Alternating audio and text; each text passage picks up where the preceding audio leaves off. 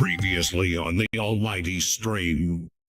Let's see. Here's the new conspiracy I was on a few days ago. Oh, cool. Definitely do share. Really gets me upset is like when you have like evidence of something that can be like pretty damning. It's like it always gets right there to the cusp of being like really believable, but then there's always just something about it that just falls short, right? I played Destiny.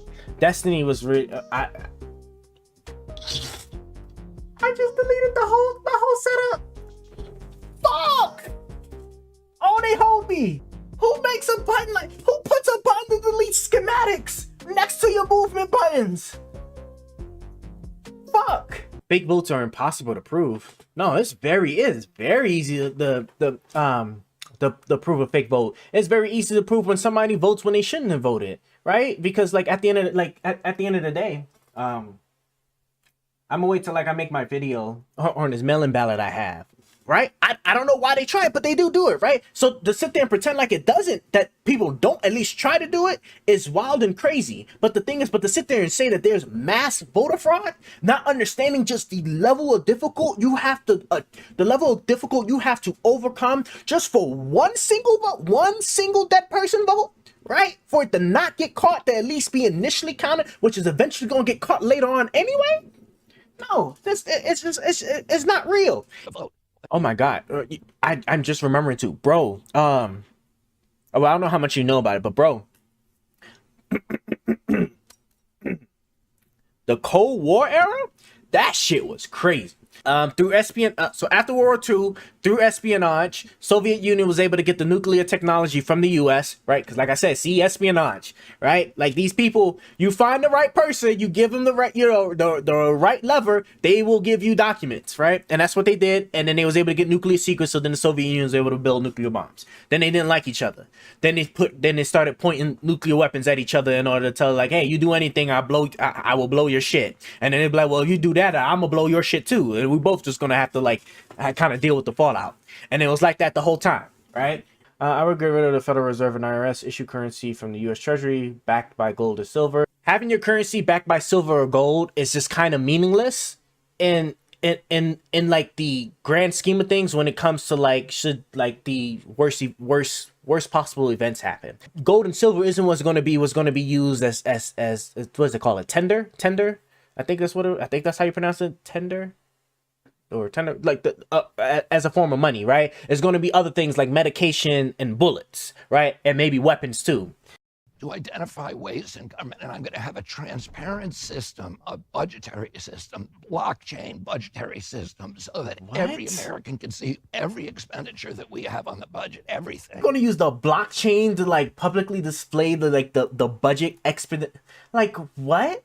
Like what kind Oh my God. I understand like how magical people think AI is, but AI requires such a tremendous amount of human work to actually get working. Israel would want peace tomorrow with its neighbors if its neighbors just said, okay, we want peace with you too.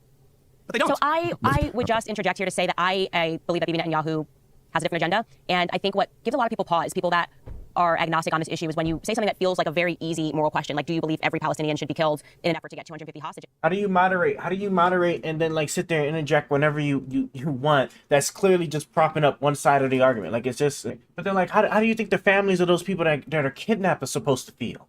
Like that's like what, like what do you think they're supposed to do? So like what? Like, oh, look, I understand your mom, your husband, or your daughter was kidnapped. But if we was to sit there and try to get them back, right? Because they don't want to negotiate. They're not going to sit there and give us a means of getting them back without violence. If we was to sit there and try to go and get her by force, we would kill 3 people. And, to sit there and kill 3 people for just your daughter. I'm sorry, your daughter's hold. Your daughter's hold, right? Is that the answer we give? Yeah, right. Everybody uses the metric system, but you use imperial, right?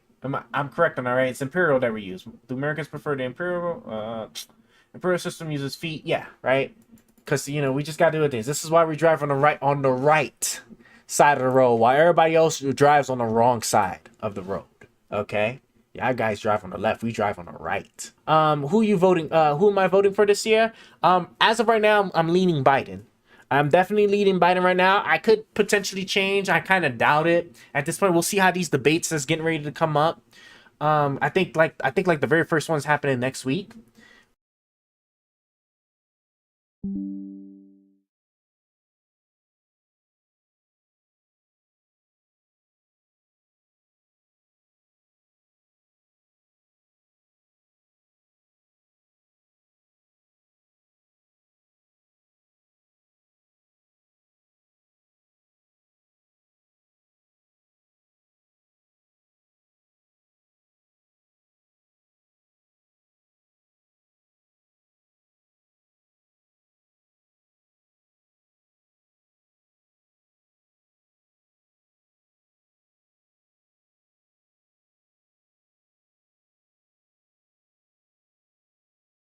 child care, elder care, making sure that we continue to strengthen our healthcare system, making sure that we're able to make every single solitary person eligible for what I've been able to do with the with the COVID. Excuse me, with dealing with everything we have to do with.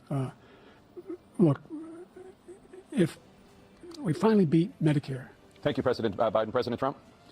Well, he's right. He did beat Medicare. He beat it to death, and he's destroying Medicare because all of these people are coming in. They're putting them on Medicare. They're putting them on Social Security. They're going to destroy Social Security. This man is going to single-handedly. But when he talks about a convicted felon, his son is a convicted felon at a very high level. His son is convicted, going to be convicted probably numerous other times. Should have been convicted before, but his Justice Department let the statute of limitations lapse on the most important things. But he could be a convicted felon as soon as he gets out of office. Joe could be a convicted felon with all of the things that he's done. He's done horrible things. All of the death caused at the border, telling the Ukrainian people that we're going to want $1 billion, you could change the prosecutor. Well, you want to respond? Go ahead. I'll give you a minute to respond.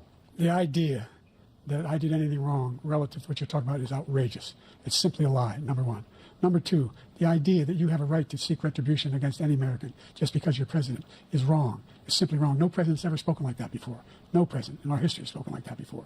Number three, the crimes that you are still charged with, and think of all the civil penalties you have. How many billions of dollars do you owe in civil penalties for molesting a woman in public, for doing a whole range of things, of having sex with a porn star on the night while your wife was pregnant? I mean, what are you talking about? You have the morals of an alley cat. Go, baby, drop everything. Number two. Hey, look, I'm gonna be real honest with you, right? Biden's pulling it back, but my God, did he start from a really low position? Pulling it back, but my God, did he start from a really low position? Okay, wow, we're actually back. Okay, we look good, sort of. We look good. Everything looks good. Sort of. All right. And we're back. Awesome. So, what we're going to do, because while I still have just a wee bit more of testing to actually do, what I am going to do is, I think, we're going to look at some more politics stuff while I try to get this other things back together here. Come on, why? Of course you don't want to work now. See, this is what happens when you make so much changes before. I don't even know if the audio look like it might be good. That's it. See, we got our new robot penis here. All right, it looks good. It does look good, right? I'm so happy I found one that didn't have those ugly colors like some of the other guys had. So we got a good looking robot penis here. So now we are going to go ahead and let me bring you over here. And I got my background to be more consistent. Yeah, see, this looks good. All right. 4th of July's all right. Nothing too crazy.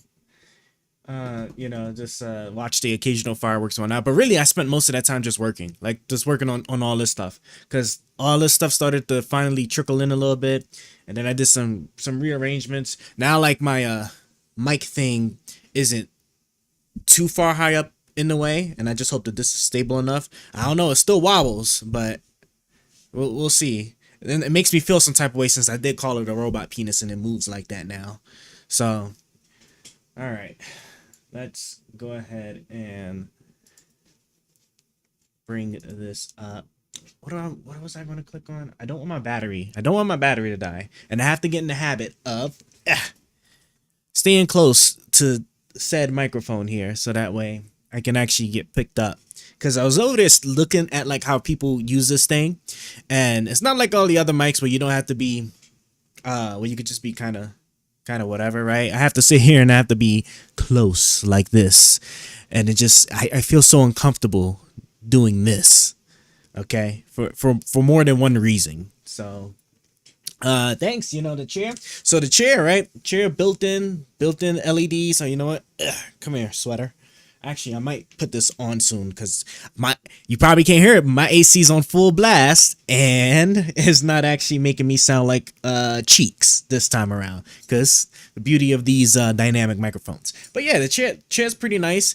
It has a obviously the built-in lights, right? That I can customize how they are or keep it automatic, so it just changes patterns, whatever. Built-in speakers in the chair, as well as a massage thing. But it's a yeah, I know the microphone is amazing. What is it? Does block the face a little bit. Yeah, I have to, because I think I had it like this. Okay, where I can't get my arm to be low enough to make it like just be like right here. So this is what I'm gonna have to do for now until like I'm not as poor and I can just try to buy either another arm or a new table. I might actually need a new table because I'm actually out of I am actually legit out of spots that I could just move this arm to, and then the rest of the setup actually work without having to move things around. So like I said, it's a struggle process. Like I said, we're poor over here, so we're gonna do what we can. And hold on, I have heat up socks on too right now, and because being right next to this AC is it still makes you freeze.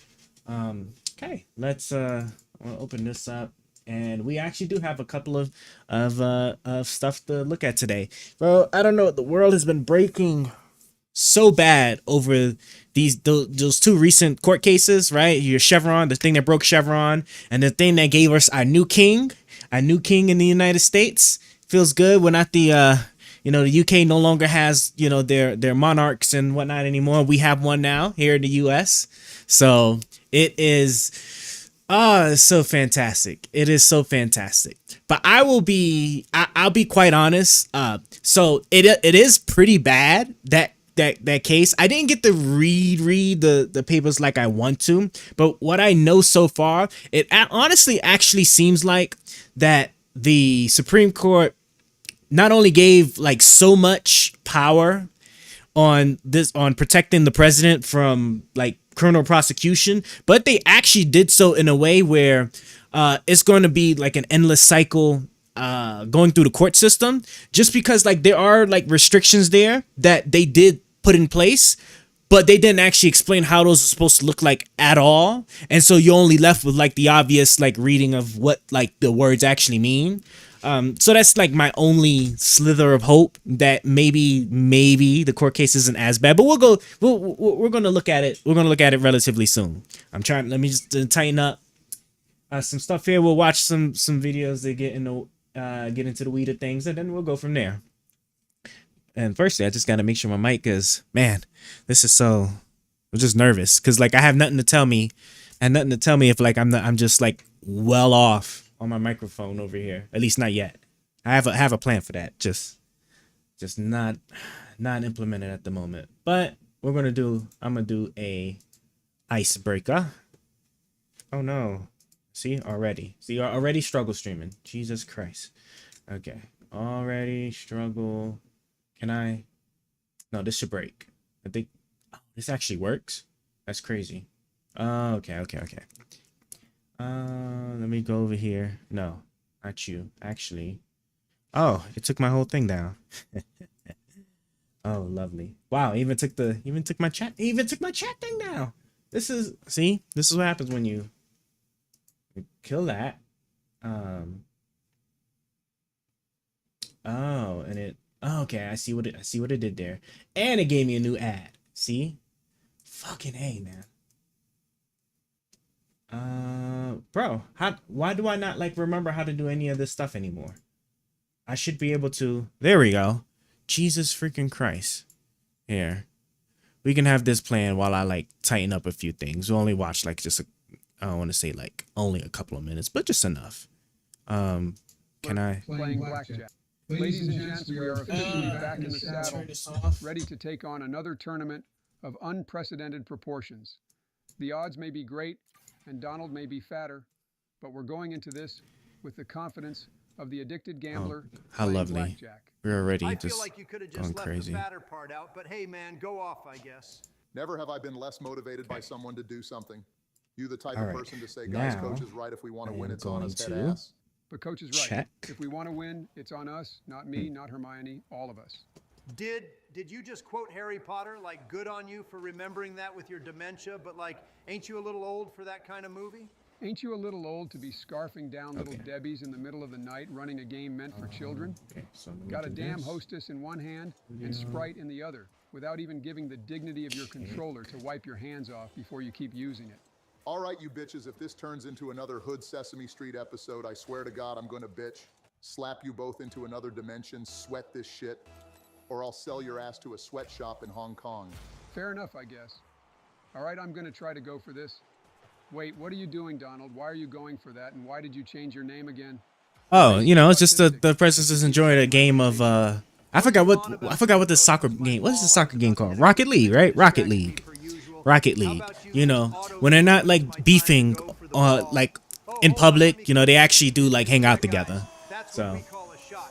You should take notes on how to actually do those. Yeah, what a so strike. then I need Clinical coming from the man himself. Twitch next. Donald the Don Trump hits that shit slower than his fat ass going up a flight of stairs. Hey, at least I can go up a flight of stairs. You just trip down them like some Okay. cartoon No, shit I you would need see in the this. 60s. God, can y'all stop yapping and stop double committing? I swear y'all just are kissing without telling anyone. You ain't got to hide it. It's 2024. We accept that nowadays. So far, these guys have a really solid backboard defense. I would think that we should play the ground a little more. They keep crowding the net and expecting us to hit it at them. Careful, Joe. It's coming right at you. Wait, holy Jesus. What was that half flip? My God, it looked Max Platt level. Now this remember, is gonna be a holy water Brian, free flip I saved actually by do me. need Look you at to me do go. one thing. Spider-Man Here. up in this bitch, step off shitters. Let me see. Joe, stop cherry This picking works like you're gonna how clip. The only I thing you're gonna clip is you envision. muttering words at another speech. If it Bro, works how I happened like one envision time and you're this still on it. Like, dude, I should. was This a would be little like this is sleepy the that last day when a edges man need to can't test to be make sure it's good, Now, and what you are we'll isn't be sleepy. You're like, we'll be on it. it's not all there and your brain Okay, so the wanders commands off, are your looking body's good. still Hold trying on. to Use an comprehend exclamation what mark. the Give me fuck execute is action going on. commands. Yo, Yes. good try on Right. the pass, Joe. Really good look Hold there. on. Hold I on. just wasn't ready Oh, for it. where's Probably my- should call it's it right out. I here. didn't think There your it brain is. was going to be able to see that outlet. You'd be surprised what this Let me brain mute can that. do. I mean, Didn't mean just that ask good. Michelle. Let me We play just see. trivia every Friday night Can I at go the like local this? rec center. All right. Yeah, not going to believe that. Y'all probably go coloring because that's the closest thing you can do before your brain implodes on itself like a collapsing star. Just curious, Obama, how That's are you what I gonna thought. throw that right at the defender? The whole left side of the I gotta net think was about wide this and you one. Put it right on his noggin. Hold on. Did you want him to save it, or were you just poorly placing that shot? Jesus Hey, Christ. that placement was better than what you could do in that situation. It wasn't an easy shot, being he was at the same pace as hold me on. and was covering I a think it's- majority of the net with a pre-jump if he wanted to. It's Oh, actually guys, it's this actually call going is pretty looking good. scary. Work isn't too I think bad. it's about to get Can I juiced. Oh, shit, lower this man, I down can't just a wee save bit? that. Hold on. I pulled out a net. Hold on. God dang it. Hold on. Why are you both diving? That I just call it, know. for fuck's sake.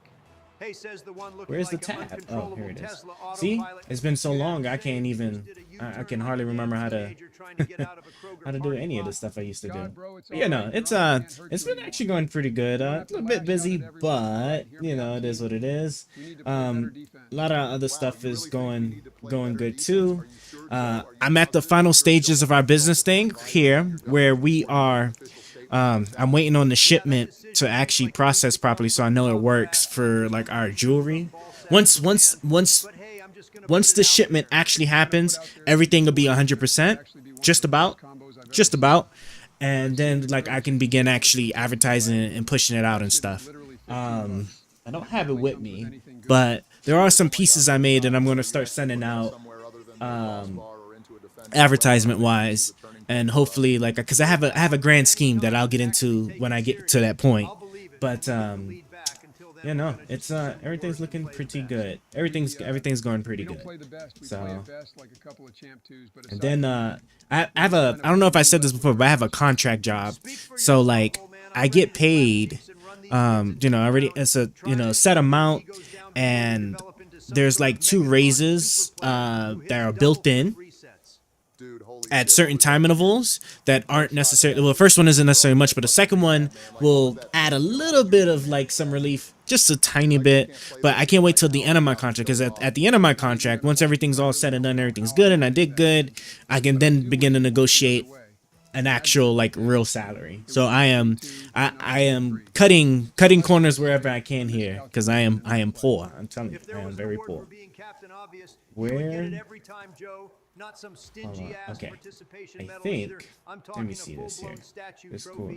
Oh You shit, know, this y'all is really already let me back connected. all alone I again, don't dude. I want just this can't with y'all, to. man. Wait, I'm cutting holy. We have a chance. Push up. I y'all. did We're not about to think. cook I these would have thought that clowns. Restream would have Dishing like this done out it, but to I you, don't know Joe. why it's not. Score this shit. Wait, why are you pre-jumped? Oh my god, I thought you were about to Hold choke on. that. Good job, Joe. I'm gonna What a try. shot. I'm gonna try Look, this I've been again. saying I got the cookbook. You just got to give me the recipe, and it's all wrapped Wait, from there. is it Papa because? Joe knows how to play the players. Yeah, Hold on. good job, Joe. Someone come get their grandpa bro Is clearly it- wandered from a home. Is it the only the owner? I guess it would make sense that only the owner would do it. If he didn't pre-jump, But- he might not have gotten to the ball Hold quick on. enough, and the defenders could have saved it.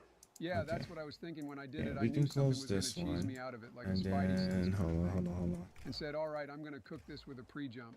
All right, can we please stop this circle jerk and Okay. just keep our composure so we don't toss another ripper in our own So that means I'm gonna have to some like half-ass pinch, do it please. separately. Play the rotation, go Jesus for it, Donald. freaking Christ. Call him deep third as of now. Restream is trash. Let me know if Because you need when me I do or it, but I I'm bet you trying when I to do it pass. in the actual interface, Wait, it works hold up. just fine. Let Yeah, me see, cook. it works just fine. Pass from me. But that's just the actual interface. That's the pressure we needed this whole time for real. Not even going to acknowledge the absolute dime I gave you that led to that whole play unfolding. Okay. Okay, that's fine. I That's just, cool. so Thanks for your when I'm done streaming, I will work on now separating these commands, and I guess I'm gonna have to dedicate an actual specific bot for every single platform. I thought I would have been able to do it in one, but looks like so YouTube, Twitch, and Kick. I don't even know any good Kick bots. Like I think I do have one Kick bot, but Jesus Christ, man. Okay, well at least let me do this. All right, Brian.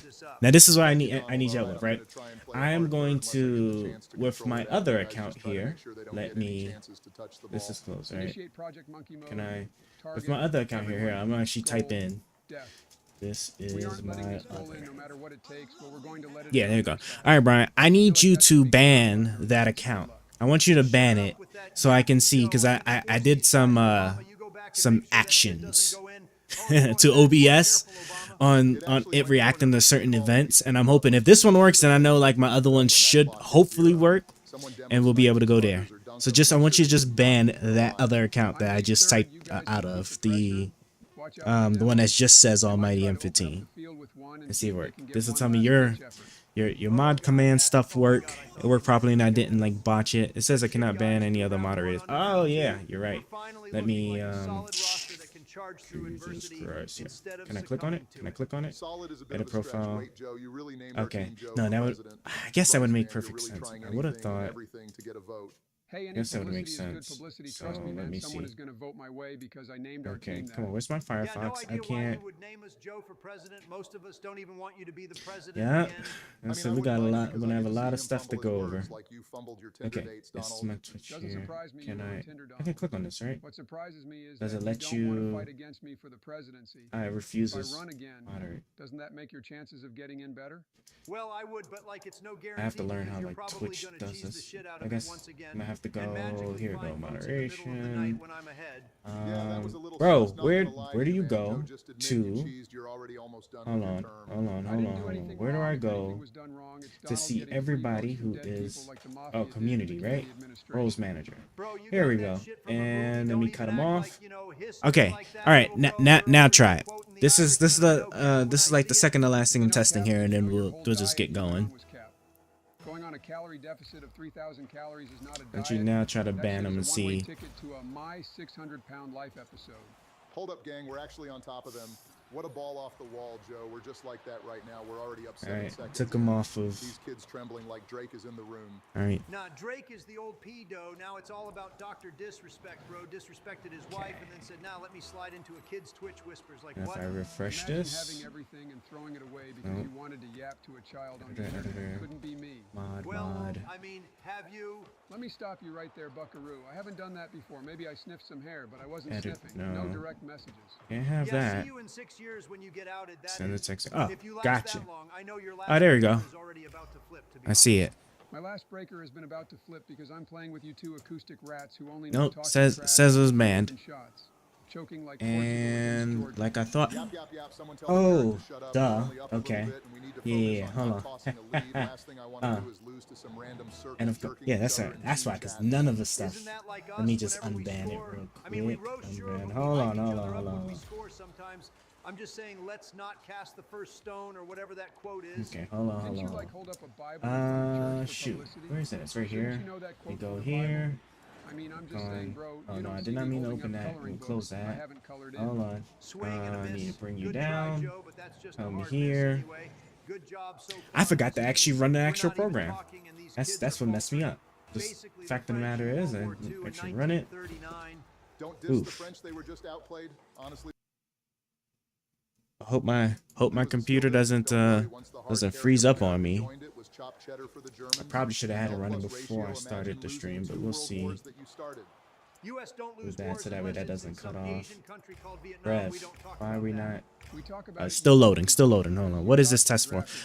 So like, cause I have an actual bot, like an actual application installed on the computer that actually connects directly to OBS, and it's supposed to actually monitor and actually take certain actions based off of events that actually happen in my stream, whether that's donations, bans, raids, like, so these all these different things is like what I'm testing for.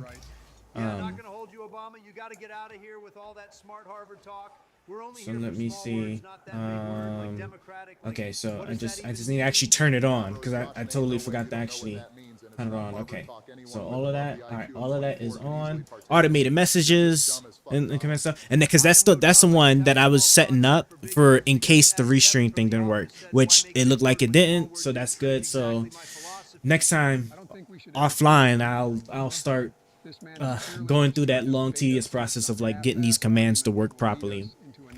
That's supposed to be accessible across streams. So we'll. All right, so this is unbanned. Okay, I'm gonna send another message, and hopefully this works this time. So let's see here. All right, Brian, go ahead and ban him. Wait. You triggered my trap card!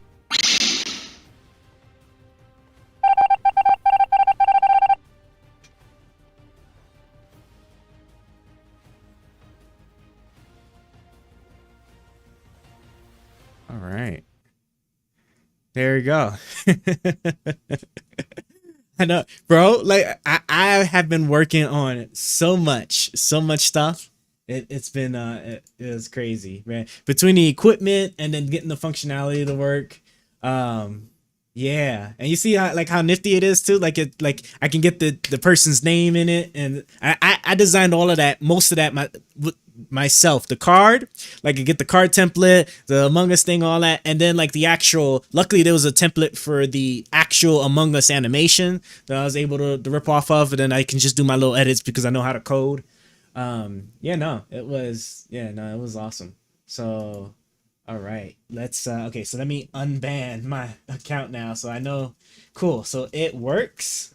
So let me unban the is not currently banned from it's not cool. I wish the damn thing worked. All right, all the audio sounded good, right? You actually heard all the sounds and stuff because the damn thing messed me up. I couldn't hear it. Because it should have made sound, and I don't think I heard it. Right, this is through here, right? Okay. Okay, cool. All right, and I appreciate that Obama really coming out to Alright. make the special Oh. kids feel accepted. Okay, Don't hold see on. that Let every me day. just, so I'm just Speak for yourself, I ain't unbanning on no spectrum, my other account than the here. Spectrum News Network, where I'm running ads Alright, 24/7 cool. to make sure I get to every American possible. We just going over, look the fact that I just did a triple flip reset almost and actually made a squishy montage. Cool. Didn't score, it doesn't matter, bro. Literally had to own goal it for it to go in. Oh, so Not this even is what your remotely screens close look to like when what you're on you asked. mods. I mean, I see it, sure. So cool. That's so cool. Would I be like, All right, "Damn, but that's enough for that was a me. good All shot right, from so that at guy"? least we know that Now I'd be works. like, who let the trash can freestyler get into the tourney with us? Okay. Just my honest opinion. And I It guess I wasn't can close all terrible, these I would other say. ones. Hey, Yeah. fuck y'all, I think it was good. It was mainly the Okay. own goal that killed it.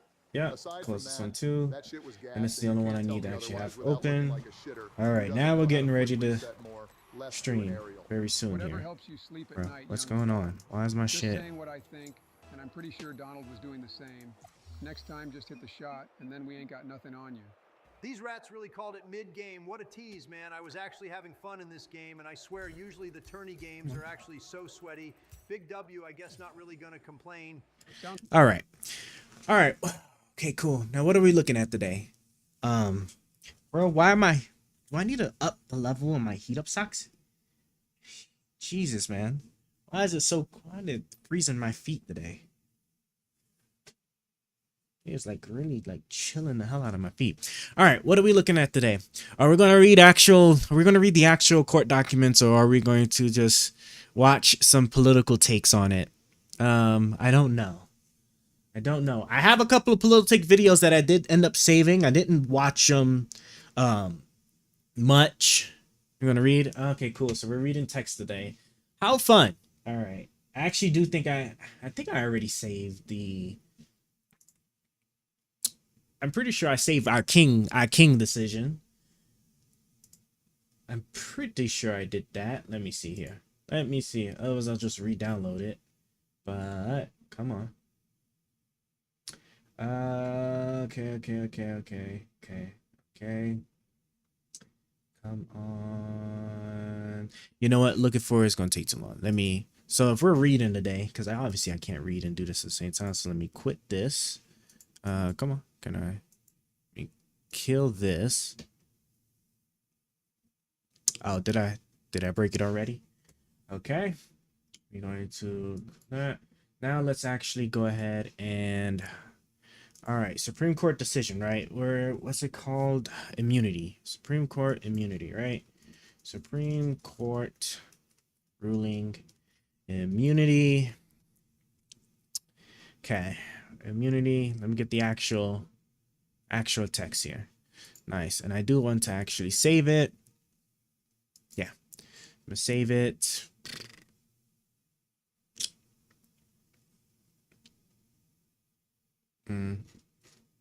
I installed a new internal hard drive.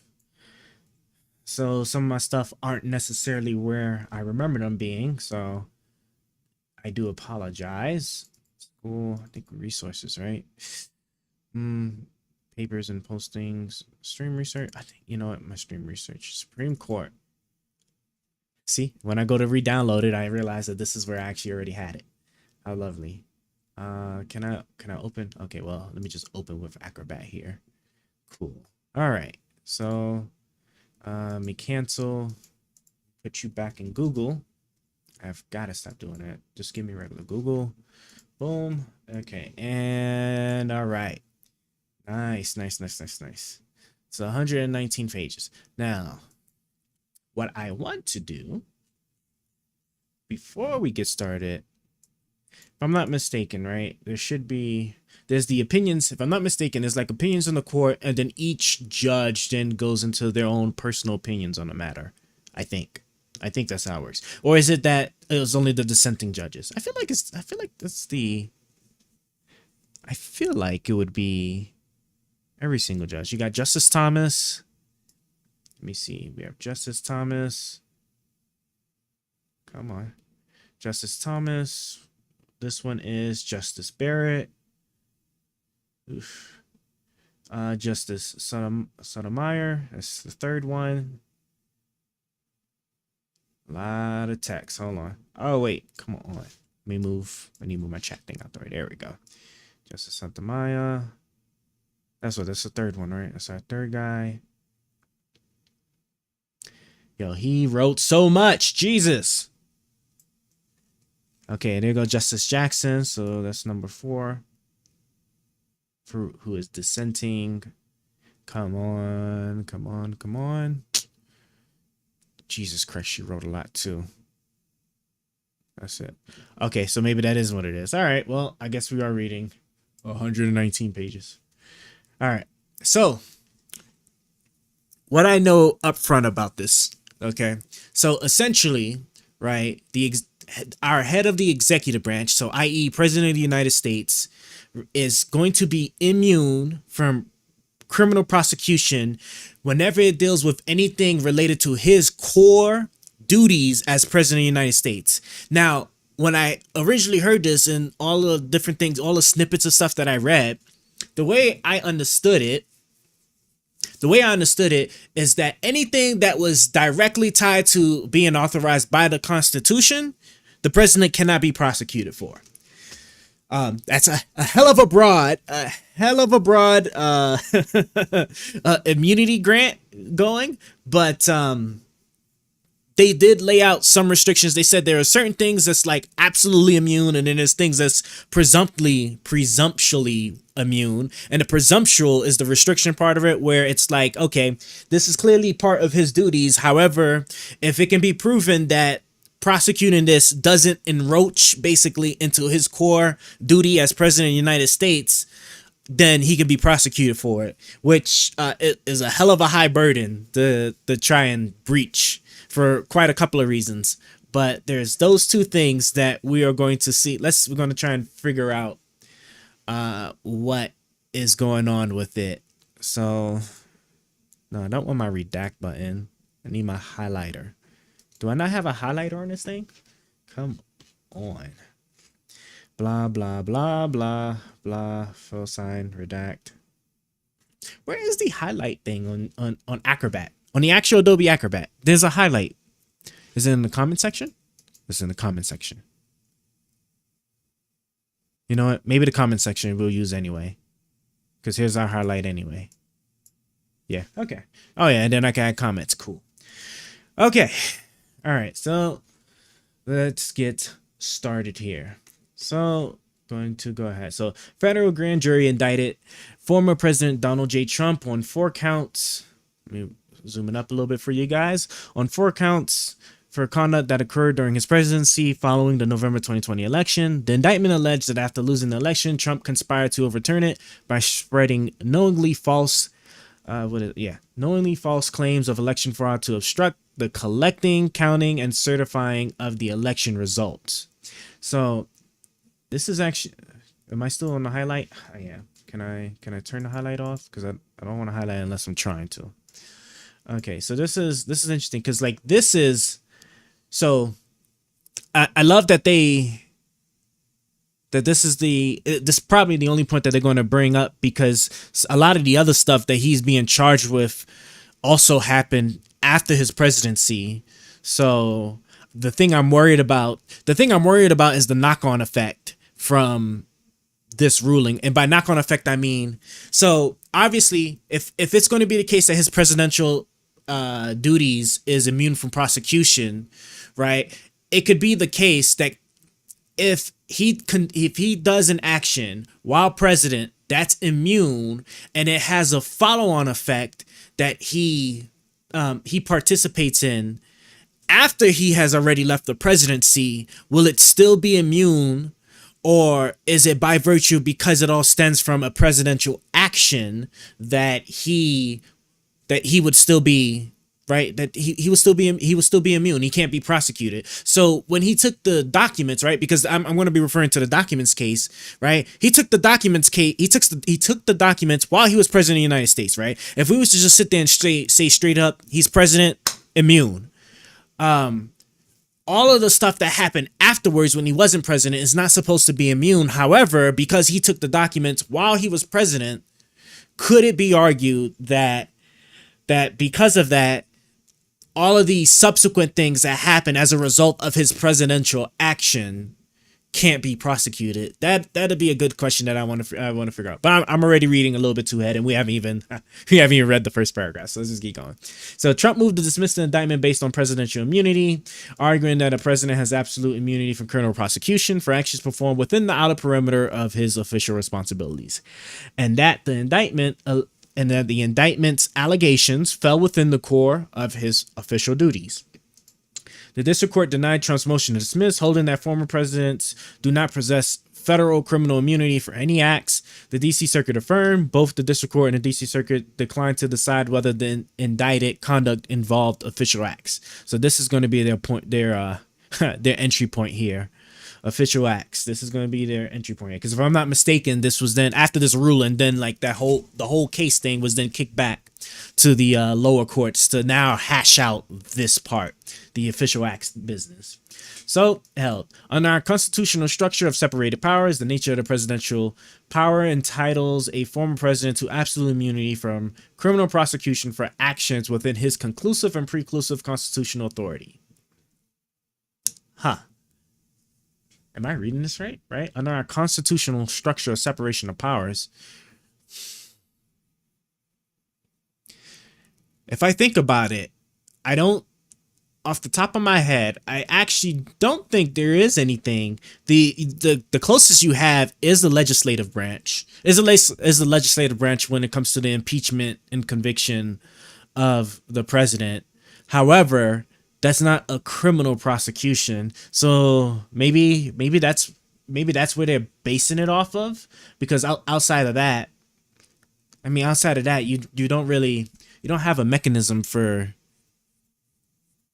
You don't ever actually have a mechanism for charging the president of criminal acts, because it'd be kind of weird. I guess I'm trying my best to try and like see it under their lens, because I guess it would be kind of weird him being head of the executive branch, and the executive branch is the one that does prosecutions and handles all criminal matters. Can the snake eat itself? Can the snake bite its tail and swallow itself whole? Maybe not. I don't know. Let's keep reading. There is let's see. Constitutional authority, and he is entitled to at least presumptive immunity from prosecution for all his official acts. Okay, so at least presumptive. There is no immunity for unofficial acts. Page 5 through 43. There is no immunity for unofficial acts. Oh boy, we're gonna see how that goes. This case is the first criminal prosecution in our nation's history of a former president for actions taken during his presidency. Determining whether and under what circumstances such a prosecution may proceed. Did you vote for Biden? Did I vote for Biden? Yeah, I believe I did. Yes, I did. I had voted for in 2020. Yeah, in 2020. I voted for Biden, right? 2020 was the election. Man, I'm even getting old now. Time is starting to catch up with me. But I did vote for Biden. In 2016, I did actually vote for Hillary. And so to be fair, right? I only voted for them because my actual Republican nominees that I actually were like voting for didn't make the cut. Because obviously, Trump's the head of the Republican Party at the moment. Because like I really wanted John Kasich or Marco Rubio. They had like some decent. John Kasich was my number one. Had some really good policies that I thought was going to work out really well. And then of course, he didn't make it. So, but if I was to actually go back, I would have changed my vote from Hillary Clinton to Donald Trump, because I think Donald Trump's presidency was very needed for the U.S. and the rest of the world, right? Because now people take politics a little bit more seriously, right? They don't just sit there and just let old people just be the only ones to vote and then decide how everything matters, right? Now everybody sees that like when you just leave that ish be and you got somebody crazy enough, right? Oh man, can a lot of far-reaching ish, really come down on you, especially on the international stage. So I actually would have changed my Hillary Clinton vote to Donald Trump, seeing that. But obviously, I wouldn't want this man run for president. And now after Yeah, January 6th. Yeah, January 6th especially. So just think, right? If there was just enough Republicans that actually felt like the handful that did about the election being stolen and everything like that, we would have actually had democracy would have been over from that point forward, right? Would have actually had killed democracy, and the votes would have been like overturned or whatnot. It would have been wild, right? But people relying. What's the thing? People are relying too much on all these safeguards. All these safeguards that we have in our Constitution are not foolproof, right? You just need enough of it. You need enough people in certain places to like screw all that over. So let's see. This case, blah. Oh yeah, I already read that. The nature of that power requires that a former president have some immunity from criminal prosecution for official acts during his tenure in office. And this part is true, right? We don't want the president to feel like every single thing he does can come back to bite him, right? That's why like, you know, during military conflict and stuff, while we can just like axe off like certain terrorist people without due process. Because if you think about it, every time like we knock off a terrorist head, right, we're violating a lot of different things in the Constitution, like due process, you know, right to fair trial and everything, unreasonable punishment, blah blah blah. That obviously doesn't apply, right, because the president is able to carry out that assassination power for threats to the country. So this is the case. Oh yeah, I forgot. Does this work? Let me see. Can I? I don't have my thing up. Nope. Oh well. I'm gonna have to try it next time. I forgot. Let me see. Tell me, does it work? Does it work? Does it work? Does it work? No, it doesn't. No action. I knew it. Man, this stuff is so hard. Bro, the application, so the actual bot application, the physical application on my computer is extremely complex. It took me about 2 days of like really drilling down to like try to like figure it out. So, and I started getting it. That's why I can do all this other stuff, because like my animation thing with the trap card and whatnot, all that's done through the bot that I designed myself, with the exception of the actual Among Us flying in space. But like everything else is just it's pretty complicated, and I have a lot of work ahead of me, but we'll get it going. But yeah, see, so occasionally that was another thing I added to. So now occasionally you get a little Pokemon, right, that'll pop up, right, that people will be able to interact and catch with. I think as of right now, I think it actually only responds to one particular platform, and I have to figure out how to get it to work on all three. And we will get that going soon.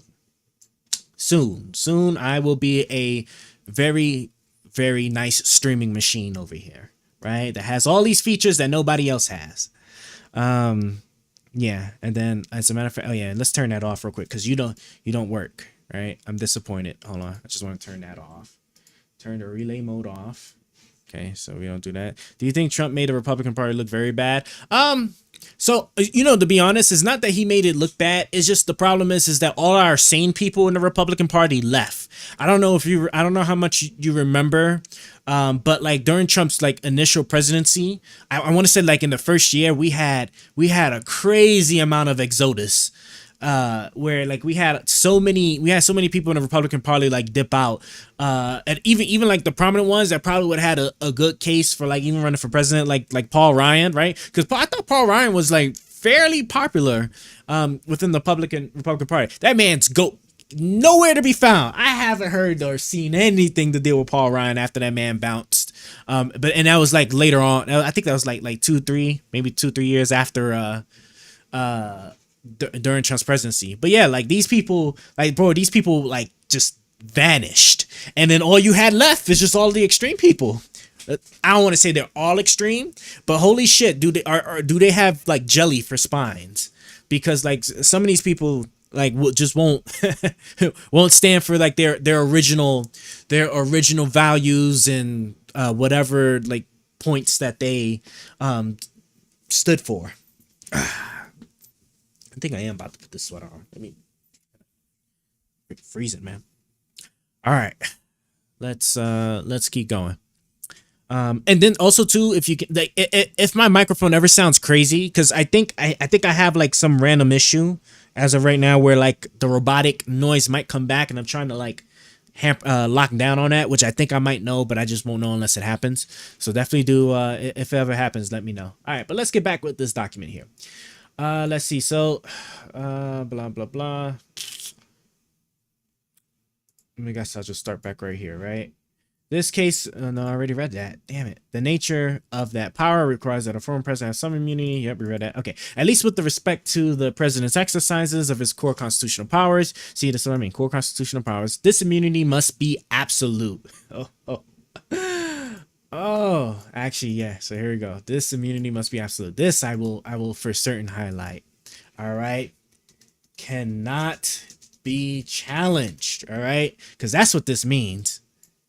That's what that means, right? Core constitutional powers, this immunity must be absolute, right? So under no circumstances can this ever be questioned, his immunity. Boy, is that crazy. That is crazy. As for his remaining official actions, he is entitled to at least presumptive immunity. Okay. Article 2 of the Constitution vests executive power in a president of the United States of America. Blah, blah, blah. The president has duties of unrivaled gravity and breadth. Okay. Trump v. Vance. Blah, blah, blah. His authority to act necessarily stems either from an act of Congress or from the Constitution itself. What I'd be interested in knowing is that absolute immunity from constitutional powers. I wonder if what they meant to, what they're angling for is that the core things, so the things actually written in the Constitution itself are absolute, and then the things that can be derived from the Constitution. So, for example, Congress passing a law to empower the president to do something, it would only be presumptive and not absolute. That'd be an interesting distinguish. It'd be interesting if they make that a distinguished like point. Excuse me. My vocabulary sucks, I know. In the latter case, the president's authority is sometimes conclusive and preclusive. I think it's going to really help. Jesus Christ is going to really help if I make sure I understand these words as they are being used. All right, preclusive, preventing something from happening or making it impossible for it to happen. So when they say conclusive, right? So conclusive meaning like it's a determinative, and then preclusive would be before the fact, I guess. In the latter case, the president's authority is sometimes conclusive, right? So the absolute, and then preclusive, which I guess you could say like preempts a lot of things. When the president exercises such authority, Congress cannot act on and courts cannot examine the president's actions.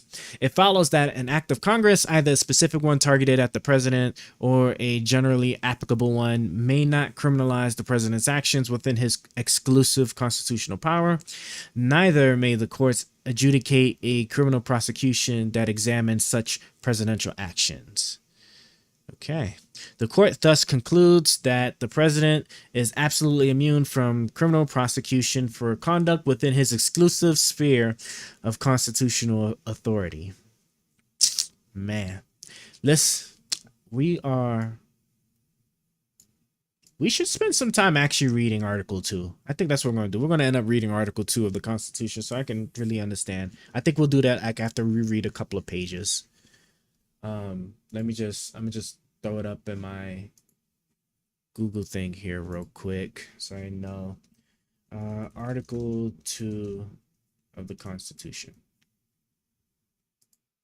All right, so I have it already loaded for later. Okay. Let me just, yeah, okay.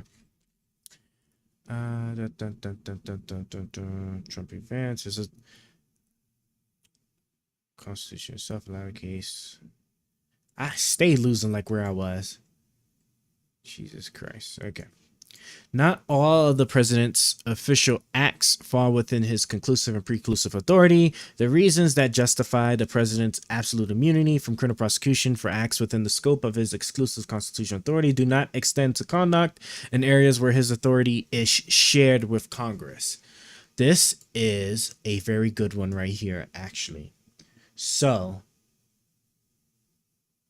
This is actually really good. So that means like anything in which he has like a dual role with Congress is not immune, or does not at least have absolute immunity. The reasons that just are present absolute immunity from criminal prosecution for acts within the scope of his exclusive constitution do not extend to conduct in areas. So, okay, so anything shared. And I don't like that they said Congress. I would have hoped that this would have also included the judicial branch as well, but I gotta actually like relook at that, because I'm sorry, I'm actually confused now thinking about it. If he's immune from criminal prosecution, and he's head of the executive branch, what exactly is the judicial branch? Just exclusively just the Supreme Court? I thought it was like I don't know why I thought it was the entire court system altogether, but maybe it is just the Supreme Court, and that's just the judicial branch. I don't know.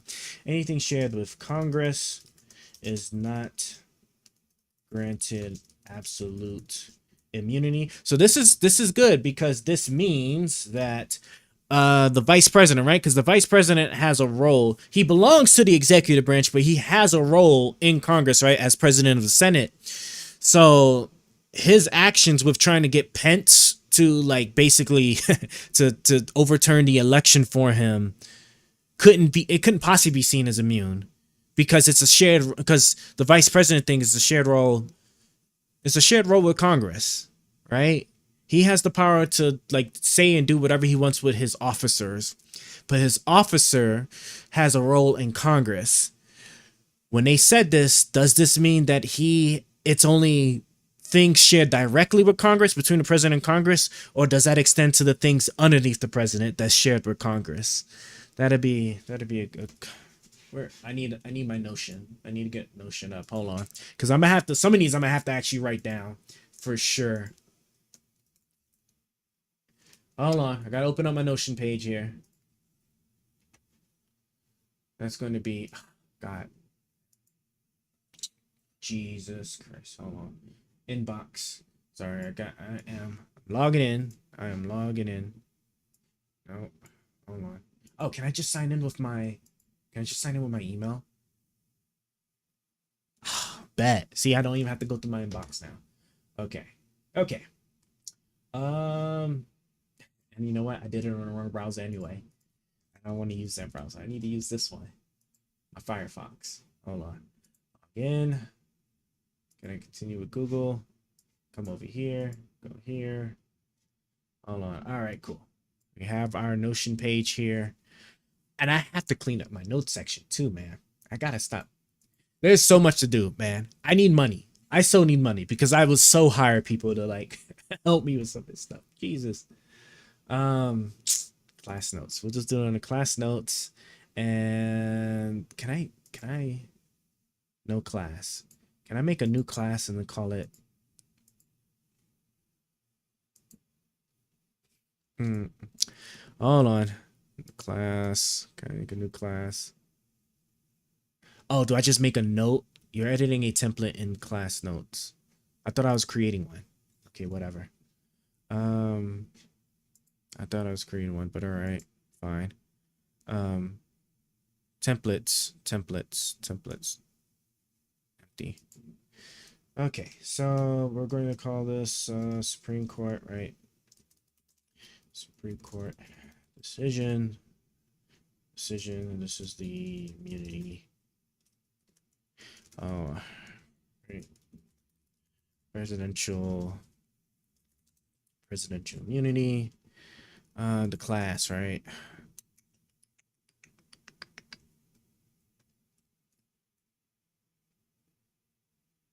Topic, yeah. Stream. New stream and classes. All right, cool. And for a topic, this will be government. All right, so I'll make a government. YouTube channel. I have a very bad habit of wanting to be wanting to be perfect with everything that's set up here. I am actually going to grab this here to put it in here. Let me go like that. This YouTube channel. All right. Boom. Okay. And continue with an empty page or pick a template. Okay, now I know what that's for. Right. Okay. I guess I'll just do a bullet point for right now. I guess in bullet form for questions asked. Bulletless. Okay. Does President... Can I pop this, full screen it? Yes, I can. And actually, I'm gonna have you on the right, and then I'll have this text on the left. You can close that. Let me open it up some. And go like that. Okay. Looks good.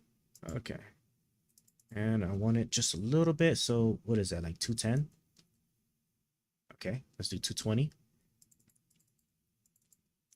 220. Okay. All right, awesome. Okay. So the question I do have for this is that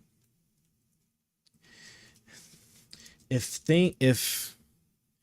powers, or let's see, the reasons that justify the president's immunity from criminal prosecution for acts within the scope.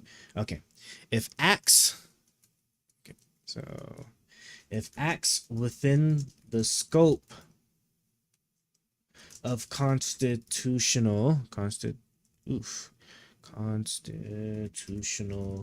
authority, if acts within the scope of constitutional authority are shared between the president and Congress, are not granted absolute immunity, does this include things underneath the president, or only things tied explicitly? But see, even based off of how you read that, because even if I said tied exclusively to the president, exclusively to the president. See, even saying it like that, that's essentially the same thing. But whatever, I'll clean it up another day. Okay. Does this include things underneath the president, or only things tied explicitly to the president and Congress? Right? Like if I thought about war power. Like war power stuff is tied exclusively to the president, right? That can't be, I don't think that can be delegated down like certain other things the president can do. But I don't know, right? This is all new ruling, and obviously we're not going to have anything to really go off of on this. Can I do 240? Does 240 fit perfectly? 240 is good enough. Okay. And what I'm going to want to do, and then questions.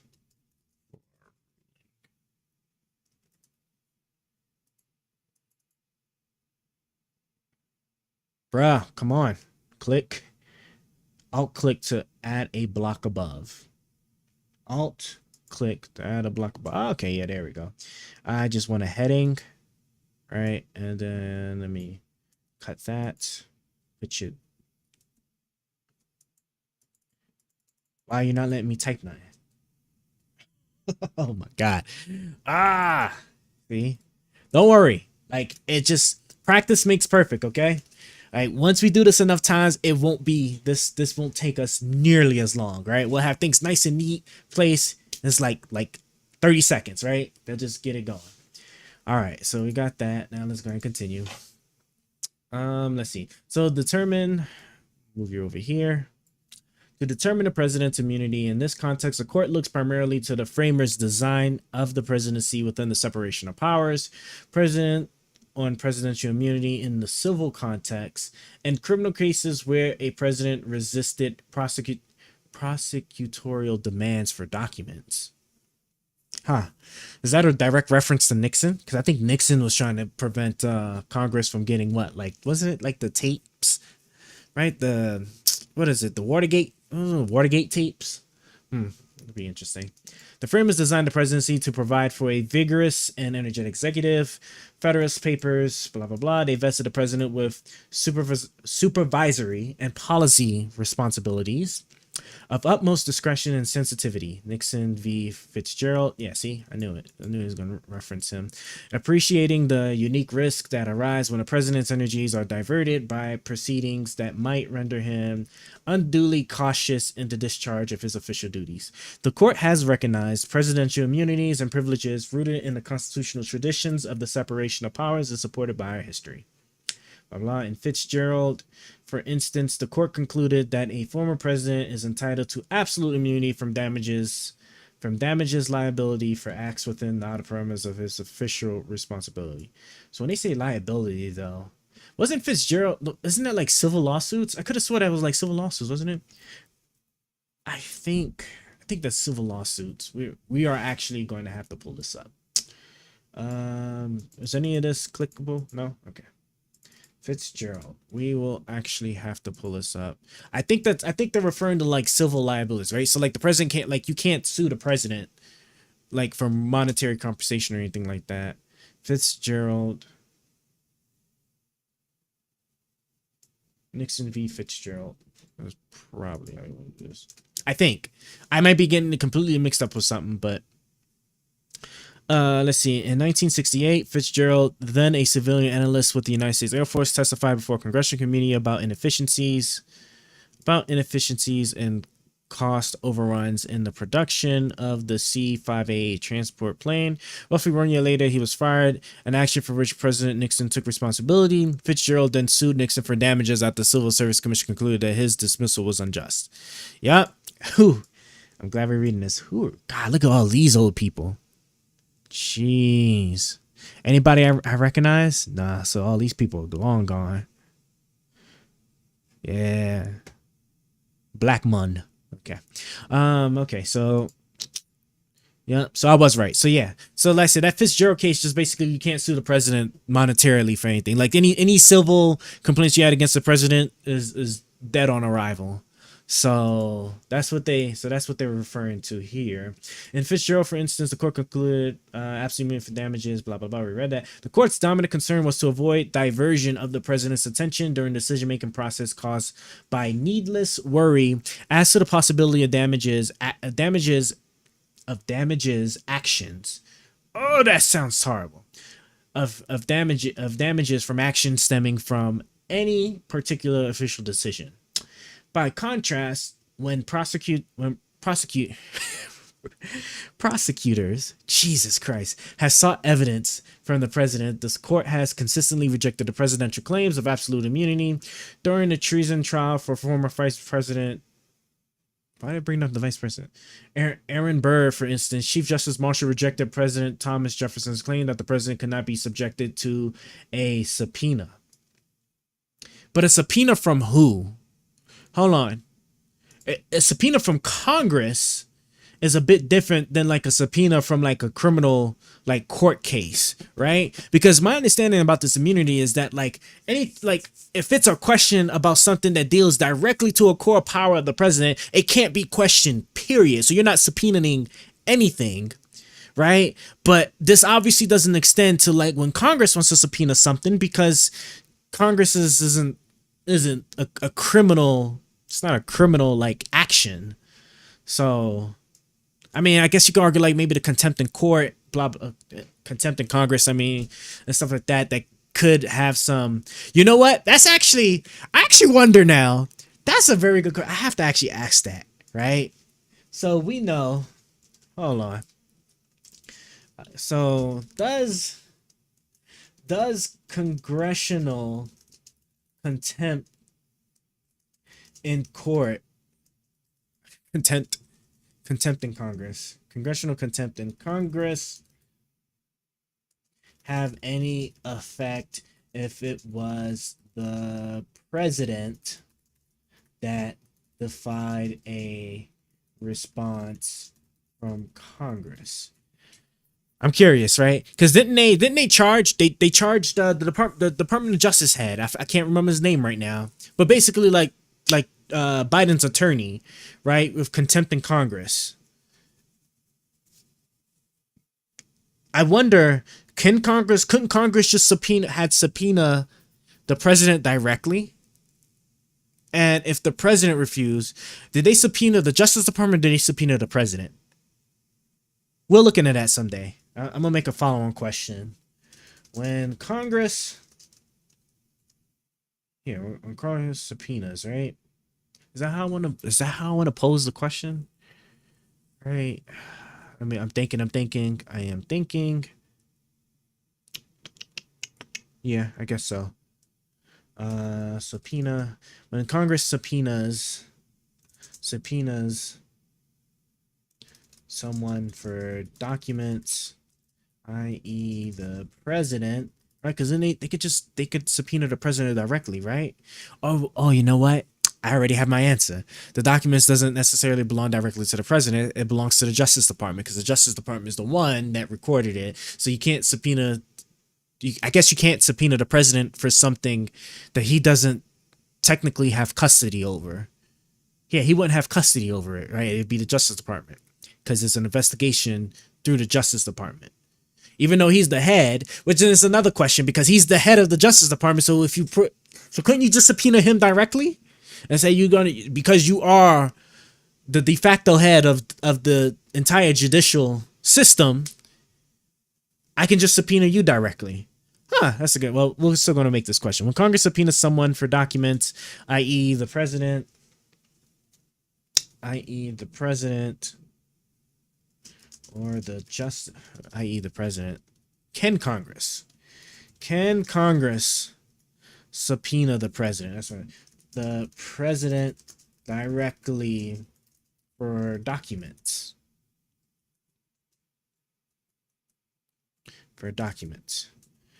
The president is head of the Department of Justice. So wouldn't he have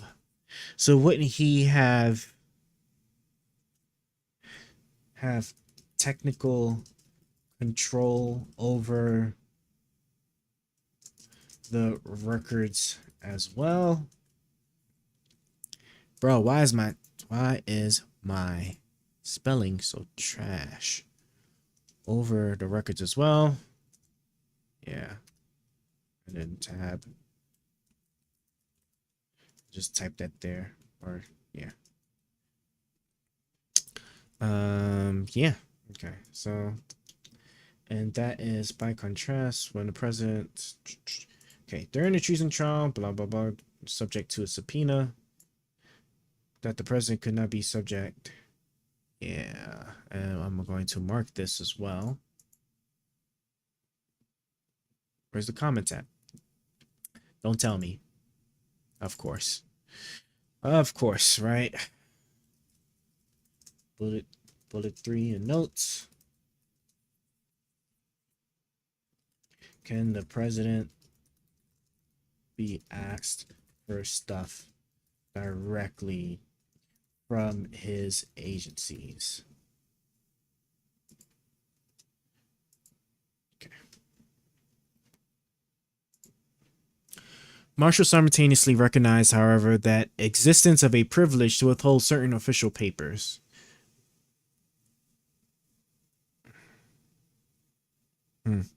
So the subpoena, because that's just what they're just going to argue. And I think isn't that what Trump did? No. Well, I think he might have did something with that, but all right, I could be subpoena, but I could just say privilege, and then you can't get them. And when a subpoena issued to President Richard Nixon, the court rejected his claim of absolute privilege. But recognizing the public interest in candid, objective, and even blunt or harsh opinions in presidential decision-making, it held that a presumptive privilege protects the presidential communications. Presumptive, okay. That's all right. Because that privilege relates to the effective discharge of a president's powers. The court deemed it fundamental to the operation of government and inextricably. How do you pronounce that? How do you even pronounce that? I know what it means, right? It means that it can't be pulled, can't be taken away in a way that is impossible to disentangle or separate. Yeah. Inextricably. Inextricably. Okay. Inextricably. inextricably rooted in the separation of powers under the Constitution. Criminally prosecuting a president for official conduct undoubtedly poses a far greater threat of intrusion on the authority and functions of the executive branch than simply seeking evidence in his possession.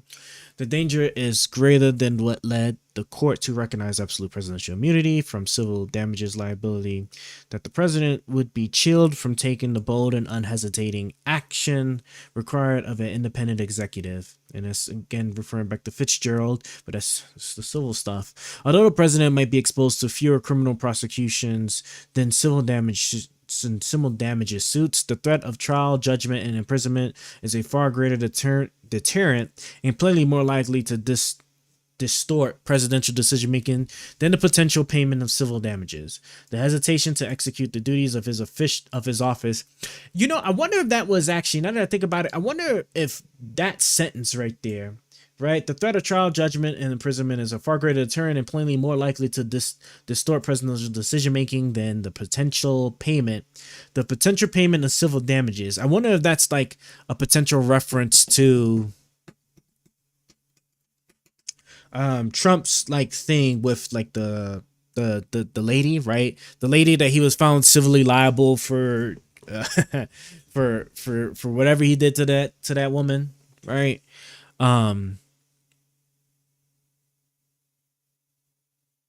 So I wonder if, because I wonder if the claim, we might have to look back at the case, right? But right, because those things were done before he was president, right? I think, or was it in response to what he was saying while he was president?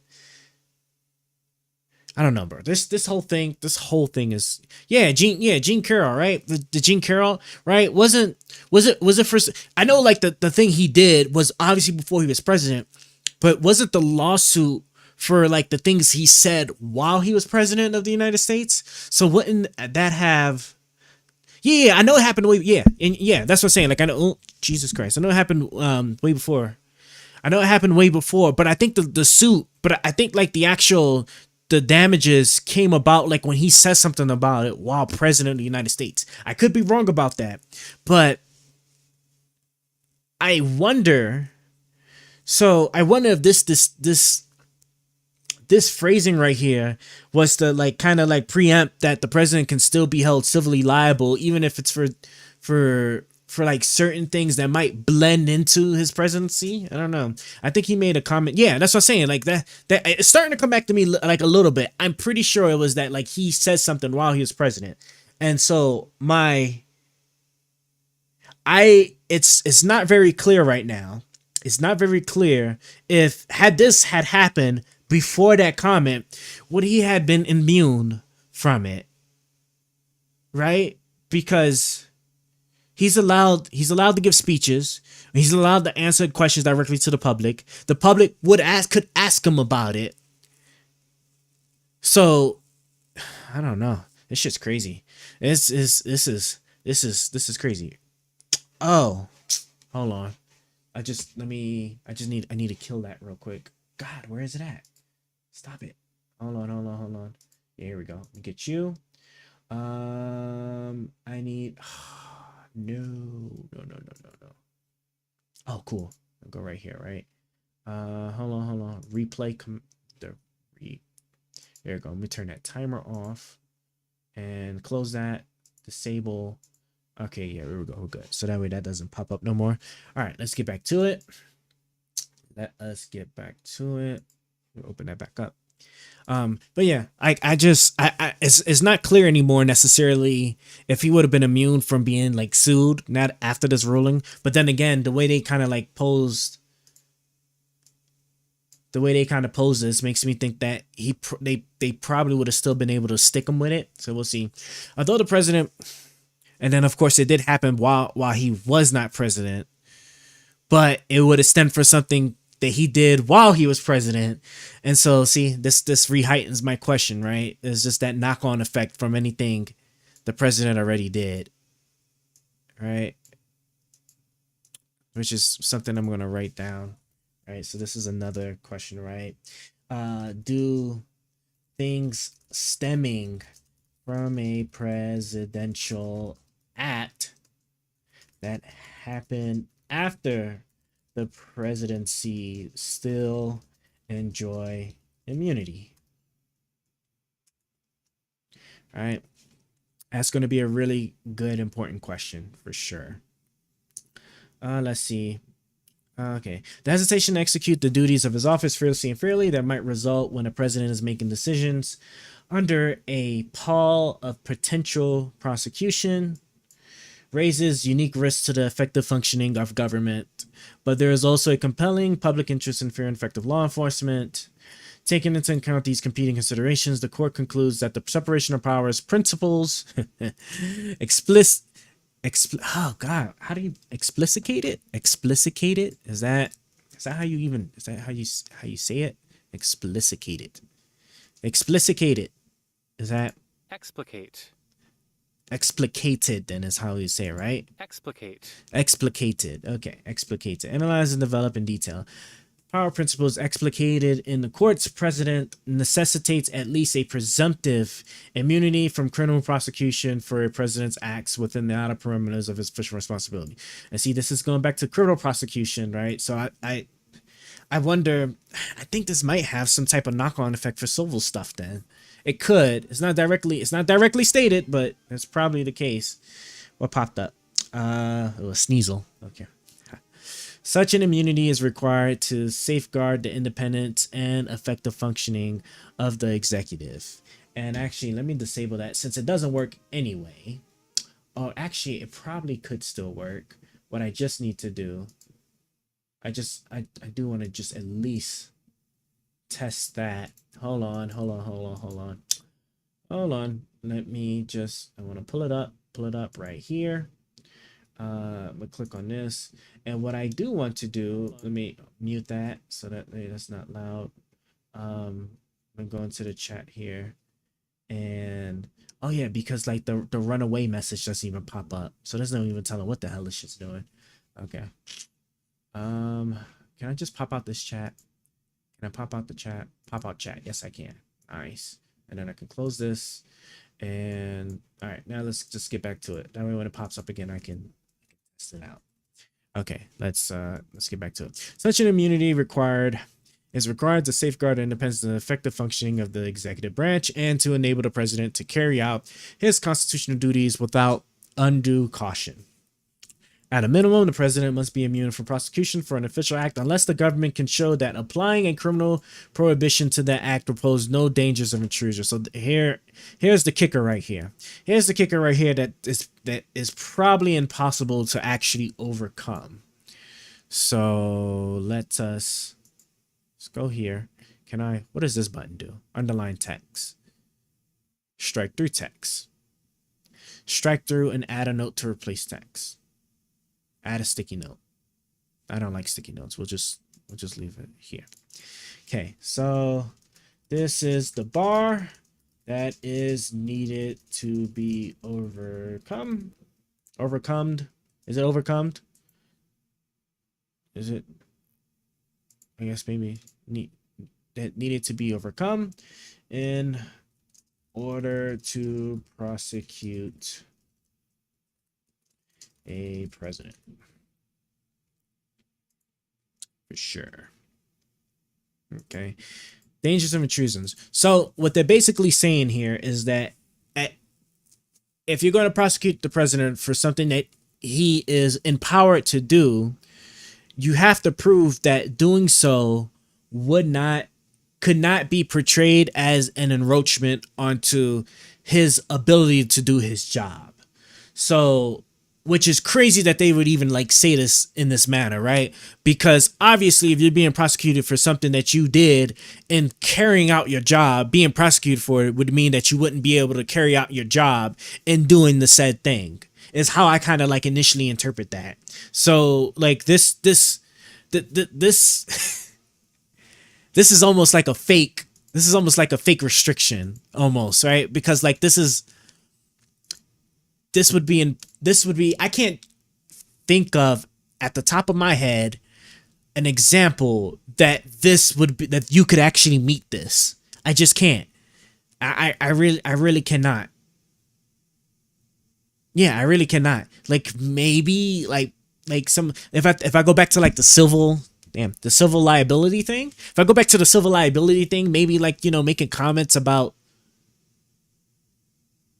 no, that still wouldn't matter, because then like, even though you can't distinguish between like a certain topic. So if you could say like you can prosecute him for talking about something for a particular topic, you can't necessarily differentiate that from talking about another different type of topic that would be more serious or relevant to the nature or like the well-being of the United States. So in prosecuting that topic, you're showing that you could potentially prosecute the other one, and that probably wouldn't fly. So I really don't know. Actually, I just don't know. I don't know how you possibly overcome this. I'd have to look at examples, because I'm not a lawyer. So like, maybe somebody can like come through with like some really good examples of how you could possibly overcome this. As a president's unofficial acts, there is no immunity. Although presidential immunity is required for official actions to ensure that the president's decision-making is not distorted by the threat of future litigation stemming from those actions. That concern does not support immunity for unofficial conduct. I think that's the one thing that a lot of people were like complaining about, because I think throughout this document they never give you an examples or anything of like what an unofficial conduct would be. I think one of the judges do like talk about or give an example or something like that, but it's not actually what's the word I'm looking for? It's not something that's actually supported by the actual entire court. So it's not even necessarily clear even though like the judge kind of laid it out, if you can even refer to that, because that would just be a dissenting judge saying they disagree and then for these reasons. But the court itself does not actually make that determination. I think, if I'm understanding correctly, we're doing a lot of like assumptions here, because we do not have any of the background or expertise for this kind of stuff here. So let's see. The Clinton, blah, blah, blah. The separation of powers does not bar a prosecution predicated on the president's unofficial acts. Page 15. The first step in deciding whether a former president is entitled to immunity from a particular prosecution is to distinguish his official from unofficial actions. In this case, no court thus far has drawn that distinction. In general, or with respect to the conduct alleged in particular, it is therefore incumbent upon the court to be mindful that it is a court of final review and not first view. I wonder if this means, where are my notes? Come back, notes.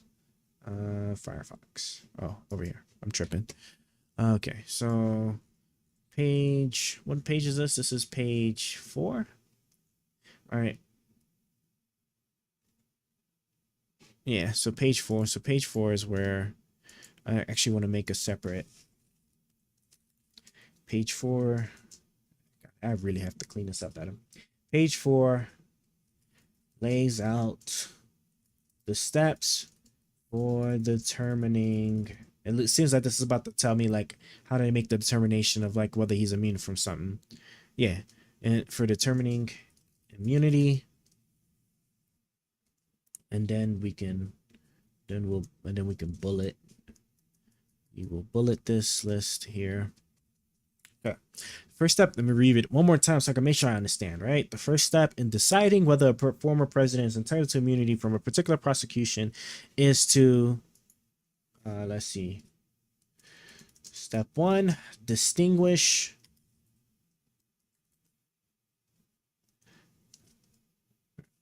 maybe I could just copy, right? Distinguish his official from unofficial actions. Well, no shit. Distinguish his official from unofficial actions. That's the first step. In this case, no court thus far has drawn that distinction in general or with respect to the conduct alleged in particular. It is therefore incumbent upon the court to be mindful that it is a court of final review and not first review. So when they say that, right? Okay, so a court of final review, not first review, obviously means that, oh my god, come on, F review should mean that these questions must be asked and hashed out first before the Supreme Court, because I think when they say this court, I think they're referring to the Supreme Court and not necessarily the court. It's the court system itself, right? Before the Supreme Court can make a ruling on the matter, right? So then obviously, so that means like every single thing is going to have to be go right back through the court system from the beginning. Okay, so therefore all questions before the court should be kicked back down to the lower courts, right? Because that's, now that they provided new guidance, they need to actually kick it back down so those questions can be asked. Yes, okay. Critical threshold issues in this case are how to differentiate between a president's official and unofficial actions and how to do so with respect to the indictment's extensive and detailed allegations covering a broad range of conduct. The court offers guidance on those issues. Page 16 through 32. Actually, let me move down some, right? Let's see. Ranges of pages that cover certain things, right? And so, okay. Separation powers does not bar a prosecution. Does not bar a prosecution predicated. Yeah. Okay. So we know. Okay. So page 16 through 32, right? Goes over guidance for determining the difference between official and unofficial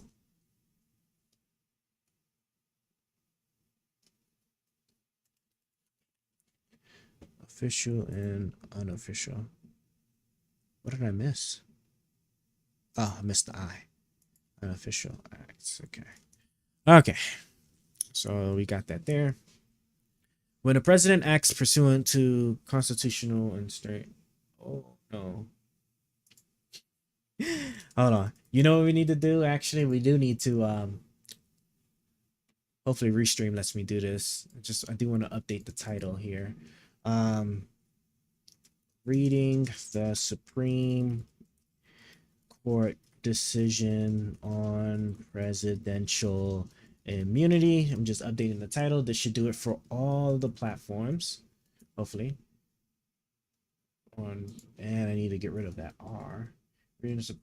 Jeez, man.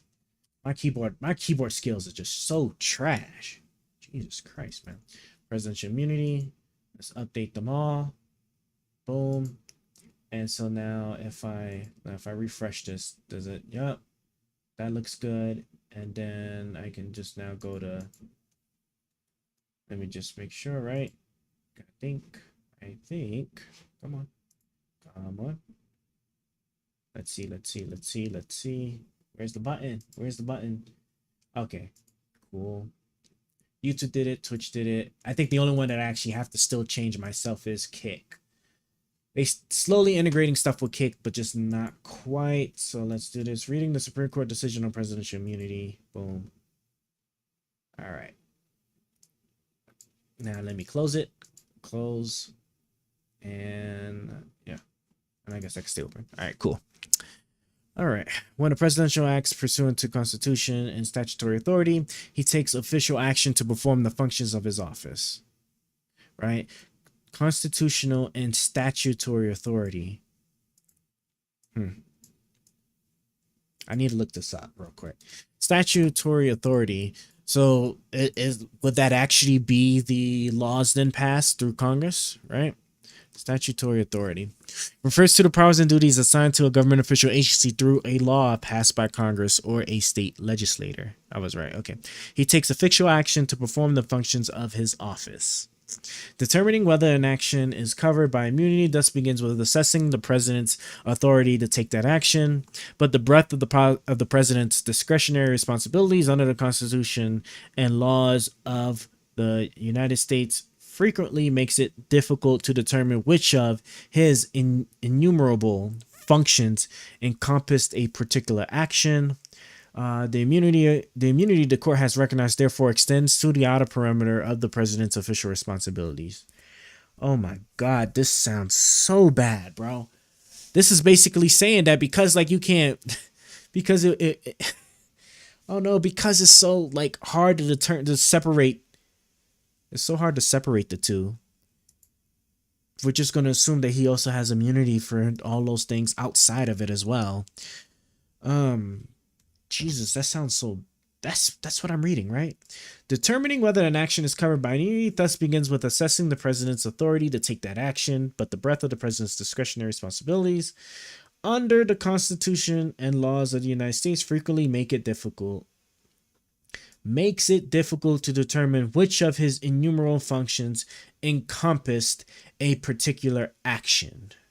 So they're basically saying because the president has all these different things that can like authorize him to do something, when he does do something, because there's like a whole host of different things that he could possibly be doing it under, as far as his authority to do so, we're going to assume, it sounds like this is granting the assumption of immunity, right? The immunity the court recognized therefore extends to the outer perimeter, right? So like giving a speech, because giving a speech isn't explicitly said or outlined in the Constitution or law or something like that, it does obviously extend for something obvious like the president's requirement to, like, for example, give like the State of the Union address, or to answer questions from like the public. I think like when like with the White House press briefings or something like that, where he has a chance to actually communicate directly to the people, then you can say that those things would be presumptively immune. That's what that sounds like. Let's see. The immunity. Oh, it happened. Hold on. Let me see. Let me see if it works. Does it at least work on YouTube? It does not. Okay. I gotta fix it. I'm going to highlight this. Under the Constitution laws of the United States, frequently makes it difficult for particular action right here. I'm going to highlight this. And so, right, this is derived actions would be considered outer perimeter actions, therefore granted immunity, right? And this is what is this? This is page, still under page 4. Still under page 4. Page 4, right? Outer perimeter would be, well, what am I doing? Why don't I just, I just want to copy. Yeah. I'm tripping there. Paste. Ain't no way. Can I copy? No, I know you saw me press the button. There we go. Derived actions would be considered outer perimeter actions, therefore granted immunity. Right, that's what I read there. The immunity of the court. Okay, yeah, that's what we read. Okay, so let's see. The immunity of the court has recognized, therefore extends to the outer perimeter of the president's official responsibilities, covering actions so long as they are not manifestly or palpably beyond his authority.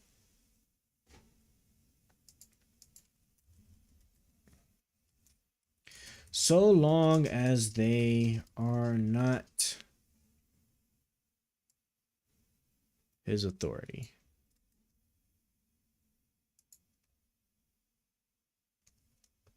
So long as they are not manifestly palpably beyond his authority. You know something? I wonder then. So hold on. I think this might actually be important here, because then, even though it wasn't officially supported by the entire court, but one of the justices did make that point about like his elector scheme. So this could be what makes the elector scheme exempt. Right? Because like he has what did the justice say that I remember like reading or hearing about, that she said that he doesn't, obviously the president has no authority for determining what the electors on behalf of the states are the one that do it. So then therefore this obviously, like his actions, whatever type of immunity claim he would try to possibly pull, like that inaction that I think would be seen as beyond his authority. Therefore, he couldn't possibly be immune. So I think this part right here is probably going to be really important for that. That is actually, oh, that's actually a really good find. I did not. If I'm reading it right, I could be totally wrong about everything I'm saying, but that's like, you know, we're doing our best here. So. And so, therefore, his elector scheme is almost certainly beyond his authority, since the electors are state determined. Okay, so I think that one charge, then, at least for that particular charge, that one might actually be safe and good. So okay, so we're good there. Let's see. In dividing official from unofficial conduct, courts may not inquire into. Oh yeah, this is what everybody kept talking about. This right here. This is terrible. Can I change the color on this? Can I change the color on this highlight? Customize comment tools. Highlight. Tools to show in toolbar. I cannot. Change color. Change color. Can I change the color? There has got to be. Hold on. Hold on. We got to figure that out. Hold on. There has got to be. There's most certainly got to be a way to change the color, right? Use drawing tool. Drawing tools. You mentioned earlier you think that the Supreme Court has been easy on Trump. The Supreme Court? I don't think so. Well, like the Supreme Court, I think the only thing that's been easy has maybe been his documents case. Like the Florida documents judge has been like pretty easy on Trump from what I've been hearing. But I honestly have not really been digging into the weeds of exactly what actions that they have been taking. So this is only just the stuff I'm hearing offhand, which, you know, can easily be construed one way or the other. But I don't know if you mentioned this. Yeah, I at least I don't remember. Maybe, but I think what isn't this would be the very first. I think isn't this like the very first thing the Supreme Court has like ruled over like in regards to like Trump. I can't think of anything else. I don't think there's anything else. I think like other stuff has made its way through the court system, but then like didn't like make its way to the Supreme Court. I think this is like the very first one. Or the only one, right? Because even like when Jack Smith wanted them to determine the immunity thing, they rejected it and told them that it had to go through like the whole court process first before it reaches to the Supreme Court. So yeah, I don't think anything actually hit the Supreme. I think this is literally the very first Trump related thing that hit the Supreme Court. I think I don't pay too much that close attention to like all of the court stuff that happens, but I think that's probably the case. We need different colors. I certainly need different colors. So hold on, because this is a killer right here, right? Can't inquire into the president motives is a hell of a killer. Oh wait, can I put this up? Tools to show in toolbar. Add divider to toolbar. Can I hit? If I hit save. Oh, there we go. And I removed all my tools. And I don't think I can get them back. Okay, here we go. Jeez. Okay. Well, this is cool, right? Because then I could just take only what I need then. Okay, fine. So can I Can you move this? Bro, why is Acrobat so damn difficult? Text, no stamps, attach file, record audio. That's cool. Replace text, strike through. You know what I should do? I should replace every word.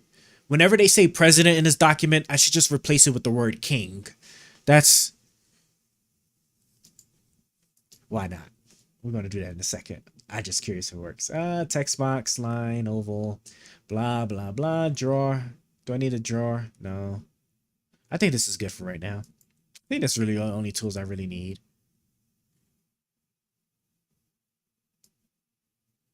President. Let me get a word of the president. Hold on. Okay, let's close this. I must see this in action. President. Can I go like this? President. Oh, it's not going to actually edit. I thought I was going to do it. Add a note to replace text. I can't just... Won't just let me do it off the bat? We have got to do it. Edit text, right? Edit. Is there a function that lets you replace, right? There is a function. Control Shift H. It's got to be more. Nope. Guess I can't do it. Oh, I lucked out this time because I don't feel like digging too much time into it. Because it's petty. I think it'd be petty. But it certainly would be funny for me if I knew how to do it.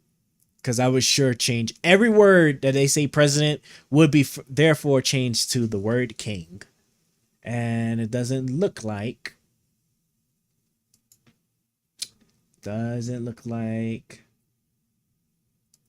Damn. So close. I was so close. Would have been funny. Okay, let's actually get back to it. Such a highly intrusive, but oh yeah. It made me forget what I was even talking about. No court can ask or look into anything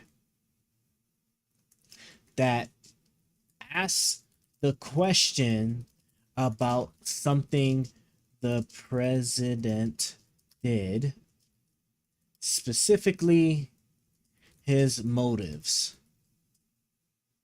So I guess so that's probably all communications, right? All communications of any form, right? How do you determine? That's actually a quick Google search. The different ways you can determine motive. As you can see, of course, the different ways the court can determine motive. Purpose and motives. The court can determine motive by looking. Let's see what it says here. What is this? Institute for Justice. Trump v. Dushman. Trump v. Oh wait, so other Trump court cases have been hitting the Supreme Court? I ain't never heard any of these. Each case concerns subpoenas issued by 3 House committees seeking information about Donald Trump in his personal capacity, along with information about his companies and his family members. Oh, I think I might remember this, maybe. But the committees did not request information directly. Instead, they subpoenaed 2 banks and an accounting firm. Okay, I remember this. Yeah, as I say, I don't remember it being like the president directly. I thought it was just like stuff the president had. Right, because this was related to the IRS tax stuff, right? Because wasn't it this whole thing because he ain't pay taxes in like 10, 15, 20 years, and he did so like legally because of like he was able to exploit stuff, so they was trying to get the documents to see how exactly he was doing that so that they could make the laws to like kind of patch that loophole, I think is what that was about. President Trump intervened in his personal capacity, seeking to squash the subpoenas, arguing that each case was beyond the powers of the House committees to issue. Okay, I do remember this. Trump and associates lost both cases in the Second Circuit and in the DC Circuit, and now their fate rests in the hands of the 9 Supreme Court justices after Tuesday's oral arguments. But to paraphrase Justice Breyer, the issue of these cases go way, way, way beyond just tax returns. The key question in both cases is whether the House committee had the powers to subpoena the requested documents. The question turns in part on how the court looks at purpose and motive. The Supreme Court has held that Congress has broad investigatory powers to obtain the necessary information to aid in its exercise of the Article 1 legislative powers. Part of those investigative powers include the power to issue subpoenas to obtain relevant information. But that power is not unlimited. The Supreme Court explained that this investigatory power should not be confused with law enforcement powers. This investigatory power is limited. You're right. I could be botching that word. I could still be botching that word. Is that investigatory? Investigatory. Oh, okay. I guess it is. That is how it's said. Investigatory. Okay. Investigatory power is limited to only those areas over which Congress has the power to legislate. That is, for a legislative subpoena to be valid, the subpoenas must serve a valid legislative purpose.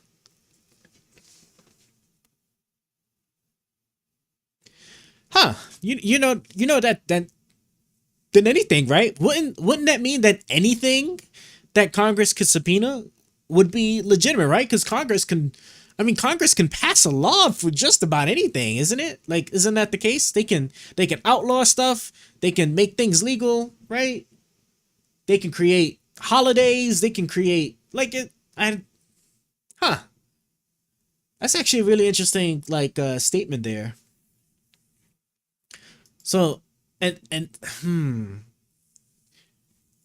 wonder what court case is this again? This is between these two, right?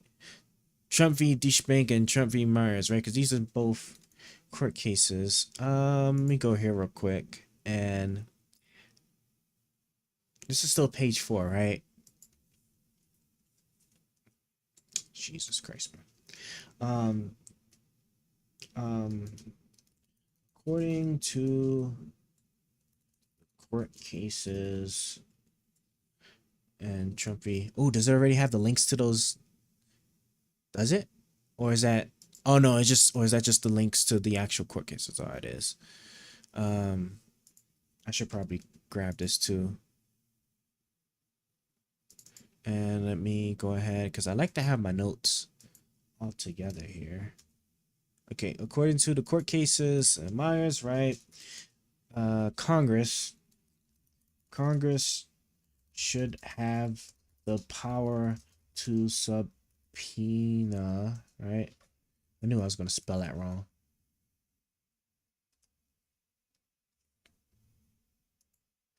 To subpoena anything for which they have, how do they say it? The authority to legislate, right?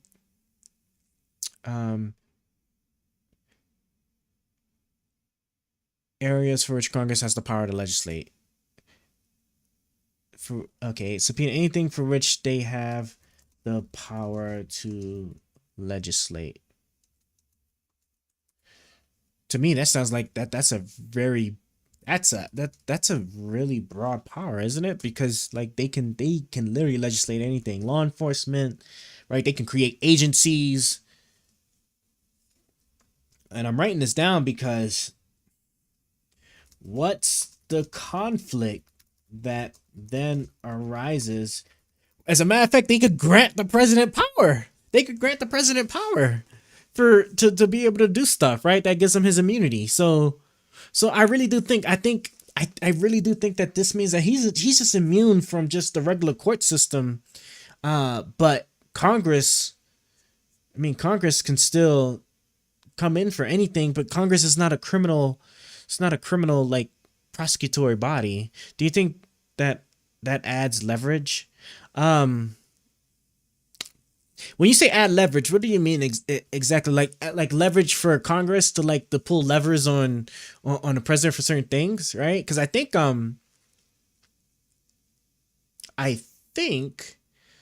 that Congress inherently, Congress already inherently had a lot of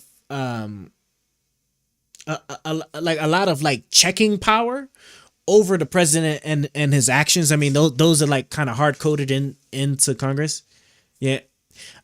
Those are already pretty hard coded into Congress, the power of the purse, what is this, a Caterpie? Okay, the power of the purse, the like, what is it, like, you know, as far as like authorize and continue like military actions, and then of course like everything, the whole impeachment process, right? So I'm just wondering if there's any new conflicts now that could potentially arise between this immunity conduct and what's the word I'm looking for? Yeah, and this immunity conduct, and then like what Congress can sit there and do.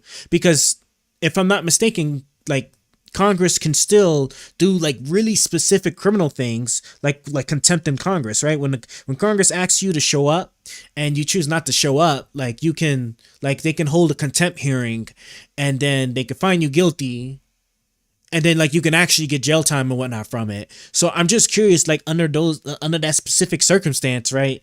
Like would the president be immune or not? Because like it's a congressional power. It's a checking power that Congress, I don't know if it's a direct checking power on the president, so that could probably matter. But I don't know, this my brain hurts. My brain really hurts because there's so much. There's so much unasked questions now with this new court, with this new decision from the Supreme Court, that so much stuff is just up in the air. What's the conflict that then arises between Congress and the executive branch when it comes to things in the judicial sense? Let's say in the judicial sense. Can Congress compel the president for a hearing? Can Congress compel the president for a hearing? That's gonna be a really good question to ask. Okay. Such a highly intrusive inquiry would risk exposing even the most obvious instances of... Oh, let me make sure I wrote this down, right? According to the court case... Oh yeah, I didn't. I knew it. I do want to write this down.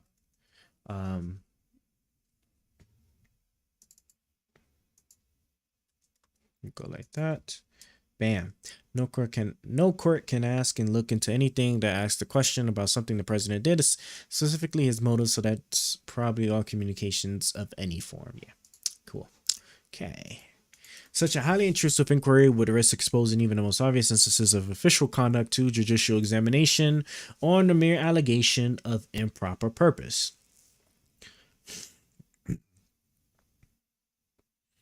I'm thinking the mere allegation of improper purpose. So then who would determine improper purpose then? I mean, I'm so confused about this. Who determines improper purpose then? Isn't it the court's job to actually determine whether something was like... I'm pretty sure. I'm trying to think. I'm pretty sure it's the court's job to determine if something was improper or not, right? If you break the law, I need to determine, it's the court's job to determine if you actually broke the law or not, right? If your actions, your conduct was improper when stacked against written text in a law or statute. So, what the hell? Who determines improper purpose then?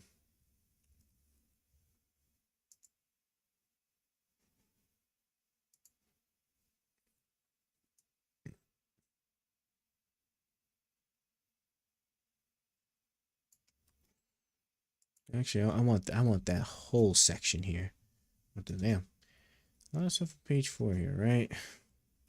Who determines improper purpose?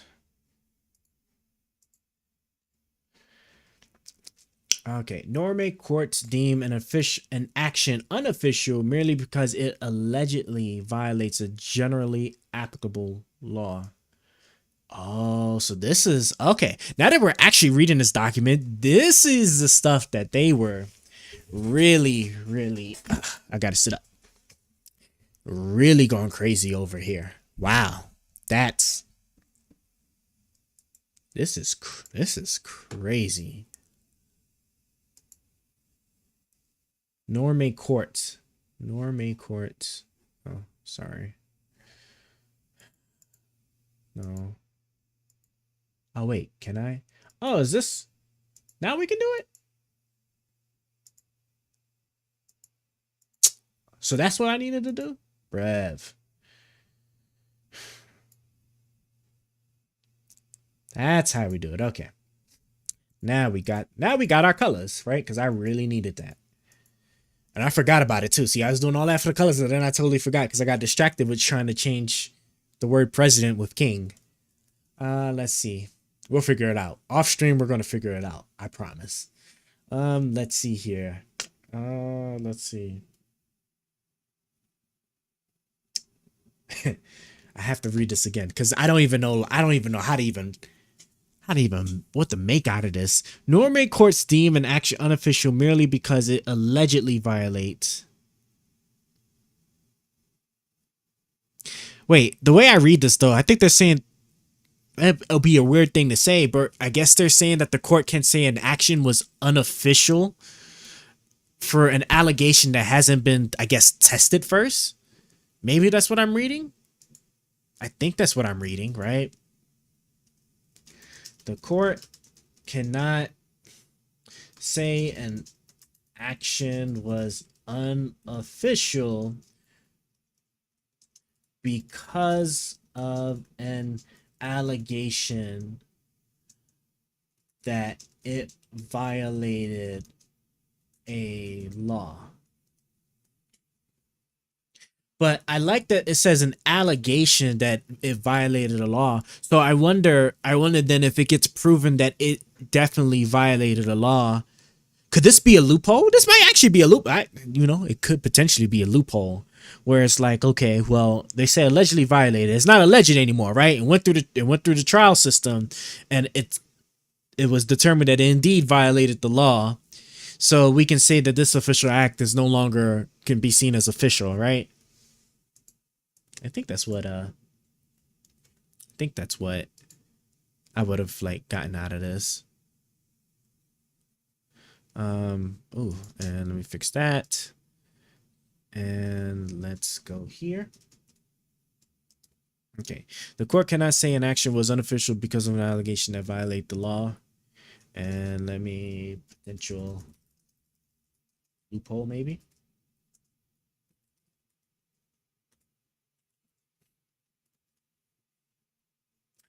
Okay, otherwise presidents would be subject to trial on every allegation that an action was unlawful, depriving immunity of its intended effect. Although then the question is that how would you even get to that? How do you get to Control Z? I was about to say Control Z better work. How would you actually get to that point of actually determining would be the next question of it. Because this sounds like they're not even going to let it go through the court system at all. Let's see. Total impunity. Yeah. That's just, that is what it is, right? And you can't even go through the steps of even trying to hash it out if it's even a violation of the law, because he's just assumed immune. This shit crazy. This is very crazy. Okay, so let's keep going, right? With the above principles in mind, the court turns to the conduct alleged in the indictment. Certain allegations, such as those involving Trump's discussions with the acting attorney general, are readily categorized in light of the nature of the president's official relationship to the office held by that individual. Right? So here's the thing here, right? Because the president is empowered through the Constitution for control over his officers and communications and whatnot. Therefore, if there's any, so this is actually would refer to earlier about you can't even inquire into his motives or whatnot. So that would mean that the question, because we totally got distracted when trying to read the other thing, right? The question about trying to determine the motive, because I think the only way you can determine a motive is if you have information about the things he might have said in the past, any directions he might have given. All of that is off the table now. And I'm not a lawyer, I don't know. I think those are the only ways you can really reliably determine the motive of somebody, right? Because people oftentimes get motive and Jesus, I can't even think of the word. There's like there's another thing that's really close to the word motive, just but it's different, that people tend to like get confused when you're trying to like determine criminal conduct. There's motive and then there's intent. There we go, intent, right? Motive and intent are actually two completely different things. And I think I remember hearing somebody give the example of like robbing a bank, right? Because like if I showed up into the bank with a gun and I told somebody to give me the money, right? Then there you go, right? You now have my intent, but you don't necessarily have my motive. My motive could be something completely different. Am I robbing the bank because I'm poor? Am I robbing the bank because I'm trying to, you know, make myself look out to be, you know, some kind of like public figure that can just go rob banks, you know? So those things are different. And so like the motive, I think you could only rely on like just like statements. I think that's the only way you can really determine motive. I'm not entirely sure. So we actually need to finish reading this. Okay. But that power is not unlimited. The Supreme Court has explained. Let's see. The Supreme Court has explained that this investigatory power should not be confused with law enforcement powers. Okay, we read that. How do we know if a subpoena serves a valid legislative purpose? Okay, I know that. I want to know how you determine motive. Questioning the government's motives. Here we go. The issue of motive comes up in many of. Oh, this thing. What do they call this thing? The Institute for Justice.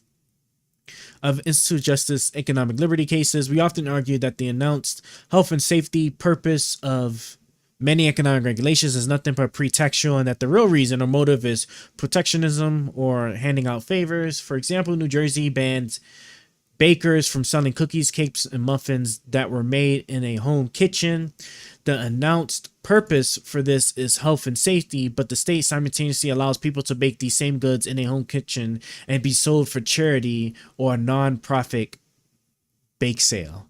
Oh, that is actually a very interesting distinguishment. I wonder why I wonder why they would like make that like you can't sell it officially, but you can do it if you're trying to raise money. You can't. I guess it would depend on the argument you're trying to make, but okay, whatever. We argue that this exemption shows that New Jersey's real reason is its motive for banning the sale of home kitchen is protectionism. It's probably for business, right? To keep businesses, that the actual bakeries and whatnot, from going out of business is what that sounds like. That is, if you measure the announced purpose against the actual law, you can find the actual motive for this restriction: protecting commercial bakers from competition. Yeah, see, I was right.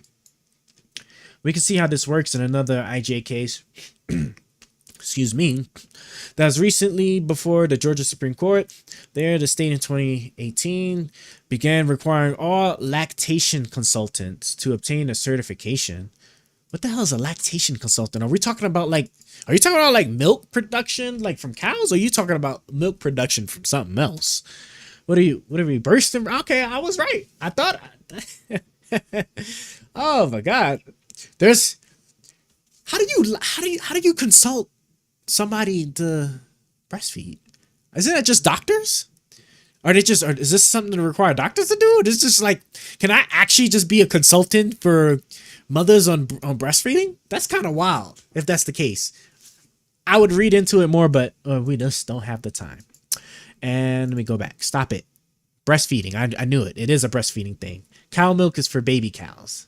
Cow milk is for baby cows, but this sounds like this is actual lactating breastfeeding battle. Yeah, so this is actually talking about Jesus Christ. Yeah, this is talking about just women just breastfeeding children. You can be a consultant that specializes in like telling women how to breastfeed babies, I guess. I don't know. But okay, it's getting cold, man. The exemption to question whether the announced purpose. Oh, wait, I am going back. Okay. Georgia did this under the guise of protecting new mothers' health and safety, but Georgia exempted any lactation. I know, right? But Georgia exempted any lactation consultant who did not charge for their services. Exempted any lactation consultant who did not charge for the services. So you can consult the mother on how to breastfeed her children without a license if you're not going to charge for the service. Otherwise, if you're going to charge for the service, you must be licensed. I would love to know how the training, what's the certification process for being certified into something like that? That is crazy. Some justices on the Georgia Supreme Court picked up on his during oral arguments and used the exemption to question whether the announced purpose was the real reason for the regulation. Again, the motive is important and can be found by measuring the law against the announced purpose. We at the Center of Judicial Engagement have long advocated that government must have both constitutional ends and constitutional means. That is, if the government has an unconstitutional reason for doing something, then even if the specific action is constitutional, the bad motive renders the action unconstitutional. Yes, we know this, right? You present it as one way and then you use it to do something else, right? That can be a problem. Yet courts sometimes fear looking into motives. There is concern that looking into motives requires depositions or the scoring of committee reports to find the real reason why Congress has passed a particular law or issued a particular subpoena. I don't even have to finish reading this. So this all just tells me that indeed, right, you have to have some type of, so it does. It requires some type of statement, some type of writing, and all that's now officially off the table. So like, if you cannot look at any of those things, you can't determine motive.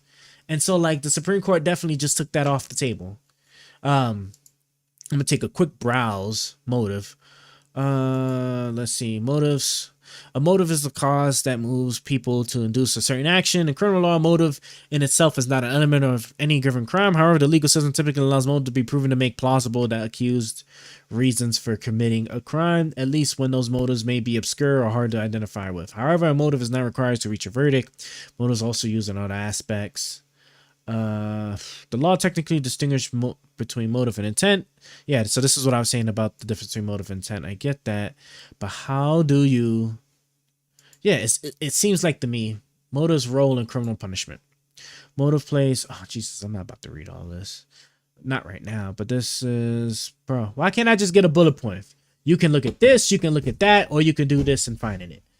Jesus Christ, can be proven by the admission of evidence. For example, okay, here we go. This should be short and sweet to it.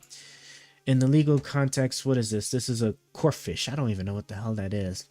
That catch command doesn't work, by the way, okay? I haven't had a chance to just turn it off because I gotta play around with it and figure out why it's not working.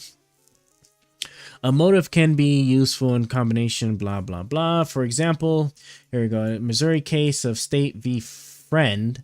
Clarence Friend was convicted of first-degree assault after engaging in a high-speed vehicular. Ah, God, that is. I gotta hear it. I gotta hear it to know how to say it right. Bro, if you don't block, okay? I don't know why you was in my way. Vehicular consultants. We got consultants for everything in the U.S. Jesus Christ. Vehicular. That sounds like a horrible word.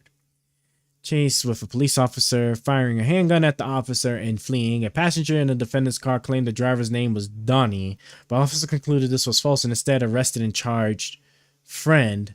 At trial, Friend denied committing the crime and the passenger refused to testify, invoking the Fifth Amendment's protection against self-incrimination.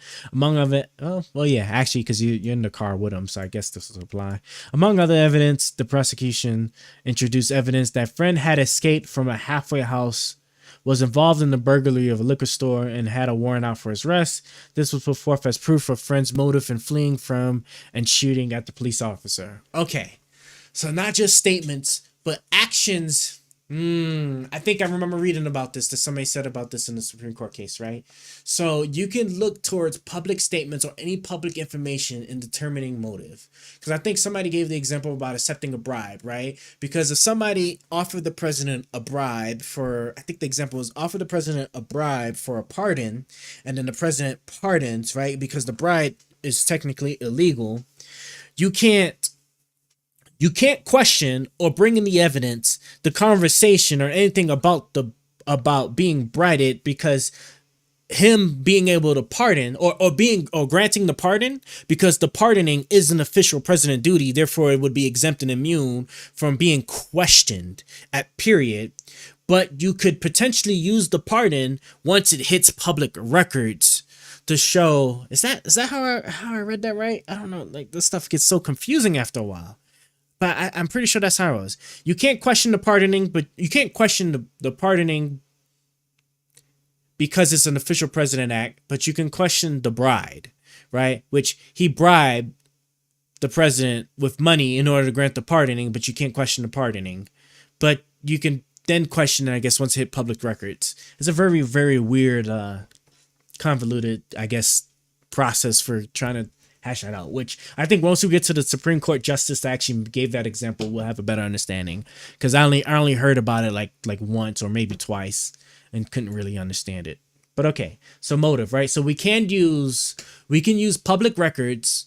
So motive, the person's statement, or any written correspondence the person would have, those are off the table. But anything public that could show, that can reasonably give a determinator, a terminating fact for why somebody did something, could still be used, potentially. Okay, now let's actually get back to the document here. Other allegations, was I here? Oh yeah. So with the above principle in mind, yeah, we read that. Certain allegations, read that. Other allegations, such as those involving Trump's interactions with the vice president, state officials, and certain private parties, and his comments to the general public, present a more difficult question. And that's because earlier they said that the anything shared with Congress. Well, I don't know about the state official. Well, okay, I guess I can see this. Well, no, the state officials doesn't have anything necessarily to do with Congress. So I think his communications with the state officials should probably be immune, but his communications with the vice president shouldn't be, because the vice president has constitutional purpose for both the executive and the judicial and the legislative branch, right? Being president of the Senate while also being vice president of the United States. So at least that's how I interpret it. And they said 1930. The indictment alleges that as part of their conspiracy to overturn the legitimate results of the 2020 presidential election, Trump and his co-conspirators attempted to leverage the Justice Department's power and authority to convince certain states to replace their legitimate electors with Trump's fraudulent slates of electors. According to the indictment, Trump met with the acting attorney general and other senior Justice Department White House officials to discuss investigating purported election fraud and sending a letter from the department to those states of court regarding such fraud. The indictment further alleges that after the acting attorney general resisted Trump's request, Trump repeatedly threatened to replace him. The government does not dispute that the indictment's allegations regarding the Justice Department involves Trump's use of official power. The allegation, in fact, plainly implicate Trump's conclusive and pre-conclusive authority. The executive branch has exclusive authority and absolute discretion to decide which crimes to investigate and prosecute, including with respect to allegations of election crime. Nixon. And the president's management of the executive branch requires him to have unrestricted powers to remove the most important of his subordinates, such as the attorney general, in their most important duties. So without reading anything else, right? What they just basically said here is that we know a core power of the president is his ability to hire, well, actually not necessarily hire, because I think that still has to go through Congress, but to, at the very least, fire whoever he wants in the executive branch. He wants anybody that is under his purview, he can fire regardless of what. So if he wants the Department of Justice to go after somebody like in an improper way for a crime, and they say not to do it, or they don't want to do it because it's improper and they think it's illegal, he can fire them, and that's it. That's the end of that story. There's no questioning. There's nothing that can be asked about it. Like, all of that is all within the president's power to do so. And so with that in mind, it sounds like to me then that any of those like specific details and any of those upcoming court cases with Trump over like whatever he did with the elector stuff, that stuff is about to get thrown out. I think the Georgia case is probably and I'm surprised nobody's even talking about this. I think this ruling just killed the Georgia case. Now that I think about it, right? Because the Georgia case about the whole fake elector scheme, but him trying to pressure the, I guess, whatever state head of Georgia to, I want you to find, what is it, like 1,100 or 1,300 vote, however many votes it is, because it'll be one more than what we currently have. And then once you do that, I'll take care of the rest, right? That's my not so good in trying to mimic Trump's voice here. I think that just literally got thrown out of the water. It can't go through the court system no more. I don't think that could go through the court system, all right? Because his communications with state officials is official. It's official president duty. Him firing his attorney general for not wanting to do any of the stuff related to the fake electors. Dog, when I say if Trump gets back in the office, this shit's going to be crazy. Oh my God, this shit's about to be crazy. This shit's going to be crazy if he wins. If Trump wins back the White House, bro, this shit's going to be chaos. I'm just saying here, I'm monologuing, don't mind me. Getting back to this though, okay? So he can fire whoever he wants for any reason and it can't be questioned. So that we know this.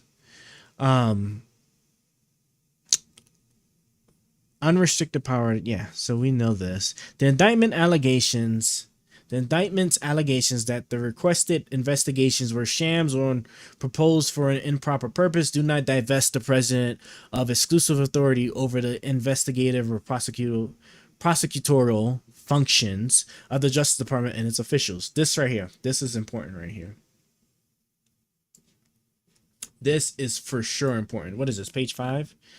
Shit. I mean, can I go back to yellow, please? Delete and get back to being yellow, please. The hell on. Shit. Come on. That's actually super important. So now we're in the page 5. I just move this up here. I should move that up there and then move that down. I cover certain things. I'll give this a level 2 header and I'll clean that up later. But we are now into page 5, right? Right, page 5. So now when I need to go back, I can just know what page to go to here. Can I link specific pages in this? We'll give that a quick look. Bullet. Testing link. I'm curious. It'd be really cool if I can do that. Let me go here. Come on. Copy link to block. No, I don't want that. Turn into. Bro, come on. Can I? Why am I drawing a blank on how did I use the link shit? This button. Oh God, that was terrible. Is there a way? Can I actually? No, I don't think so. I think I'd have to probably find a way add it. I'll look into that later. It'd be really convenient if Notion lets me insert PDF documents and then I can actually reference those pages directly. That'd be really nice because then I could just click on a link and take me straight to a page in Notion. Do you really think he can be president after all those charges? Yes, absolutely. Yes, he can still be president because there's nothing. My understanding, there's nothing in the Constitution that bars the president from barring anybody from being president. Besides, I think that one thing about having to have what is it?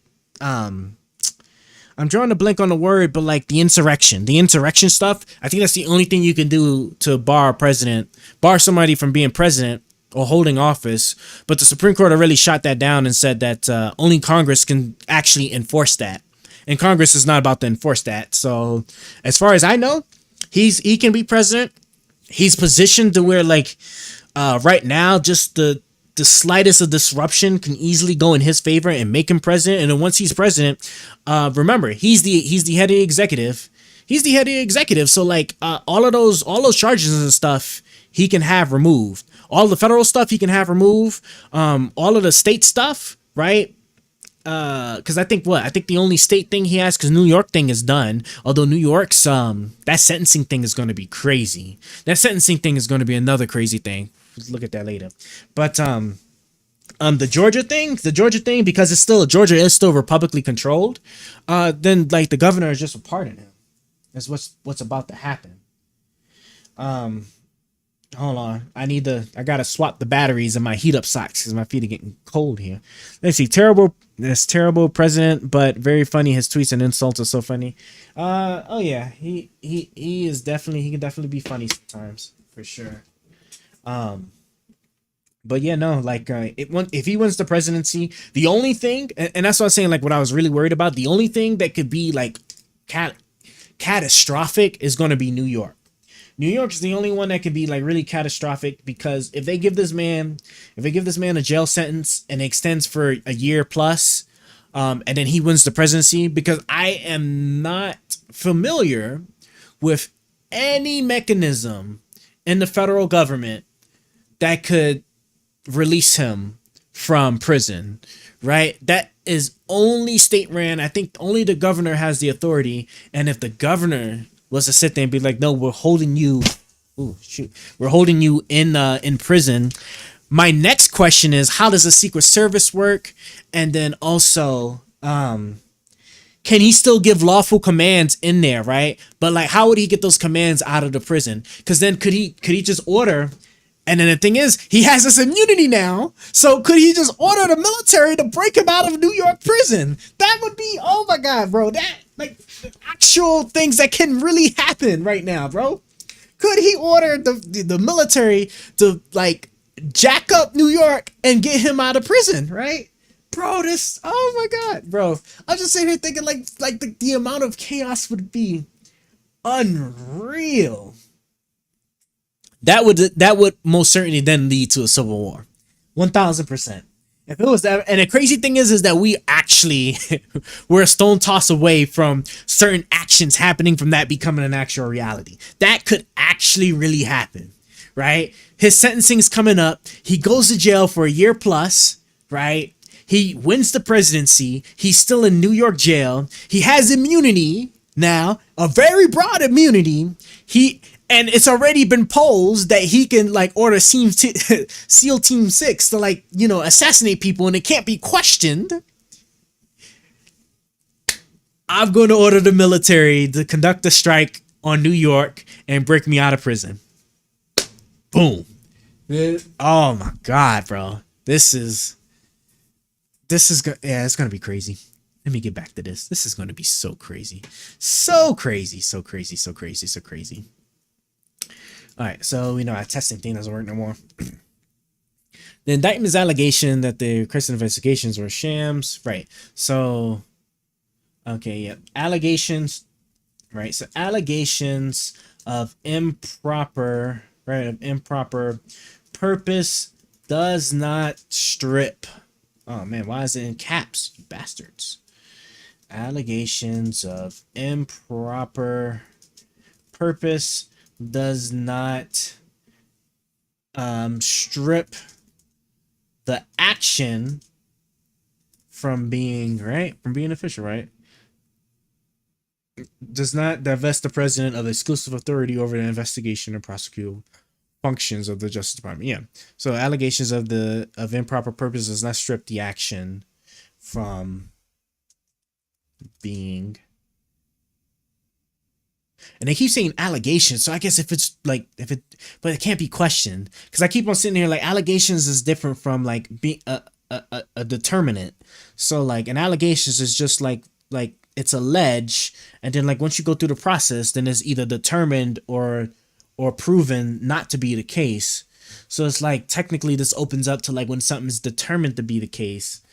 And you know why that keep coming up in my mind? Because I think Congress could Congress like say something or pass something that would say this is like to make something a determinant, and because it's a determinant and not an allegation at that point for it, is therefore not part of the purpose. I don't know. That's just me trying to just be creative and trying to find some type of balance to this. Hold on, let me just finish the sentence. Allegations of improper purpose does not strip the action from being authorized by the president, therefore an official act, right? So that's what that is. Did you ever wish you got a degree in political science? No. I love all my my political friends. This stuff, like diving super deep into politics or specializing like my life into politics is so boring. I'm sorry, it's just so boring. For me, it is. Oh, cool. It's a Bulbasaur this time. I need to cut it off. I am about to cut it off. Let me just cut it off real quick. But I'm like I said, like my passion has always just been technology. So that's why, like, you know, that little band animation thing. I had a lot of fun doing that band anime. Like I was literally up until like 7 in the morning. You know, until like 7 in the morning trying to get that to work. Oh, did this shit freeze on me? Oh, it sure did. Can I refresh it and it connects back through? So like, you know, anything tech related, I get an inherent pleasure out of, for sure. Hold on. I'm just go in and go to settings. I can actually show you what it looks like, right? So I'm connected to my other laptop here. And so this is the StreamerBot application. So I'm gonna go here, settings, and I'm going to go ahead and disable that and work on that later. But here's what I'm talking about like as far as actions go. So like that band animation thing, for example, right? There's the triggers, so the things that it's watching for to happen. And then what it does is then it executes all these things that I have to manually set. So I have to first set it up to connect to OBS and have OBS share information with it, which is not necessarily that hard. And then I can tell it to like make this thing visible, don't make this visible, blah, blah, blah. And then, right, the band thing specifically is actually to deal with a lot of code. Well, not a lot of code, but quite a bit of some coding magic here. So that I'm not going to do the Pokemon one yet, but like, so Among Us band. So for example, like the Among Us band, all it's doing is just making a browser source visible. So you have a web page that it'll make visible, and in that web page has a JavaScript to set the name for like the person that's being banned, and then the actual CSS, the CSS code, which is what's doing all the animation, all of the colors and movement and stuff, is what actually does all the stuff you see as far as like the actual Among Us like animation, right? Not the card, not the track card. The track card thing was all specifically me, but the animation, bro, why is my Sublime? Stop playing with me. Sublime, wake up. The actual animation, right, was like already in this template, and then I would just edit it to make it all I did was just edit it to simply make the words a little bit bigger, which actually took some work because I had to look at both the code in this file, the CSS file and index file, which I don't know how much coding experience you have, but like it's web languages. So just like every web page you go to, Google and whatnot has like HTML code, CSS code, JavaScript stuff, right? And if I can get the application to get up, God damn it, Jesus Christ, man, what the hell is it doing? Okay, it's playing with me. I'm getting mad now. I hate when technology just doesn't work for whatever strange reason. Okay, it's finally up because I was sure about to like destroy it, digitally speaking. Okay, let me close that. Yeah, here we go, right? So see, like this is all like CSS code here, right? And a lot of this is already pre-done, and then I needed to figure out where to go in order to get to the text, because that text, how big it was so you can actually read it, wasn't originally like that. It was like the original Among Us small little print. I was like, I couldn't do it, but changing it here actually didn't work. I had to, or it didn't work directly yet. I had to come in here and actually figure out how it was being referenced, and then come here to then actually create it. So then I created this here, which is just like, see, it's just a little simple thing, right? Boom, done. Now for the actual trap card itself, yeah, I can close these because I don't even need it no more. I can close all of this actually. Yeah, we can close all of that and close this, and oh, I opened up another one. That's why I did that. Okay. For the actual trap card, the trap card is actually a video. And can I go up? Let me go up. Cool. So the trap card is me taking a bunch of different assets and actually making a video out of it. And that one, I used a bunch of different applications. I used GIMP, right, to do the actual physical card artwork, right? Because I found a trap card. I did find like a blank trap card template, which I can show, right? So see, I found a blank trap card template, and then I had to actually find the proper fonts, right? And I used GIMP to do, the hell is this? Is that a random Chinese baby? It just pop up. Right. See, it threw me off because see, it just had a random Chinese kid just pop up on my thing. Hackers. But GIMP to make the editing for the actual artwork, right? Once I put all this stuff together, finding the proper fonts and everything. And then like all of the sound effects that I had to fish crazy on the internet for, right? Because I used a specific game, a specific Yu-Gi-Oh game in order to do the sound effects, and then finding a snippet of like that famous like you activated my trap card sound. All that stuff is cool. But we getting distracted. I turned it off, right? I turned off the Pokemon thing. And then the Pokemon thing is hella complicated. Here's the Pokemon thing right here. Hold on. Catch Pokemon. 37 actions, right? Here's all the different things that go into that whole Pokemon thing that I got to figure out. And it's a massive pain. It is a huge, massive pain. But we will figure it out another time. So let me go back here. Now let's get back into this court case. Okay. And then, yeah, I feel like you'd be a good debater. I appreciate it. It's just so long as I'm just armed with like the proper facts, like as long as I just understand everything that's going on. I mean, if you're trying to argue something that's not coherent with what's factually being stated, then or like being derived in like a logical, conclusive manner based on the facts, then yeah, right. Then obviously you're not making a very good argument. And that's what I tried to stick to. That's also why I try to stay away from moral arguments, because moral arguments is just free falling, right? You can't adhere those to anything. So therefore, they're just a problem I just try to avoid. And hold on, how long have I been going for? Okay, only 3 hours, only almost 3 hours. Cool. And it is now officially Sunday. Okay, because the president cannot be prosecuted for conduct within his exclusive constitution. S. I love it. The word S. His exclusive constitutional authority. Trump is absolutely immune from prosecution for the alleged conduct involving his discussion with Justice Department officials.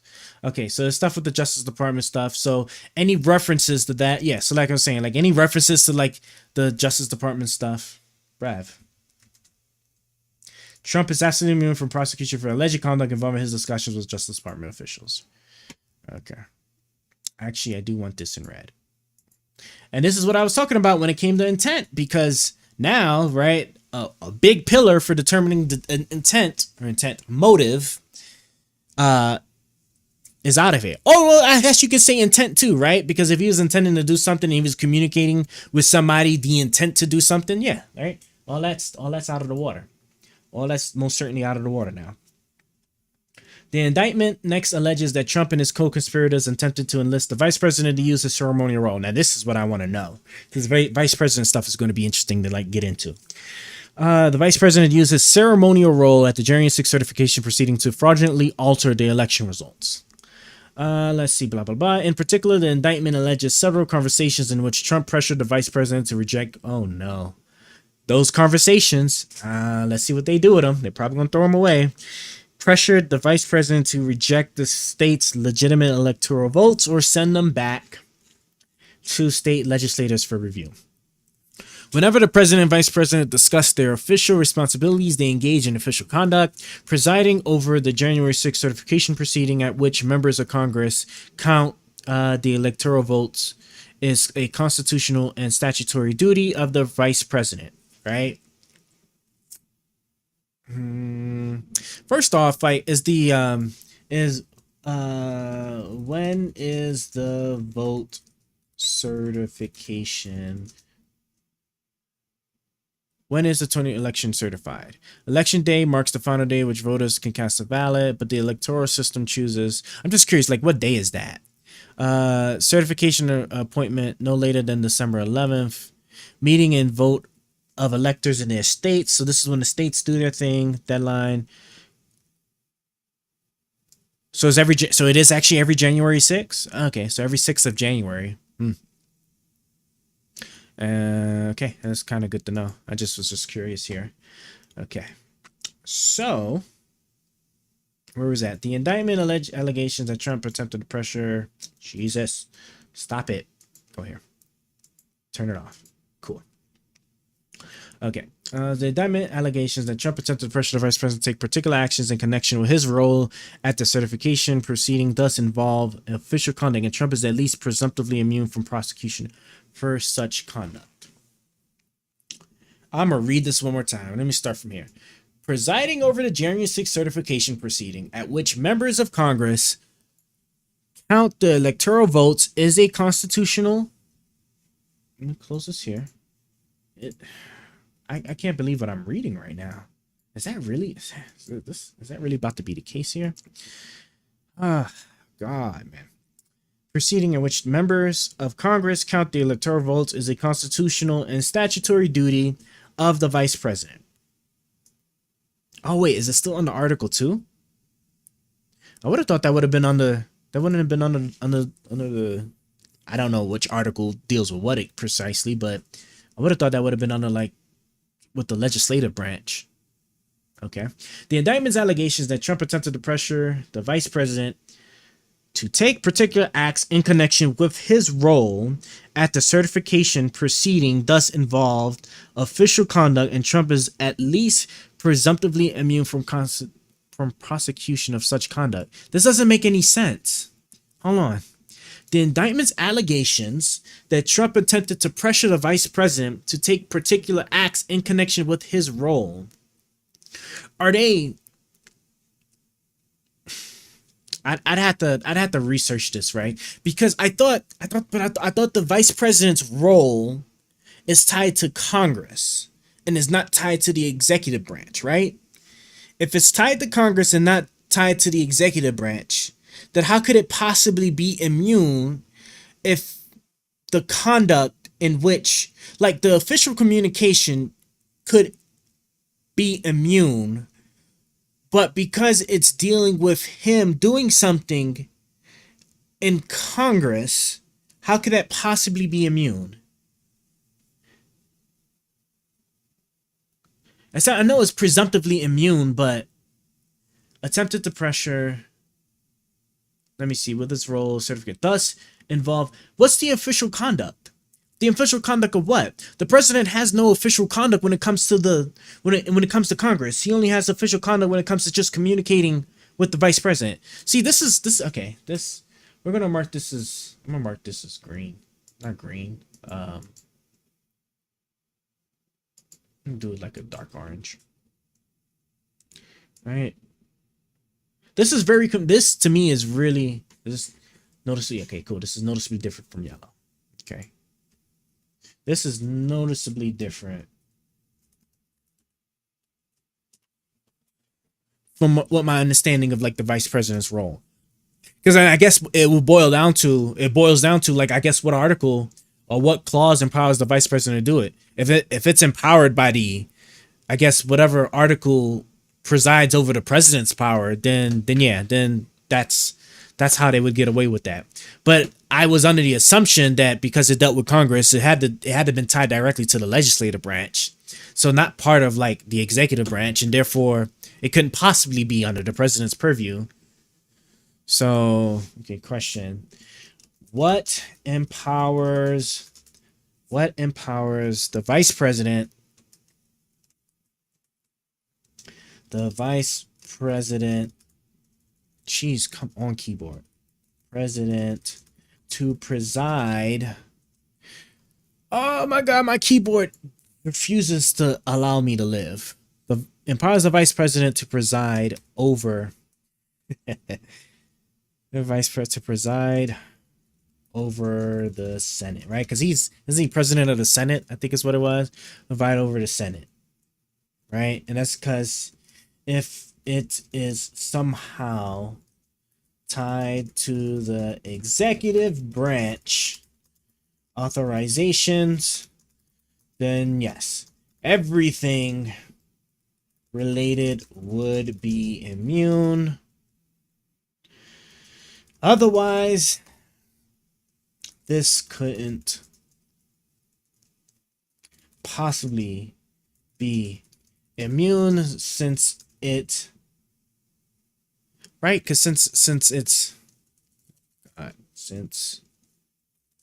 its parent would be outside the executive branch, right? The legislative, right? Because so far what we understand is that the president himself, and then therefore everything that the president has the authority to do, could be seen as immune, or at least like presumptively immune. And then they made clear that the stuff that's shared with Congress doesn't enjoy inherent immunity. So I thought at the very least then the vice president would at least share, that kind of situation with both the executive or the legislative branch. But if his role and actions in Congress is strictly because of like whatever empowers like the presidential or the executive branch, then yeah, then that whole thing is hold, and they have to throw all of that away, because then the vice president is under full control of the, which would be wild. Would be full control over the vice president. The president has full control of the vice president at that point, including what he does in Congress. Congress pass law on vice president role in certifying election. And that's some amazing foresight, because didn't Congress pass a law shortly after that whole debacle? The new provisions make clear that the vice president's responsibilities in the process are merely ceremonial, and that the vice president has no say in determining who actually won the election. The new legislation also raises the threshold required for members of Congress to object to certifying the electors. This is amazing, like 2020 vision here. Okay, it's amazing that they passed this law shortly after that whole debacle. And it's amazing that they did, because if it turns out to be the case that the vice president is under complete control, or is in complete control from the president, so the president can order him to do whatever, basically, and it can't be questioned, then he literally could have he would have literally hold the whole election and sent that issue into chaos. So this is amazing that they passed that law right after that. That's crazy. Or at some point afterwards, right? I don't think it was like immediately after, but at some point, it made its rounds through legislative process. So amazing. Simply amazing. The question then becomes whether the presumption of immunity is rebutted under circumstances. It is the government's burden to rebut the presumption of immunity. The court therefore remands to the district court to assess in the first instance whether a prosecution involving Trump's alleged attempts to influence the vice president's oversight of the certification proceeding will pose any dangers of intrusion on the authority and functions of the executive branch. Yeah, this is where like they're basically. I would be really curious to see what. Can I change this back to yellow? I'd be really curious to see like what the hell the district court even does with this. The court therefore remands to assess in the first instance whether a prosecution involving Trump's alleged attempt, because the thing is they're going to let the district court make the determination, and then they're just going to question it eventually anyway. So then it's just going to make its way back to the Supreme Court to be like yes or no. So, which I don't know. It's just honestly, this whole thing is honestly a waste of time, but it is still technically part of the proper process. But they could have just foresaw it and just made the decision themselves to save time. But that's obviously not what they want to do. This is crazy. Didn't Israel have an issue? Didn't Israel have an issue with like their Supreme Court? Israel issue with Supreme Court. Wasn't it like essentially the same thing? Issue with Supreme Court. On Monday, Israel passed a bill that strips Israel's Supreme Court of the power to declare government decisions unreasonable. Yeah, passed with a 64-0 vote. See, at least the Israelis like had the foresight to see that the Supreme Court saying that what the government can and can't do, I guess is a good thing. But then again, I guess this could obviously be really bad in a lot of different ways if applied to our Constitution's structure. So, moving on. I need to write this down or make note of this, right? So, lower courts, right? So lower courts need to make the determinations first. And obviously, this one I don't even need to put in my notes because this is obvious. And obviously, the Supreme Court will have the final say. And I don't know why I keep adding that extra M. Jesus, man. I hate my life. The indictment's remaining allegations involve Trump's interactions with persons outside the executive branch, state officials. Oh no. Please don't tell me. I'm trying to think. Without looking, off the top of my head, what does the president do with other state officials? I can't think of anything necessarily. I know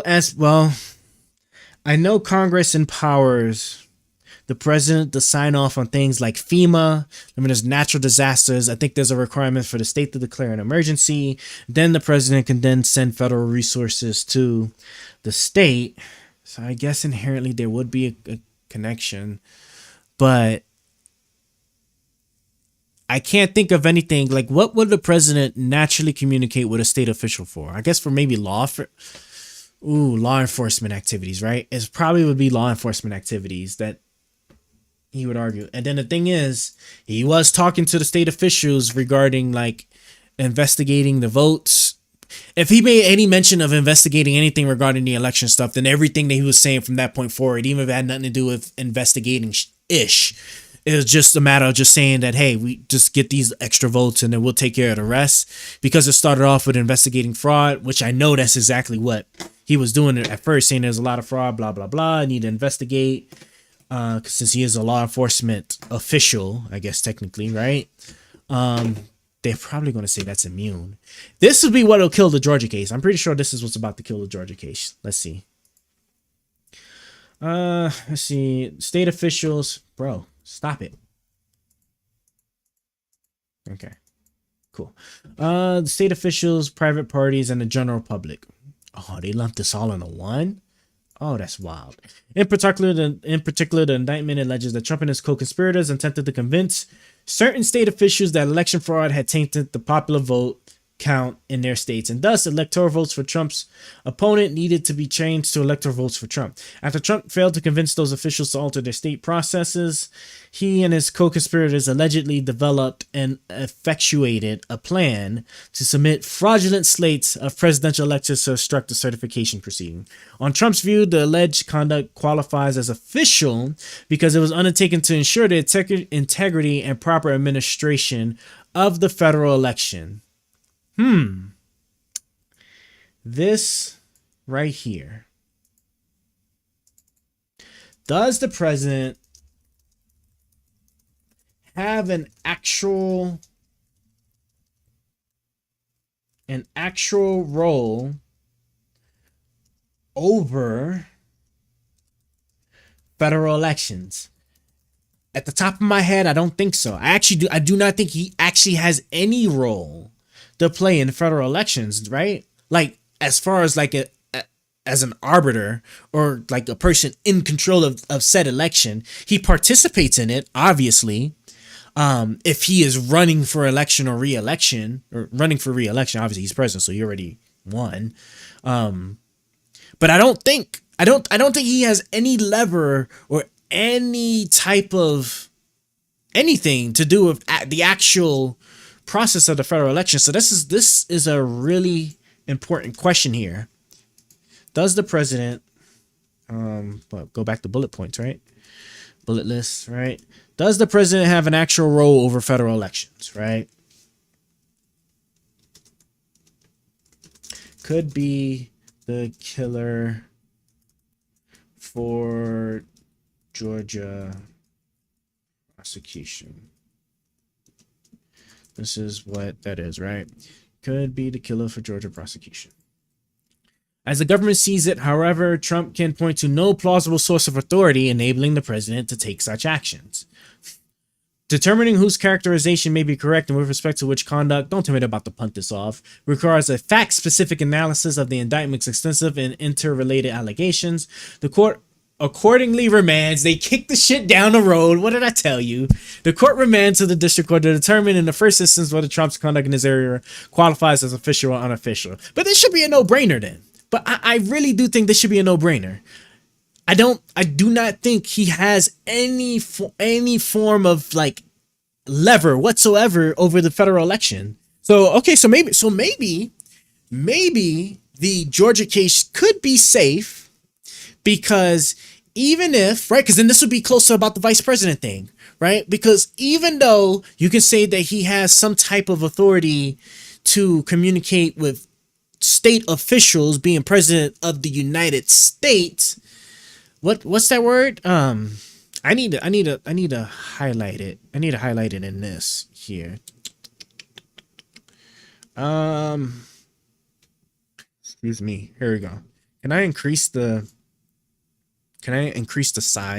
font size of this? I don't think so. I actually don't think I can. Well, let me just bold and underline this. Just bold and underline this. Right? And then, hell, what I'm even going to do, because this is going to be such an important statement, because this is going to be like the meat and potatoes for a lot of this court stuff. All right? A lot of this court stuff here. Let me copy that. Do this here.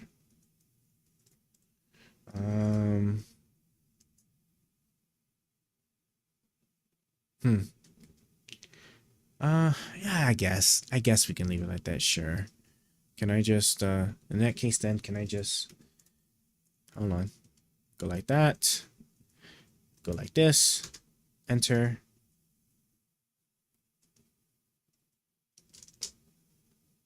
Why is it not together? Am I tripping? Why? We'll clean it up later. Okay, we'll clean it up later. I don't want to think about it right now. My brain hurts. Always something to figure out, man. So long as they're not manifestly palpably beyond his authority, right? Because this, so this would be easy, right? I think the district court is going to determine that this is beyond his authority for anything to deal with the federal election. So therefore, like the conduct is, can it be seen as this? And I think the Supreme Court would say that is indeed the case. And this is actually going to be, because this would be tied to the Georgia state. And so even if he wins the presidency, this isn't something that he can dismiss. But of course, the Republican governor, the Republican state, because Georgia is Republican, they're just going to then dismiss it anyway. So that really doesn't matter. But if he doesn't win, though, I think the Georgia state may actually potentially do the right thing and then give him the business legally. Yeah, there's no telling how that'll turn out, or at least there's a good way of knowing like exactly how that'll turn out. I just don't know like what the actual end result will even be in the end. The district court is going to say that he didn't have the authority. Supreme Court is probably going to say this is indeed the case. There's nothing in the Constitution that says he has authority over it, and then that's it. But I don't think it's even going to change anything because Georgia, if he wins the presidency, is just going to then just dismiss it. Okay, so let's see. But like I thought, I knew they were going to kick the shit down the road and not just make the determination themselves.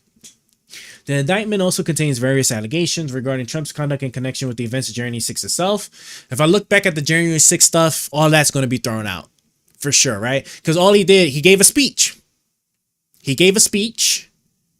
Congress already did their thing with the impeachment process. There's nothing you can, even if this came out before, then it wouldn't stop Congress from being able to impeach him. Right? Because that's a core legislative branch duty, right? And they're not a criminal thing, so I'm pretty sure they're probably going to say that all that's thrown out. Everything about the January 6th thing, so him giving that speech and then telling them to go down there and then they raise hell or fight like hell, whatever it is, all that's going to get thrown out. It's all going to get thrown out. I'm pretty sure that's what's going to happen. The alleged conduct largely consists of Trump's communications in the form of tweets and in a public address. The president possesses extraordinary power to speak to his fellow citizens and on their behalf. Trump v. Hawaii. So most of a president's public communications are likely to fall comfortably within the outer perimeter of his official responsibilities. There may, however, be contexts in which the president speaks in an unofficial capacity, perhaps as a candidate for office or party leader. To the extent that may be the case, objective analysis of content, form, and context will necessarily inform the inquiry. Snyder v. Phelps whether the communications alleged in the indictment involve official conduct may depend on the content and context for each. This necessarily fact-bound analysis is best performed initially by the district court. The court therefore remands to the district court to determine in the first instance whether this alleged conduct is official or unofficial, right? So like I said, this is all going to deal with his speech, right? If I read that correctly. Yeah, content, form, and context. Yeah, none of that's going to matter. Like, it's just, I mean, he has an official duty to speak to the public. I can't see how the district court, I think, would say this is an official act. I can't see it being ruled any other way. I'm not, again, disclaimer, right? Not a lawyer, so I don't know. But I can't see the court really saying this will be determined any other way. The presidents cannot be indicted based on conduct for which they are immune from prosecution. Okay. Well. Oh my God. Drop it. I know. We're gonna add that to our shopping list in the distant future. Because there's nothing wrong with my keyboard. Therefore, I will not be replacing it anytime soon, but at some point I've had it for a couple of years and it clearly is like has not been working for me. So we'll just look at something else. Presidents cannot be indicted based on conduct for which they are immune from prosecution. What this says to me is that this means that he can't even begin to be charged. This tells me, okay, the president cannot even begin the process of being charged for something if it is related to something determined to be an official act, right? So an example of this would be like this the civil shielding, right? How a president can't be sued, right? For anything. So how that's already determined, that's inherent. So once this stuff gets ironed out on what's official and what's unofficial, if he does anything that is seen, right? Whoever feels it to be the case, if it is seen as a crime, but it has already been determined that what he did was an official act, then no court system can even begin to attempt to try to take it up. It's completely immune. So we're still on page. Oh, we're on page 7 now. Where did I get the page 6? Is this all page 6 stuff? Hold on. The indictment.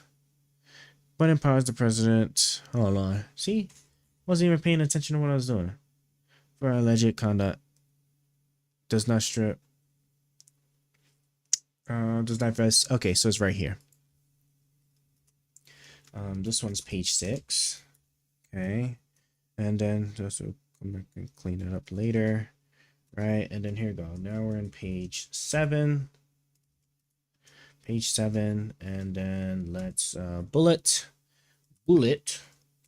Paste this. Okay. President cannot be indicted based on conduct. All right. So the court system can't even entertain it. Period. How lovely.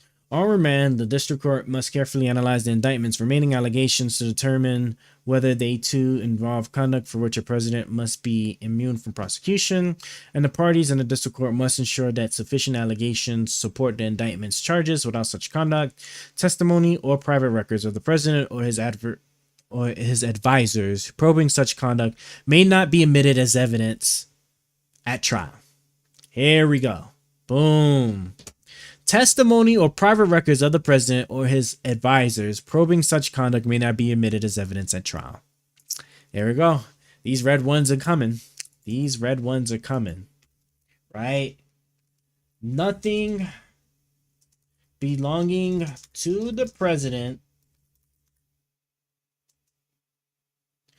verbally or in writing that is not public can be used as evidence, right?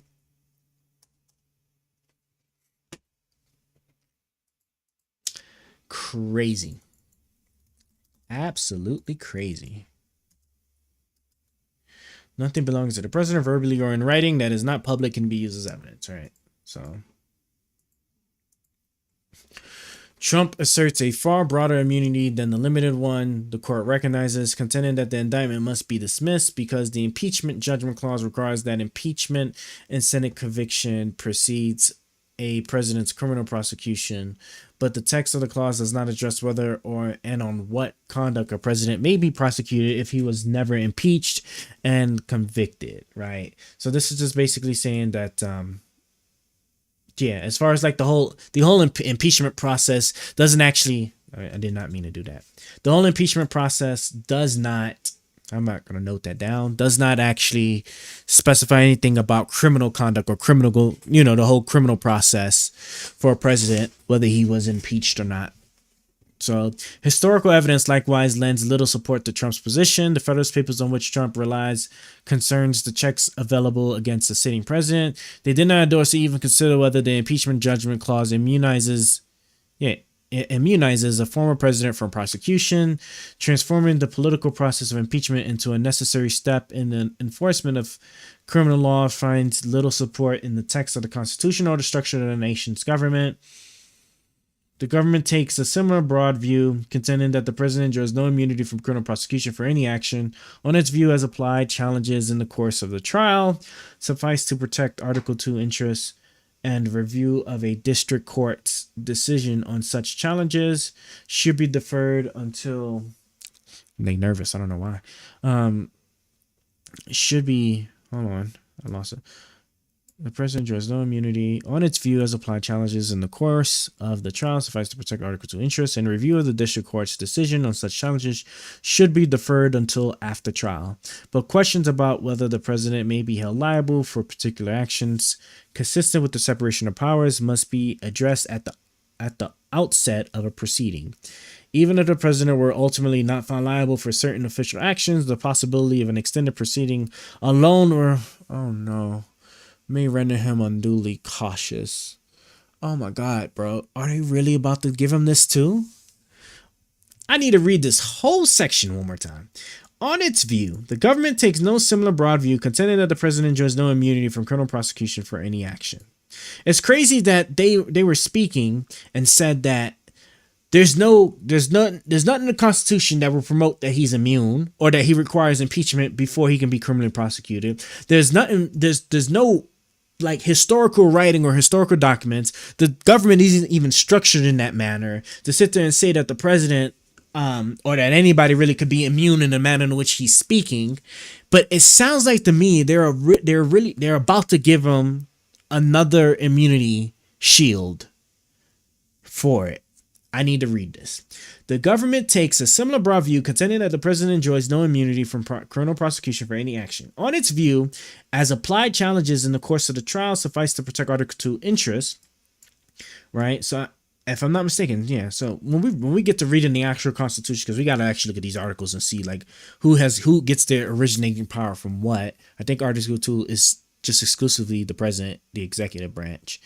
On its view, as applied, challenges in the course of the trial suffice to protect Article 2 interests. See, they're setting this up to say, right, because it would be in favor of the president's official duties. This is what they're setting it up for. And review of a district court's decision on such challenges should be deferred until after trial. I don't necessarily understand what this section means, but questions about whether the president may be held liable for particular actions consistent with the separation of powers must be addressed at the outset of a proceeding. Right? We're going to even Google the words that we think we understand, right? Because you never know. Outset definition.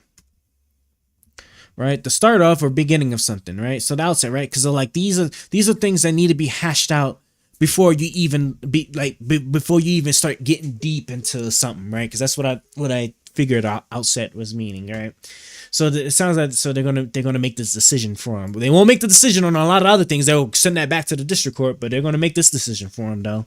Even if the president were ultimately not found liable for certain official actions, the possibility of an extended proceeding alone may render him unduly cautious in the discharge of his official duties.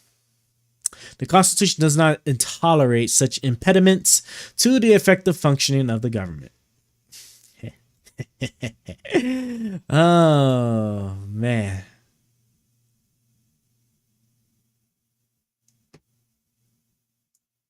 This is crazy. This is so crazy. This is crazy. Well, no, I can leave it red, right? Right? Yeah, I should actually leave it red because this is basically saying that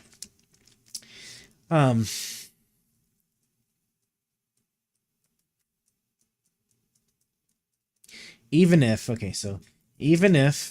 me make sure I need to make sure it just sounds right before I even try to type it out, right? So even if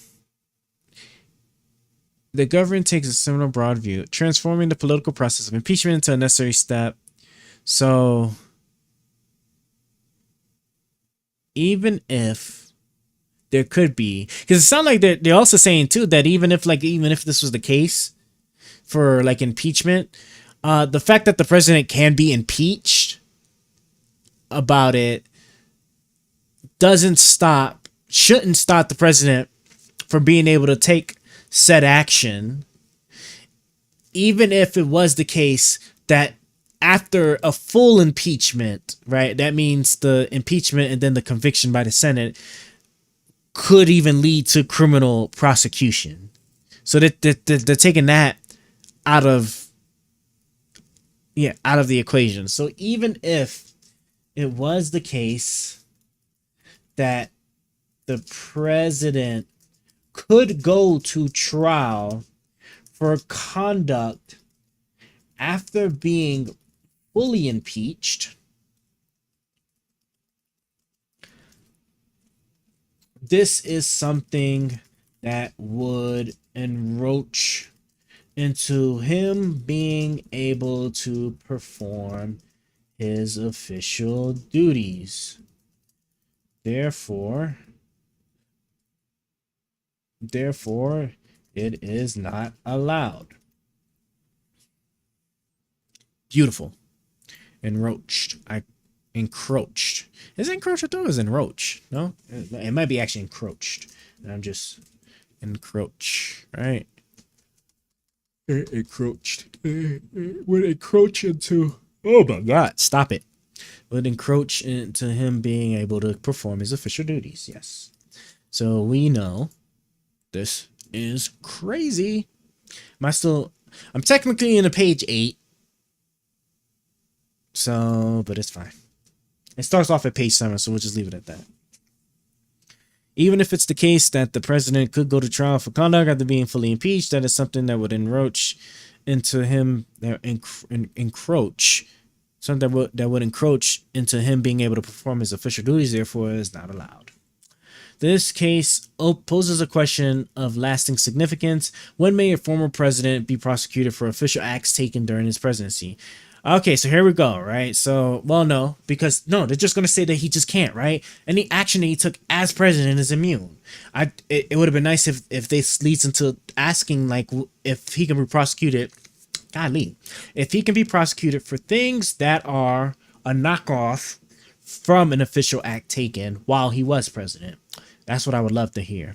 In answering that question, unlike the political branches and the public at large, the court cannot afford to fixate exclusively or even primarily on present exigencies. I want to make sure I'm pronouncing these words correctly. Exigencies. Exigencies. Is it exigencies? Exigencies. Exigencies. Exigency. Exigency? Ooh. Exigencies? Exigencies. That's exigency. Exigencies. That's a terrible word.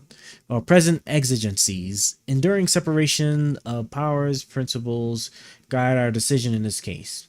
The president enjoys no immunity for his unofficial acts, and not everything the president does is official. The president is not above the law, but under our system of separated powers, the president may not be prosecuted for exercising his core constitutional powers, and he is entitled to at least presumptive immunity for prosecution for his official acts, right? So with this, okay.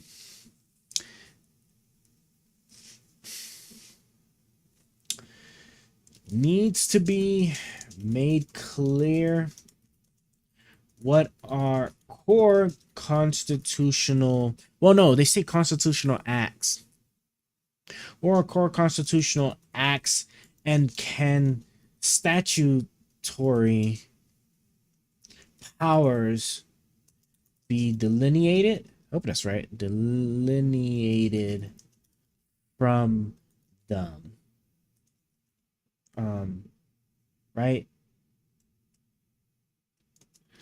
Would I say subtiered? I think I say subtiered. Subtiered. All right. At least presumptive. So not being prosecuted. So what I'm getting at is that because they say the president may not be prosecuted. So by saying not be prosecuted, that is absolute immunity. That's what the absolute immunity is for. Not be prosecuted. Presumptive immunity is the question can be asked and hashed out, and then we will look and see. That is what that means. So I think that I want to say, right? I mean, I've read it earlier. It's just I'm not 100% on it. I want to say the actual constitutional stuff is absolute. And maybe the sub-tiered stuff, what I call sub-tiered stuff, which would be the stuff that's passed on from the Constitution, right? Because everything relies on the Constitution authorizing it, would be presumptive, is like kind of how I would read that. Hold on. Page 8 / bullet. So this is my page 8, right? Needs to be made clear what are core constitutional acts and can statutory powers be delineated from them, right? So the president, because right, the president doing military stuff is constitutionally directed, right? It's not necessarily congressionally directive. Of course, there's like certain authorizations for stuff, but but the stuff that is constitutionally empowering, like I think like what was it, like the Gulf War or something like that, or whatever. I think it was like after 9/11. I can't think of it right now, but like he's able to take actions and stuff because of an authorization that was granted like 20, 30, 40 years ago, or whatever, from Congress. Maybe actions taken under that could be presumptive, but then his actions under the military itself is absolute. So how would you delineate between those two? So very interesting. Like, I would wonder. So then, like, because then the question, I'm just curious if there is such delineation. How do you satisfy it when the statutory blends directly into the constitutional authority, i.e. Congress gives the president the power to use the military for a much longer length of time than what is initially authorized by the Constitution for a certain geographical area, and the president starts with this but then goes into another area. All right. I need to clear up that example some. Hold on. Bro. Stop it. Stop it. Okay. Constitution gives the president, of course, man. Those. Oh, God. Okay. All right. If there is such delineation, how do you satisfy it when the statutory blends directly into the constitutional authority, i.e., Congress? Because I think there's a time limit where like the president could take initial solo action with regards to the military, but I think after 30 days or something like that, he needs like further authorization from Congress. So like if Congress just initially authorizes him to do something, but they put restrictions on his use of the military on it, but then he uses the military to do it anyway, could it even go through the court system about it, right? Because he has the authority to do essentially like whatever actions he want with Congress. Congress authorized him to do something. Let's say they just authorized him to do something for 90 days, but they restricted it to be in a specific area. He has still full control of the military. So while he's in that area, he authorizes them to take an action outside of that area. Can Congress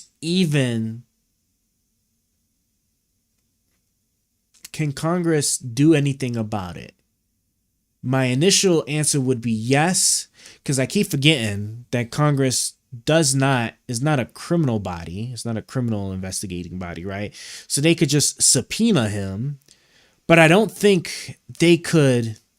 He basically, right? Because what Congress passes a law, right? That say, hey, the president can do this.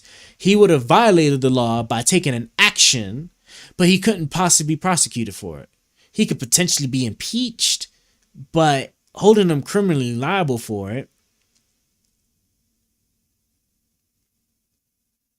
would be off the table, right? So I want to have like a really good example here.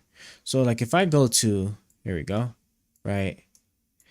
If, for example, right, he has authorization to do whatever he like, let's say like one of those like prior things authorizes the president to do stuff in Iraq. And while he's in Iraq, he actually does something in Iran, and then next world war breaks off, right? He would not be criminally liable. I wonder if he would not be criminally liable. So he gets to be scot-free for that, for essentially causing like the next world war by taking his authorization for Iraq and then doing some ish in Iran, because he has the power to do that with the military in Iran. So the military does it. And then Congress, Congress impeaches him for it, but he can't be held criminally liable for it. So many people will die, right? It's the next world war, right? So lots of conflicts and stuff happen. And he literally gets to be scot-free. I wonder, and then I guess the international court. Next question would be the international court, right? Let me see something here. If the international court said the president violated a international, what do I call it, law or international convention, does the U.S. government even have the authority to send him off, even if the government was willing, right? So that example I just gave, right? Authorized action in Iraq, uses that to do something in Iran that causes a whole bunch of problems, maybe a violation of Geneva Conventions, whatever it is, right? Or, whatever international body stuff, right? international body, just similar to like how like they put a warrant for arrest for the Israeli prime minister and the Hamas leader, right? If the president violated a international like convention or something, right? And then they order his arrest. If let's say after the election cycle, you get a new president that would be more than happy to send the previous president out there to be prosecuted. So, and then of course he has full control of the government right now, law enforcement.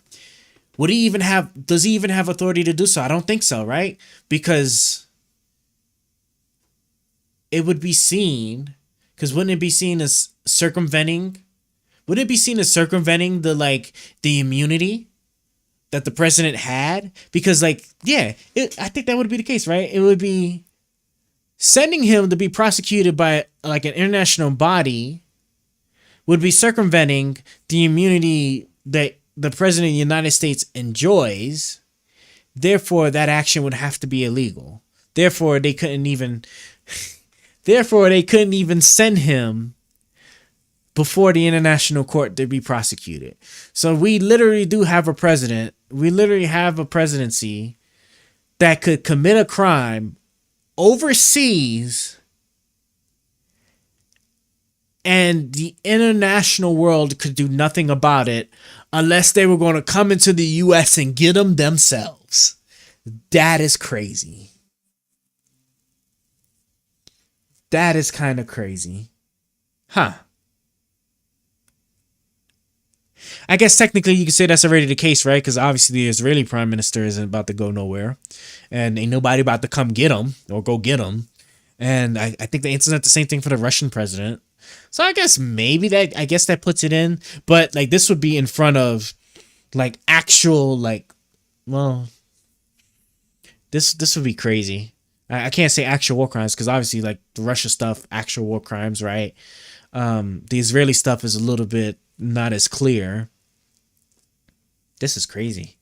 So it's like the US is even hamstrung and even trying to adhere to that, I think. That's what that sounds like to me. I think this literally keeps the government from actually also adhering itself to the international norms as well. Interesting. That immunity applies equally to all occupants of the Oval Office. Huh. All occupants of the Oval Office. I wonder when they say all occupants, what do they mean? You're talking about just the president or everybody that be in the Oval Office? So his secretary and all the other stuff. Okay. Vacated and remanded. I don't know. Roberts, CJ delivered the opinion of the court in which Thomas Alito,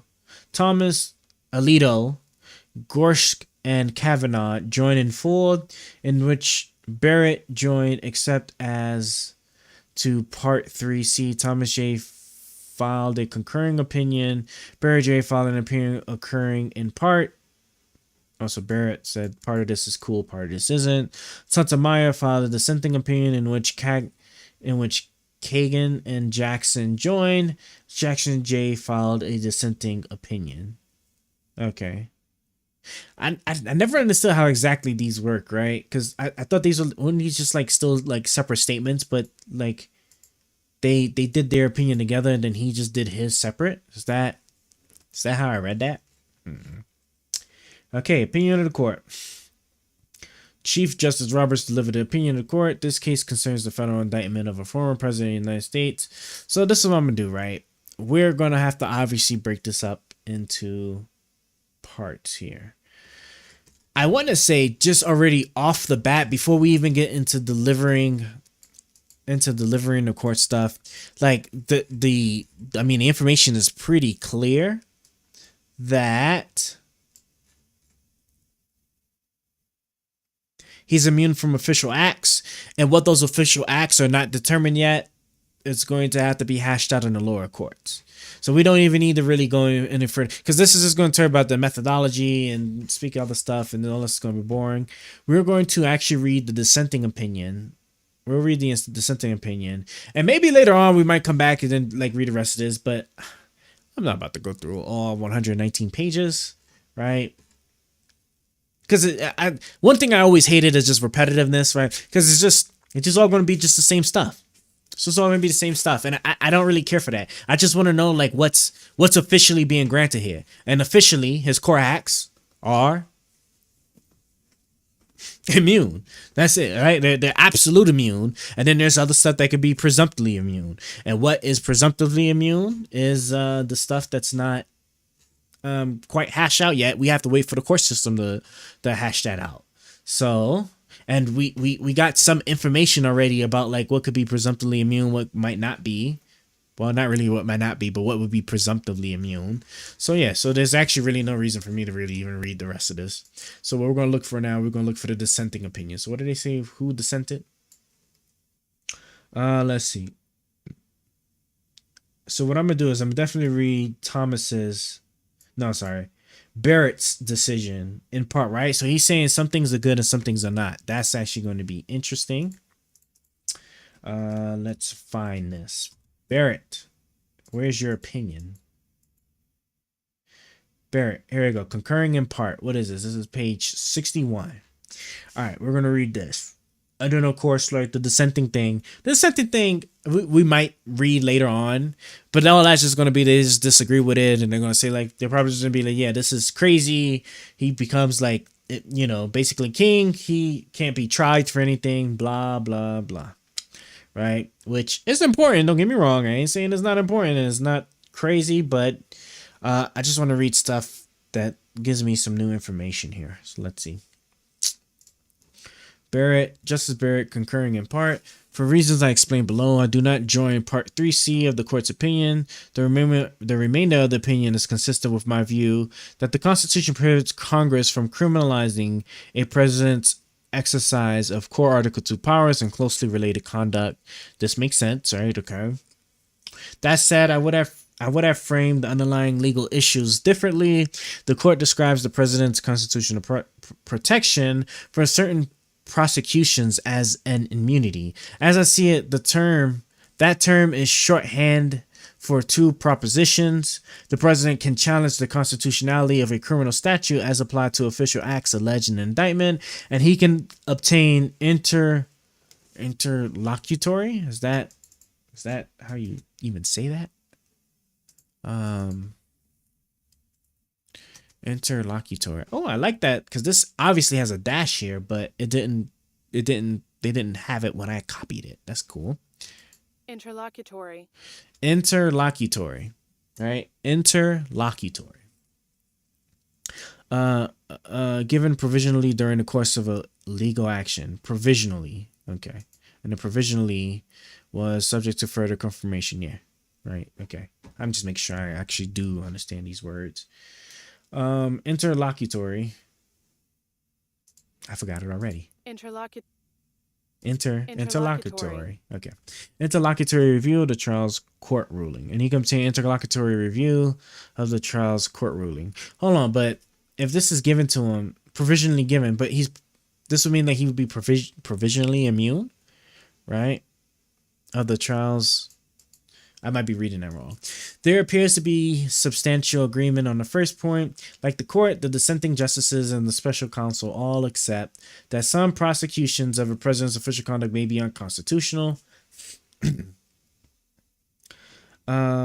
Brief for United States, blah blah. As for the interlocutory review, our precedent recognizes that resolving certain legal issues before trial is necessary to safeguard important constitutional interests here.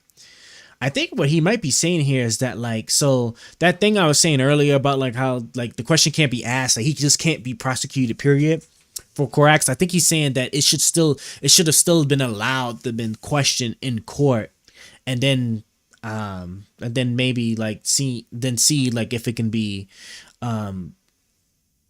modified or maybe exempted in certain instances. I think maybe might be what he's trying to say here.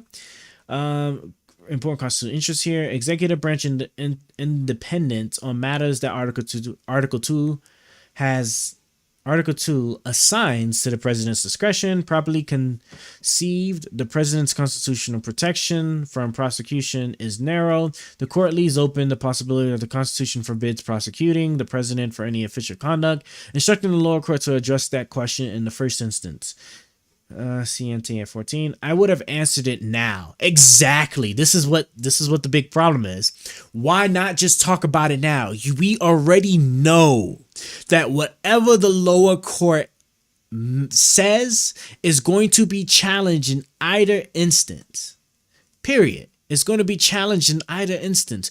Why not save the time and just make the answer now? Though I agree that a president cannot be held criminally liable for conduct with his conclusive and preclusive authority and closely related acts, the Constitution does not vest every exercise of executive power in the president's role, in the president's sole discretion. Yeah. And then there's more citations. Congress has concurrent authority over many government functions, and it may sometimes use that authority to regulate the president's official conduct, including by a criminal statute. Article 2 poses no barrier to prosecution in such cases. Let me read this one more time. I need to make sure I understand this, right?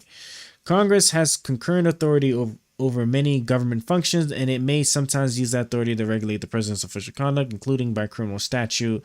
Article 2 poses no barrier for prosecution in such cases. This is interesting, right? Because what he's saying is, because like earlier in this whole decision thing, right, they were saying that like certain things that would be shared between the president and Congress cannot be granted immunity. So therefore,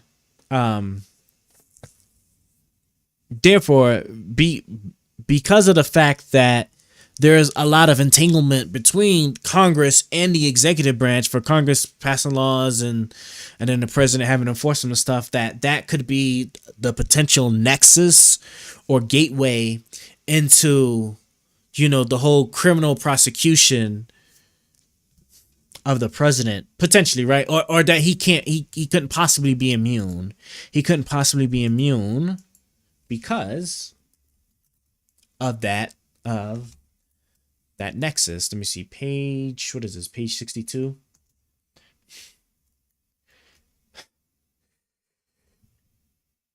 Ooh, wow, I actually held it. That's crazy. I was about to sneeze.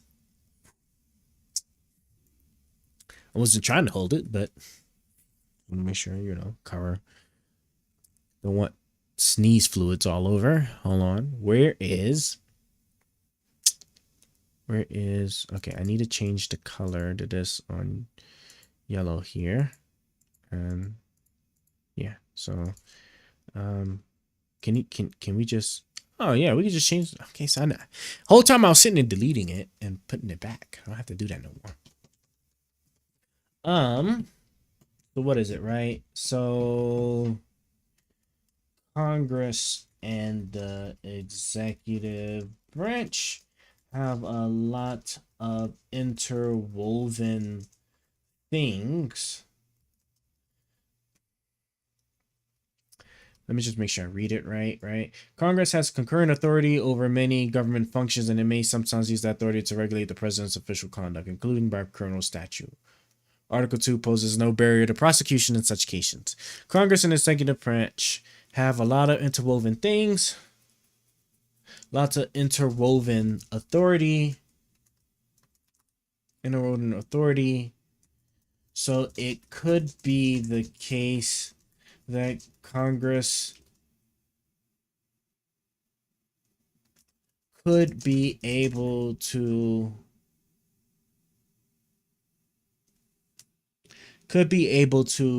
regulate presidential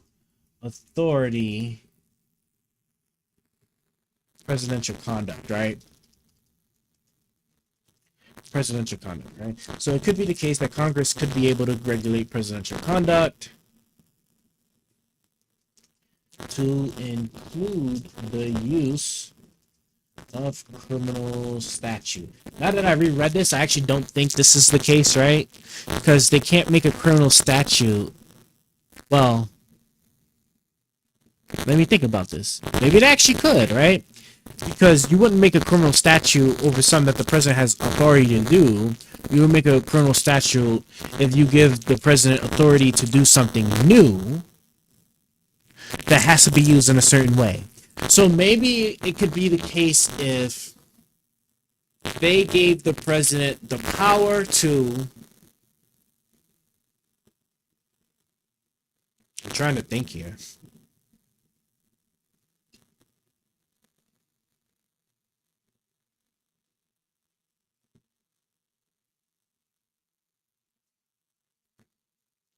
I'm trying to think of a simple example. I was about to go with like martial law, like setting curfews, and it's saying that if you set a curfew outside of these hours, it's to violate, it's a criminal violation, and therefore you could be prosecuted.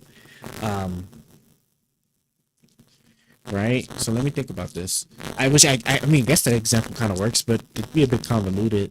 I guess if the president had the power to set the required balance everybody needs to have in their bank accounts, and says that by law the president can determine whether everybody must have $100 or $200, $100 up to $200 in their bank account at all times. He gets to set the value, but it has to be within this range. And then they specifically say that any range set outside of this value will be considered like a criminal act, and therefore, is subject to being criminally prosecuted. I think they could do that. I think they could actually set that up or structure it that way, because it's not encroaching. It's something new. It's a new power granted by Congress, right? It's not inherent by Article 2. Not inherent by Article 2. So if he uses that power and then does violate it, your mic staticking a bit. Oh no. Let me see. 4 hours. Maybe it could be because my AC is on now. Let me see something. Hold on. Oh wow. My computer is hot. Hold on. You know something? I didn't turn on. I got a new fan pad. I'm back. I just finished watching this video. Oh cool. We'll look at it too. Hold on. So my computer is definitely really, really, really hot. So yeah, I forgot to turn on my cooler pad. So I have a cooler pad that should hopefully help cool down. See, when I have money, I'm gonna just get another desktop and have the desktop mic test.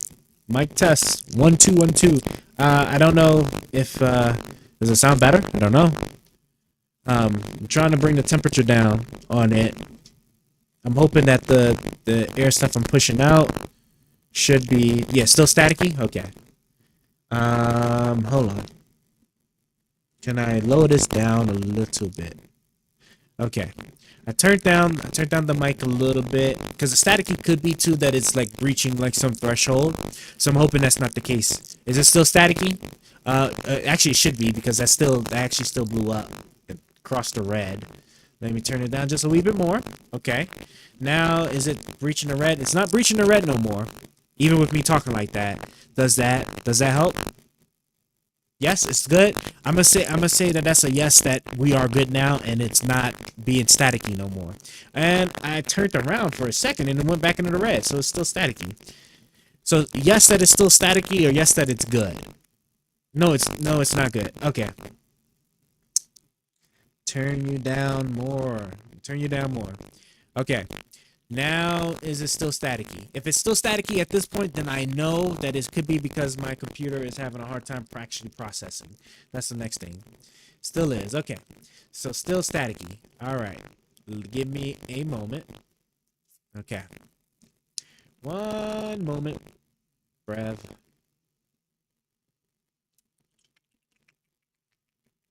What do I want to do? I wonder if... Hold on.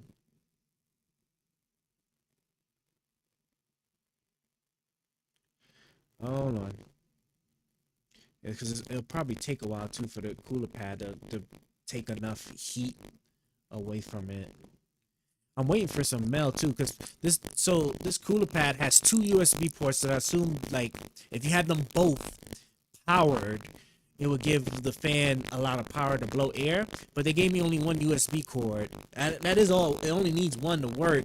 Okay, I guess. But I'm assuming that it can use both to, like, for extra power. So why not just give me 2 USB cords? And then of course it's a female USB cord, right? So now I had to get a specific. So I had to order online because I don't have a USB male to male end, because it's you need 2 male ends in order to plug it up. It wasn't like, you know, like micro USB or USB-C to regular USB. So that was like a huge pain. Okay, so that's what I'm gonna do. I'm actually going to flip this over now. Let's see if this changes anything. So hold on, let's see. 78 degrees Celsius. What the hell is that? 78 degrees Celsius. That sounds hot as hell.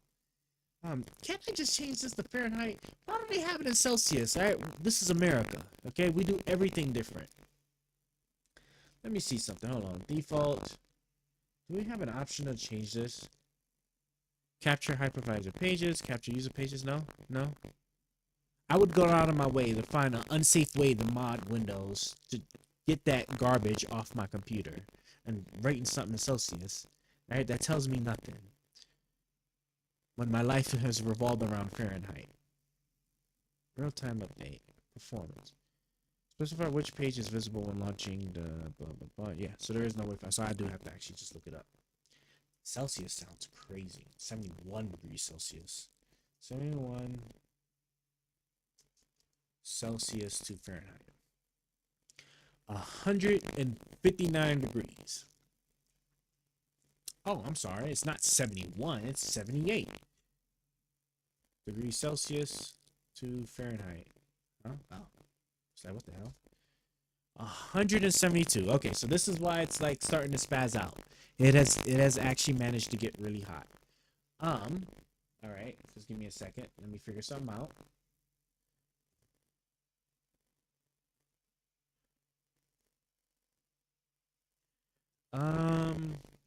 I know what I can do. What application is it? Hold on. I have an application that does a really good job in giving me different data points for temperature on my computer. What the hell are those applications?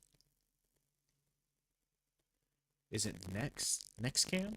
Let me see. Hold on. I gotta open up. Come on, let me move it over so you can actually see here. Hold on. Of course, it has to update. Lovely. This Nextcam.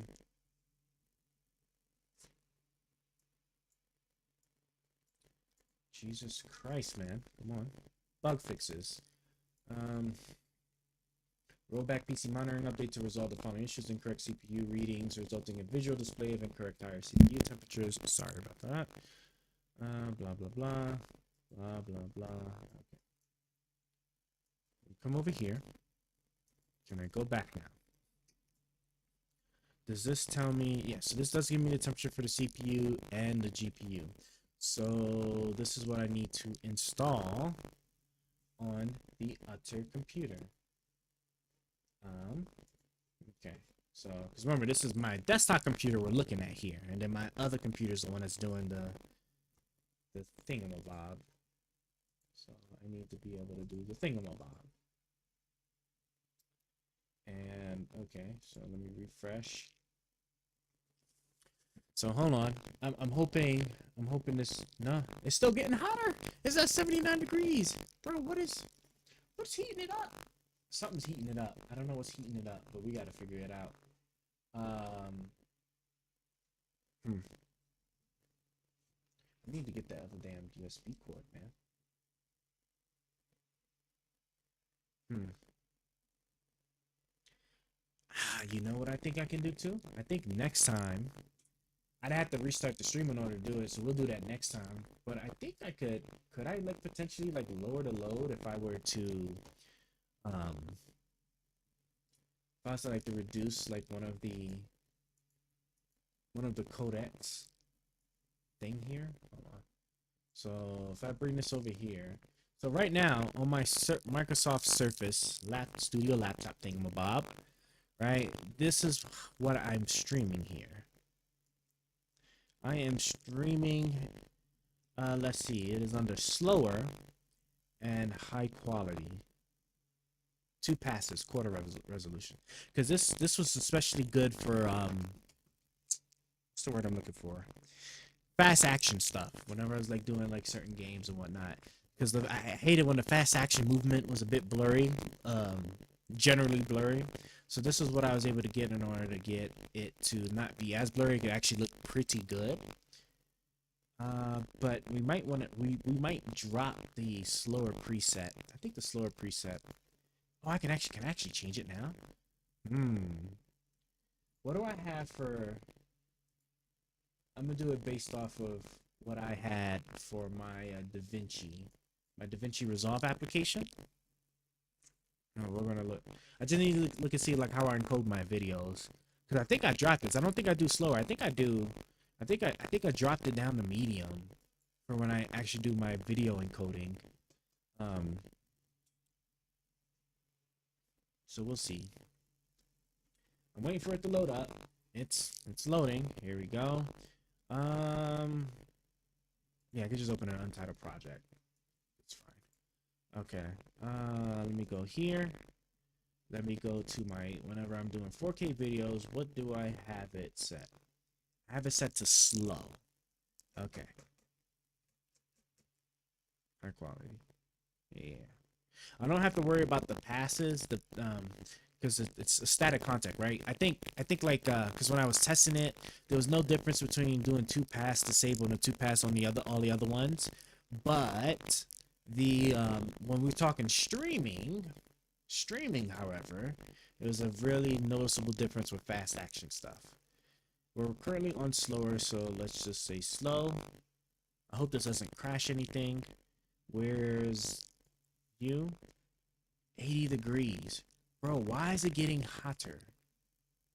I can't just have the AC just going at it. Hold on, I just want to move this over here. Can I go like this? Okay. That's fine. Okay, let's go slow. Let me go back here real quick. 81 degrees is still rising.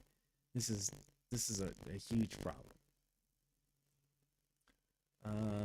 Let me see. 63, roughly.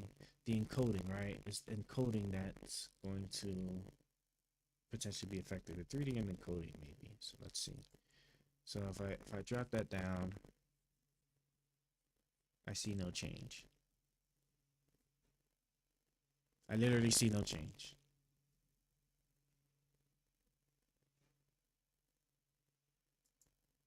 I'm actually really shocked that it's even letting me do this while I'm streaming. So if I said slow, if I brought it down to its slowest,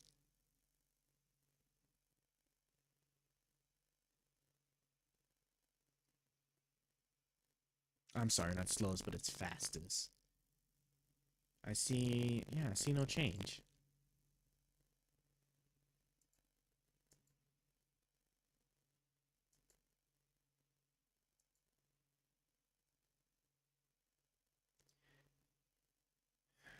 I don't want to change all those other things, though. Not without adequately testing. 3D dip for a second. Okay. I need to figure out, why is my laptop acting like it's a furnace? 80 what? 81 degrees. Isn't this...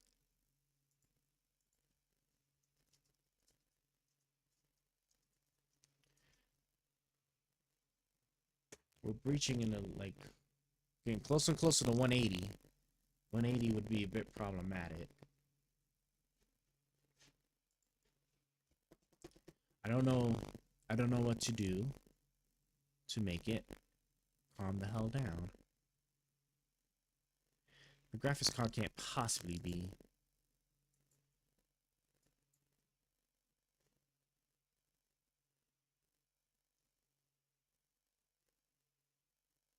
It's not like it's changing any. And the worst part is it's not even changing any workloads. And that's because I don't know if like the stream has to be restarted in order to test that out or not. Okay. Well,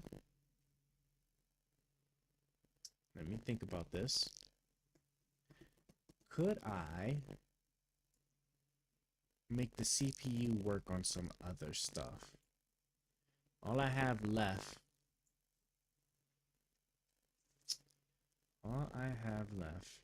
here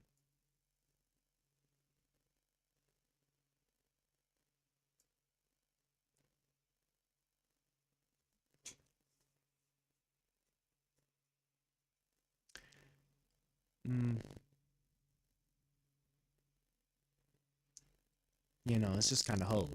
I think it's just literally just kind of hold.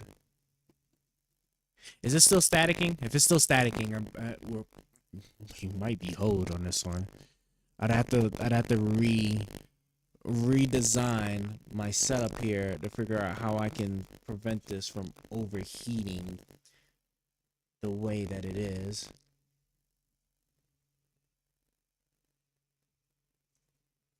Let me see here.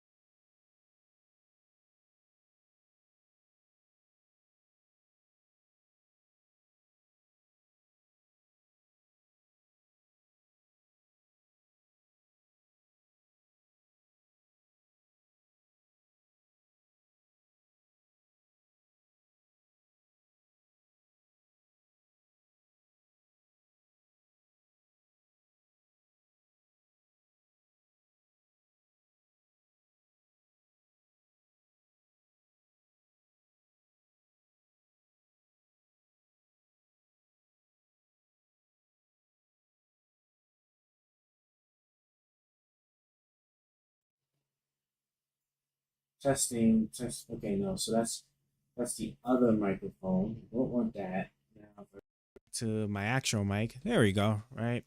So this should be back. I think it must have. It probably like for a split second like disconnected, and I just needed it to get back. Okay. Okay. I'm hoping, and hopefully maybe that could even maybe fix the static stuff. Is the static stuff at least not a problem anymore? All right. It would be really cool if it's not staticky anymore. And what the hell happened? How is it no more static? Not only is it no more static and perfect, right? But it dropped significantly in temperature. What happened? Wait, what happened? I literally changed nothing. I was playing with stuff, but I put it all back. What happened? Right? I'm not tripping, right? It was at 81 degrees. How did it go from 81 to 67? That's crazy. That's crazy. That is actually crazy. What the hell is it doing? Yeah, like that's. I literally changed nothing. Let me go back. Let me go back. Right? I changed nothing, right? And then I did it all while streaming, right? I put this to slow, but that was it. And like as far as like the actual workload, it didn't change nothing. I left that be, left that be, left that be. That's crazy. Or maybe it took a second for the slow thing to kick in, but like by that much, nah. All right, well, we figured it out at least. I think, maybe. And then when I get a chance, I need to install this application onto that computer so I can actually get a read of like the CPU, because this is what my desktop computer is running right now, right? 70 degrees on the desktop for the CPU, 41 for the GPU, right? Because my desktop obviously isn't doing anything graphic intensive. So, oh man, here it's so dry. I haven't put anything in it because I was planning on washing it tonight. It's already or super early this morning. And yeah, and then like putting all the stuff on it and then throwing all the things that you'd be seeing me putting on to get the hair right. Okay, I'll close this. And how many pages does this guy write? Okay, it's not that many, right? So what we're gonna do is we're gonna finish his opinion. I'm just curious of like what were the things he agreed on, what are the things he didn't agree on, and then then we're gonna actually grab that, and I don't want to lose it. I'm gonna grab that video you said you watched. Yeah, this one. Let me clicks it. Doesn't realize. Oh, Shapiro made a statement and Destiny reacted on it. That'd be good. Yeah, we're gonna. Yeah, that could be the first video we actually look at and watch for sure. I'd be really curious to see like what was Shapiro's take on it. And Shapiro's a lawyer. If I'm not mistaken, Shapiro is a lawyer, right? I think he is an actual lawyer. I don't know if he's if he ever practiced criminal law, but I think he's a lawyer. So I'd be really curious to see like how he kind of pushes or stretches like any of that stuff. So okay, yeah, let me enter here just so I can have it like kind of loaded up.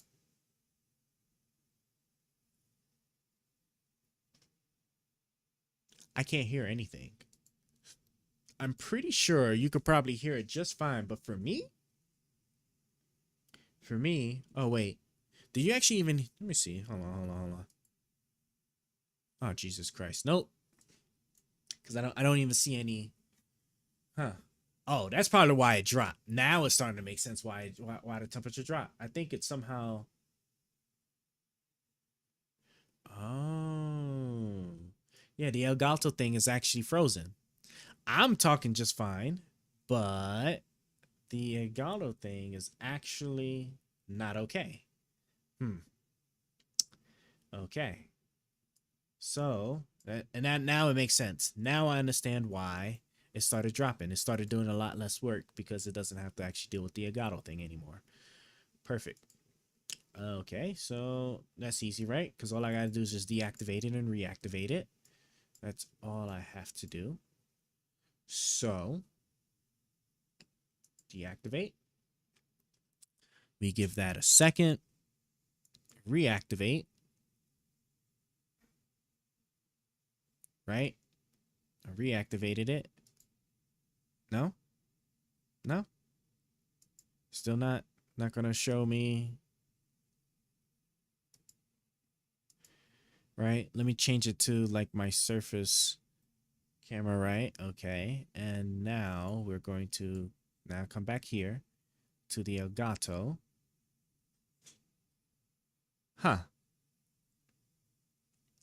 Yeah, we're going to find out. We're going to Google that and figure out like what kind of law he practiced for sure.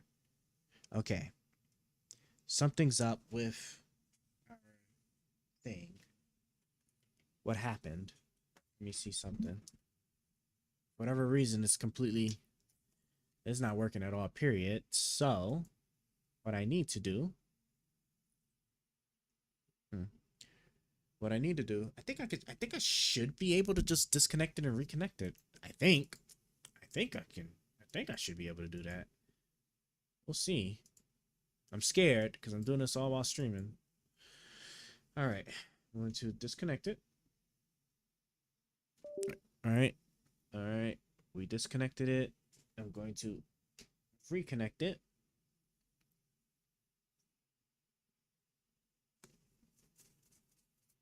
Waiting for it to come on.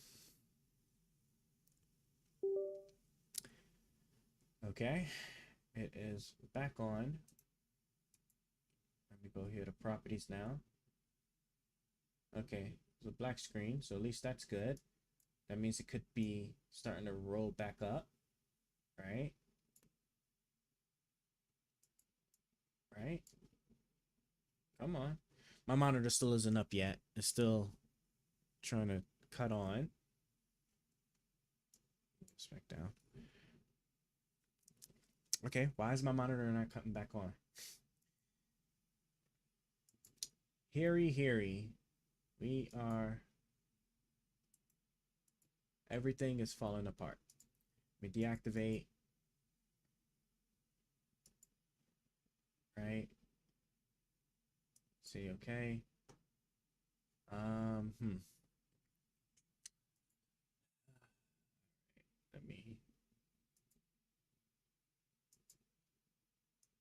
Let me eject it. And I'm gonna plug it one more time. Okay. I'll make sure that the cords, right? My cords are not wiggled out somehow or some way. And then I'm going to now plug it back in. Okay. My computer's doing the flickering thing because it's starting to recognize that a new monitor is now being connected to it. Come on. I know we got it, right? HDMI 2. Why is it saying? Well, okay, yeah, there we go. Cool. All right, so my monitor's up now. Now, let's reactivate. Reactivate it in OBS. Okay. Okay, yeah. Activate. Boom. There we go. All right. So now the only thing for me to check is audio. There we go. Yep, I heard it go through from Elgato. We'll play the video real quick to see. Make sure. Does speak to the military. The military does control SEAL. Okay. Yep. Bam. We're all good in the hood now. All good in the hood. What is this? Oh, it was election day, so I can close that too. Motive. So now the only thing I'm just curious now is just what's the temperature looking like back on the GPU. GPU is now the 72. So 69 to 72 going up to 73. That's just because it's just now doing a lot of video decoding work. So I think a bulk of my computer's work comes from the Elgato capture card, because the capture card, right, has a lot of rendering stuff that's being done through its GPU. So, and that's different from the streaming, right? Because I think the streaming is done on the encoding side. So it's not like a particular thing's being maxed out. Like everything's being spread equally around as far as the graphics card's like work components are concerned. I just don't like that it's just creeping up hot. But hopefully hopefully at 73 degrees or 75 degrees, right, we should be good. Because I think only when it got to like 77 or 78, where like we started getting those problems. So I'm hoping. And then now that I have the fan on, we should hopefully be good. So with that being said, let us. Okay, I can close this now.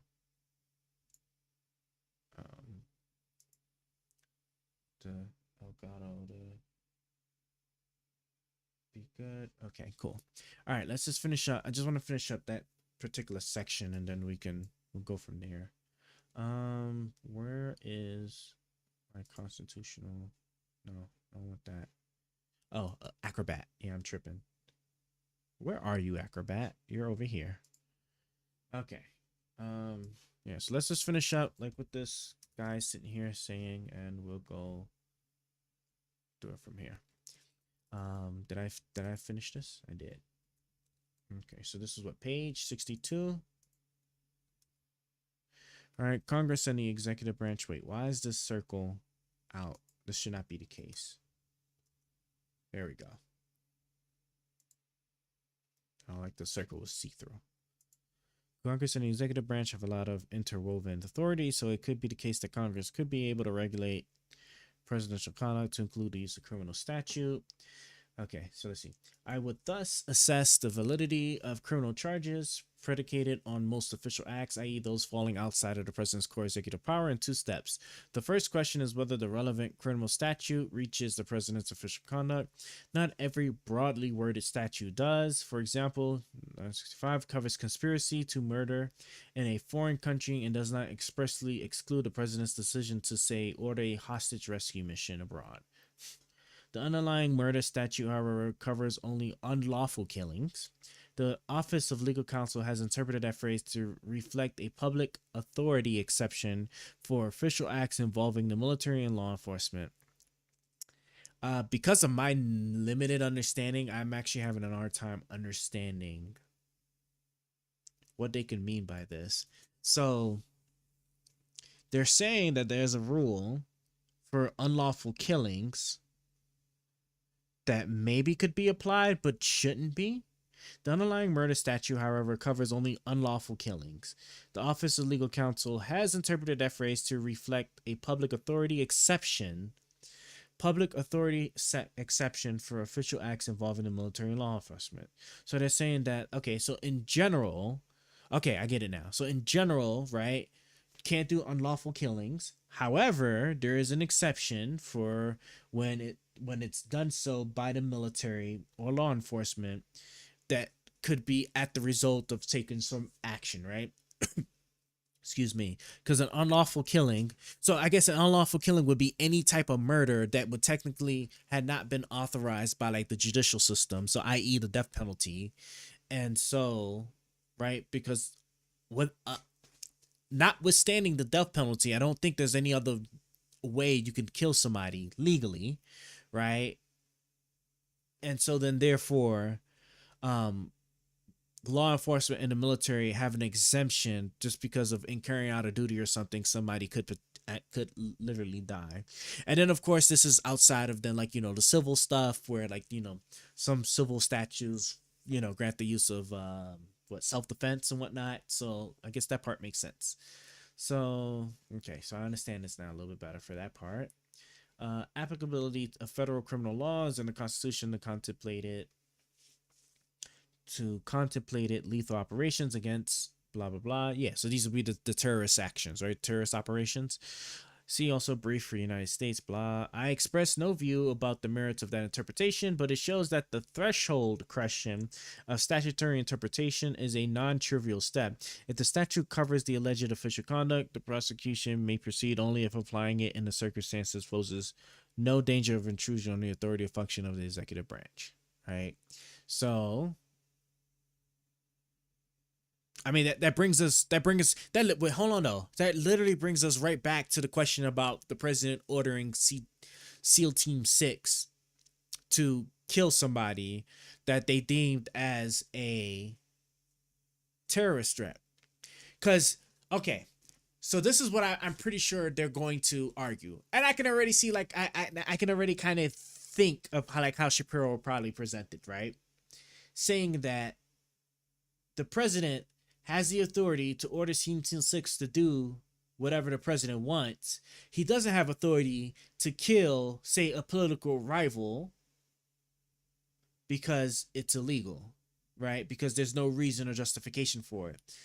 And I bet you he's probably not even going to address, right? Or nobody's going to address the fact that because the president has control over all of the investigatory bodies of the executive branch, so FBI, CIA, the military, then the president, in communication with the head of said head of said departments, could structure the allegation that a political rival is actually working with terrorists, and then order somebody to kill said person.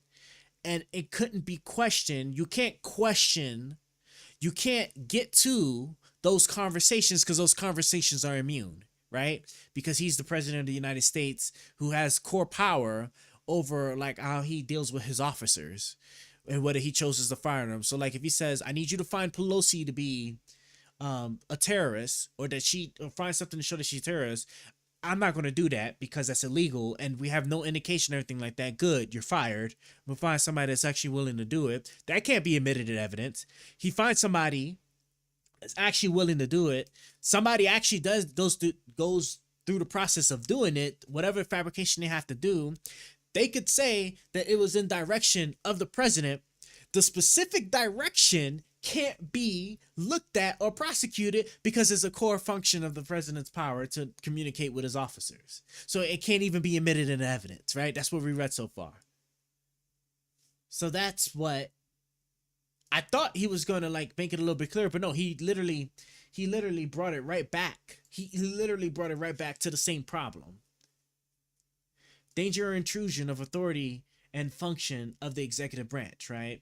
Because believe it or not, making that distinguishment between, you know, whether the president can communicate this to be that communication is something that's clearly unlawful, and trying to distinguish that between something that is lawful, right, would intrude into his authority and function to be able to do it in the first place. Therefore, unquestionable.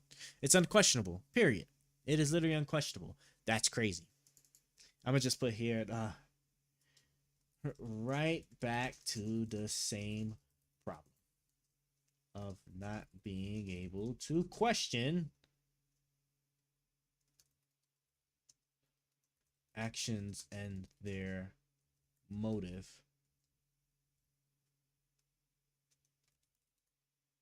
I think maybe it's just motive here. Probably motive. But I'm going to just leave that on there. I don't even have to make a note because that's just crazy to me.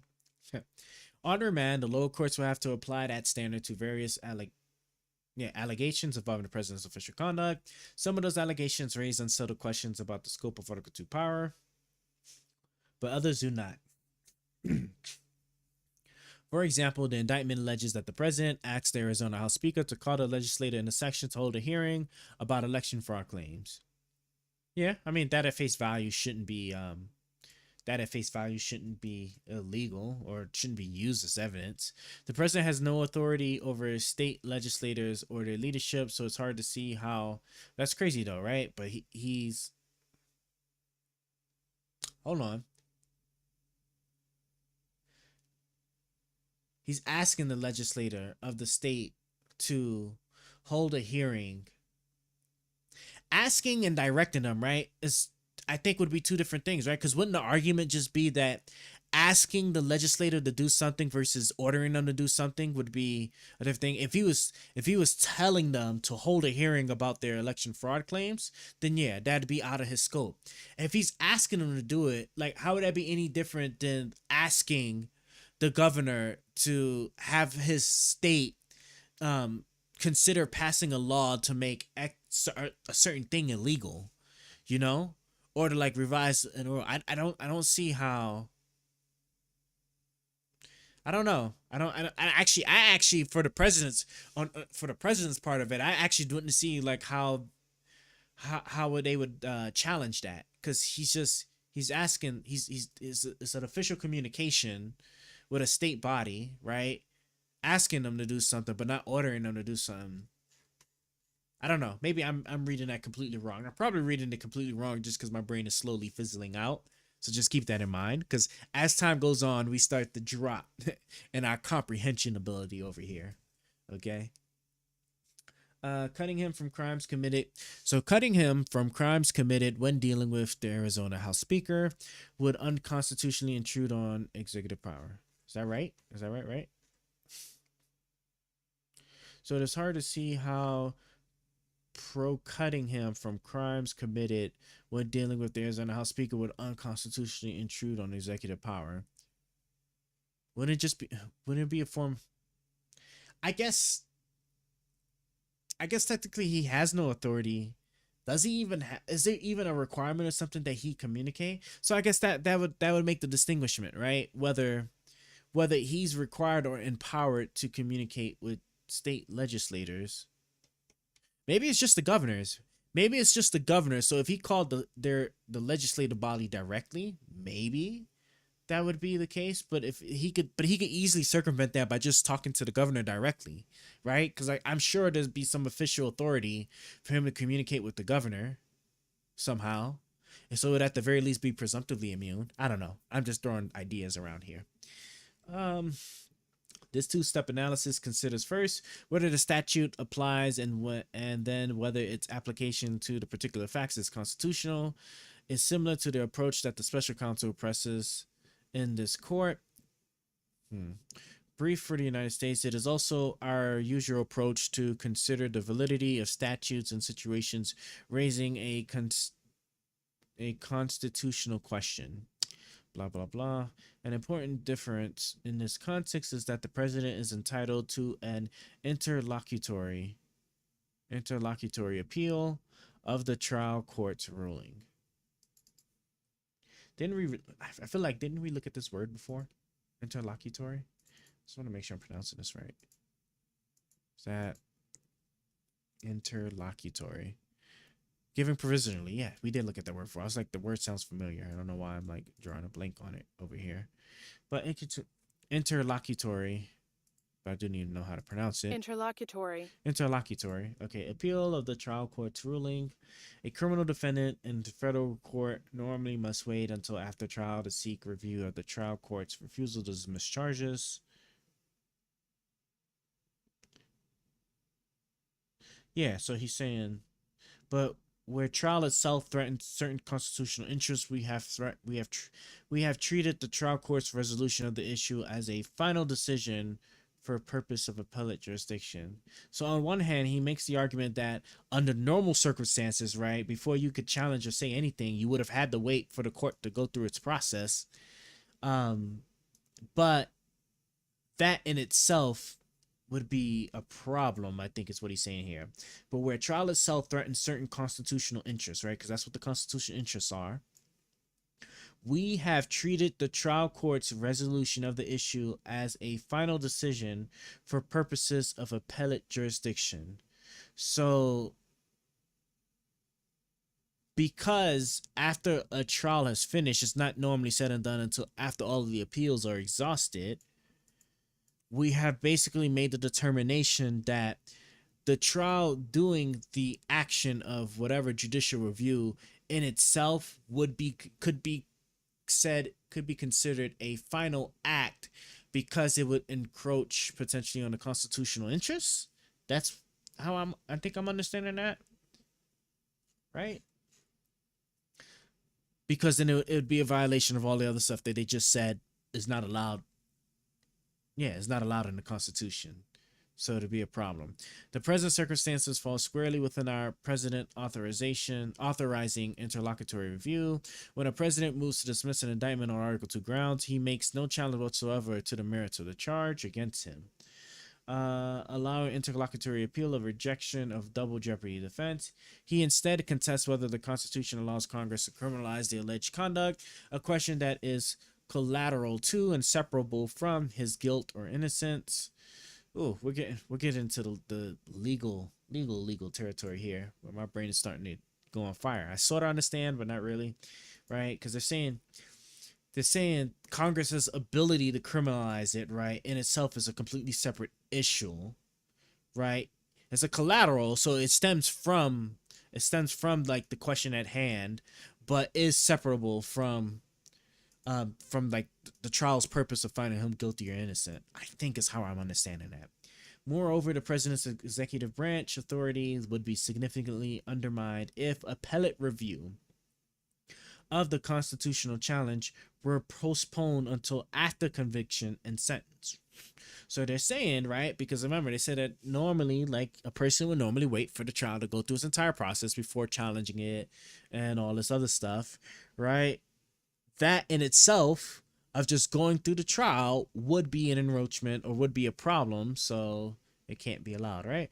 The president's executive branch authority would be significantly undermined if appellate review of the constitutional challenge were postponed until after conviction and sentence, right? So having to wait till after the trial would be a problem, even though everybody else has to do it for criminal things. The president shouldn't be subjected to that.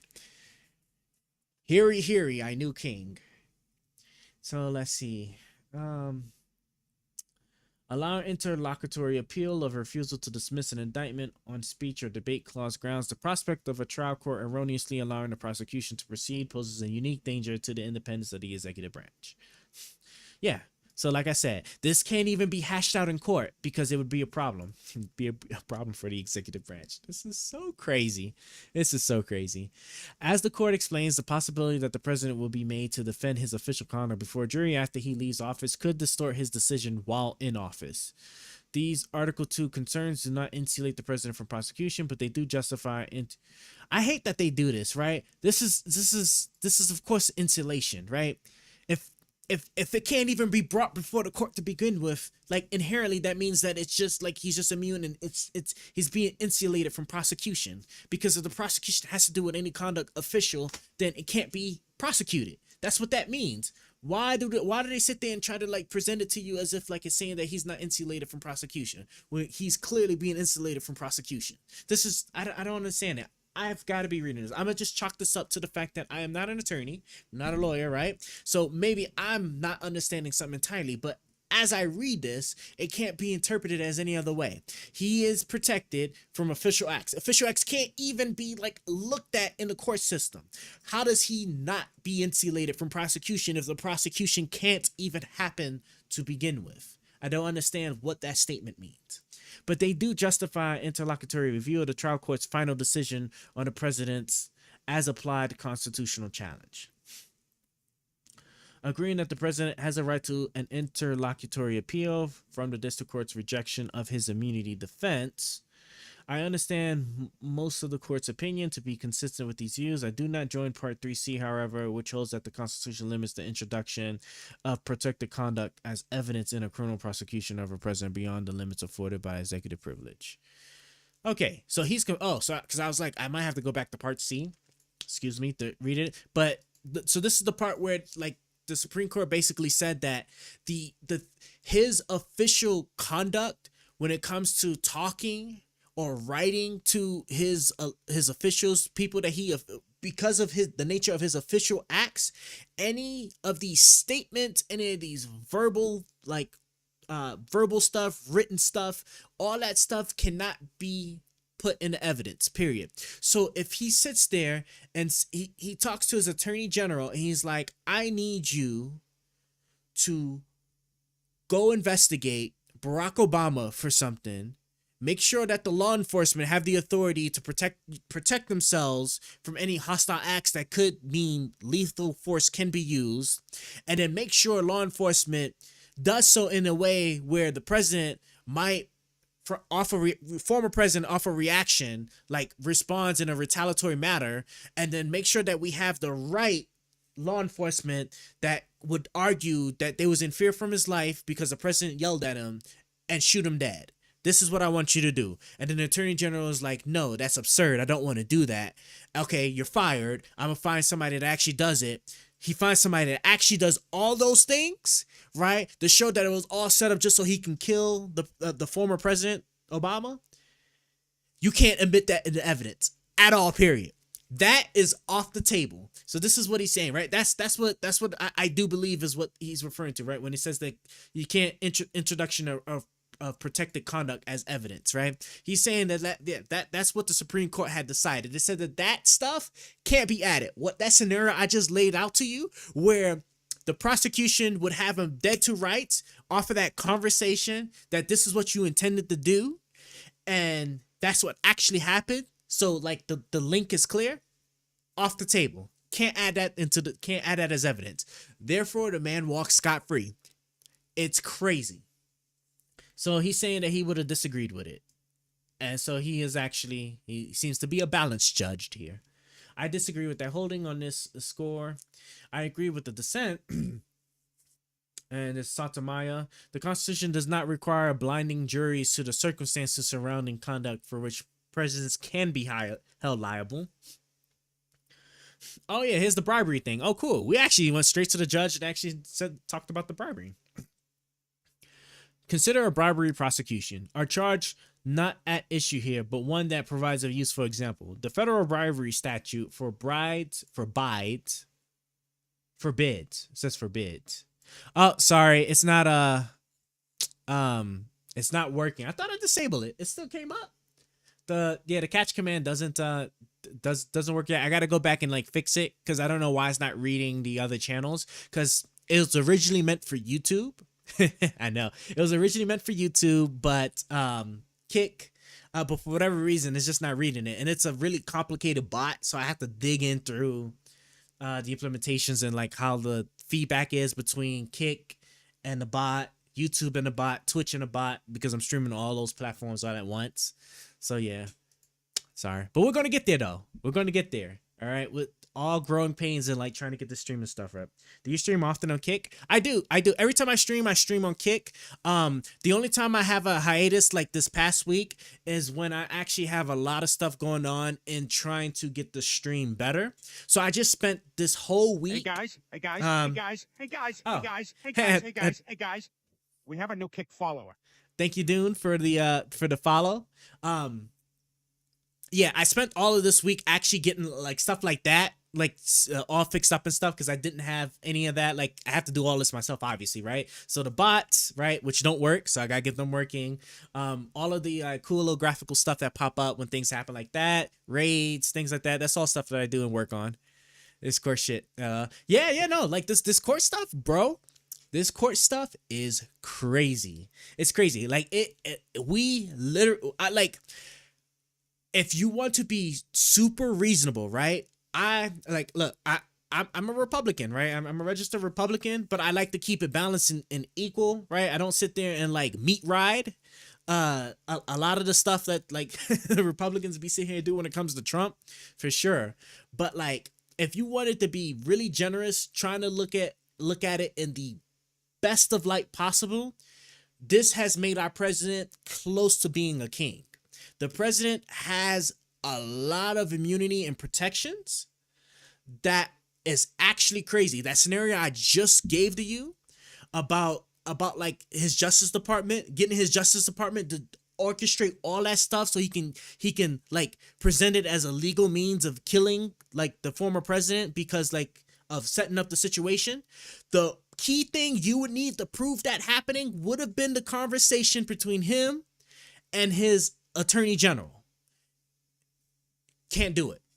Cannot be entered into evidence in the judicial process, period. That's what they earlier in my stream when we was reading like the first part of the court stuff, where we read the first little part of the court stuff before we got to the actual opinions. We're only going to read Barrett's which is a particular judge, his opinion, because it's short and he agrees with some stuff and disagrees with some other stuff. And so and so I think like his will be pretty cool to read, and then we're gonna start like looking at videos of what other people have been saying about it. I'm so curious what legal experts think about this case.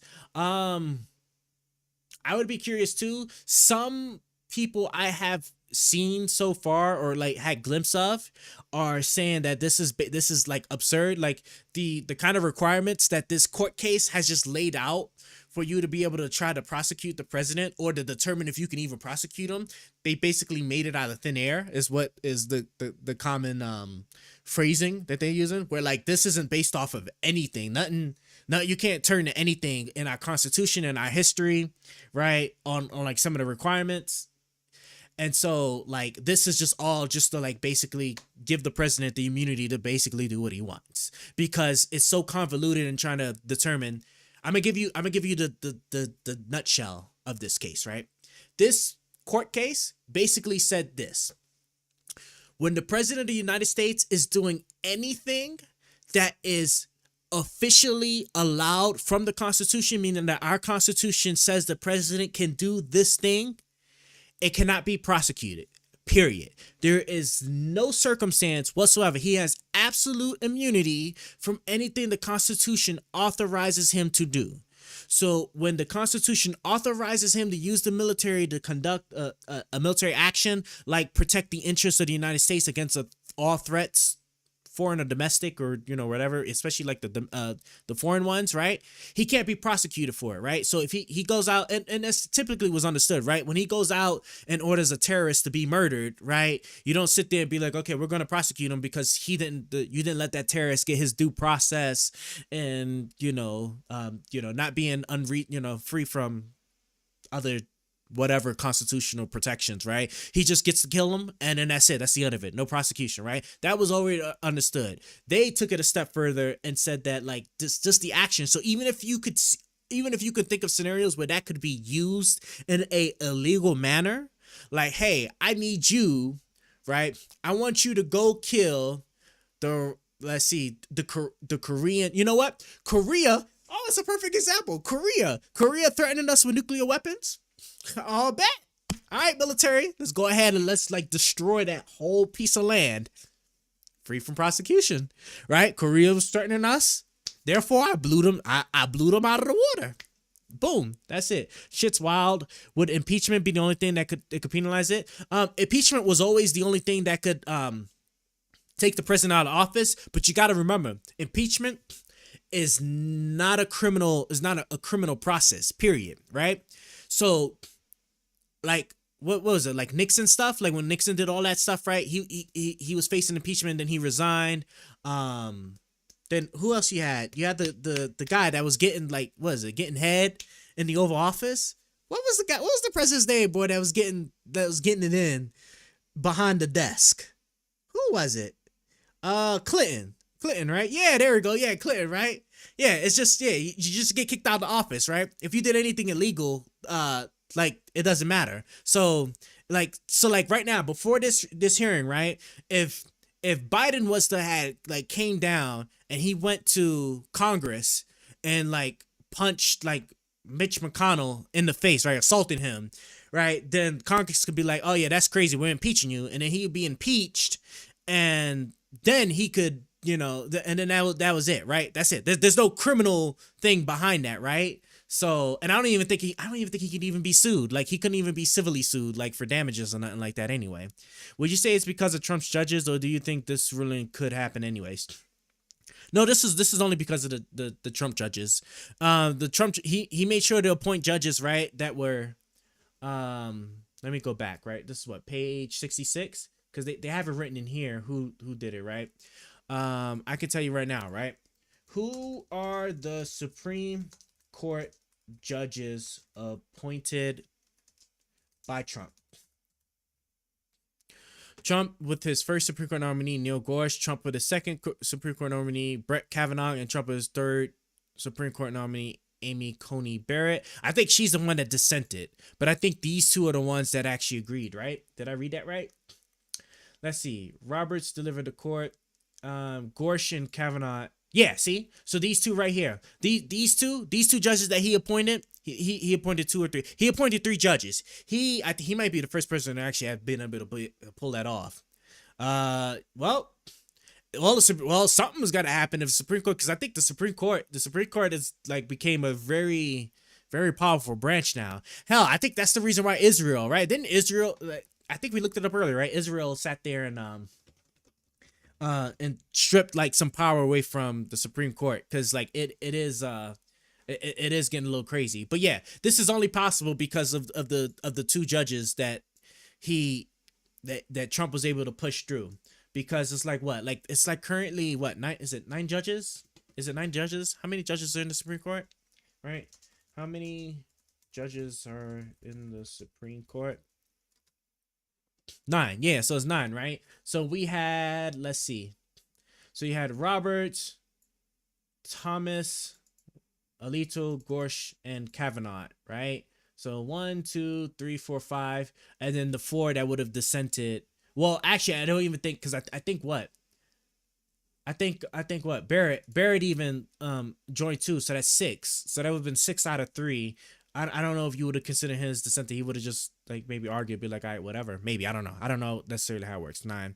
So that means that like if you took out 2, so if you had 6 and you took out 2 of them and you had them with judges that were a little bit more like sane, then yeah, this wouldn't have made it. There would have been enough dissent to like change this. So yeah, so this is definitely like what the Trump Supreme Court I guess gives you. It's crazy. How many pages we got left? Okay, cool. We only got like one more page. So let's see. So I'm gonna finish this and then we're gonna look at the video between what is this? My other guy gave me. Yeah, Shapiro on Destiny. So let's see.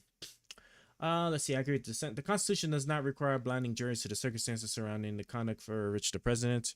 Roe, now this. Oh yeah, Roe. Yeah, Roe. This and yeah, Chevron. Chevron was another one. Chevron maybe could be a little bit more reasonable arguments to be made about why that needs to be overturned. But yeah, them boys, the Supreme Court them boys got everything on the chopping block. The Constitution does not require blinding juries to the circumstances surrounding conduct for which presidents can be held liable. Consider a bribery prosecution, a charge not an issue here, but one that it provides a useful example. The federal bribery statute forbids any public official to seek or accept a thing of value for or because of any official act. Excuse me, my God. The Constitution, of course, does not authorize a president to seek or accept bribes, so the government may prosecute him if he does so, right? We know this, as an impeachable offense. See, blah, blah, blah. Okay. Conflicts of interest. So, to conflicts of interest arising out of president, blah, blah, blah, Rockefeller. Okay. Oh, no, so this is actual stuff to read. I don't know why they wrote it like this. It's killing me. I'm gonna hit the hey. Good luck with the reading grind. I'll make sure to drop by next time you stream. I appreciate it. Yeah, we typically stream like pretty late. Sometimes, especially over the weekends, so we'll do we'll do a little bit earlier streams, but we typically we're a night owl when it comes to the streaming. So, but yeah, I'll catch you next time, brother. Thank you for joining. Let's see. So. Conflict of interest sounds good. Peace out. Take care, fam. Let's see. Under the 25th Amendment to the Constitution, suggesting the federal bribery statute applies to the president, yet excluding from trial any mention of the official act connected to the bribe would hamstring the prosecution. To make sense of charges alleging a quid pro quo, the jury must be allowed to hear about both the quid and the quo, even if the quo standing alone could not be a basis for the president's criminal liability. I appreciate the court's concern that allowing into evidence official acts for which the president cannot be held criminally liable may prejudice the jury, but the rules of evidence are equipped to handle that concern on a case-by-case basis. Most importantly, a trial court can exclude evidence of the president's protected conduct if it is probative.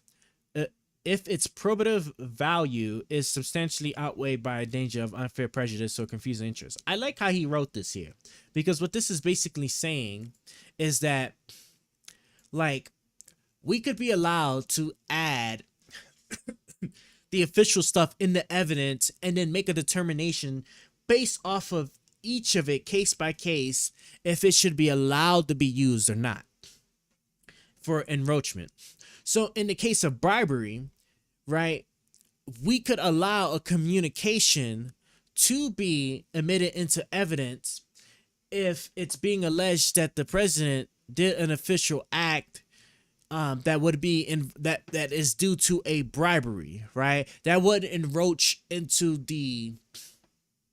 that shouldn't encroach into his constitutional protections, because he's not supposed to be doing those constitutional things at the behest of somebody because of a bribe that they're giving him.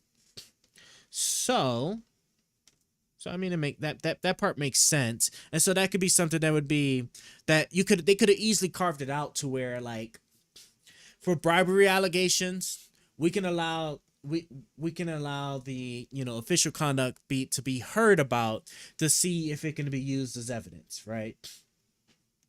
If the president during his day-to-day hears, like, you know, lots of people offering him stuff for bribe or for pardons, and it's not necessarily clear whether he actually accepted the bride or not. It just so happened that like somebody made a donation. Somebody related to wanting the pardon made a donation to like maybe his like organization or something.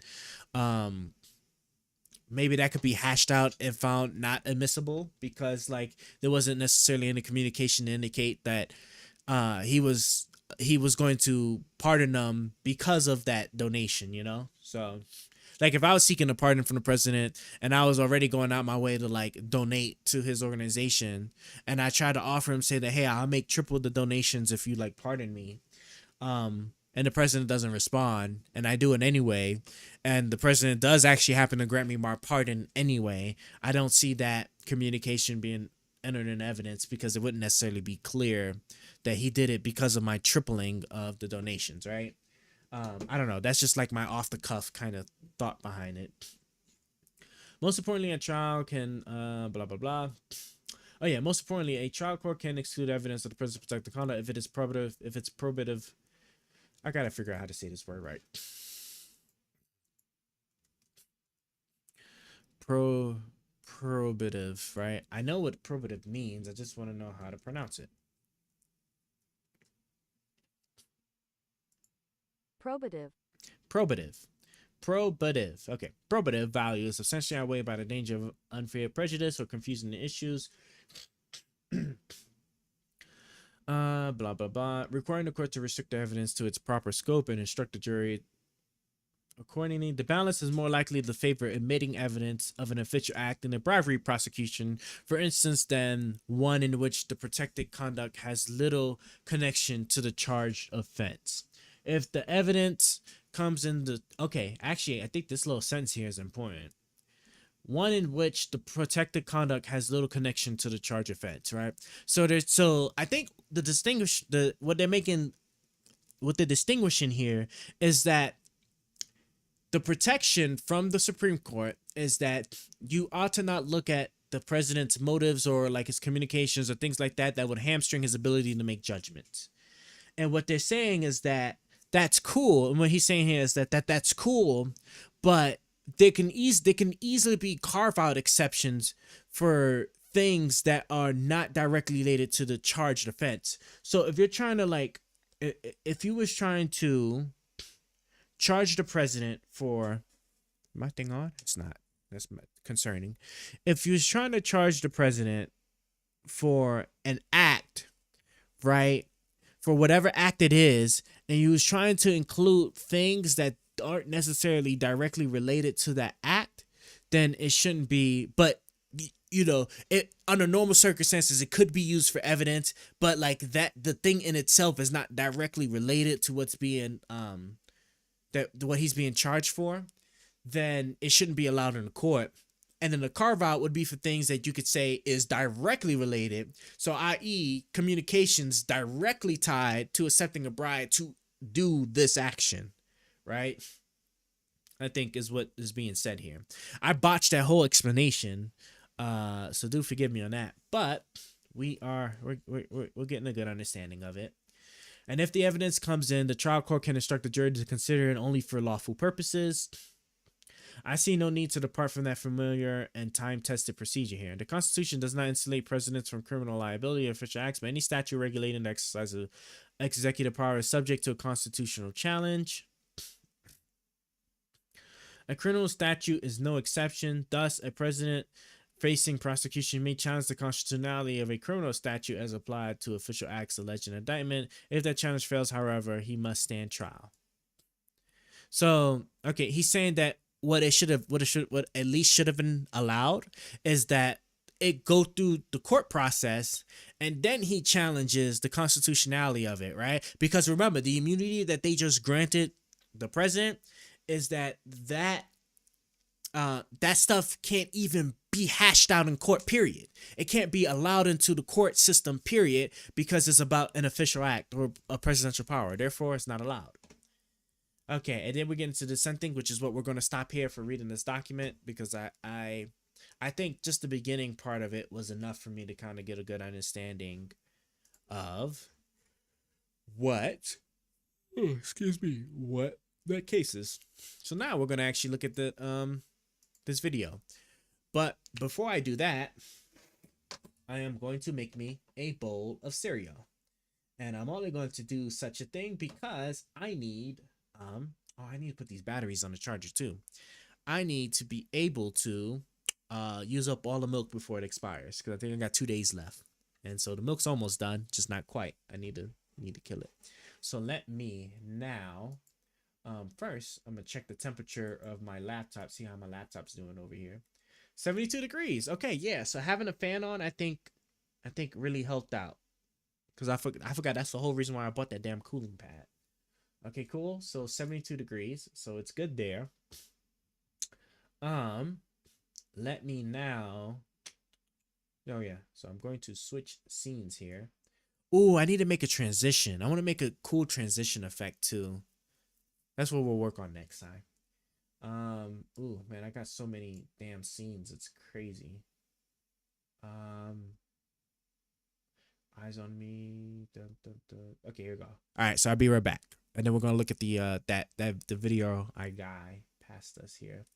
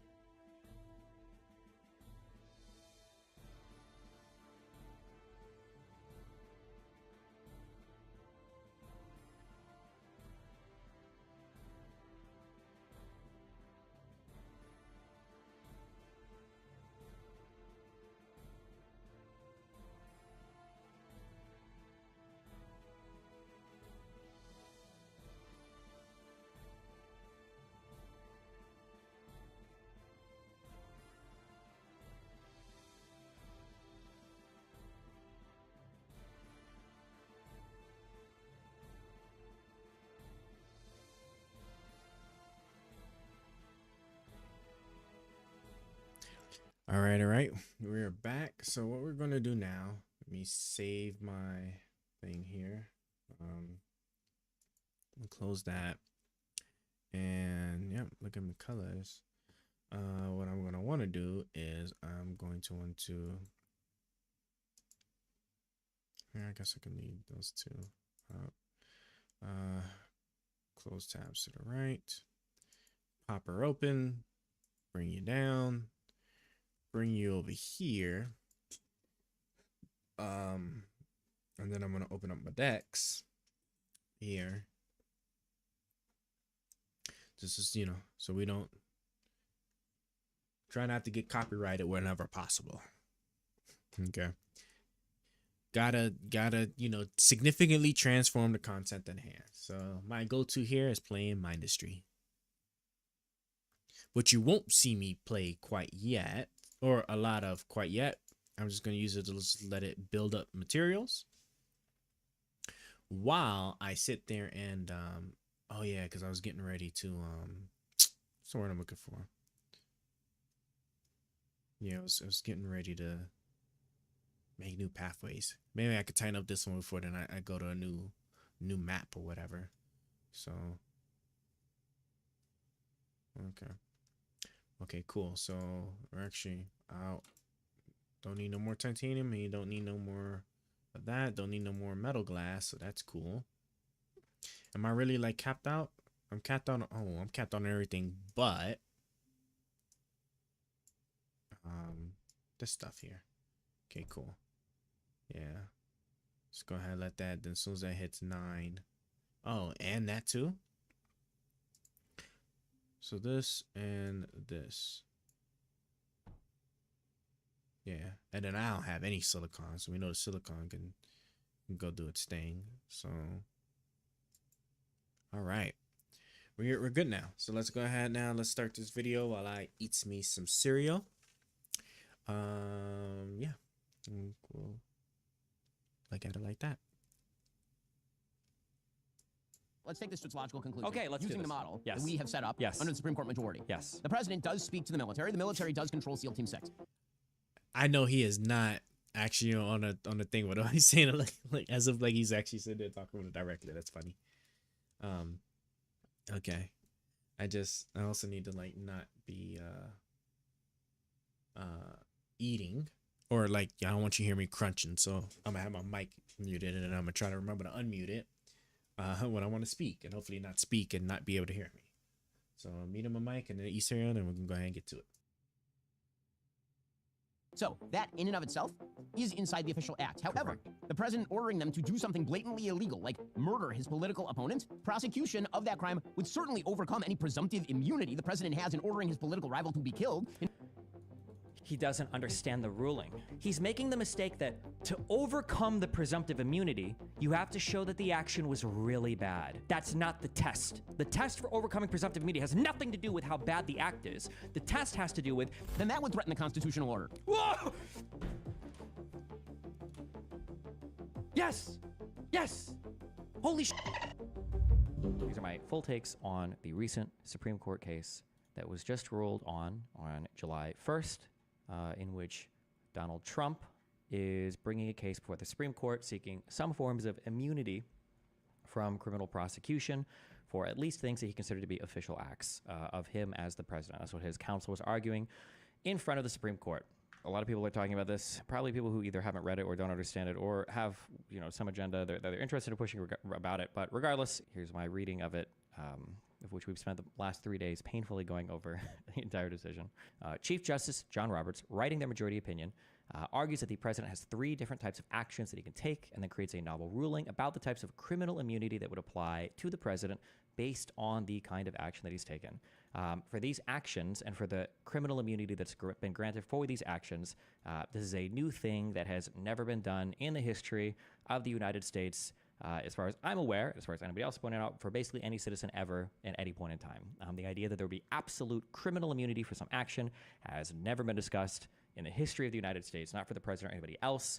Roberts is going to make a ton of citations to a case relating to, I think it's Nixon v. Fitzgerald or Fitzgerald v. Nixon, that has to do with suing the president for having an airline official being fired, basically. But despite the fact that Roberts will cite to this case over and over and over again, that case had to deal with civil immunity, meaning that a president can't be sued for civil damages. It had nothing to do with criminal immunity, and every mention of criminal immunity in that case seems to be judges all saying, like, obviously this wouldn't apply to criminal stuff as well. We're only talking about preventing the president from being sued for, by private citizens, civil matters, right? So the three buckets that John Roberts basically groups actions into are, we have core powers, which are actions that, and he's borrowing language here from a prior case, he calls these conclusive and preclusive actions that only the president can perform. Any action that's taken here is given absolute immunity. These actions are not only beyond judicial review, none of these acts are able to be cited or referenced in any other criminal matter as evidence or otherwise. So if Donald Trump is performing some action that we consider to be conclusively and preclusively within his role, so for instance, conversations between him and his officers, like the heads of his departments, these things would be beyond all criminal review. You can't probe into them. You can't cite them for anything else. So for instance, let's say that we knew that Trump said, I'm going to fire you unless you do XYZ criminal act. Let's say that I can't criminally indict him for that. I can't even use that as evidence towards another crime, which is going to be relevant for obviously for Trump's criminal prosecutions.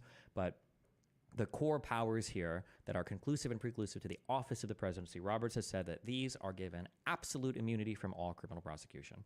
I think if you go to destiny.gg/notes, I think you can get all my notes that I publish for things, and you can go and read. I've got larger quotes from the decision here, and I think I even have the decision in my document somewhere. But the second bucket that he's got, he calls these things official acts. So official acts are actions that the president takes up, that are up to the outer perimeter of all of the things that a president can do, as long as it relates to the effective discharge of a president's powers.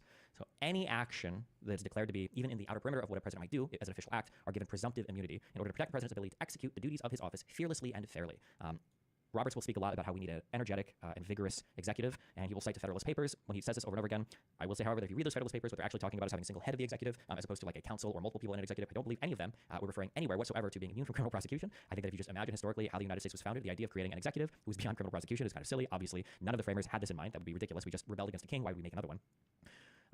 This means that the burden is on the government to argue that applying a criminal prohibition to that act, or I should say, I'm sorry, that would engage in like a criminal investigation of that act, the government has to argue that that investigation would pose no dangers of intrusion on the authority and functions of the executive branch. There cannot be any danger whatsoever for the president to perform his job. So if you're doing an investigation, even if you think he might have done some criminal act, if that investigation risks damaging his ability to perform any other act, if you can't prove that there would be no risk there, that action is also given immunity. One thing that's important too when we think about this type of immunity that's being granted, this immunity is not like a defense that one would use in court, or it's not a defense that you would use on appeal. This is like a thing that comes before any court action has even happened, right? So we're not even in any part of the court stage. It's not like the president would go to court and would use it as affirmative defense, like self-defense or something. This would be something that would completely prevent all these things from ever even being showed in a trial or anything. Those are official acts. Then the third bucket are things called unofficial acts. These are actions that the president takes essentially as a private citizen. I mean, you can take these actions as president, but they're just unofficial acts that have nothing to do with his job as president. And obviously, Robert says that for unofficial acts, there is no immunity. Now, unfortunately, we are given absolutely no guidance nor examples for what a private act might be or an unofficial act might be. Roberts does not list a single one ever.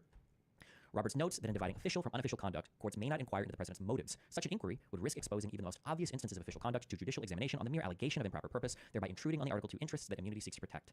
So when you're doing investigations and you're trying to separate an official act from an unofficial act to figure out was the president operating in his capacity here, for instance, let's say he gives a speech. He could be acting an official act or unofficial. You cannot consider the president's motivations when you're trying to figure out whether or not this would fit the official or unofficial act. A lot of the people that are talking about this opinion are trying to say that, oh, well, he only gets immunity for core powers. That's great. And unofficial acts obviously can still be indictable and can come under judicial review in the criminal justice system. But what all of them are skipping over is the idea that the official acts presumptive immunity could be unfathomably broad, and we've been given absolutely no indication by Roberts, by this court, what those official acts might be. Roberts will go on in his opinion to reference 4 different categories or sections of conduct that are in the indictments against Donald Trump, and he treats each of them as such. So conversations between Donald Trump and his acting attorney general with regards to sending fake letters. He essentially said, he said you need to send letters to states and you need to tell them that we have good reason to believe that there's been voter fraud, that the department is investigating these things and we found evidence of it. He was telling his attorney general, you need to lie and send these letters, and if you don't, I'm going to fire you. Because this is under the exclusive role of the president. These are conclusive and preclusive powers. The president gets to decide, who to fire, who to hire, and it is a core power of the presidency, right, is to choose his officers. And he gets to communicate with his officers about how to carry out their roles. That entire conversation is considered absolutely immune. The quote from Roberts would be readily categorized. So easily, that is an absolutely immune thing. That means that not only is anything that he said in that conversation completely not criminally indictable, it cannot be used as evidence in the furtherance of any other crimes. It's kind of wild, but The conversations between Trump and Pence, with regards to Trump trying to pressure Pence to flip the electoral votes, even the alleged conduct here would be presumptively immune because it is within the roles for the president and the vice president to speak to one another. The only reason why this gets downgraded to at least presumptive immunity is because Congress passes laws with regards to the vice president having oversight over the Congress. So there's some overlap here. Because of that overlap, now the burden is on the government to make the argument that, well, if we do a criminal investigation in regards to this conversation, we have to prove that it wouldn't pose any danger on intrusion on the authority and functions of the executive branch. But because there's some overlap with the federal government's role here, or I'm sorry, with the legislature's role here, the argument is that, well, you know, you can try to make the argument that he shouldn't have immunity here, but he's granted presumptive immunity because it falls squarely within, at the very least, the outer perimeter of what it is to, you know, perform his role as the executive. So this issue was remanded to the lower courts to try to figure out whether or not they can overcome the presumptive immunity that he's been granted for that conversation. Now, 3 and 4, these buckets of actions that he's talking about. The first is communications with state officials with regards to their electors, calling them and saying like, hey, you guys need to toss your electors, you need to change your votes, we think that there was voter fraud, you need to toss whatever, blah, blah, blah. This was completely remanded to the lower court saying you need to figure out which of these actions were official versus which actions were unofficial. And remember, when they're considering that, they can't take into account his motivations for any of these things. Roberts gave absolutely no guidance for figuring out what was official or unofficial. And then on the fourth point, Trump's speech and actions that he made on January 6th in regards to the ongoing insurrection, that was remanded to the lower courts to figure out which actions here were official or unofficial, with no guidance given for figuring out which ones were official and which ones were unofficial. In the concurring opinion, Amy Coney Barrett writes that she agrees with the core of Roberts' argument that there are probably some core powers that we say should maybe be beyond even criminal judicial review, but Justice Barrett has a much more narrow view of what those powers should be, and she takes an issue with the overly broad view that Roberts has written, essentially saying that, I mean, truly, under this official acts bucket, basically anything could be beyond criminal review, depending on how you look at it. And Justice Barrett doesn't like the fact that even if you do say something was an official power and is beyond criminal prosecution, that you can't even use these actions in the furtherance of other crimes. One thing I'll say before I get into major point of dissent here is Roberts is doing a lot to balance. He's looking at the trouble of what if the executive is constantly worried about criminal prosecution, and he does this thing over and over again where he's like, we need a vigorous and energetic executive, which is a fair thing to consider. I think that's why in the Fitzgerald case, it's why the court said that, well, you know, you probably shouldn't be able to sue the president for everything because every single citizen in the United States could theoretically be filing civil suits against the president. The one thing I don't like is that Roberts never addresses a single time what about the state or the people's interest of not having a crime-committing president. That is never brought up a single time in all of Roberts' ruling. He only considers the threat of a president having to face criminal prosecution. He never considers the public interest of not having a crime-committing president. There's not a single word addressed to that fear, which is especially frustrating because there are multiple wild scenarios. I think Jackson brings up the idea of poisoning like an officer that you no longer want to work with you, and Sotomayor brings up the SEAL Team 6 example. And despite Roberts addressing some of the dissent, and Roberts addressing even Justice Barrett's concurring opinion, he never ever touches on any of the scarier acts. He doesn't address them at all. I don't know why. It's very annoying. Sotomayor is writing the main dissenting opinion, the larger one, with Kagan and Jackson joining in. And she writes that the immunity is legally and historically inconsistent. She believes that the court is going even further than what Trump's lawyers were asking for, as Trump's lawyers seem to concede that a lot of his conduct was unofficial, and that the president might be criminally charged for actions, even if they were official and court powers, as long as he were impeached and convicted first, two things that Roberts rejected in his majority opinion. So a lot of people I've noticed, and we'll get into some writing about this, a lot of people are saying that, oh, well, actually, at least the court didn't go as far as what Trump's lawyers wanted. That is not true. Trump's lawyers were saying that, well, if you want to criminally indict a president for official acts, at the very least, you have to impeach him first. You got to impeach him, and then it has to pass the Senate. Roberts rejects that view. Roberts has not said that if you're impeached for a particular thing, that you can now be held criminally liable for it. He says that impeachment clause makes no statement as to what types of crimes can the president be indicted for. So, in my opinion, I would say, and I think some others have said as well, that the court has gone much further in delineating which acts are beyond judicial review and which acts aren't. Sotomayor also points out that there are many federal safeguards in place for criminal prosecution, and that Roberts has failed to engage whatsoever with the idea that the public might have a public interest in having a president who does not feel as though he has any criminal liability while performing his duties. The bias was so strong that the president could never have a fair trial over official conduct. It seems reasonable to believe that he would apply, that this would apply to literally any potential trial involving him, defeating the need for any sort of absolute immunity over any actions at all. Basically, this idea, there's two things going on here. One is there's a heavy indictment of our federal, our federal judicial system.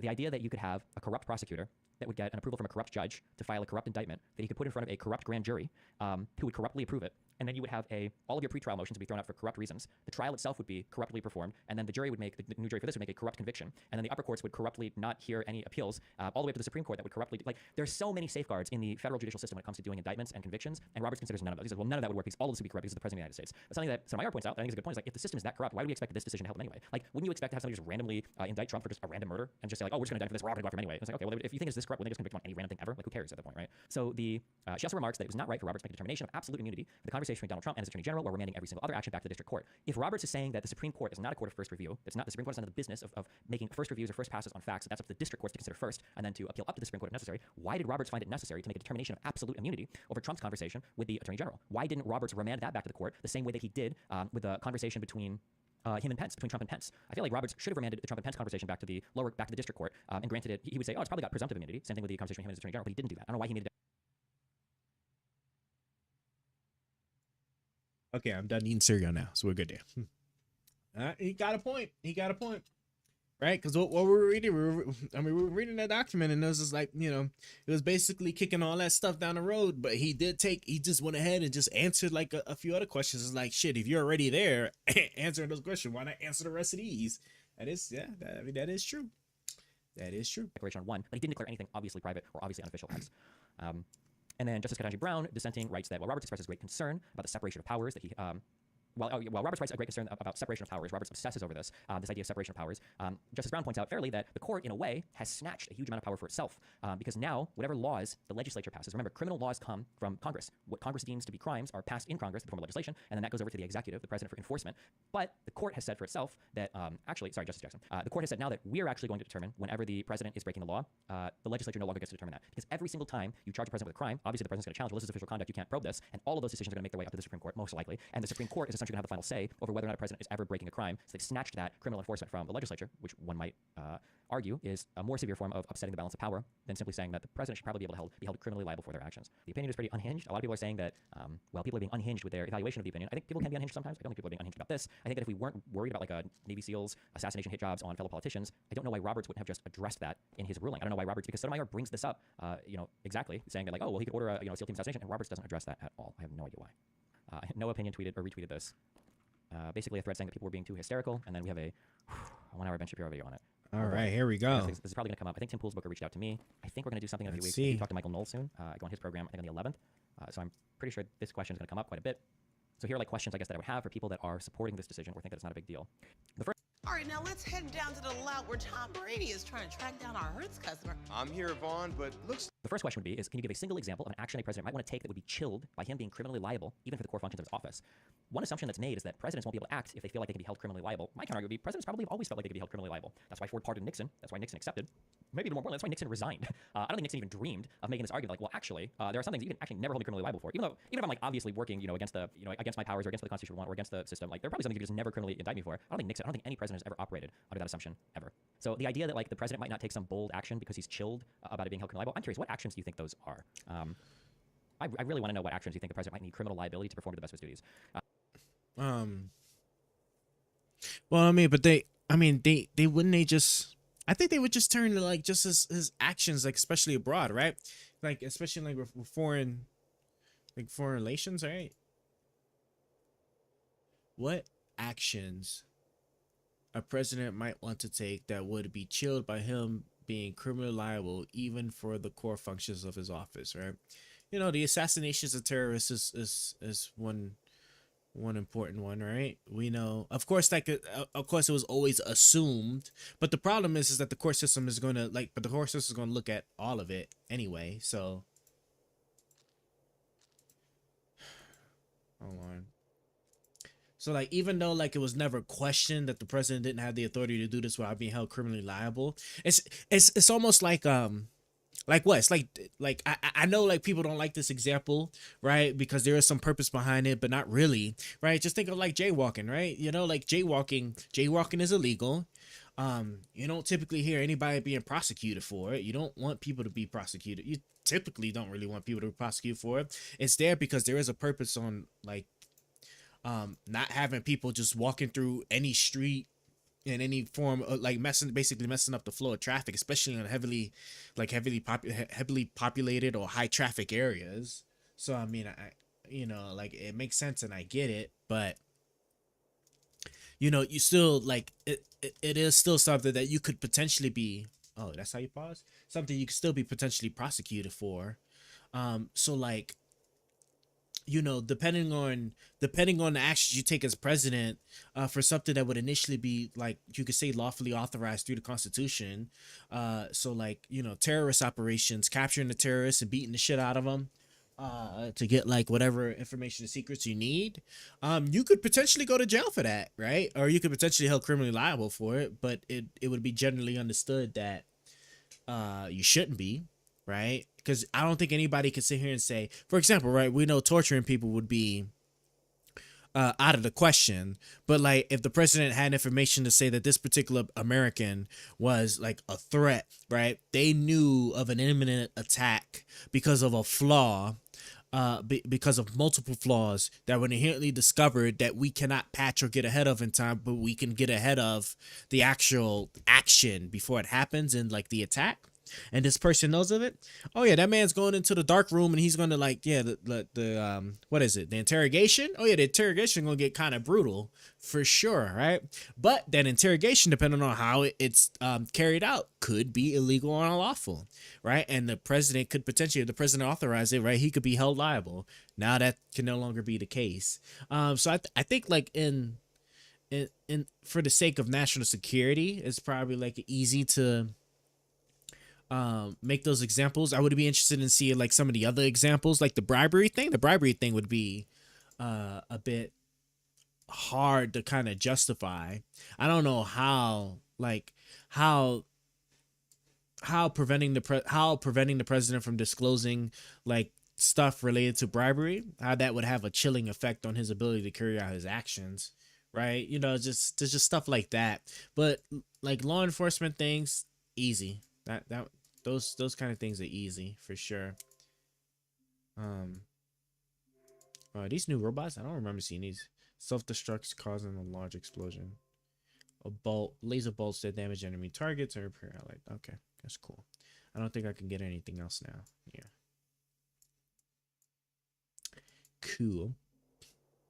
Damn, that took so much silicon. Jesus Christ.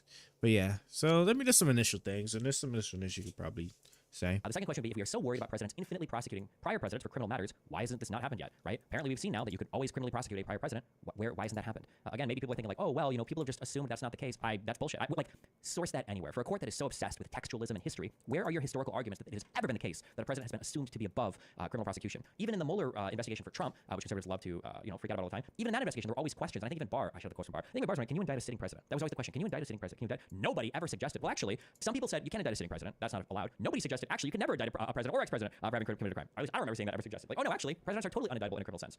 The third point here is, why did Ford find it necessary to pardon Nixon, and why did Nixon accept the pardon? The president was assumed immune from criminal prosecution for acts taken as president. I guess I brought that up for the first point. Like, everything that Nixon done, he could have argued was part of his core powers. The people that he communicated with, these were acts of the president. That probing on any of these might be. Let's see. Do you think Ben Shapiro has no choice but to vote for Trump due to his media and what he represents in the Daily Wire?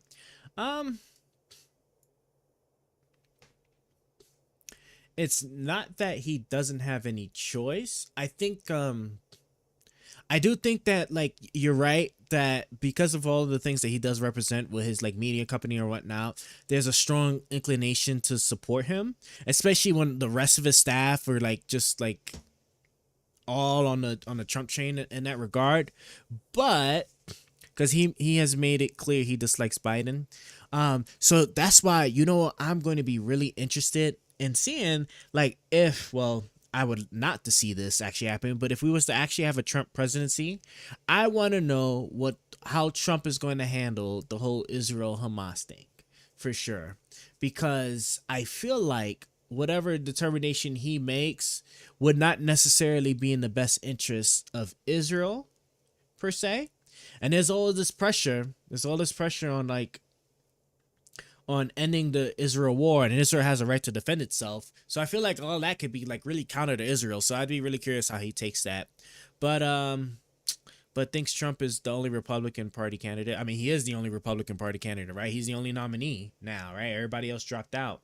Nobody else is going to come in, because during the debate he was dodging the question the whole time about how he will handle it. Yeah, exactly, right. That's what I'm saying. So I'm going to be really curious to see how he handles that the Israeli thing, because I'm pretty sure the decision he makes is not going to be in favor of Israel, not 100% in favor of Israel, per se, right? So we'll see. What do you think of Vivesh? Oh, Vivek. Oh man, that was just all talk stuff. Like the stuff he was saying. Like, I think that would be really close to like that question you asked me about anarchism. Like this idea you're gonna the guy didn't like his beliefs. Yeah, like the idea that you was going to dismantle all these different agencies, right? And then you're not going to be clear about like how do you replace all their core functionalities and whatnot. To me, was just kind of like wild. And then didn't he? Because he wasn't the first one to say it, but didn't he jump on the train too on conducting the military operation in Mexico? I'm pretty sure that's what he. I feel like that's what he did, right? Wasn't it? Let me see here, right? Republican candidates that support military action into Mexico, right? I know it was goddamn DeSantis forced against Mexico. Many Republicans, yeah. So let's see. Was it Vivek too? Jesus Christ. Let's see. Ron DeSantis wants suspected drug smugglers at the U.S. Mexico border to be shot dead. Promises to send American special forces into Mexico. Accused Mexican leaders of treating drug cartels as his sugar daddy, and says if he's elected, there will be a new daddy in town. I don't even know what that even means. I just want the statements. Okay, so we know Ron DeSantis. Well, Nikki Haley definitely said she's going to use forces. That's crazy. Shooting people at the border is pretty crazy. Vivek. So you also thought he was just all talk. As far as like not understanding just like what exactly the ramifications for like his decisions, because you don't just go out your way to disassemble like agencies that have been around for like decades before you were even born, to sit there and then all of a sudden say you're going to disassemble them, and then what are you going to have like in their place and how that's actually going to work. And then the thing is that remember they speak of these things as if the timetable for this stuff is going to be really quick, even if you could argue that there is like you could reasonably replace like the FBI, CIA, and all this other stuff, right? This is not something that you're just going to do like at the snap of the finger in like 1 or 2 years. Like just like what's his name, the independent, the guy that's now running Independent, because I was watching that Shapiro interview, RFK, when he's like, oh yeah, you know, we're gonna get the blockchain, right, so that we can show all the transactions we're doing in the government, and then we're gonna do this and do that. That sounds like a reasonable argument against the Chevron case, right? You know, oh, hey, what's going on, Shivingi? That's a reasonable argument against it. Well, you're right. So like, as far as the Chevron case goes, like when you make all these, giving the agencies the power to basically like make the laws, that's crazy. I understand that, right? But like outside of that, them carrying out the functionalities of what they're doing, like the FDA, the ATF, all these people, right? That's like they still have a purpose. They still have a huge public interest in the jobs that they're doing. They shouldn't be the ones creating the rules and regulations to which they make everybody else follow, but they still have a purpose for actually carrying out the stuff that they're supposed to carry out and enforcing the stuff that Congress was originally supposed to pass and the judicial branch was originally supposed to interpret if there's ever a question, right? That the Chevron case should have been thrown out for certain. That I totally agree with. But saying that you're just going to like dismantle all these agencies and not make clear what you're going to have in their place, that's a horrible idea, right? You know what? Think about when Trump kept on saying about dismantling the Affordable Care Act, right? Also known as Obamacare, right? He was speaking all this good ish about having a replacement, and then when it came time to it, right, they were sitting there, they were about to get rid of it without a single replacement at all, period. And I tell you, if there's one pitfall in America, it's healthcare, right? It don't matter like how much stuff you have or like how good you got it. If the wrong thing happens to you and you don't have the right, and you don't have the right health insurance or you don't have the adequate coverage, you're hoed. Like you're literally hoed. Like one of the first congressional hearings, I forgot the congressman that says this, right? But during Trump's presidency, either the first or the second Congress we had on the Trump's presidency, right? They said that the very first hearing they had was of a mom whose daughter died because they couldn't afford like the penicillin or whatever medicine it was, right? You know, that is the American dream right there. That is that 100% the American dream right there, where like a medication, right? You can't afford it. Your life depends on it. You're hoed. Period. Like, can it be clear how much magnesium exists in municipal tap water if a judge makes the call? Well, see, and that's the thing, right? The judge isn't going to make the call on that. He's just going to say whether or not like the law actually stated, right? So the way now it's supposed to be is like, now Congress needs to actually specify all that stuff out, which is not only going to make that entire process a lot longer, but what's also going to end up happening is that some of that stuff just isn't even going to be addressed because it's just going to be in deadlock in Congress, right? Congress says you do this, right? They wasn't clear about that, and then it's got to sit there and re-go through the whole process of the House, Senate, then the president to re-sign or whatever. Like all of the contentious stuff that be happening in Congress. This shit ain't gonna get passed. So it's just gonna be stuck in limbo. So whatever law initially gets passed, that's just gonna be what it is, and it's probably gonna be unenforceable. And then it's not gonna be. And the thing is that they're not gonna do anything about it until something drastic happens, where like, oh, you know, there's a whole lot of lead in this, you know, whoever's tap water or whatever, and now all these babies are retarded or something like drastic or crazy that has to happen, that's gonna have to happen before Congress actually acts the way it's supposed to act. But now that whole process is just gonna take longer. This is another good question, but what do you think the American dream is? The American dream, the American dream, like in a nutshell, is supposed to be basically that that if you work hard, you can essentially achieve whatever it is you want and be able to prosper, right? That's my like rough summary of it. That's essentially what it is, meaning that like, as long as you do the right things and you work hard, right, your potential is endless, limitless, and you have nothing to worry about. These things rely on a couple of things to be intact in society, like safety, security, right, and opportunity.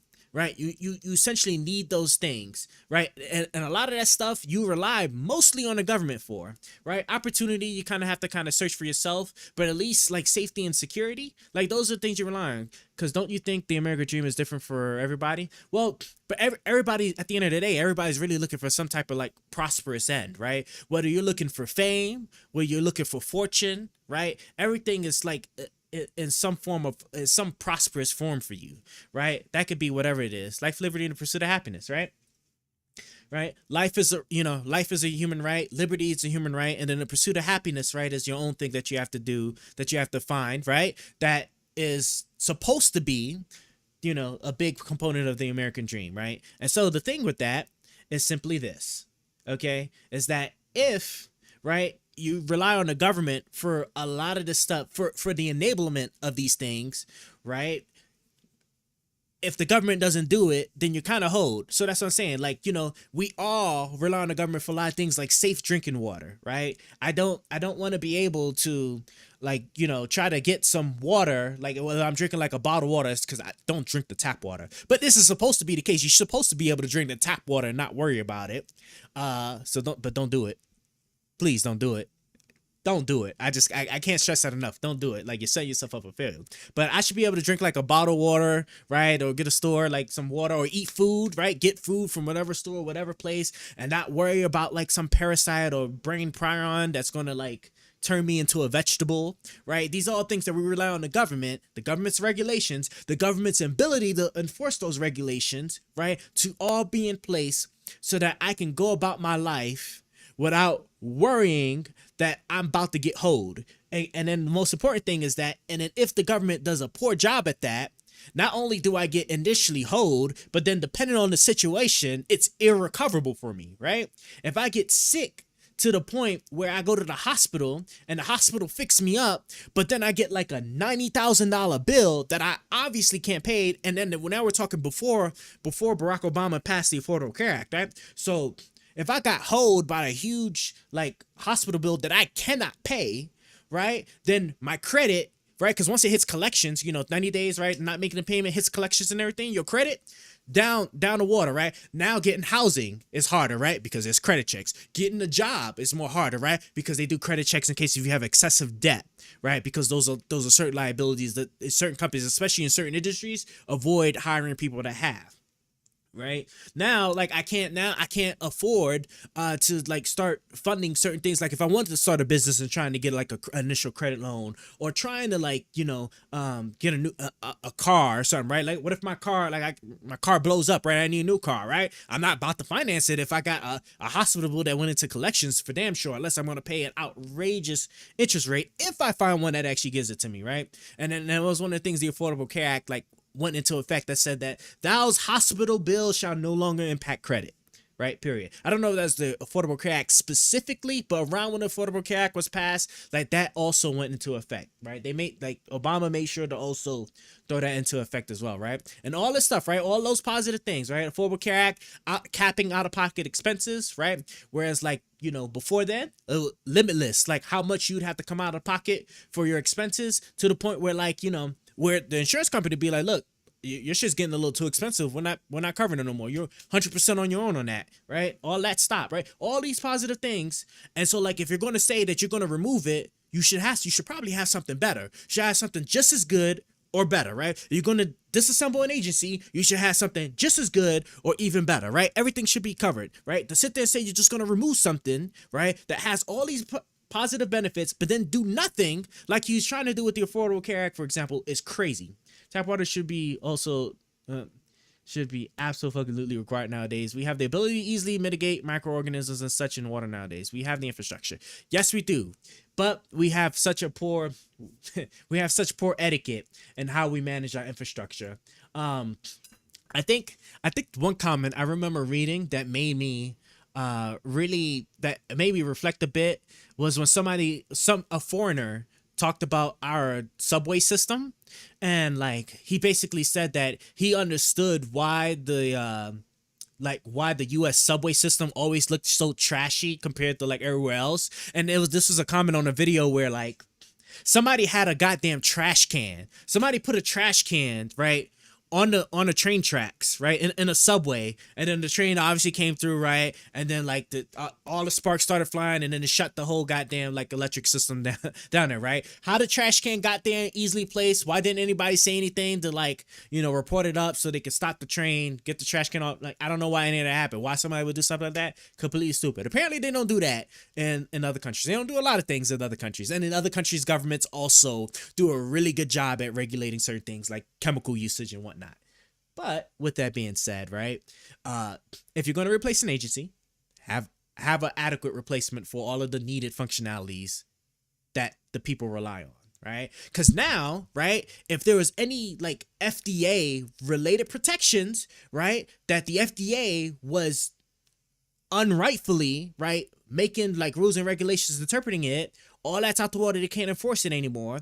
So then we're really reliant on companies to not be trying to cut costs, not be trying to cut corners, not trying to do anything shady, and to do what they're supposed to do so that we don't get screwed over, right? You could just look at Boeing. Boeing as a perfect example, right? I don't know how familiar you're watching on the Boeing stuff, right? But Boeing sitting there doing things like using soap water, using regular dish detergent or something to like lube something up, or using an old hotel card to measure something, or like whatever, like random odd BS that they had going on in structuring the safety of their aircrafts, right? That, I want you to picture that with something, well, actually, that's already really bad, because this is a goddamn aircraft. You're gonna have people in the air doing, you know, in the air, like flying in.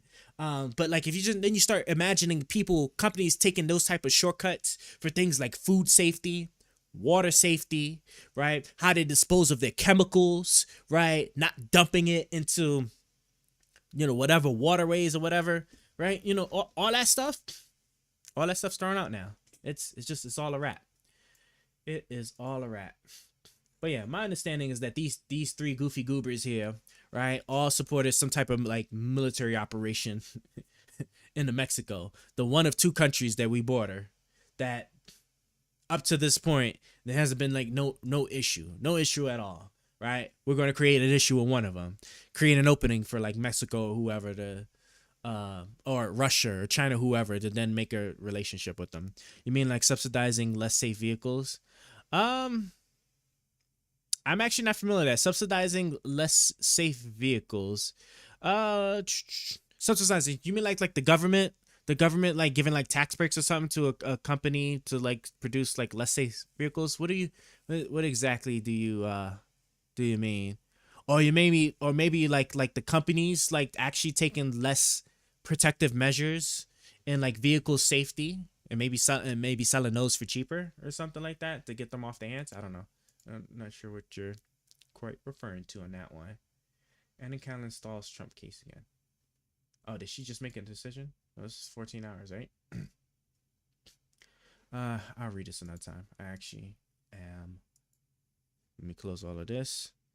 Okay, and let me actually. The only thing left is these things here. I just want. We're already at 9,000. How did that? Oh, I get it. Because when I just make one thing, it does it. Hold on, I got you. I'm gonna read your comment in just a second. Bam. And get you. And okay. Everything looks good. I'm gonna let that build up now, and then we're gonna actually try to conquer another another territory. Let's see. The government subsidizes small trucks, which includes SUVs. Do they now? Let's see. Can I? Oh, I think I just Control C, right? Let us see what exactly is this here. The chicken tax and other ways the U.S. government. The hell is this? This subsidizes your Ford F-150.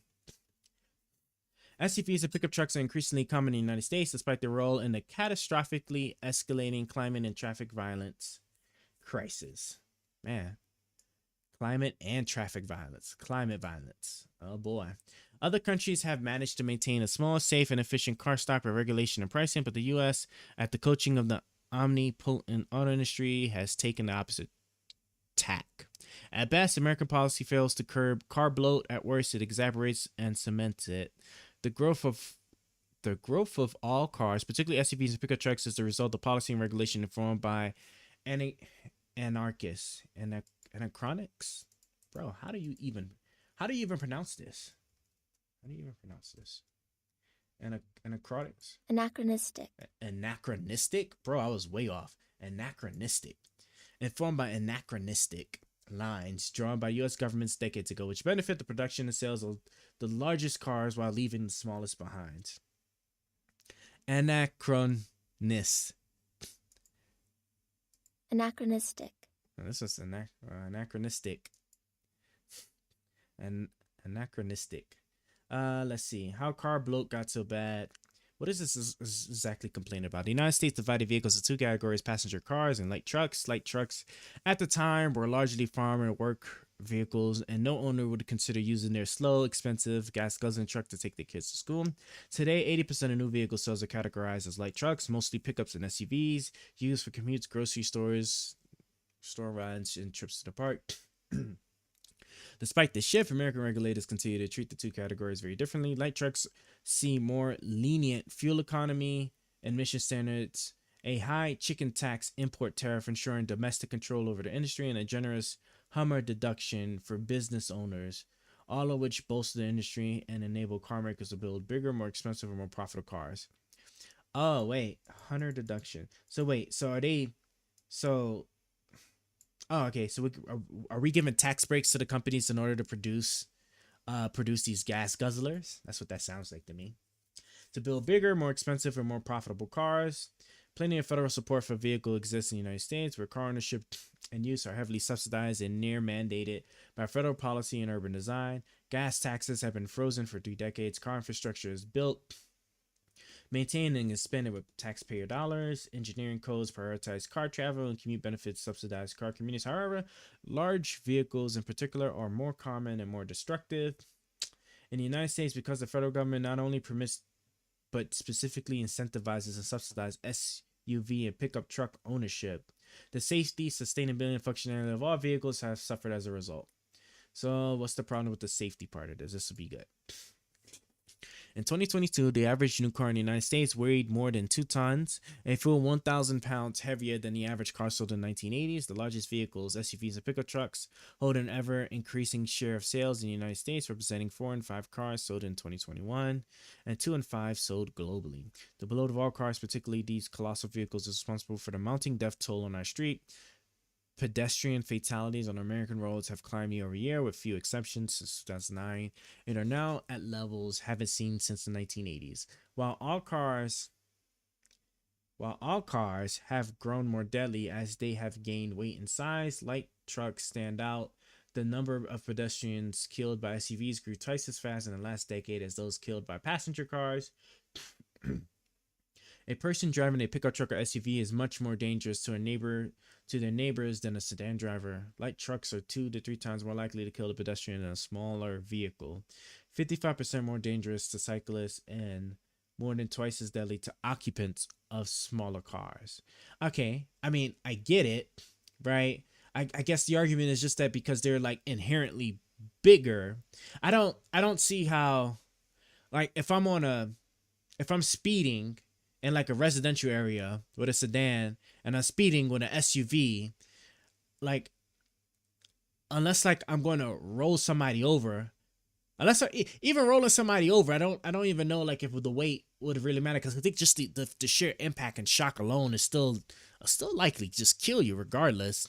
It's cheaper to build SUVs nowadays that it would be to make a sedan. That's why EVs have moved past the smart car into the Cybertruck. Larger vehicles are more dangerous when colliding with small cars. They're more dangerous to pedestrians. Yeah, right. I can understand like an SUV just being bigger. I don't know. I don't know, like, if I got hit by a car going 60 miles an hour, I don't know, like, if it would matter whether it was a buggy or like a pickup truck. I feel like the impact would still probably kill me. Yeah, because I think the impact shock is still the same, right? Like, maybe, like, I guess maybe a pickup truck based on its design might not absorb the impact as much. Maybe, right?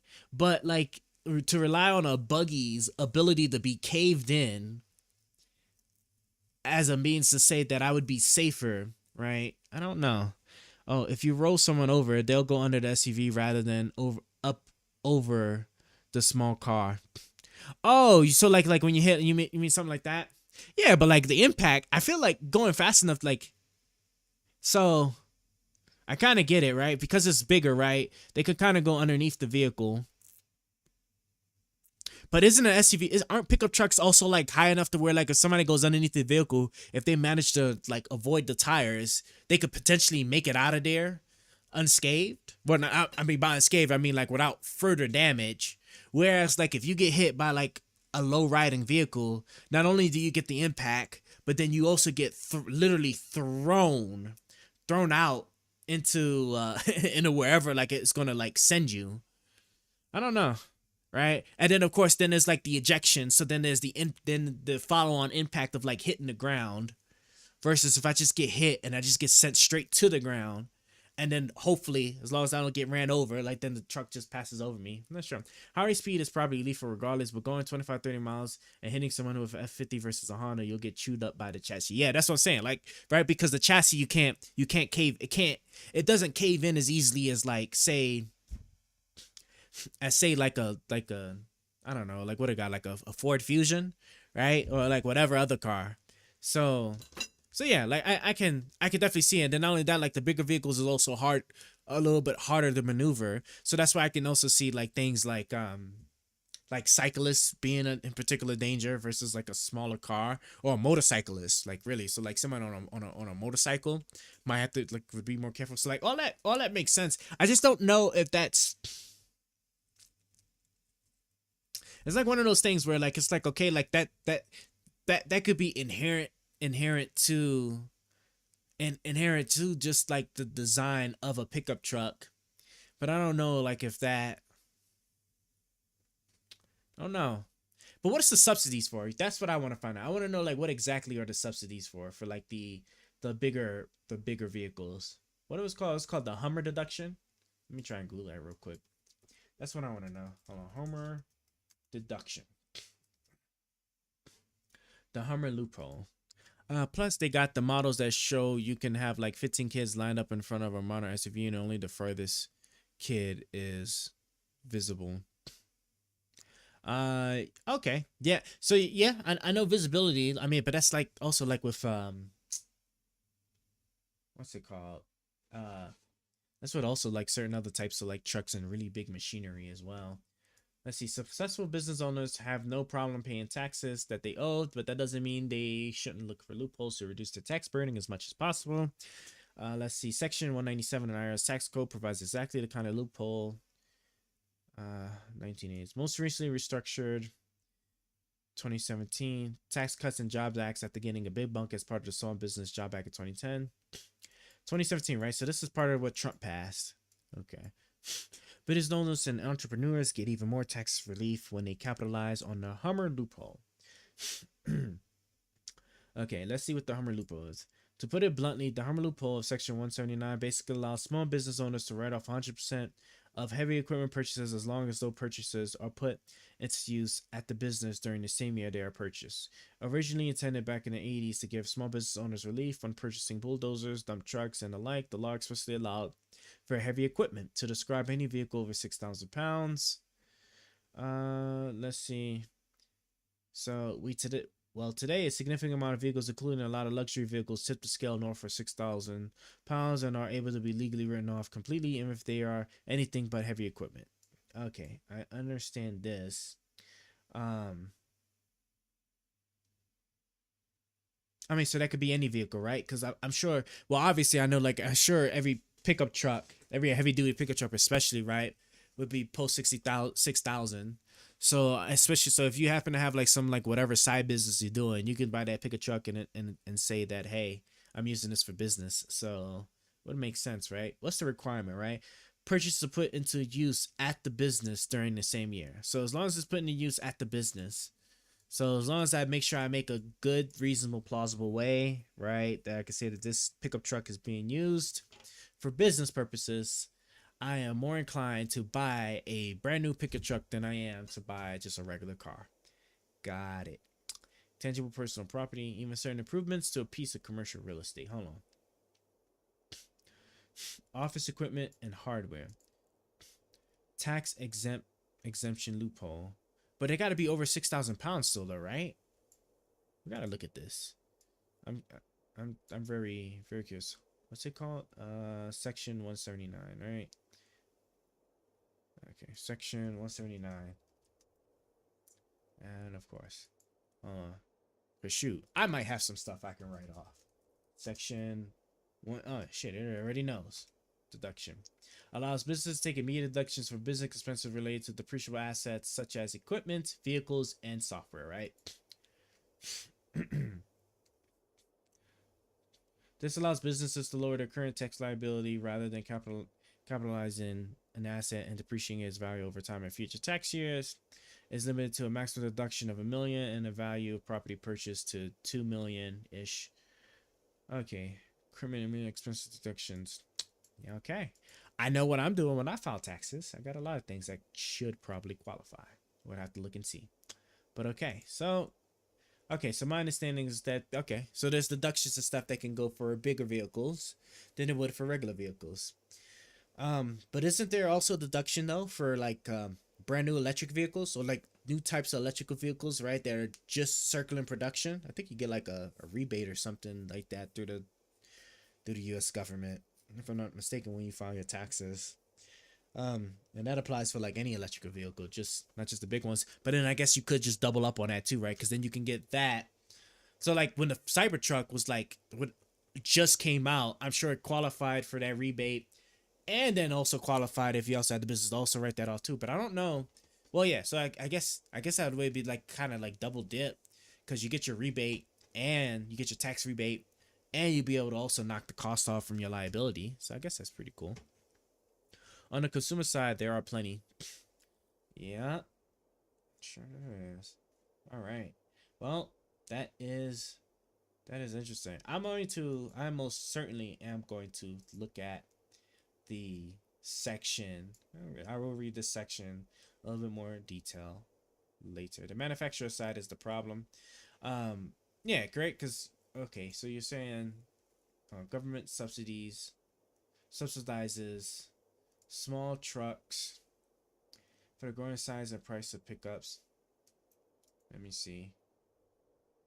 Biden-Harris administration announces nearly 150 million grants to help reduce truck air pollution near American ports.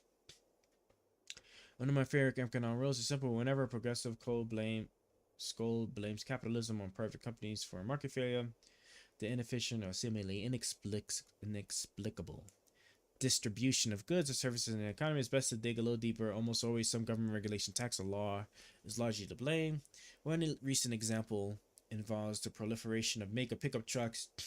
It doesn't take a scientific analysis to notice these vehicles, which account for more than 20% of all passenger vehicle sales in the United States, have gotten huge. I recently parked my 2012 full-size V8, Jesus Christ, a V8 Ram next to a new model in the parking lot and mine looked like a toy. They gotten pricey too. I paid $19,000 for mine, brand new, and the average full size is now $60,000. Man, getting $19,000, bro. This had to have been like the 1990s or something, bro. Like, there's no way you was paying $19,000 for a brand new pickup truck at that. This must have been 1990s or before. Driving a large pickup SUV increases likelihood you'll kill or injure somebody. It's thirsty power plant, spew more air pollution and greenhouse emissions. Okay, but what's the law? Regulatory frenzy. Here we go. But that's an insufficient explanation. I live on an acreage and need a truck for routine work duties and hauling a trailer. Blah blah blah. The automotive media has been abuzz with stories about a new Toyota pickup truck.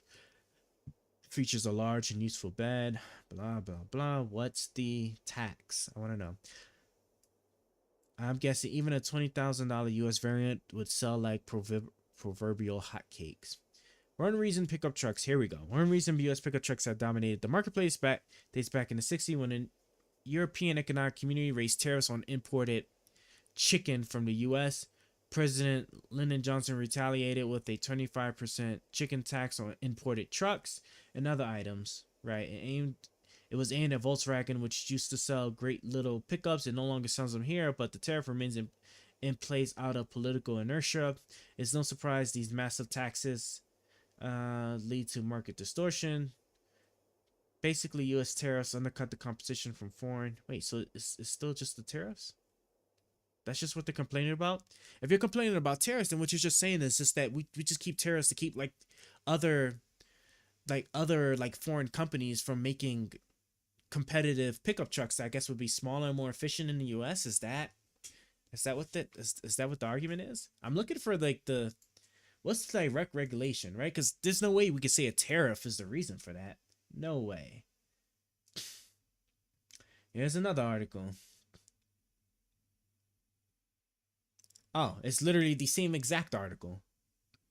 Oh, with just a little bit more information. Okay. Had dominant, let's see, right? So this is the tax. Okay. I want to know what's the particular, if it's the tariffs, that's not a very, to me, that wouldn't be a very convincing argument if we're going to blame tariffs. Deductions, tax incentives, right? To companies that would, have a reason to invest or build bigger trucks. I can see on the purchase side of it, right? Because if you could purchase a vehicle 6,000 pounds or more, you can write it off as long as it has a business use. So that I could sit to say would incentivize the buying of said trucks, which I guess you could say in turn would incentivize companies in making said trucks, because then more people would be more inclined to buy said trucks. But there are federal and state funds in the US and Canada on U.S. subsidies for electric buses and freight. Buyers of electric buses. Okay, so this is for electrical, though. Let me see this one.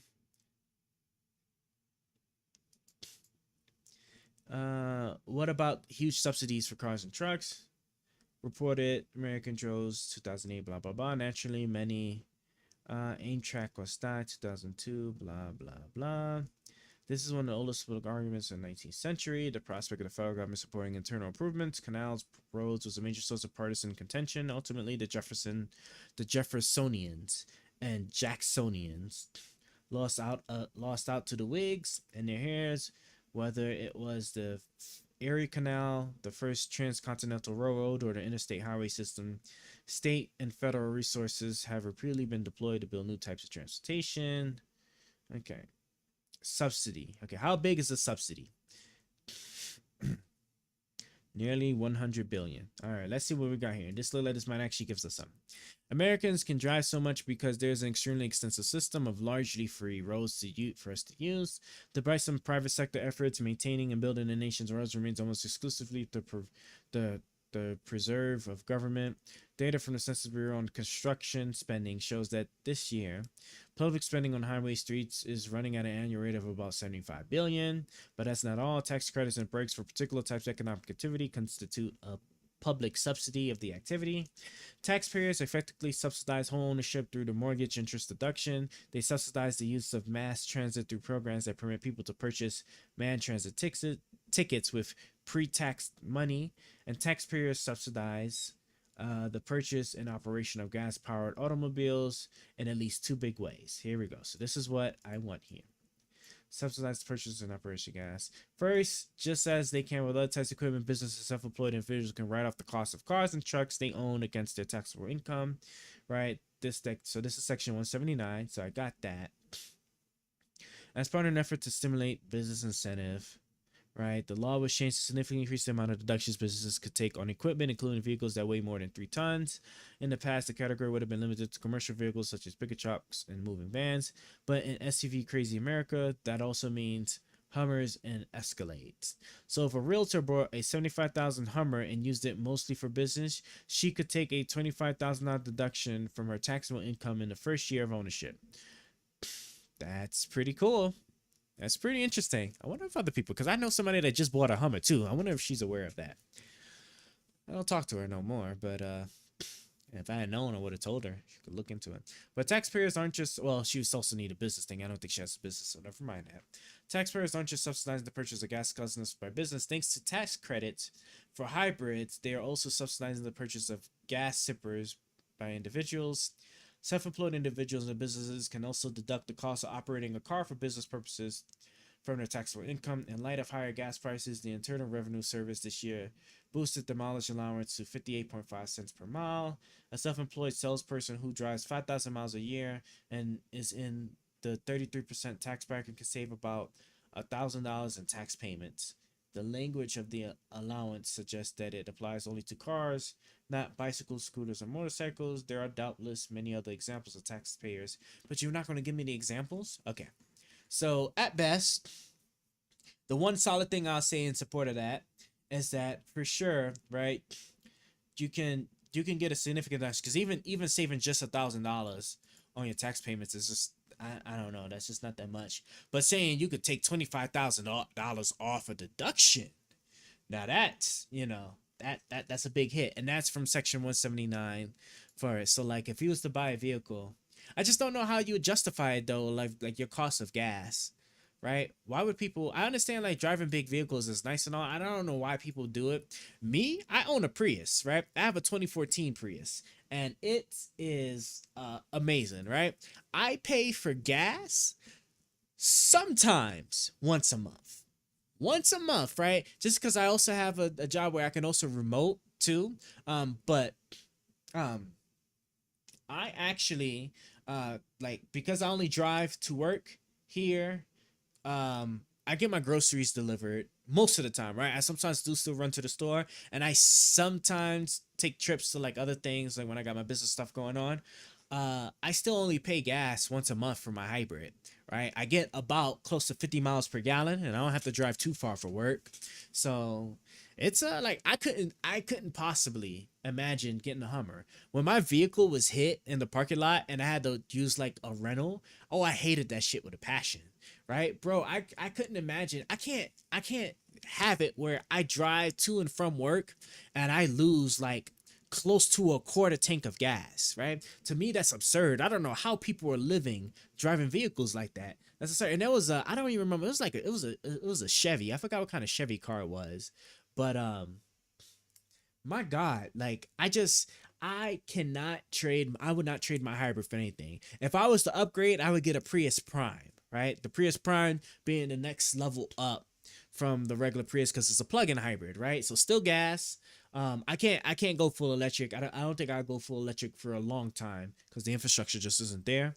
And I just don't have that kind of money for like a full electric in terms of then like getting an actual house to get an actual charging station and whatnot if I wasn't planning on traveling anywhere.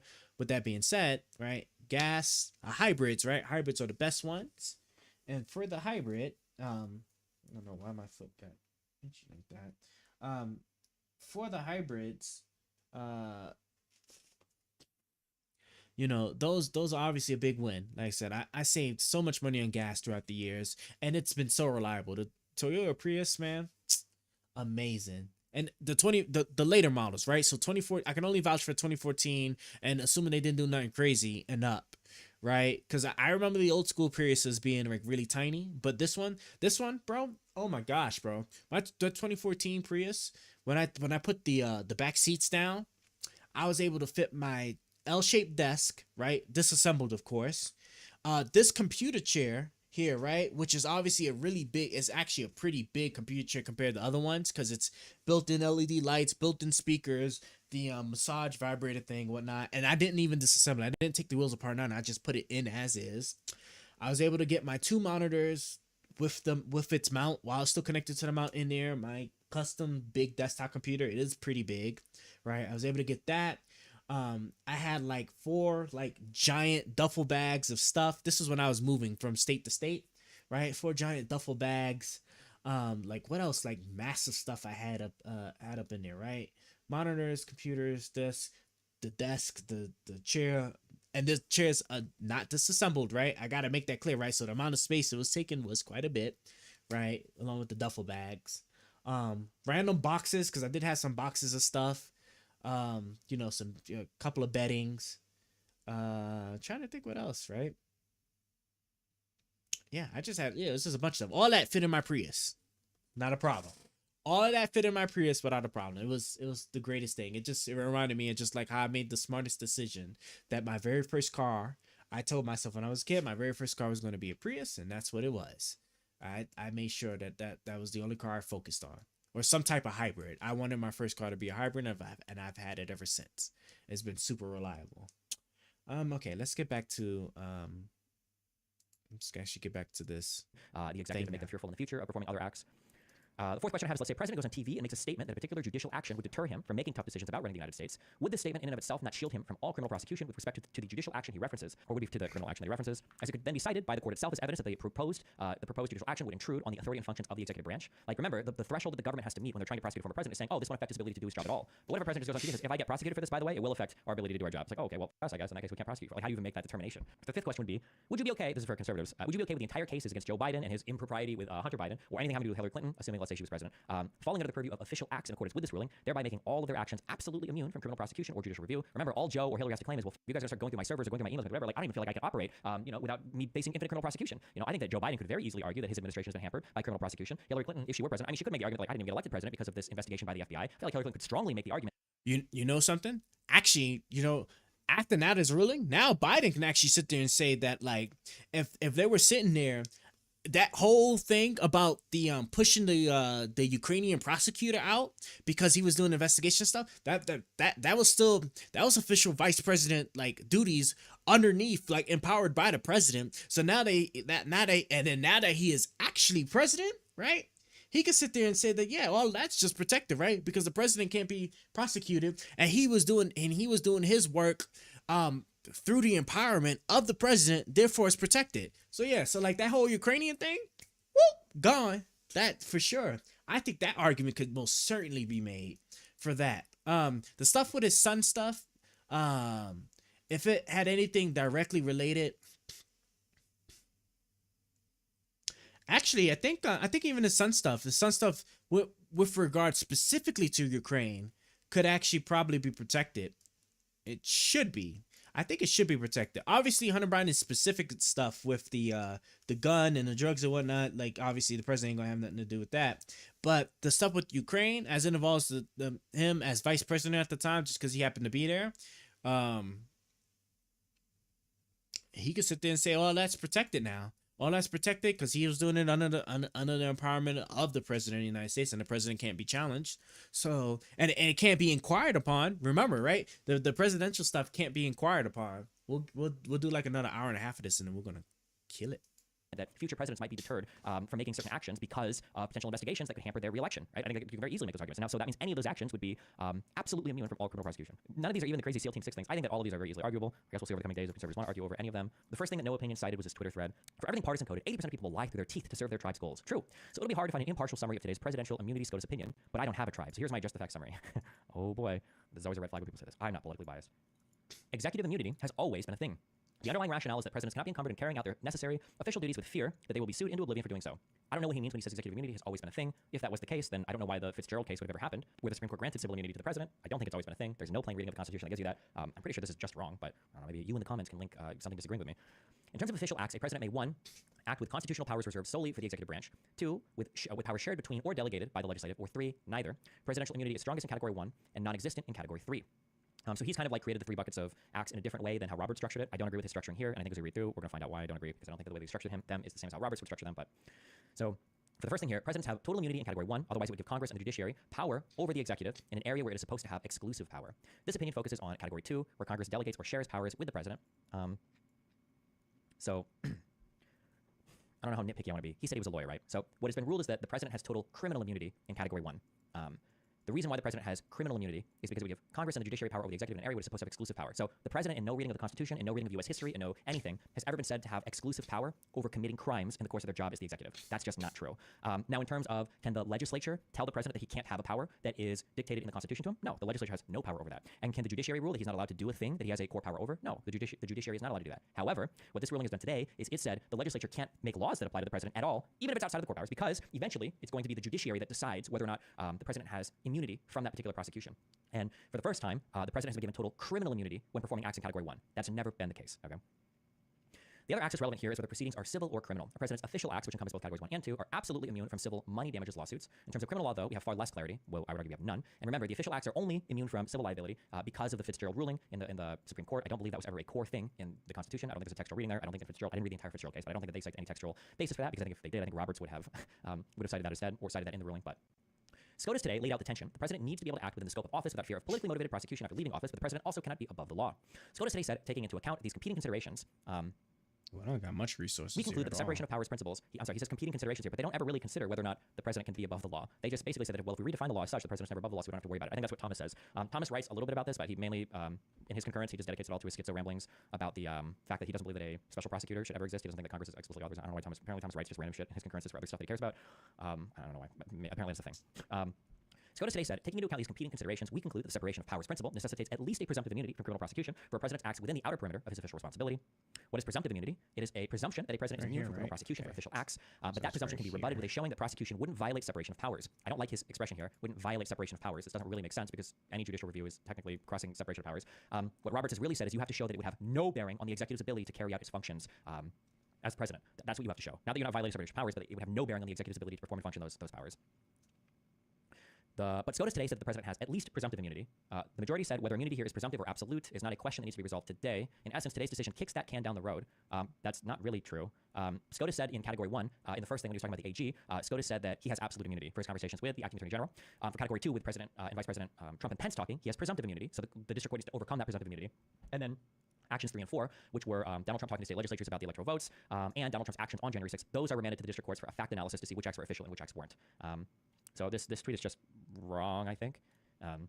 Up until now, I've only talked about SCOTUS's opining on presidential immunity generally. What does that mean for Trump's case specifically? Well, this may seem strange, but nothing really. I don't know why he would say this, considering they literally ruled part of what he had done absolutely immune from all of the case, which was the AG conversation, but okay. The key question for Trump's case is whether Trump's conduct around January 6th was official conduct. But there's other conduct as well, such as his conversations with the state legislatures, like a lot of conduct before January 6th, but okay. SCOTUS says the lower courts haven't adequately addressed that, and SCOTUS can't address the question on its own initiative. It can only review the lower court findings, although they did address that for the conversation with the AG, which was wild. And so SCOTUS goes on to analyze the alleged conduct to assess whether and what conduct qualifies as official conduct, with the caveat that it can't do so comprehensively because it doesn't have a comprehensive record. Well, no, they don't analyze any of the conduct for Categories 3 and 4. They just tell because they remand that to the lower courts to make a fact finding, basically. SCOTUS addresses Trump's alleged conduct in 4 buckets. Oh, so here now he's bucketing the 4 different things: challenging the election results in court, leaning on VP Pence to thwart certification, leaning on state officials and private parties to change state election results, and 4, Trump's speech on and around January 6th. Okay, these 2 are right. I don't know where he gets challenging the election results in court. I don't remember reading that at all anywhere. Unless I did miss it. I need to not be as doubtful for YouTube videos. I don't think Roberts ever spoke about challenging the election results in court. I think that's what he's saying what the communications with his DOJ are. Oh, that wasn't what the communications were, and that's not what Roberts said the communications were about. He said that the communications were about hiring or firing for the AG and leading investigations for the AG.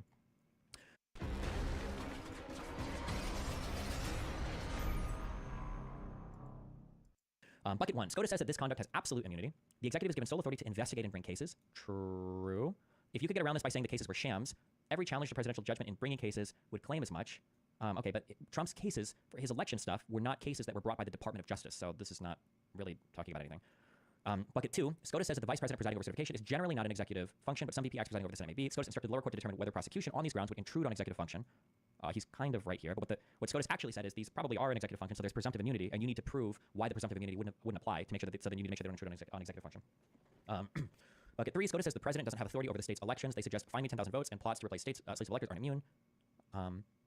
But they admonish the lower court for not giving them a full record to assess other conduct in this bucket. They don't make an assessment at all about whether or not any of these actions are immune. I don't remember Roberts saying anything about how, well, these are probably private actions. I think Barrett does. Justice Barrett, I think she says these are plainly not official actions. I think she might say this in, I should have written this down. Oh, here we go. Justice Barrett says, sorting private from official conduct sometimes will be difficult, but not always. Take the president's alleged attempts to organize alternative slates of electors. In my view, that conduct is private and therefore not entitled to protection. The Constitution vests power to appoint presidential electors in the states, and while Congress has a limited role in that process, the president has none. In short, the president has no legal authority unless no official capacity to influence how the states appoint their electors. I see no plausible argument for barring prosecution of that alleged conduct. Amy Coney Barrett makes that assessment. Roberts does not. That is not in the majority opinion, the controlling part or whatever, that the president doesn't have authority over states' elections. I don't know where he's getting that from. And they also, I don't think they admonish the lower court at all. I don't like that phrasing. Bucket 4, SCOTUS says that some presidential speech is squarely official conduct, other presidential speech isn't, and it's a very fact-specific inquiry, and so the lower court needs to do the fact-finding to determine precisely for each of the things Trump was alleged to have said. In sum, presidents are absolutely immune when investigating and bringing cases. Presidential immunity is shaky at best regarding conversations with VP on certification. So to be clear, they didn't say presidential immunity is shaky at best. Roberts said that he has at least presumptive immunity there, so I don't know where he gets this. Presidents aren't immune for pressuring state election officials. He doesn't say that either, and the lower courts need to determine the rest. Next, SCOTUS makes clear that if the court determines he has immunity for a given act, he cannot face criminal prosecution for that act. They also add that those acts cannot be considered by the jury when prosecuting the president for other non-official acts, or for anything. Finally, SCOTUS considers and rejects Trump's far broader argument for immunity. Trump's team argued that he can't be prosecuted for anything unless he is first impeached and removed for it. SCOTUS says there's no textual support for this argument. While that's true, Trump's legal team did concede that he could be criminally indicted for anything if he was impeached for it. So in some ways it's more narrow, in other ways it's far broader. Okay, it depends. The dissent and commentators all over social media are decrying this decision and saying things like, this decision would allow the president to assassinate his political opponents using SEAL Team 6. There's absolutely no support in the majority opinion for this. And the question is, why didn't Roberts address that? SCOTUS could and likely will rule further on immunity in this case, but it's also signaled several instances of Trump's conduct that do not have immunity. And no, they didn't signal a single act that wouldn't have immunity clearly. Only in the concurring opinion did Justice Barrett suggest that some act would clearly be non-official, and or may not have immunity, depending on what the lower court ultimately finds when it does more fact-finding. For the dissent and for these social media takes, the opinion has this note. They strike a tone of chilling doom that is wholly disproportionate to what the court actually does today. Wow, congratulations, correct. The majority opinion does flex over themselves to self-suck themselves about their opinion. I don't know why this citation means anything, but okay. Okay, and then we have Ben Shapiro's take. So yesterday, pretty much all hell broke loose. It didn't break loose because of a Supreme Court decision. It broke loose because the left decided, along with the media and Democrats, myself, to lie about the Supreme Court decision in order to revive the flagging hopes and dead body of Joe Biden. Let me begin at the beginning. Yesterday, the Supreme Court released a decision about now we're actually getting into Donald the Trump filing a lawsuit to stop the various Jack Smith lawsuits against his claims that as president of the United States, no matter what he did while he was president of the United States, he has full immunity from criminal prosecution. That, of course, is not true. That is a step too far. The idea that the president of the United States is never, for any activity, able to be criminally prosecuted is really silly. If the president of the United States decided that in his home, in the White House, he should murder a maid, for example, could he be criminally prosecuted? The answer, of course, is yes. That's fine that Ben Shapiro says that. We don't know the answer to that, though. We have no guidance on that whatsoever. So this is fabricated from his mind and pulled from nothing. Step too far. The idea that the president of the United States is never, for any activity, able to be criminally prosecuted is really silly. If the president of the United States decided that in his home, in the White House, he should murder a maid, for example, could he be criminally prosecuted? The answer, of course, is yes. However, there is the idea that the president is, in fact, criminally immune from certain activities that a normal person would not be. So, for example, if I authorize somebody to go kill somebody abroad, I'd be criminally liable for that. If I'm president of the United States and as commander-in-chief, I authorize SEAL Team 6 to take out Osama bin Laden, I'm not going to be criminally liable for that. Okay. Sorry. Wow. Hold on. This is so wrong. I'm sorry. I'm irritated for a few reasons. The president has already understood to have had criminal immunity from these types of criminal charges because the president has been explicitly tasked with the legislature for performing some of these acts. It's either in the official capacity of the president to perform some of these acts, or the legislature has empowered him to through via legislation. We've never, ever, ever needed a Supreme Court to tell us that the president has criminal immunity from that. The idea that we needed this decision today to spell that. Well, so to be fair, I would actually sit there. I think I just said this earlier, right? Like, to be fair, I would sit there and argue that, like, true, we didn't need the Supreme Court. We didn't need the court system, period, to actually make that clear that the president should enjoy immunity. The problem is it's just that because the law technically, well, prior to then, right, because it technically could be possible, right, if it turned out to be the case. So, like, I tell you what, for example, let's say, right, we know that he has the immunity in, like, killing a terrorist, right?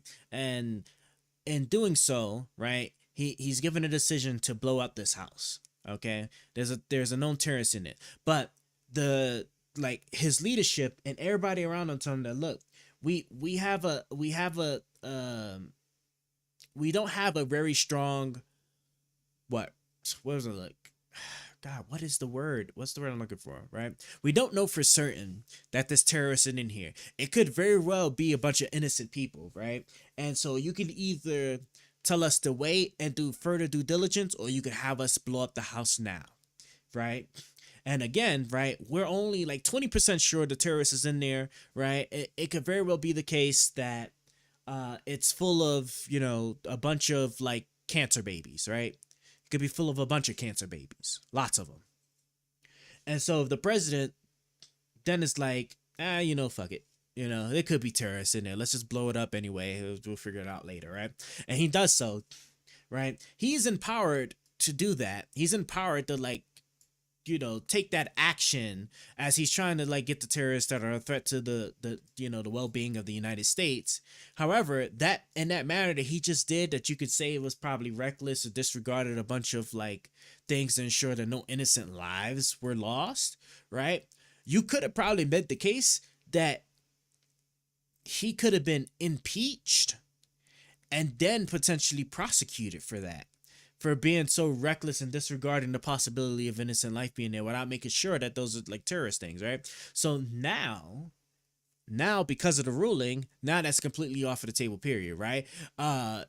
Obviously, this is to say that the president would be acting in a reckless manner, right? That in order to make that scenario work, but the fact still stands that it wasn't inherently guaranteed that the president conducting an official act couldn't have been prosecuted for whatever reason. So I don't know. That's to me that's a bit of a stretch to sit there and say that we never needed the court to kind of make that clear. I think whenever the court has an opportunity to just make it clear that something ought to not be prosecuted, instead of just relying on good boy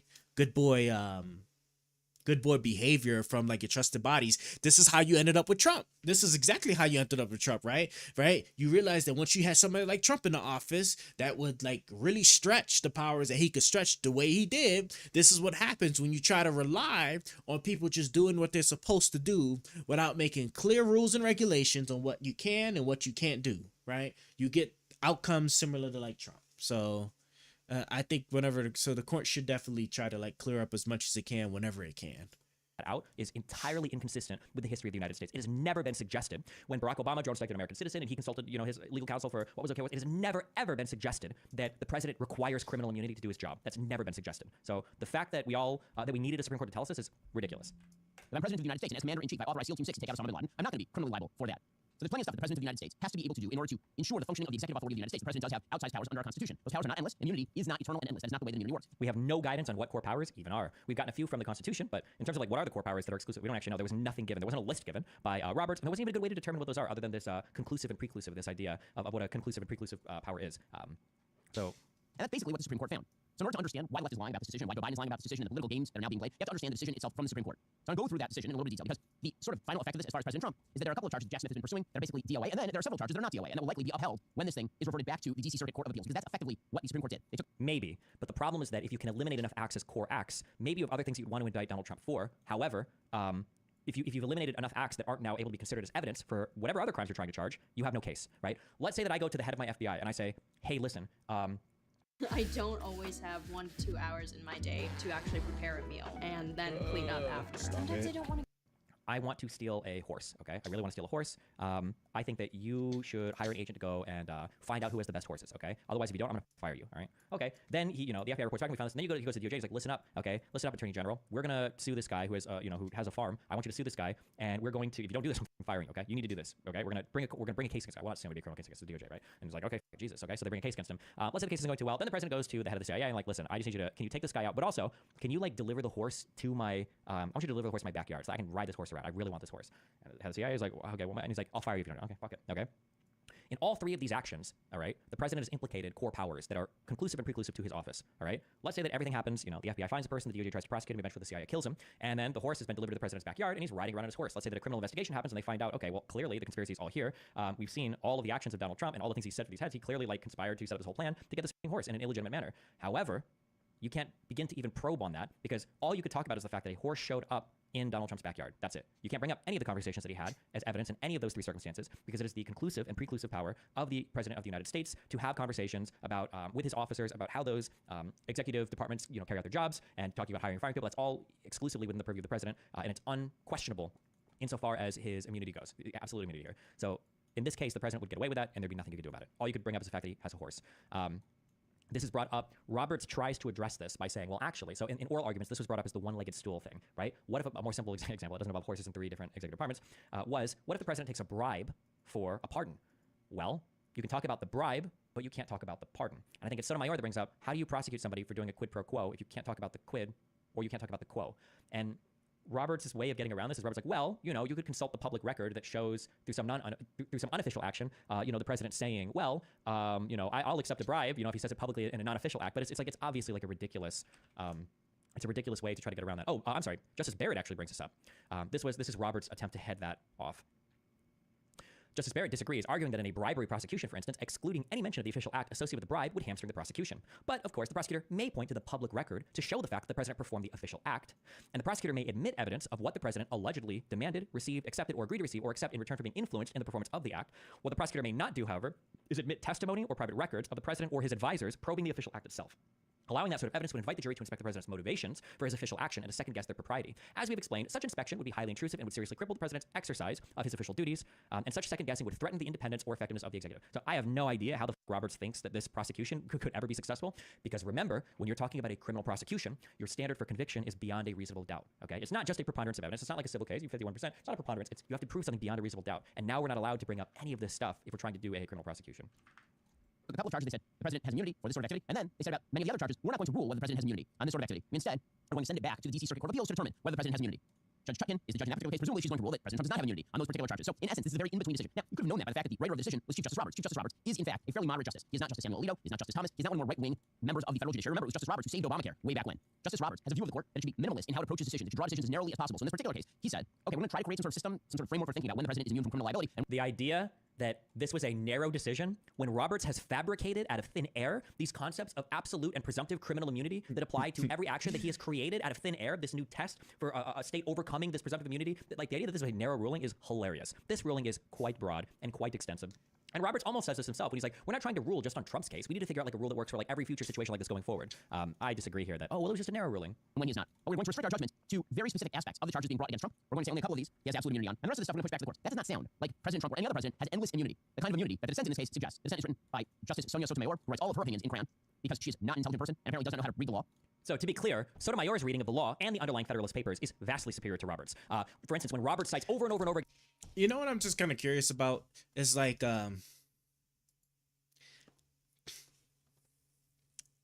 that statement there where he just like sat there and just basically like trashed one of the judges. Like, how do you as somebody, like, granted you might be a lawyer, right? Well, let me just actually take a step back, right? If somebody was a non-lawyer and they was criticizing like how a lawyer was thinking with regards to some like legal you know, some legal problem or issue or whatever, right? I'd feel like you know, that should be taken with a little extra due care, because you would expect that the lawyer would be more experienced and more knowledgeable of stuff that you obviously wouldn't be, because you're not an actual attorney. Therefore, right, it just would look a little ridiculous with you saying whatever it is you're saying, and yet him being a lawyer, but it's unclear like if he's actually a I don't think he's a criminal lawyer. I have not ever heard of Ben Shapiro doing any like criminal law work whatsoever. And I don't know if like you necessarily need to be a criminal lawyer in order to let me pause this. If you need to be a criminal lawyer to necessarily be nominated in the Supreme, well, yeah, you definitely don't need to be a criminal lawyer to be nominated in the Supreme Court. But I'm just curious, like how do you sit there and you criticize the thinking process of like somebody who was nominated to be the Supreme Court when you probably had very little, if any, experience doing actual lawyer stuff? I'm just curious. Ben Shapiro lawyer background. I'm just curious. Let's see. He graduated law school in 2017. It looked like he was admitted to the California bar in that December. Done stopping rights, but I'm sure, but who is he? And it looked like he's in California, blah, blah, blah. All his wiki page says he worked at a major law firm before stating a legal consultancy firm, whatever that is, as of 2012. But his fourth book was published in 2011, so I think it's safe to say his legal career spanned from 2008 until late 2010, depending on how long it takes for him to churn out his drivel. If his career is limited to under 3 years as an associate at Big Law while also courting a book deal, I'd say no, he was probably not a good lawyer. His subsequent debate skills don't suggest otherwise either. I guess you could say that having really good debate skills was a direct translation to being like a really good lawyer for sure. I wouldn't necessarily say that just their number of years of experience would be a direct determinant on if you're a good lawyer or not. I wouldn't probably like necessarily stake that claim. But if it was really that short of a time, right? If he graduated in 07, was when he graduated the law firm. 8, 9, 10. If he only did three years of law work, then yeah, I would sit there. But then again, like, just because you're not actually practicing law anymore doesn't necessarily mean you're not just like still diving into the things and whatnot. And I think, excuse me, if I'm not mistaken, because if he's still bar certified, isn't there a requirement that they still do? I think don't they do like public, like some kind of public training hours or something like that they have to do in order to like maintain their license and stuff too. So like I wouldn't go as far as to sit there and say that he, like, you know, he's not, he might not be a good lawyer or understand little to if anything about what he sit there to talk about. I just like would definitely have a type of caution that I would apply for somebody, right? For somebody that obviously doesn't actively dive into the weeds per se of like a personal experience into law, to then like sit there and like with such a conviction say that like you know, these Supreme Court judges don't understand law or like whatever it is. To me, that's a bit of a kind of crazy statement to make. But again, that's not necessarily an attack on like his own credentials or anything like that. As I was saying, that just like at the very least, like, you know, you should have something. There's something to kind of like back that up. I mean, they're nominated to the Supreme Court judge by a body, i.e. Congress, right? That is comprised a lot, not exclusively, but a lot of them are like used to be like lawyers or some type of like government official type people, you know? So I don't know. Again, to Federalist Paper 70 or 77 about this energetic executive over and over and over again. All he's citing to are people talking about why the executive doesn't need to be opposed by, you know, multiple members of the executive. You should have co-equal executives that are executing the law. None of these citations that Roberts makes ever are alluding to anybody talking about the need for infinite criminal immunity, immunity from criminal charges for the president. So, and Sotomayor's citations, in my opinion, are vastly superior if you read any of the underlying material, which I know people don't like to do. But this idea that Roberts, who cites over and over again to Fitzgerald a case about civil immunity and doesn't make any good or unique or prescient arguments on his own, or the fact that he's citing to a civil immunity case where it seems that every single justice there is also saying like, well, obviously if this was used in the case of criminal immunity, it would be ridiculous, but we're only talking about civil immunity here. The idea that Roberts is writing a more intelligible opinion here is ludicrous. As it turns out on Twitter, pretty much nobody knows how to read the law, or they're just lying about it. By my count, about 80% of legal analysts on Twitter fail basic reading comprehension. Another 17 or so percent succeed in understanding the decision but then lie about it. So what does the decision say? So the Supreme Court starts its decision by defining the crimes for which Trump is being charged. And they essentially break them down into 5 categories. 1, he tried to get state electors to change their votes. 2, he organized fraudulent state electors. 3, he tried to use the DOJ to conduct what Jack Smith called sham investigations, meaning investigations into electoral fraud that were really poorly based and resulted in nothing. 4, he tried to persuade Mike Pence to alter the results. And 5, he tried to convince members of Congress to delay certification. Now, all those things. I'm so curious if it's like I don't know how you would get 5 from here, especially now that I've read the opinion, I've taken notes. I'm so curious how anybody would bucket these things in this way. If this is like a ChatGPT analysis, or like if there are like underlings that do the analysis, like why would you separate it out this way? They're not in the order they were presented in the opinion, so they're out of order. Which maybe you organize your notes that way. That's fine. But then also they're you've given 5 when there were only 4. I'm curious what the process is. I wish I could see, like, how do you do your research? How do you write these things down? How do you group these things the way that you do? I'm so curious how. To alter the results. And 5, he tried to convince members of Congress to delay certification. Now, all those things, in my opinion, are morally wrong. That does not mean that they are legally criminal. And that's particularly true for the President of the United States. Because as the court points out, you're the head of the DOJ. There are only 3 branches of government, not 4. The DOJ is not an independent branch of government. The Department of Justice works for the President of the United States. If the President orders the DOJ to go ahead and investigate a thing, it is the job of the DOJ to go ahead and investigate the thing. So that falls within his purview of authority. Okay, so we'll get to how the actual ruling affects these various cases against Donald Trump. Well, this Supreme Court decision is really important. The Supreme Court actually made another decision last night about social media companies. They didn't come down hard on these social media companies. Here's the thing. Social media companies, they get to decide what content is suitable. Or the snowflakes, unless and censor whatever they don't like. The Supreme Court didn't stop them from doing that. But shouldn't you be the one to decide what you want to read or watch, not them? Here's one thing you can control: their access to your data. For that, I use ExpressVPN. The problem with big tech companies is not only they censor what you read, they track what you do online. They track what you're searching for, the videos you watch, everything you play. They use this data to serve you ads. They can match your activities, your offline identity using your device's unique IP address. When I use ExpressVPN, these tech companies can't see my IP address at all. My identity is masked and anonymized by SecurVPN server. Plus, ExpressVPN encrypts 100% of your data to protect you from hackers and internet bad guys. Does that sound complicated? Well, it's not. I promise. ExpressVPN software takes just 1 minute to set up on your computer or phone. You tap one button, and now you're magically protected. Why give these tech companies a free license to know everything about you, and then turn around and sell off your information? Take back your own privacy. ExpressVPN.com/Ben. By visiting my special link, you get an extra 3 months of ExpressVPN service for free. It was like save money, right? Again, it's EXPRESSVPN.com/Ben. ExpressVPN.com/Ben. Protect your data today. So here's what the Supreme Court writes: the parties before us do not dispute that a former president can be subject to criminal prosecution for unofficial acts committed while in office. They also agree that some of the conduct described in the indictment includes actions taken by Trump in his unofficial capacity. We conclude that under our constitutional structure. I don't know where this agreement comes from. Did I miss this? Has nobody pointed this out to me? Roberts does not explicitly say anything is an unofficial act. He suggests that there are two categories of actions that require a fact analysis, and he remands that to the lower courts saying they haven't done any. But the concerns we noted at the outset, the expedition of the case, the lack of factual analysis by the lower courts, and the absence of pertinent briefing by the parties thus become more prominent. We accordingly remand to the lower court to determine in the first instance, with the benefit of briefing we lack, whether Trump's conduct in this area qualifies as official or unofficial. I don't think Roberts makes a single suggestion that any act might be unofficial. I don't think he does.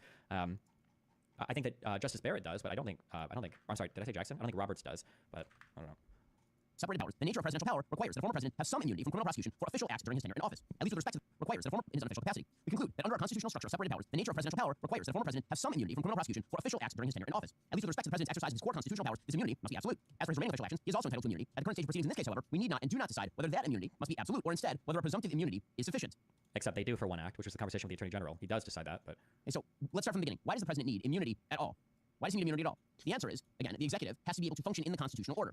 So as the Supreme Court writes under Justice Roberts, a president inclined to take one course of action based on the public interest may instead opt for another, apprehensive that criminal penalties may befall him upon his departure from office. And if a former president's official acts are routinely subjected to scrutiny in criminal prosecutions, the independence of the executive branch might be significantly undermined. The framers' design of the presidency did not envision such counterproductive burdens on the vigor and energy of the executive. The court also... No source, by the way. No source for that at all. Strange that the dipshits that wrote our Constitution saw fit to put a criminal exemption for speakers in the House and the Senate when they were speaking that they would be exempt from all criminal prosecution, but they just didn't write anything like that for the president. Oof, that was pretty dumb of them to not write that when they obviously the framers intended for our president to be immune from any law passed by the legislature, immune from all criminal prosecution, obviously. And the presidency did not envision such counterproductive burdens on the vigor and energy of the executive.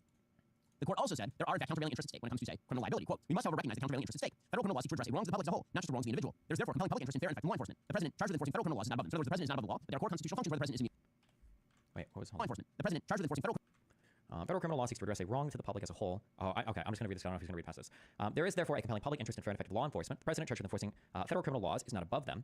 Chief Justice Marshall's decision in Burr and our decision in Nixon recognized the distinct interests present in criminal prosecutions. Although Burr acknowledged that the president's official papers may be privileged and publicly unavailable, it does not grant him an absolute exemption from responding to subpoenas. So he did get an exemption even in responding to subpoenas. Nixon likewise recognized a strong protection for the president's confidential communications, a presumptive privilege, but it did not entirely exempt him from providing evidence in criminal proceedings. Now, okay. This is what I mean. This is what I mean. I said Roberts doesn't ever argue this. So, okay. So he does reference at least that these other two cases brought up the idea that, okay, well, obviously we're not going to give him unlimited criminal shielding, right? That'd be crazy, or any criminal shielding, right? Okay, so how does Roberts deal with these opinions in these prior cases? Taking into account these competing considerations, we conclude that the separation of powers principle explicated in our precedent necessitates at least a presumptive immunity from criminal prosecution for a president's acts within the outer perimeter of his official responsibility. Such immunity is required to safeguard the independent and effective functioning of the executive branch and to enable the president to carry out his constitutional duties without undue caution. He doesn't even so there's no public interest at all? Why do we feel like the president needs to feel safe from crimes to carry out his function of the executive branch? Indeed, if presumptive protection for the president is necessary to enable the effective discharge of his powers, when a prosecutor merely seeks evidence of his official papers and communications, it is certainly necessary when the prosecutor seeks to charge, try, and imprison the president himself for his official actions. Really? Why would we assume that just because there might be a standard for subpoenaing somebody, that if there's some protection for national security stuff being subpoenaed, then there needs to be full criminal immunity for a prosecution? It's so wild. I can't believe there's just this one thing here, and then that's it. It's okay, whatever. Criminal laws is not above them. So in other words, the president is not above the law, but there are core constitutional functions where the president is immune. So for example, you could not bring a criminal prosecution against Barack Obama for droning on moral allegations despite the fact that he's American citizen overseas because he's a terrorist. Okay, so for all the Democrats who are freaking... Wait, really? You don't think you could do that? Well, I mean, I'm sorry. You don't think you could have done that before this decision? Do you think this decision changes that? If you couldn't bring that criminal suit against Obama, it's because Obama has been tasked with carrying out the national defense functions of the United States of America. You can say that maybe it was wrong, or it was a mistake, or that department shouldn't have that power, or that the legislature needs to make more restrictions or something like that. Sure, but that he personally committed a criminal act, that's just never been a serious consideration. Out today, as we'll see, claiming that Donald Trump now has the capacity to activate SEAL Team 6 to kill his political opponents. By the way, if Donald Trump had that authority, the current president is Joe Biden, so he could do that to Trump today. I notice that Joe Biden isn't doing that because he doesn't believe this, because no one believes the claims left are made. Or because the Democrats act fundamentally differently. About this particular case. That's a crazy argument. That's a crazy argument to sit there and say that, if all this is true, Biden can do it, and Biden's not doing it. So obviously that means that Biden doesn't believe it. So obviously this is not this isn't real, right? That's a crazy argument that, somebody has the ability to commit a crime, or they think that they have a right to commit a crime, but because this other person that's in the same position doesn't commit the crime, obviously it means that there's no legal justification. There's no plausible legal justification to say that other person can commit said crime. That's a really crazy stretch. That's a really crazy stretch. I need to go. I got flying enemies, man. It's pain. But the actual person being protected here on this score would actually be Barack Obama for droning people on morality. So, except you would never be able to convict Obama acting as the commander-in-chief, executing authorities given to the commander-in-chief tasked with national defense stuff on counsel from his legal department. You would never argue that he had the criminal intent, the criminal state of mind, where you could convict him for the crime of murder. And you know what's crazy, right? that actually disapproves exactly what Destiny was saying earlier about like it was never needed to be said that, you know, a president couldn't be prosecuted for it, right? Well, now you can see it, right? You can see the scenario where, like, let's say if this thing never happened and then Trump was to get back in office and go on the vindictive like rampage he would want to do, right? Well, just think about it. Right now, he has control of the Justice Department again. I want to go after Obama for potentially like killing that American citizen. Let's do it, right? He took actions while as like commander-in-chief of the United States. Don't matter, right? You see? So that's what I'm saying. Like, wow, like this was a good thing. This was in terms of like just hashing out like, hey, like certain things just like as president, he just can't be convicted for. How they went about it and given the blanket immunity, crazy. But to sit there and say that that these things that were assumed that the president couldn't be prosecuted for without it being like spelled like, you know, clear as day, right? That all of that is just all that's out of the water now. All that's out of the water now. Like now, just like, you know, anybody for whatever reason could sit there and as long as you in some way, shape, or fashion technically violated the law, right? Which you can sit there and say Obama might have done so for killing the American citizen. Of course, obviously the circumstances when you actually dig into it, like it was completely like, you know, fine the on how he had to go about it, right? But that wouldn't have stopped like, you know, some like vindictive persecution. So it's unbelievable. Here is how this actual decision breaks down. There's an excellent flowchart that was put out by a group called Justice Security, run by Ryan Goodman. And here is sort of how this decision breaks down. So there are effectively two types of conduct that the president can participate in. One is official conduct and one is unofficial conduct. So unofficial conduct would be the president shipping an intern. Right? That's unofficial conduct. Or lying about shipping an intern. It has nothing to do with the presidency of the United States. That's just the president in his private capacity basically doing private things that are criminal. So can that person be prosecuted? The answer for unofficial conduct is yes. And so how does that break down in terms of the Trump case? We'll get to in a moment. Then there's the second type of activity, official conduct. Official conduct under the Supreme Court decision breaks down into two categories. One is core absolute immunity categories, core official acts. So what would that be? That'd be like pardon power or firing people who work in the executive branch or controlling recognition on the determination of foreign countries. Right? That stuff is like core presidential power. So if the president decided tomorrow to recognize the independent state of Kurdistan, he couldn't be criminally prosecuted for that, for example. He would have absolute immunity. Or if the president accepted a bribe to recognize the independent state of Kurdistan, he wouldn't be able to be prosecuted for that. And then there's a second type of official conduct, and that would be official actions with presumptive immunity. So this would be kind of like a confusing gray area. So let's say the president, for example, is pressuring Vice President Mike Pence to change the elector scheme. So the president very often has conversations with the vice president about a wide variety of topics. That in and of itself is in fact official conduct, but he's pushing the vice president to do a thing that is plainly not inside the constitutional structure. And not only that, if you prosecute the president for that, is that going to impede the functioning of the president on a go-forward basis? Right? That is the question. When it comes to presumptive immunity, the idea is that there is a burden that the prosecution has to overcome. And we presume immunity for the president, but that can be overcome. Absolute immunity means done. Right? There is no case you cannot prosecute the president. Presumptive immunity means that we can presume the president has a certain level of immunity, but that can be overcome by showing that prosecuting the president on a particular charge does not in fact threaten the functioning of the constitutional structure. So here's what the Supreme Court writes. When it comes to absolute immunity, quote, the president is absolutely immune from criminal prosecution for conduct within his exclusive sphere of constitutional authority. Again, that would be like the president telling the DOJ to investigate a thing. Right? That's a core constitutional function. Man, like what he does, that's a core constitutional function. That's not prosecutable. That's how it shakes down in terms of the Trump case. Then you have those remaining official actions with presumptive immunity. And here's what the Supreme Court writes about that. Of course, not all of the president's official acts fall within his conclusive and preclusive authority. As Justice Robert Jackson recognized in a case called Youngstown, the president sometimes acts pursuant to an express or implied authorization of Congress or in a zone of twilight, where he and Congress may have concurrent authority. Taking into account these competing considerations, we conclude the separation of powers principles explicated in our president necessitate at least presumptive immunity from criminal prosecution for a president's acts within the outer perimeter of his official responsibility. Such immunity is required to safeguard the independence and effective functioning of the executive branch and to enable the president to carry out his constitutional duties without undue caution. Indeed, presumptive protection for the president is necessary to enable the quote, effective discharge of his powers. I wish some examples were given by Roberts. Give me one example of an action the president might need to do where people might confuse him with like committing a crime. Like I have to be able to commit crimes, or people might think I'm committing. Like, give me an example of this. No, it's just like just killing people overseas. I mean, that's just like what it could potentially just be, right? Especially like if it just happens to involve like an American citizen, you know. That's to me that would be like one such case for sure. But I already said that before. The prosecutor merely seeks evidence of official papers and communications. It's certainly necessary when a prosecutor seeks to charge, try, and imprison the president himself for his official actions. And so again, this category, which is presumptive immunity, can in fact be overcome by a showing that the president's function will not be impeded by the prosecution of the president. So in this category for Trump would probably fall his pressure on former Vice President Mike Pence. So I would assume that the appeals court in D.C., Chutkan, is going to find that charge is totally fine. You can charge Trump with pressuring Pence to overrule the electors because that's not within his sort of official capacity to the extent necessary to provide him absolute immunity. So they remand this to the lower court for explication, saying, as we explained below, the current stage of the proceedings in this case does not require us to decide whether this immunity is presumptive or absolute. Certain allegations, such as those involving Trump's discussion with the acting attorney general, are readily categorized in light of the nature of the president's official relationship to the office held by that individual. Other allegations, such as those involving Trump's interactions with the vice president, state officials, and certain private parties, and his comments to the general public, present more difficult questions. Although we identify several considerations pertinent to classifying those allegations and determining whether they're subject to immunity, that analysis is ultimately best left to the lower courts to perform in the first instances. So again, what does this mean? It means that certain of these charges are going to get thrown out, like the DOJ charge, but a bunch of other charges not. A bunch of other charges are likely to be preserved against Donald Trump criminally. Now, in terms of time, likely, really, fine, because it's now going to get remanded back to the lower court. That means that the timeline here is stretched. That means Trump is not going to get charged on any of these criminal activities. He's not going to go to court on any of these criminal activities, alleged criminal activities, until after the election, which is why left is so all fire mad. So the timeline of Trump's trials has now been moved out, which is good for Trump's election. But listen, the amount of uncertainty in the world right now is insane. Saudi Arabia, for example, recently ended its 50-year petrodollar deal with the United States. It has the potential to weaken the U.S. dollar. It means those are gigantic national debt. Well, if there's less demand for U.S. dollar, what exactly happens to its value? Gold. For reasons like this, I feel it's important to diversify some of your savings into gold. You can do that with help my friends over at Plan B, limited stock friends over at Virtual. Her Descent is just lies. I mean, as we'll see, the Descent, written by 98 today to hook up with my friends over at Virtual. Thanks. And now, as we'll see, the Descent, written by Justice Sonia Sotomayor, she of the double-digit IQ. Her Descent is just lies. I mean, it's just absolutely untrue lies. When you realize bloating and discomfort don't have to be routine. There we go. Everything changes. Untrue lies from a Supreme Try Court Rise justice. Mushroom 'Cause Coffee they wouldn't with be. 6 functional They mushrooms wouldn't that heal possibly your be gut, improve qualified to make whatever statements they're making. Reject her read of the case. Okay, the Supreme Court majority says, quote, as for the dissent, they strike a tone of chilling doom that is wholly disproportionate to what the court actually does today. Conclude that immunity extends to official discussions between the president and his attorney general, and then remand to the lower courts to determine in the first instance whether and to what extent from any alleged conduct is entitled to immunity. Unable to muster any meaningful textual or historical support, the principal dissent suggests there is an established understanding that former presidents are answerable to the criminal law for their official acts. Conspicuously absent is mention of the fact that since the founding, no president has ever faced criminal charges, let alone for his conduct in office. Accordingly, no court has ever been faced with the question of a president's immunity from prosecution. All our nation's practice establishes on this subject is silent.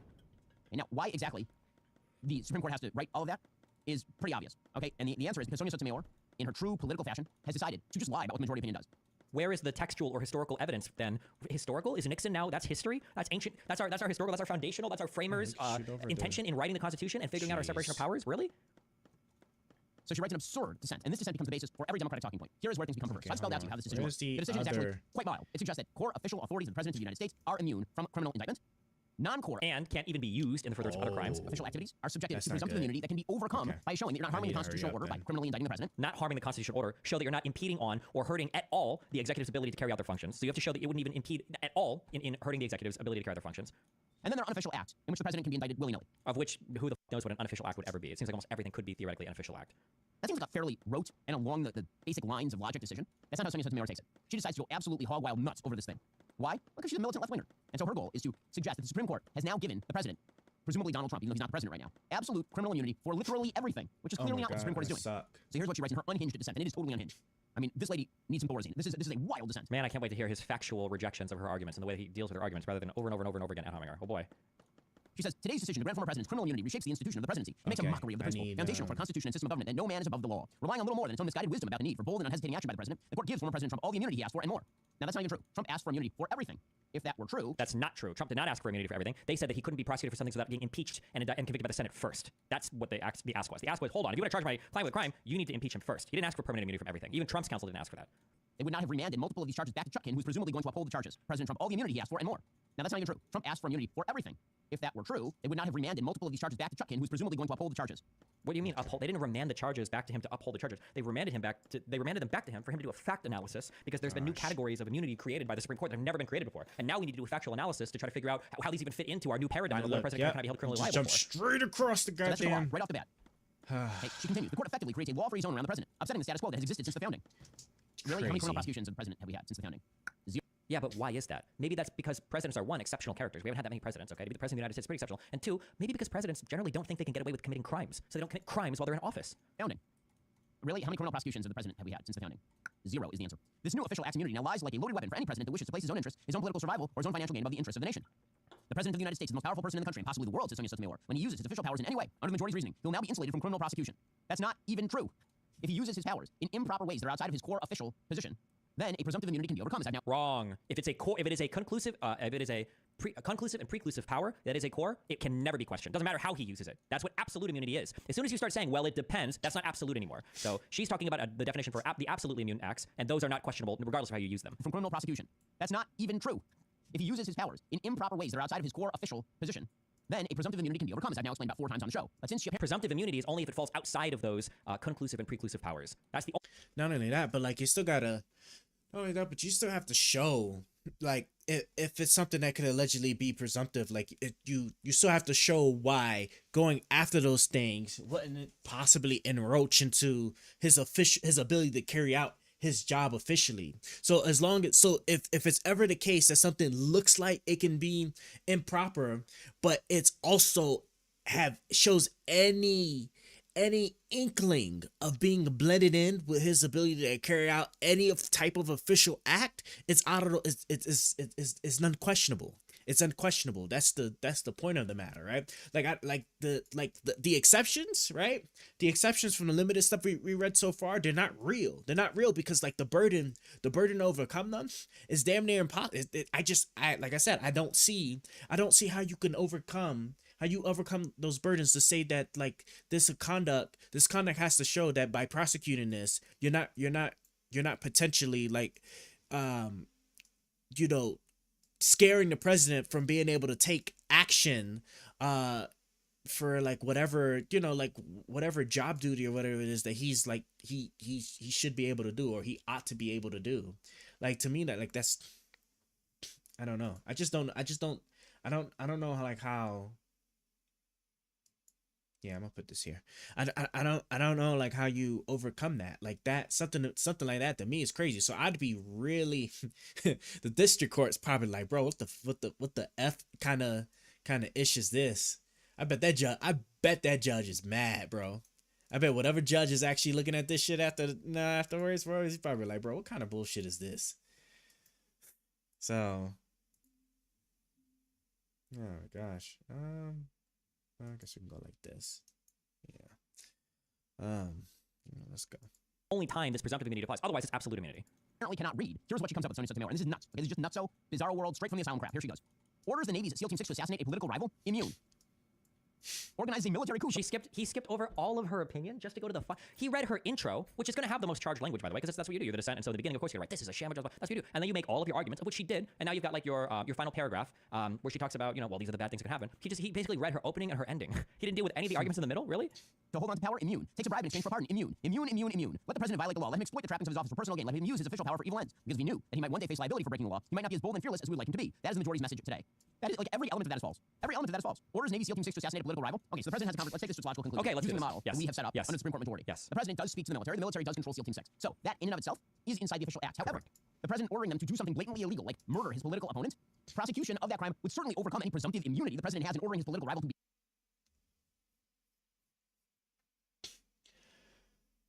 How do you determine something's blatantly illegal?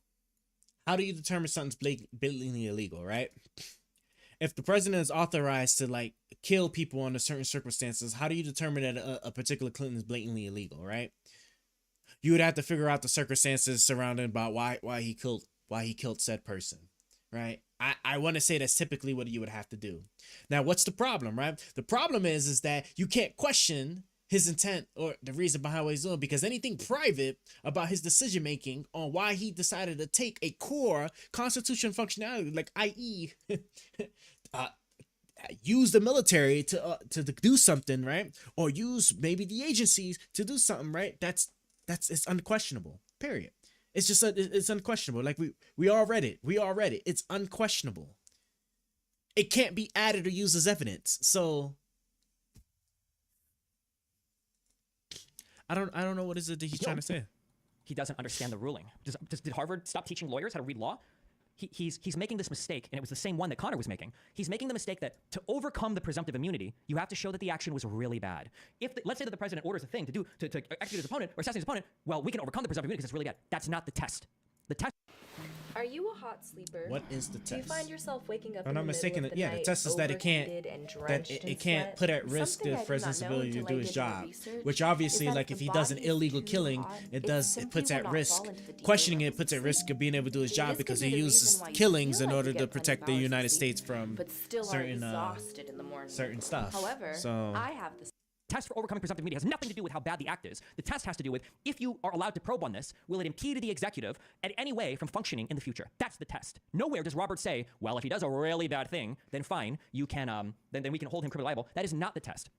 Any actions taken under the official acts are granted presumptive immunity in order to protect the president's ability to execute the duties of his office fearlessly and fairly. This means that the burden is on, quote, the government to argue that applying a criminal prohibition to that act would pose no dangers of intrusion on the authority and function of the executive branch, end quote. Nowhere does Roberts ever suggest that if the action is really bad, then you can criminally prosecute.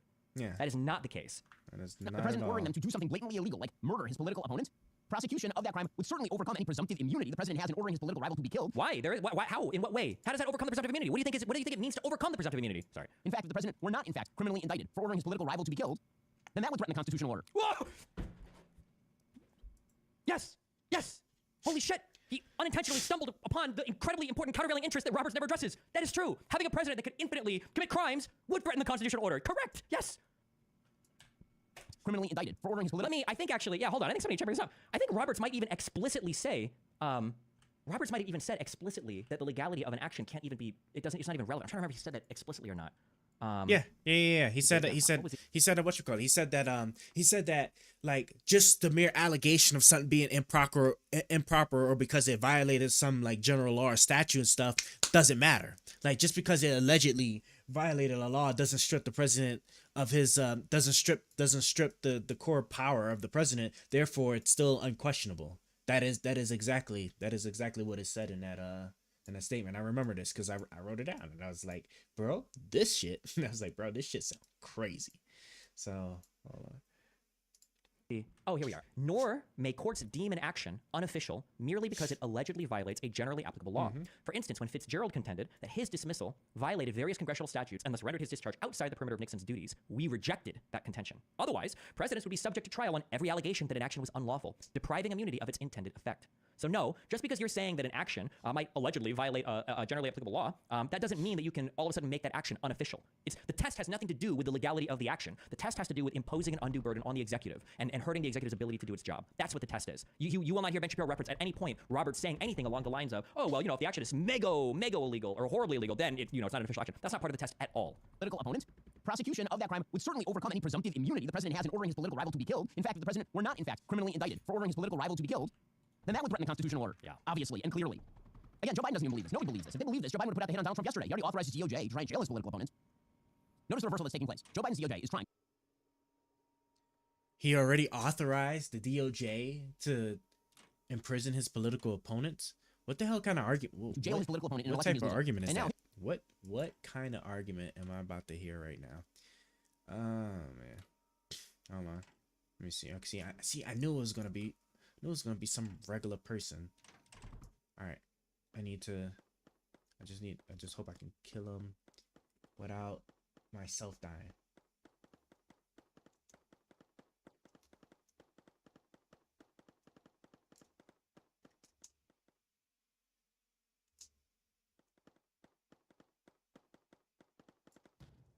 Ah, Jesus, man. I hate using, like, it's so much easier when I'm using my phone. I cannot, hold on, because I gotta focus on this. Because, see, I was thinking it was gonna be flying enemies, and it sure wasn't. Oh, okay. And then we got one more, and where's the other one at? Okay, yeah, so he's about to get packed up by at least my shooter guys here. All right, yep, cool. Okay, now let's go ahead and continue. His suggestion is that if his opponent wins office, then somehow Joe Biden's going to be driving down the street and Donald Trump's going to hit him with a drone. It's so ridiculous. I'm sorry, this is ridiculous garbage. I don't know how any of these things related at all. I don't know what any part of this, I don't know how those two things remotely relate to anything. Opponent in an election he's losing. Notice the reversal that's taking place. Joe Biden's DOJ is trying to jail his political opponent in an election he's losing. And now his suggestion is that if his opponent wins office, then somehow Joe Biden's going to be driving down the street and Donald Trump's going to hit him with a drone. It's so ridiculous. I'm sorry. I don't understand the comparison at all. Yeah, the DOJ is free to investigate things as they wish and pursue charges and everything through the federal court systems as they wish. Yeah, they are doing that. I don't know what this has to do with anything whatsoever. How does it relate to anything we're talking about? Or how does it relate to any of the expansion of executive criminal immunity now that I say expansion? I should say the fabrication of the creation of, yeah. Sorry, this is ridiculous garbage. Sonia Sotomayor concludes her bizarre and nonsensical dissent, quote, never in the history of our republic has the president had reason to believe that he would be immune from criminal prosecution if he used the trappings of his office to violate criminal law. Moving forward, however, all former presidents will be cloaked in such immunity. If the occupant of that office misuses official power for personal gain, the criminal law that the rest of us must abide will not provide a backstop. With fear for our democracy, I dissent. Our democracy. Okay, I noticed something about the Our Democracy crowd. The Our Democracy crowd is perfectly willing to destroy the Supreme Court wholesale, as we'll talk about in a moment. Oh, so we're done? We're not going to talk about any of the factual parts, any of the actual legal contentions or citations she makes in her thing. We're just going to go over the first and last paragraph and not even respond to what she just said there and just meme about. Okay. However bad you think it is, it's worse. No. Remember when Trump's lawyers argued that he could SEAL Team 6 as political rivals, and we all laughed because that's a preposterous thing for anyone to argue, and absolutely no serious person could possibly believe that the Constitution or the laws of this country would allow that to be the rule. Well, the Supreme Court just said, hold my beer while I assassinate my political rivals. I have actually watched the Legal Ego thing already. Not all of it, but most of it. Yes, the Supreme Court has effectively given law-breaking presidents, and we're not singling any one law-breaking president out or anything, could be any felonious president, almost absolute immunity from criminal prosecution. And where the court did not grant outright absolute immunity, it gave presumptive immunity and procedural protections that might as well have been absolute immunity. And while unofficial acts of the president still receive no immunity, the crap cherry on top of this crap sundae is that even though a president now has immunity from criminal prosecution for official acts as president, a prosecutor cannot even use official acts as evidence in a prosecution over unofficial acts, which makes prosecution of some unofficial acts virtually impossible. Whether you are a Republican or a Democrat, this is a terrible decision for democracy, possibly a top 5 worst Supreme Court decision of all time. Happy July 4th, everyone. But just how bad is it? Well, don't take my word for it. Justice Sotomayor says, quote, the court effectively creates a law-free zone around the president, upsetting the status quo that has existed since the founding. This new official acts immunity now lies about like a loaded weapon for any president that wishes to place his own interests, his own political survival, or his own financial gain above the interest of the nation. The president of the United States is the most powerful person in the country, possibly the world. When he uses his official powers in any way, under the majority's reasoning, he now will be insulated from criminal prosecution. Orders a Navy SEAL Team 6 to assassinate a political rival, immune. Organizes a military coup to hold on to power, immune. Takes a bribe in exchange for a pardon, immune. Let the president violate the law. Let him exploit the trappings of his office for personal gain. Let him use his official power for evil ends. Because if he knew that he may one day face liability for breaking the law, we've already read all this shit. Bold and fearless as we would like him to be. That is the majority's message today. Justice Sotomayor concludes that the opinion marked a sea change in the relationship between the people and the president. Quote, in every use of official power, the president is now a king above the law. But how did we get here? Well, until now, executive immunity was a incorporated doctrine that shields presidents from most civil lawsuits involving conduct that occurred during their presidential terms. There's no explicit constitutional text granting the president immunity, but in Nixon versus Fitzgerald, the Supreme Court ruled that the president is entitled to absolute immunity from legal liability for civil damages based on his official acts, including acts on the outer perimeter perimeter of his duties. The court defined the president's official duties quite broadly to prevent future presidents from being sued for, quote, virtually every allegation that an action was unlawful or was taken for a forbidden purpose. The court explained that it was, quote, settled law that the separation of powers doctrine does not bar every exercise of jurisdiction of the president of the United States. To determine whether a particular type of suit against a president or for a president could be heard, a court must balance the constitutional weight of the interest to be served against the dangers of intrusion on the authority and functions of the executive branch. Indeed, in Clinton versus Jones, the Supreme Court found that under that rubric, the president does not have immunity from civil suits for conduct before they became president.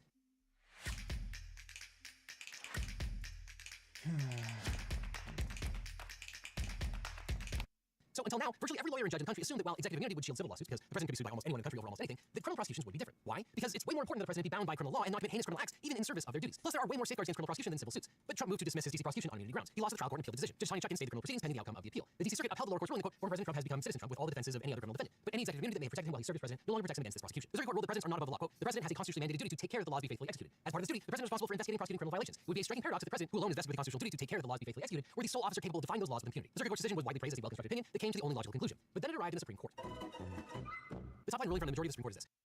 So I actually just realized, I didn't even realize it was this late, right? It's almost 4:30 in the morning. And then plus we're almost close to the end of that. That was actually, I ain't gonna lie, that was a little bit, I didn't comment too much on it just because like there actually wasn't necessarily too, it actually really wasn't necessarily too much into that per se. So I don't know. It's can I just go like this? Come on, if I can just, there we go. And boom, okay. Yep. Put you there.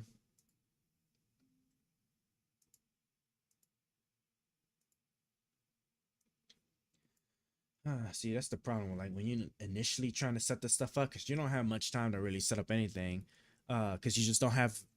I can't like initially start off with as much resources as I would have liked, and so therefore, it gets pretty hard. It gets pretty hard actually. What I would want to have, I would want to be able to, I think like what, like right here, yeah.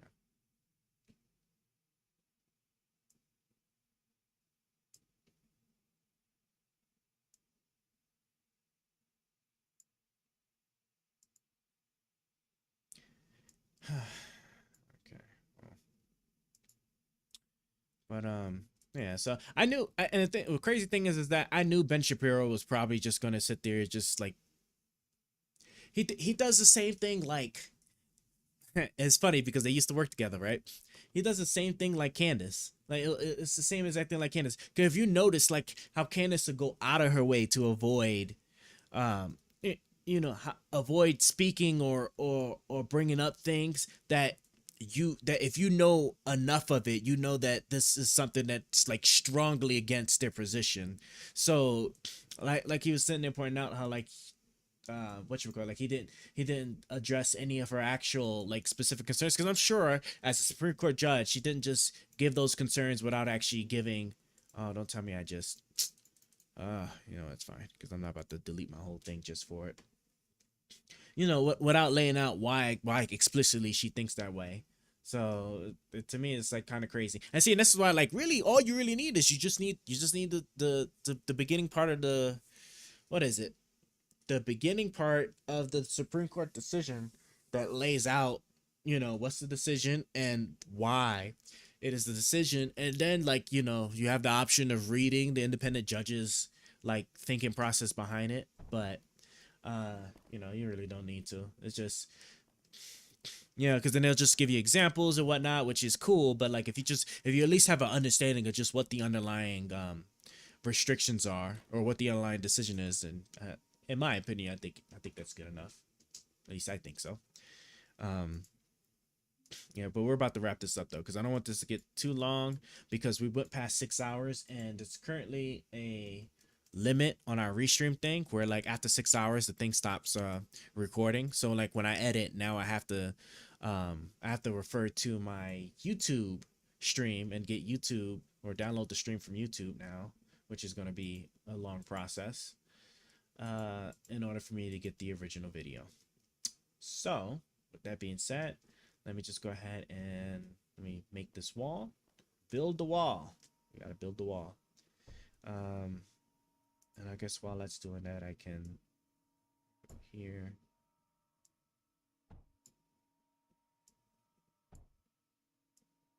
Because eventually I'm gonna want to try and like get some of these scrap pieces.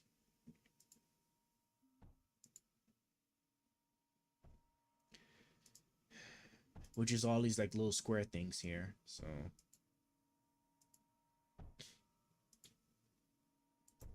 okay, we'll go through this round and then we're gonna go ahead and we're gonna wrap it up. Okay, I gotta hold on. Come on.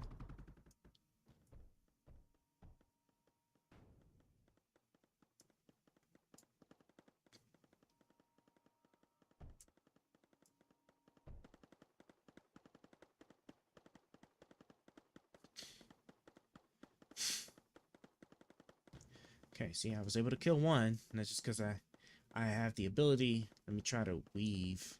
I need to zoom in some. Okay, come on. No, I can't. I hate. Oh God, I hate the keyboard with such a passion. This keyboard is such a freaking pain. And see, he's sitting there because those damn turrets don't attack. Can't attack the. What's it called, man?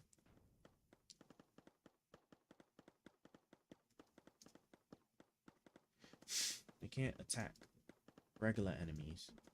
Come on, he's almost dead. I just gotta... just had to hit him like 1 or 2 more times, man. Oh my gosh. No. There we go. Okay. What has he destroyed? Oh, cool. He didn't actually destroy much per se. Okay. Did he break through? Oh, they did break through. Okay, so let's do this. And we are wrapping up very soon. Let me just conduct the repairs.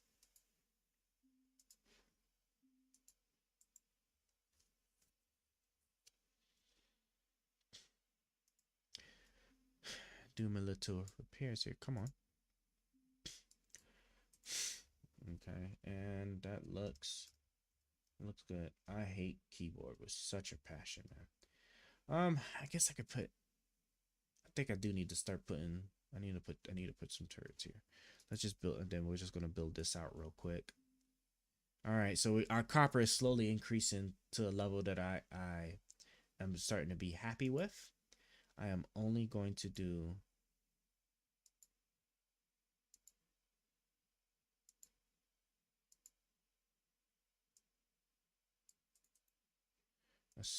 Well, no, I might as well just build up the whole thing. Why not? Yeah, I guess. And then, yep. And looks good to me, I guess. Right? Or can I put one here? I can't put one there. I should put one here because everything else is on the outer side, so I can still get to it. Okay, so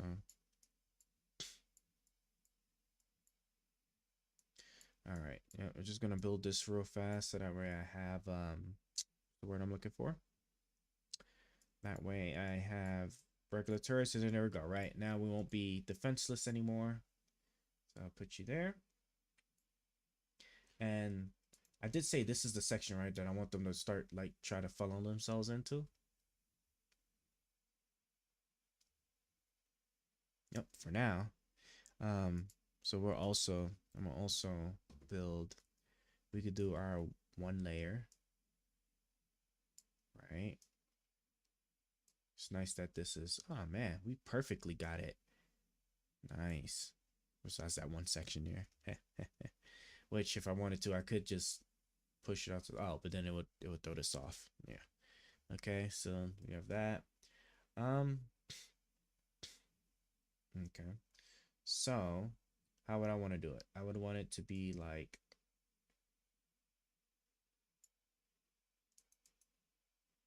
well, they'd have to come in through here, right? So I don't want them to come, right? Yeah, I don't want them to come on this side here.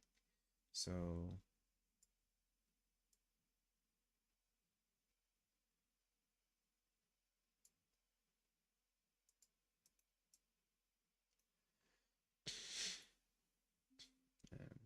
just push it back.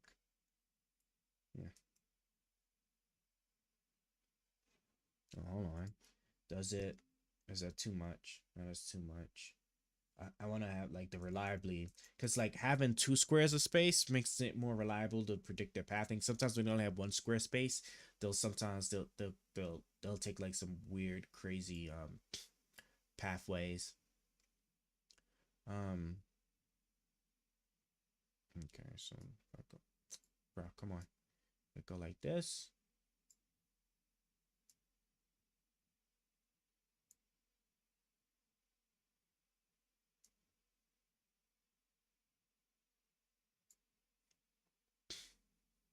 I don't think I'm gonna have enough copper for this, but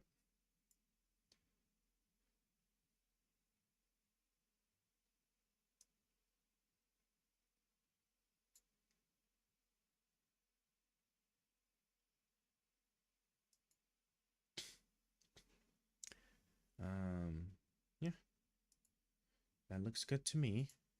We'll even throw 1 block here as a, because I might put something right here, and I'm probably gonna want it protected. I don't think they could shoot.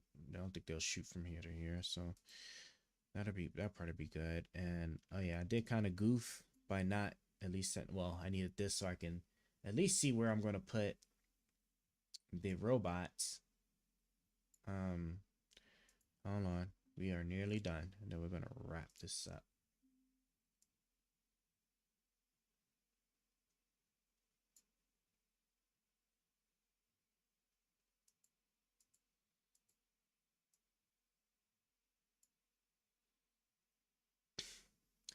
And then let me put you here and here for right now. And then I guess I just throw you 2 here. All right, what's all the different things I have, right? So that bottom's already built out. So it's just this section here. It's just clean up this section. So I'll clean up. Wait, it's already done? Oh my gosh. Wait, I hope I didn't. There's no way I was accidentally pressing buttons. If I find out it's a button that was actually pushing, starting the thing, I'm gonna be really upset. General move, follow, boost, command mode, control unit, deselect brake, select all units, pick up cargo, drop cargo, dialogue, schematic menu, just the block select, view, multiplayer. Okay, so no, there's no button to like skip, make it skip. I just press pause right when. This is gonna be such a problem. Okay, so I gotta now think about this, because the moment I press play, they're gonna spawn, and then I'm in build mode, so there ain't shit I can do. Okay, I have to build this, and I need to build that at least. I need to build this at least. Where's my more thing at? Any still over here? I think he's somewhere over there. I'm gonna come up from the top, so that way he builds this first. He's gonna build that first. I'll let him try to build that, because these 2 are probably a break soon, or maybe these 2. Build that, so that's done. And then I need to come over here and try to build this stuff as quickly as possible. Yeah, I'm about to be hold. Oh, I'm right here. Okay, well. Come on.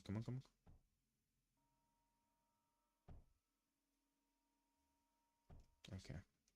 And now. Oh, wait. What happened? Are they already dead? Wait, what happened? There was enemies that spawned, right? I'm not crazy. There were enemies that spawned, right? Did they just die? Huh. Okay. Well, shit, we lucked out. Oh, maybe I paused it when I like already killed them, so that's why it was still down at 0. Okay. So we're good then. Yeah, let's go ahead and let's yeah. Let us actually go ahead and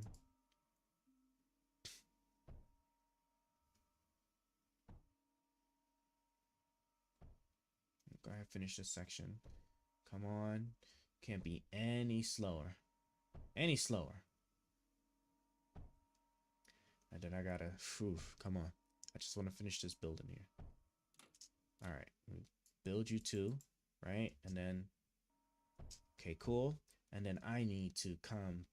Yep, I need to go make sure I go all the way around like this, and then we start building. All right, because this is what I need. I need this built first. I really need this built first. Come on.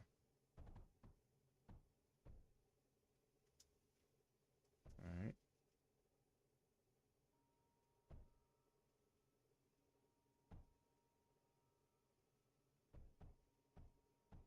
Okay.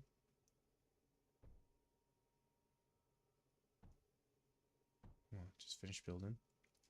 All right, let me see what. Okay, they should be packed up. Hopefully, these should hopefully be packed up by my 3 turret guys, and there should be no problems. Let me continue to finish this over here.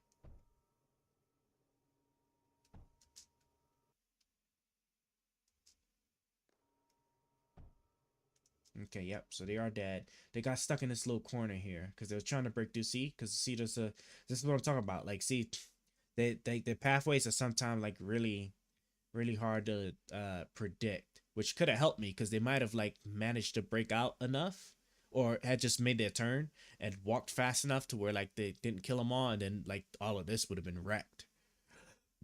But okay, now what's over here? Oh my fucking gosh. Okay. Well, I guess I could. I doubt if I even I doubt if it's even gonna have enough time. Okay. See, this is why you gotta hash it out. All right. I know, right? And I said I was gonna quit, bro. I just need this. I just want the initial defense thing to actually be good. Once it's actually good, then we can go about this a completely different way. Well, then yeah, then we could cut this off, right? Because then when I come back in, I won't be blindsided trying to remember what the hell I was doing.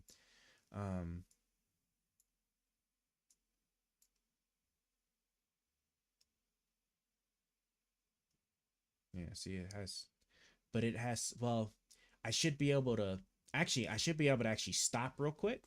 So I'm gonna build this. I'm gonna build this real fast, right? And then what I'm gonna do is I'm gonna go kill them myself because I should be able to, because I got the block there and they don't look like they're gonna move. Then from there, right, then I can finish this building.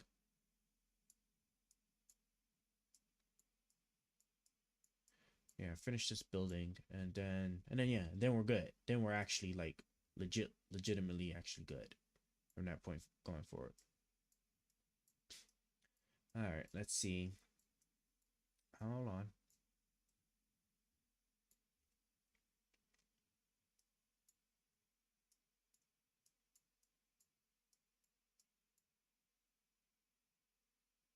Yeah, I don't want to get too close to that right now. Okay, and then let's go here, and then what I'm gonna do is, and then it's fine to just put these 3. Okay, we gotta hurry up.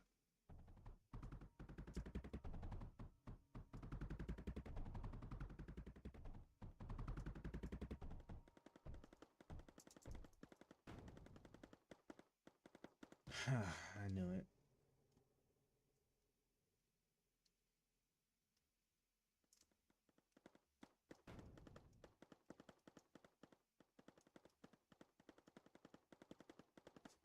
I can't shoot through those blocks either. Terrible. Bro, why am I'm not making any shots. I'm not making any shots right now. Okay. What I need to do is I need to hold off of what I'm doing. And okay. I need you, and you.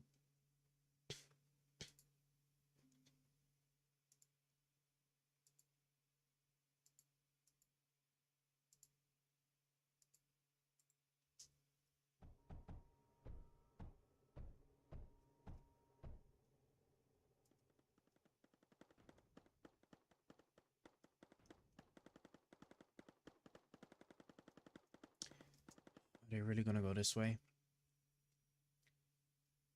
Good gracious. Okay. Let me think. I'm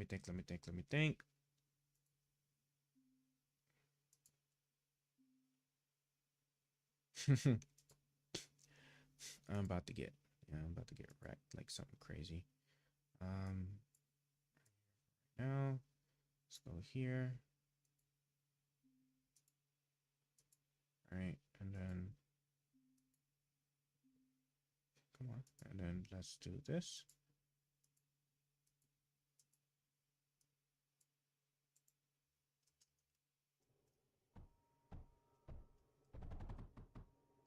Okay, and in fact, hell, man, we can even. Can I even just real quick?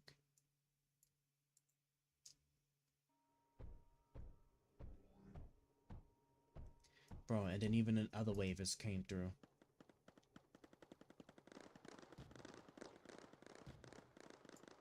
Okay, I understand the core is under attack. And then we have one enemy, which is probably a flying enemy, I had to bet. If I had to guess, right? Okay, hold on. Oh yeah, it interrupted. I think it interrupted all my shit. Let's see. Yeah, so it is just the one flying enemy. So then I need to put one here. Where, yep, right here. So that way I can then do this. And we are imminent on our, wait, what happened? Why is my thing? Bastards. Oh wait, am I out? No, yeah, I got stuff. Right? Yeah, right there. Boom. And then let's actually look and see what I need to fix.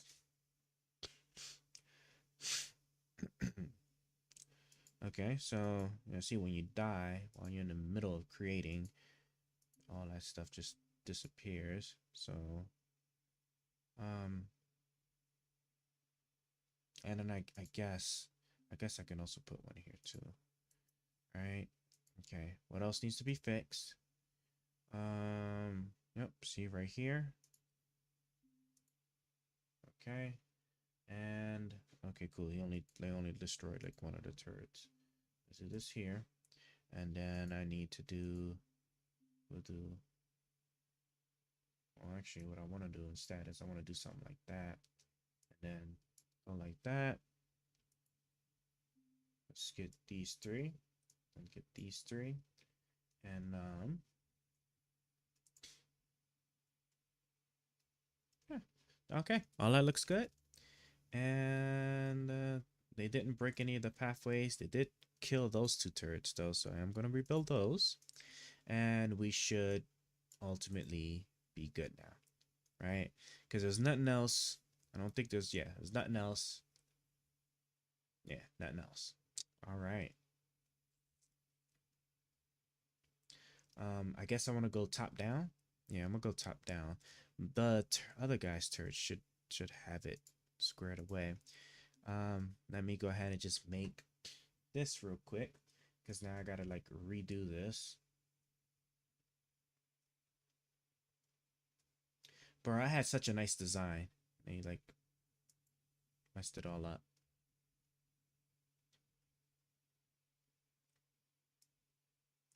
Oh yeah, I'm pretty sure it was like this, wasn't it?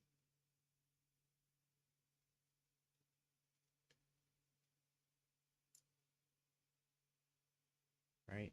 Yeah. Pretty sure it was like this. Yep. And then I go like that. Oh, well, hold on. Yeah, and then actually go like that. And then we started making our way down, like so.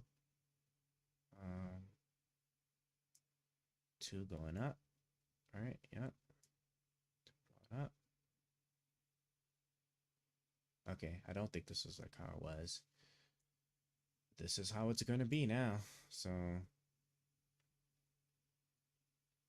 wait, how did that happen? That's crazy. Okay, and then like that. Okay, cool. And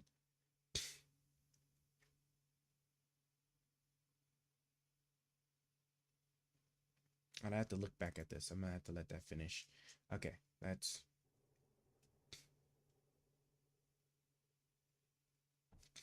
okay, because I need this to be fixed up.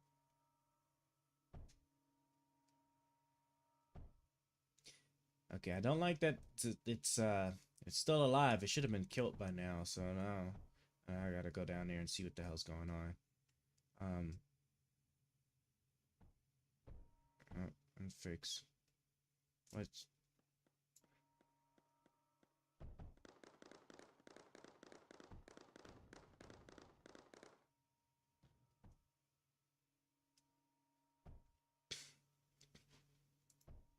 delete that.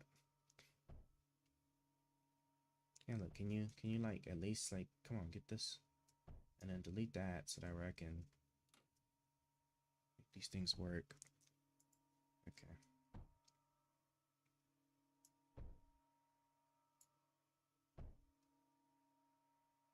Okay, what I need is I needed to get the perimeter first. Get the perimeter. Oh my fucking goodness. Come on. You're joking, right? Can you get this one? Thank you. Okay. Now can you get this one? Alright, come on. Come on, because I know it's gonna be making their way up. And cool. The bottom ones are dead. Okay. What's the top ones looking like? Oh, so those, okay, explodey things. Okay. Oh, don't tell me. Don't tell me the aircraft. No, I don't see nothing. I wonder why I see six. Maybe it is just okay, so it is just these ones here. Well. And I should probably also that's right, because eventually they're gonna break through that, I think. So let's go here and start pumping this out to where you right, so where I can get you here, you didn't mean to do that. And oh my gosh, bro, we're almost, I'm trying to go to bed, man. I just want this initial perimeter to be good. Right, so I'm gonna have to, I gotta leave this now.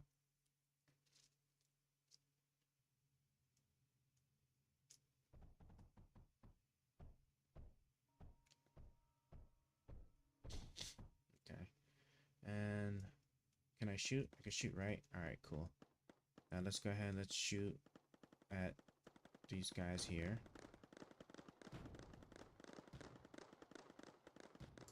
Alright, cool. Now let's go ahead and finish this up. How much copper do I even have? Okay, I still got copper. I'm running low. Right, I'm at 1.5k. But this should hopefully be all that's needed now.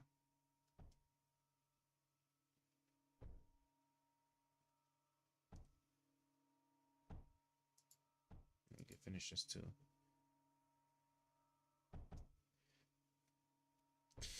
Okay, cool. This is now done. Now let's see. 18 enemies? Bro, what the hell? Oh, jeez.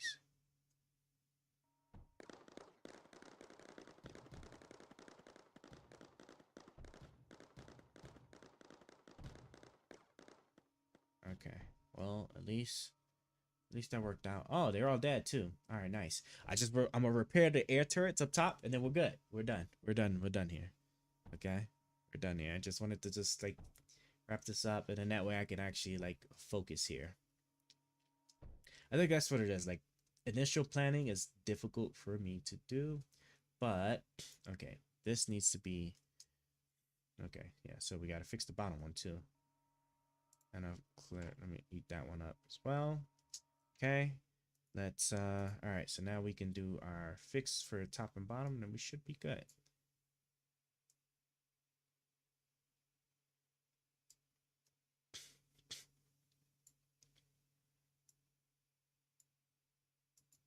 Okay. Yeah, I always say like 2 blocks should be good enough. 1 pathway should be okay.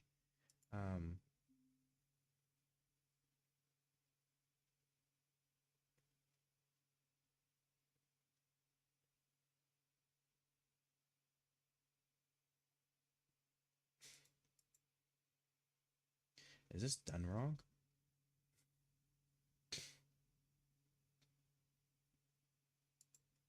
think it is. Let me, okay.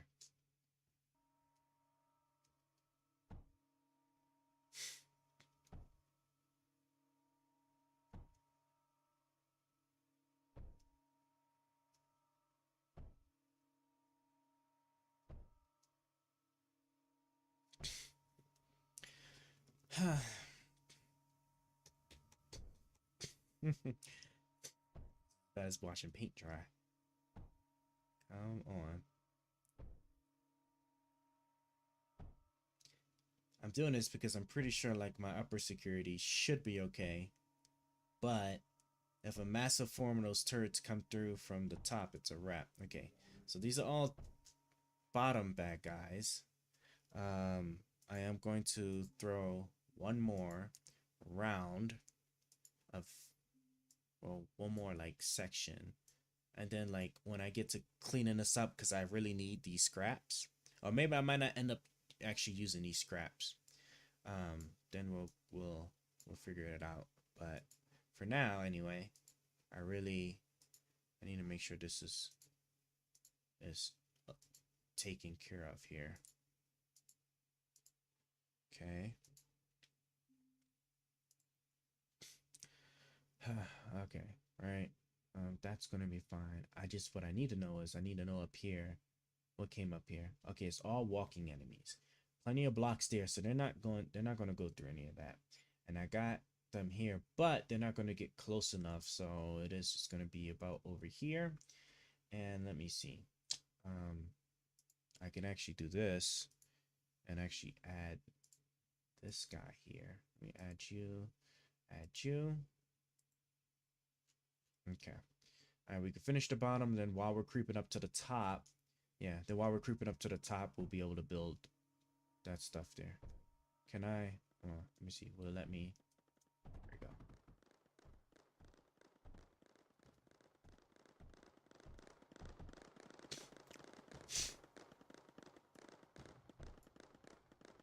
What the hell is you? What are you mining? Oh, you're joking, right? Why the hell was it mining? Like for what?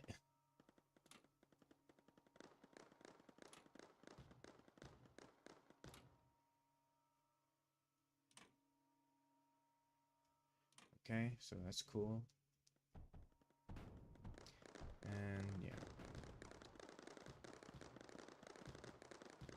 Okay. I need to expand it out. All right. What I'm not liking that I'm definitely not liking the fact that they're really sitting there and they're like shooting through these walls.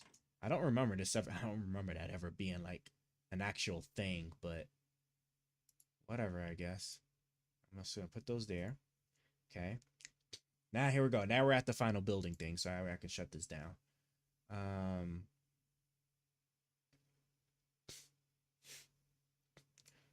Yeah, so right, because they can go down. This is just the same thing, isn't it? So did I just like build this out too far? Maybe that's the case. Maybe I just like ended up like building this out too far.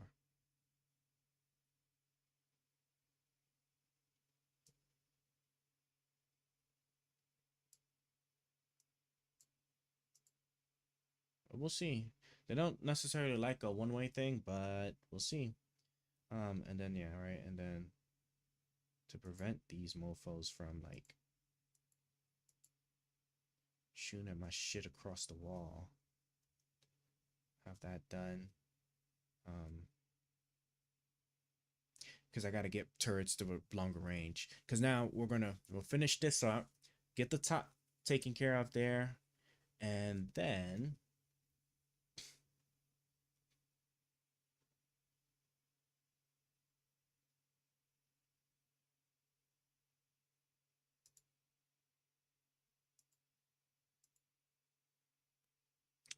after that, we will, then we'll just pick this up another day. Won't be today, but it will be another day. We get a third one there. Let's get one more turret there. And there we go, right? Now, once everything is built, we should be good.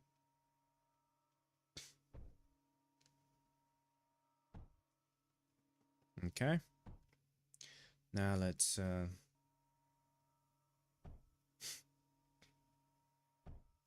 sheesh, man.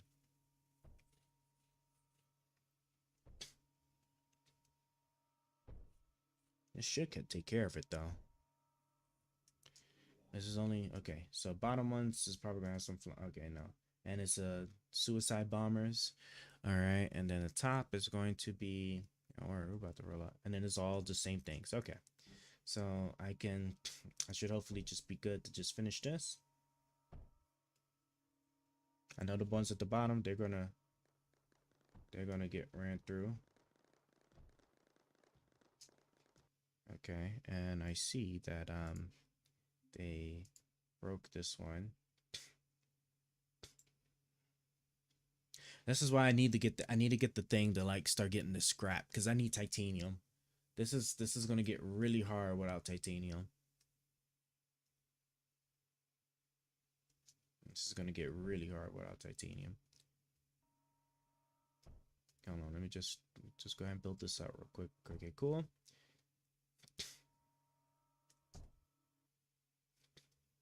And have they made their way down yet? Oh wait, are they? Hold on, are they trying to go through? Oh no, they're just walking by. Okay. Okay, that's good. Okay, and then I do have some turrets actually attacking them, so that's fine.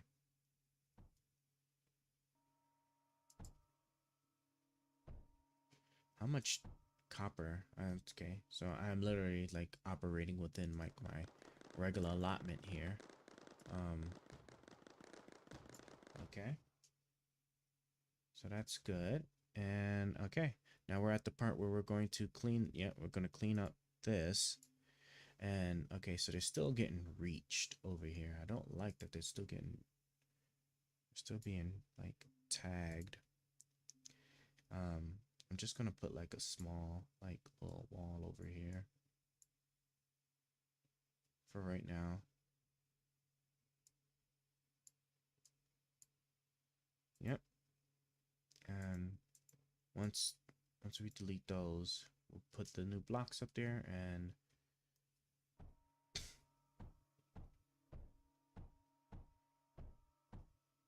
okay.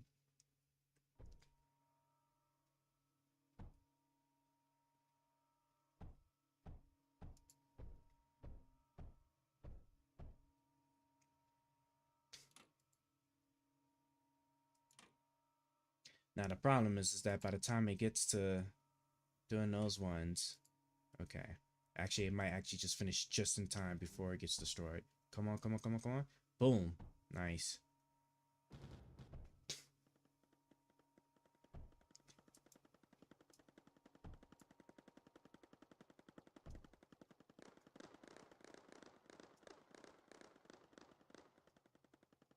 And see, and that's just because they just can't reach.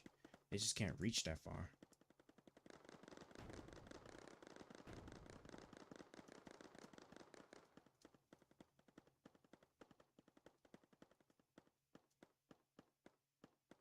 Okay. But this is the last one here. So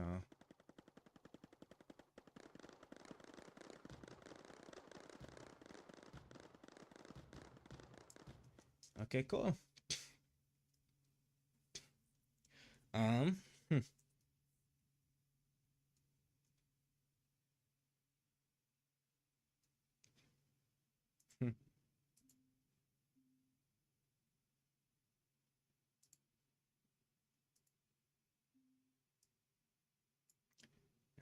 I'm pretty sure, because if they're already making it that far and they're making the beelines like they're doing, that means that my shit's just about up, right? They're already going to come in strong enough numbers to like overpower.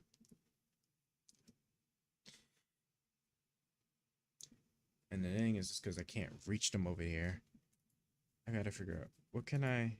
Do you use like regular? No, you use graphite. You use pyrite, right? So I needed pyrite. And that's my first focus is pyrite generation, because once I get pyrite, right? Look, you see the range on this with pyrite. I'm like murking them all. It's like hands down. And I think this one is also gonna target air enemies too, right? No, it can't do air ones. But the salvo can, right? It's a salvo that could do air and ground, right? Yeah, see, and it does, and it still takes in copper. So, and see, it has a much larger range. Actually, I am tripping. Why am I not? Okay. Yeah, we put these in here and then that's it, right? We put these in here and then that's it. So.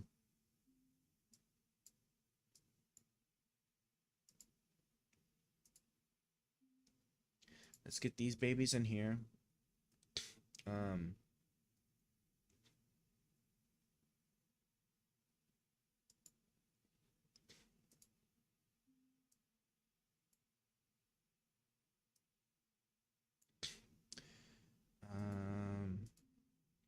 I just needed to initially just, you know, block off.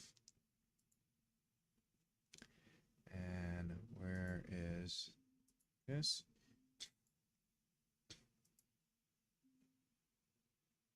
Once I do this, then like my concerns will be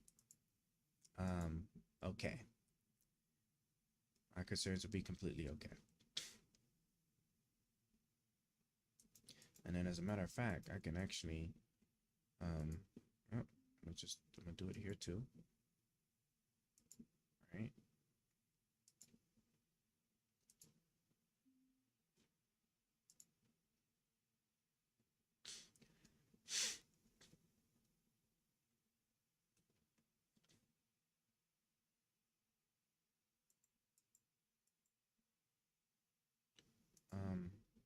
And of course, I'm gonna have to wait for that one, huh? Yeah, if I put you there, and then I get you here. Oh, cool. Just go ahead and just go like that. And, I'll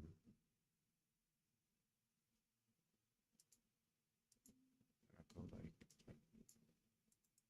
of course, I gotta kill that. And then, last but certainly not least, then,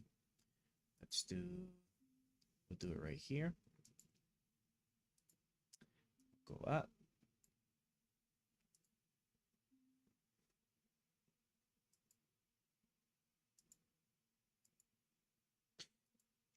And then I'm going to go like this. Okay. Where am I? I'm up here, right? Yes, I am. Okay, so I'm doing this one first. And then let's do the top one. Or I should leave. No, we got to do this one. We're going to do this one. And then we're going to go down to the bottom one. And then we'll get the very top later. Or right after. Oof, it's taking quite a long time. Oh no. I wasn't paying attention. It required titanium. Oh fucking no. Okay. Let me think about this.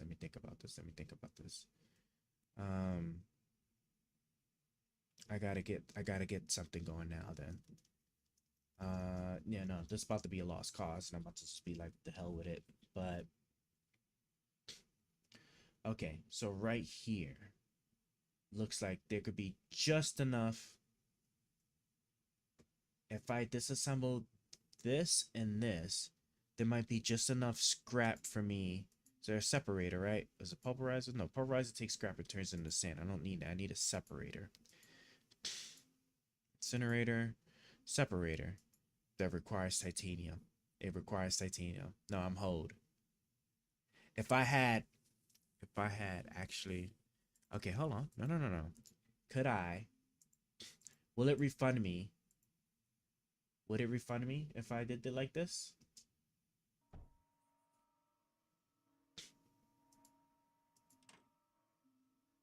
Okay.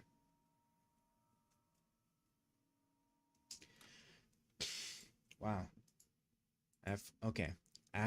With my one separator, I can get some scrap.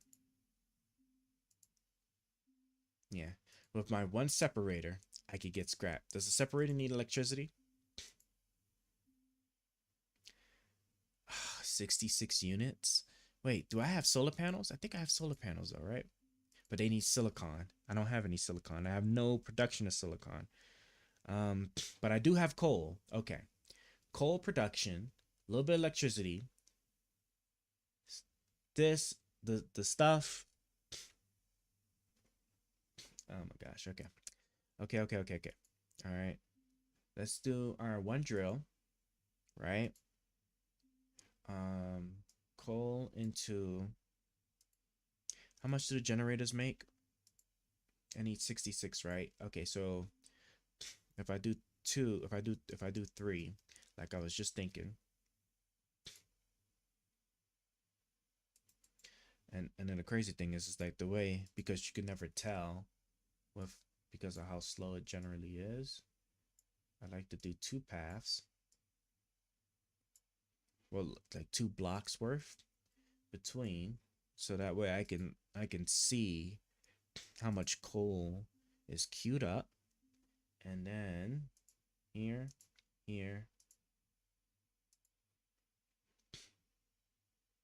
I think 1 might be enough. I guess I'll do a second one just in case. Okay, so there we go, right? For the electricity, and then if I, right here we go.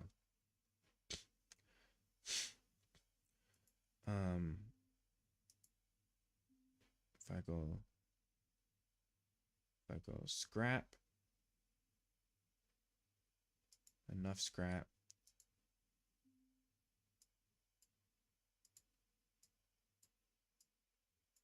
right?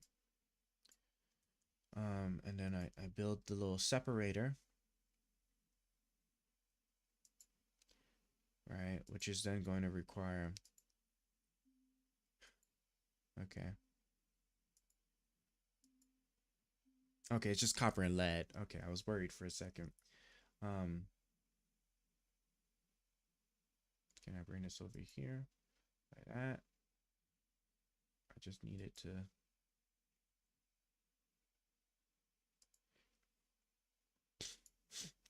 okay, cool.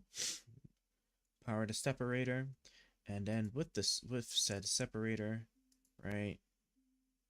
Separator produces what? It actually produces all materials that I actually do use or need. So then I can make my long journey to the house. Okay. Make my long journey to the house here.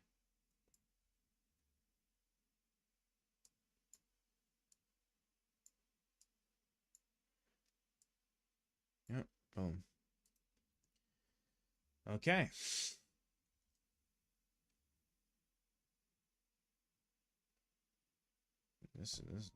That is very rough, man. Okay.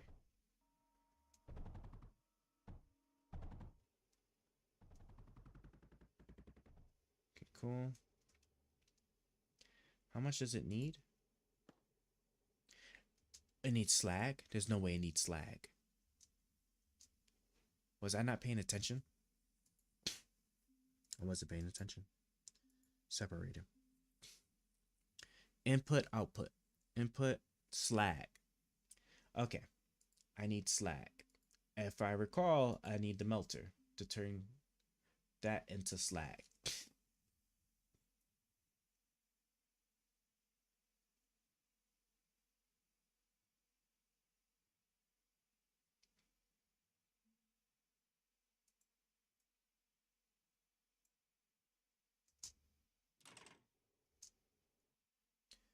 Oh my god, bruv.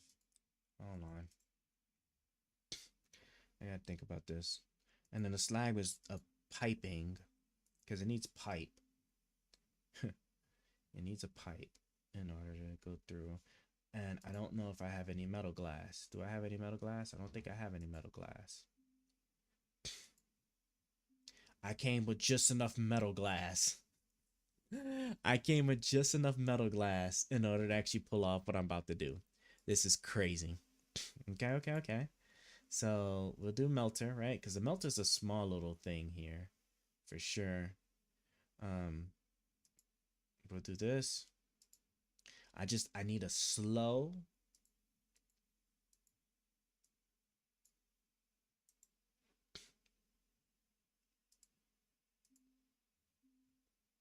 A nice slow move in.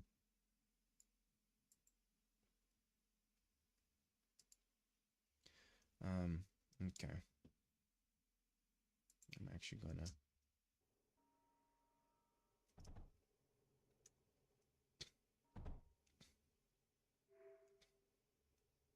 All right, cool. Come on, where's my titanium? There we go. See, we get titanium now. Okay. And the enemies must have just been murdered. And okay, I see that they have officially made it through this wall here. We must now go ahead and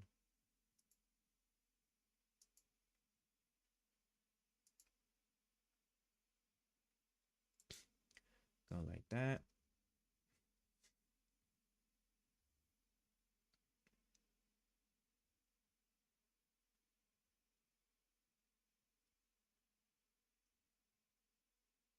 Oh shoot, I forgot I do need to take care of this as well. So let's go here and okay, so I most certainly, okay, while that's doing its thing. Oh, well, yeah, of course, I'm tripping, right? What I'm going to want to do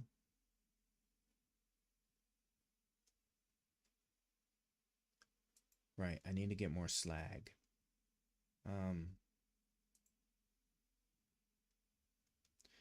We gotta go back.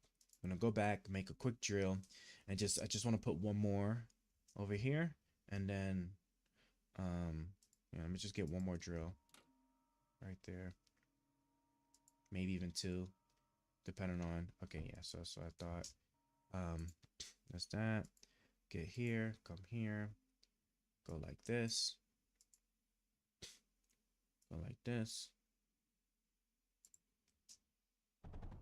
Right, so that way it's producing, and then yeah, and then I can actually put, because I was going to try and build it up to see slag flows, but I'm probably going to need that titanium, so I need it to, yeah, see, it is burning through, it's burning through that it's burning through that slag. So all right, we got to go in from the bottom. Yeah, see, that's why I was like, man, those scrap pieces, these scrap yards, man, so important. Come on.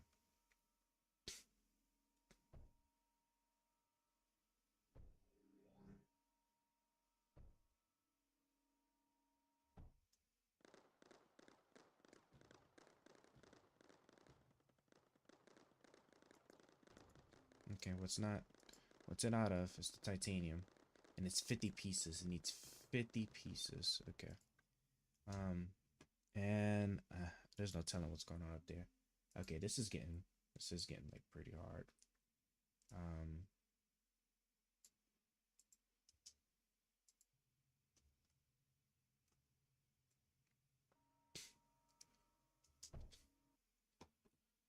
Are they? Oh, because you know something? Yeah. I haven't had a chance to. Okay, fine. I don't have a choice. I gotta go. Oh, cool. They're actually all dead. All right. Come on.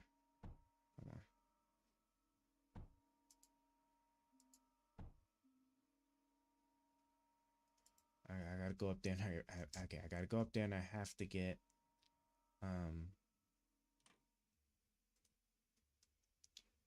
I have to go up here and I have to like get the security back right.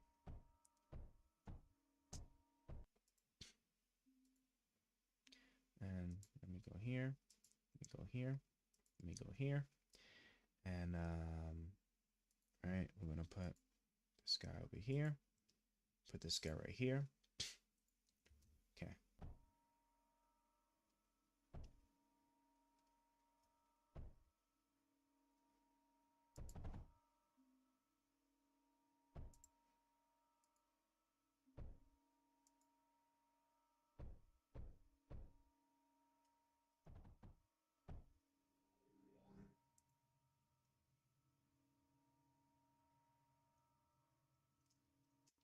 Okay, so I know the bottom one should probably be good. 8-hour stream, crazy, no work today. Hey Charles, do you think Trump is a threat to democracy? Yeah, probably. I mean, it's I clearly, like, with this immunity stuff. Sorry, I don't know why I missed your all your messages there, but I mean, clearly with like his immunity powers. I mean, just think, like, just the fact of being able to pardon yourself. One of the key things with democracy is that everybody's held to the same standards of law, right? Nobody can commit crimes without impunity, and like, it's clearly the man is about to, when he gets back into the presidency, he is going to wipe away every single alleged crime that he has allegedly done. So therefore, yeah, as far as in that sense for democracy, yeah, it's a wrap on that in that regard. But now for the other stuff, what did you think about the Supreme Court documents and that Destiny video? So the Destiny video wasn't really too much there. I mean, like, he actually spent less time on like Shapiro's statements than I thought he was gonna like really dig into, because he just complained about how like Shapiro was skipping over a lot of like key important information in the document and not actually addressing any of them, just like the easy nitpicky stuff, like, oh, like, you know, like one of the Supreme Court saying, one of the justices saying that, oh, you know, he's a threat to democracy, and then how he's going to use SEAL Team 6 to like wipe out a bunch of people, but then actually doesn't actually address all of the thinking behind it or why she's saying that. And I just knew that because it's just like Candace, right? I think that's actually why Candace was why Candace found the home over there to begin with, because they all like act that way. They all literally act that way, where they'll sit there and they'll pick only the things that they want to address, and they'll never actually directly address or talk about the things that obviously hurt the position that they want to take. But Destiny was kind of doing the same thing. So actually I did have some I don't even remember them, because it was just like, because the Shapiro stuff was like particularly bad. But no, like there was some stuff like oh yeah, like Destiny sitting there saying that that was it. What was it? That like at no point did the court ever have to clear up that a president was immune from being prosecuted from certain these acts. While like, yes, he was right that it could be generally assumed that no president assumed he was going to be prosecuted for like carrying out official military action. But the thing is that like if it's not made clear written in law, there's always a chance that they can be prosecuted. So like, for example, I actually gave the example of how the president, like, so like obviously the president has the authority to like kill terrorists overseas when they're a threat to the United States, right? So then what happens if the president, right, like his chief of staff and everybody come to him and be like, hey, we got some terrorists that are planning to like conduct a strike on the U.S., right? We think that they're at this particular location, but we're only 20% sure. Now, we could sit there, we could defer and wait, right? And try to make sure, but you know, there would be some time loss to that. Or you can go ahead and you can conduct a military strike now where, if they're not in there, right, it could potentially be a bunch of like innocent people, maybe like a bunch of cancer babies, but we don't know for sure. We're only 20% sure there's probably terrorists in there. And the president's like, you know what? I don't feel like waiting. Yeah, just go ahead and bomb it. And they bomb it, and it turns out it was just full of cancer babies, right? So at face value, you could sit there and say that maybe the president would have kind of been immune, but like any reasonable people that would be looking at it could also make the argument that he was being negligent, he didn't make sure, all these different things, and so the killings was unjust, and so Congress could impeach him, and then he gets prosecuted like through the regular court system for essentially killing a bunch of innocent people because he didn't like exercise any I don't even know what's the word for it, but he didn't make sure that what he was doing, he was actually killing the right people, right? He just was like, you know what? There might be people in there that we want to kill. Just bomb the whole place. It doesn't matter, right? So before the immunity ruling, right? That for sure, not actually being careful and making sure that you're actually like targeting the right people and going to actually target them, you know, and actually they're actual terrorists, and everything matches up with actually going ahead and putting them off the census, right? All of that, right, would have been up for debate. and the president would have deferred to like actually make sure that the terrorists are indeed identified and actually killing them. Now with the immunity thing, right, he doesn't have to worry about that because those actions are covered. But prior to that, right, if he had made the mistake, he could have potentially been prosecuted, right? Maybe it was a 50-50 chance, right? And who's to say that there wasn't enough anguish, or what's the word I'm looking for, right? Because at the end of the day, sometimes these prosecutions are a bit on the emotional side, right? Where like they say that, you know, like certain people in certain positions would get a slap on the wrist, but if there's enough outcry or people really don't like it, right, then they'll actually go ahead and they'll try to like apply the law as it's supposed to against that person, right? With the president, if the president wasn't being careful and enough people felt like he wasn't being careful, right, he could have easily been prosecuted, right? Obama, if all these people that are saying that Obama should have been prosecuted for like the drone strikes and everything, thinking the drone strikes are potentially illegal because the drone strike, while it did kill a terrorist, it killed an American citizen. So the American citizen didn't get his due process of anything like that. Just imagine, right? If enough of those people were in Congress, right, they could have directed an investigation and prosecution, right? Even though we have a general understanding that the president would have been protected from that, it's not actually clear, right? Or it's not actually written in stone, and it is actually conceivable, but that Obama could have been gone after for that drone strike. But now with this presidential ruling, right? You know, all that's good. It was that part, and then there was another thing too, where like, God, man, it was something to do with like what was it? It was something to do with an example that they gave. Oh yeah, when he kept asking about like, can you get an example of when like the president has to exercise any caution and taking out like his duties or something along those lines. And I was just like, yeah, like, see, like the military actions was like one easy one to actually go about. Do you think that's in comparison to Trump being like Hitler's valid or very extreme? You know, since I don't know the full ins and out of Hitler, I'm going to lean with potentially a little bit on the extreme, but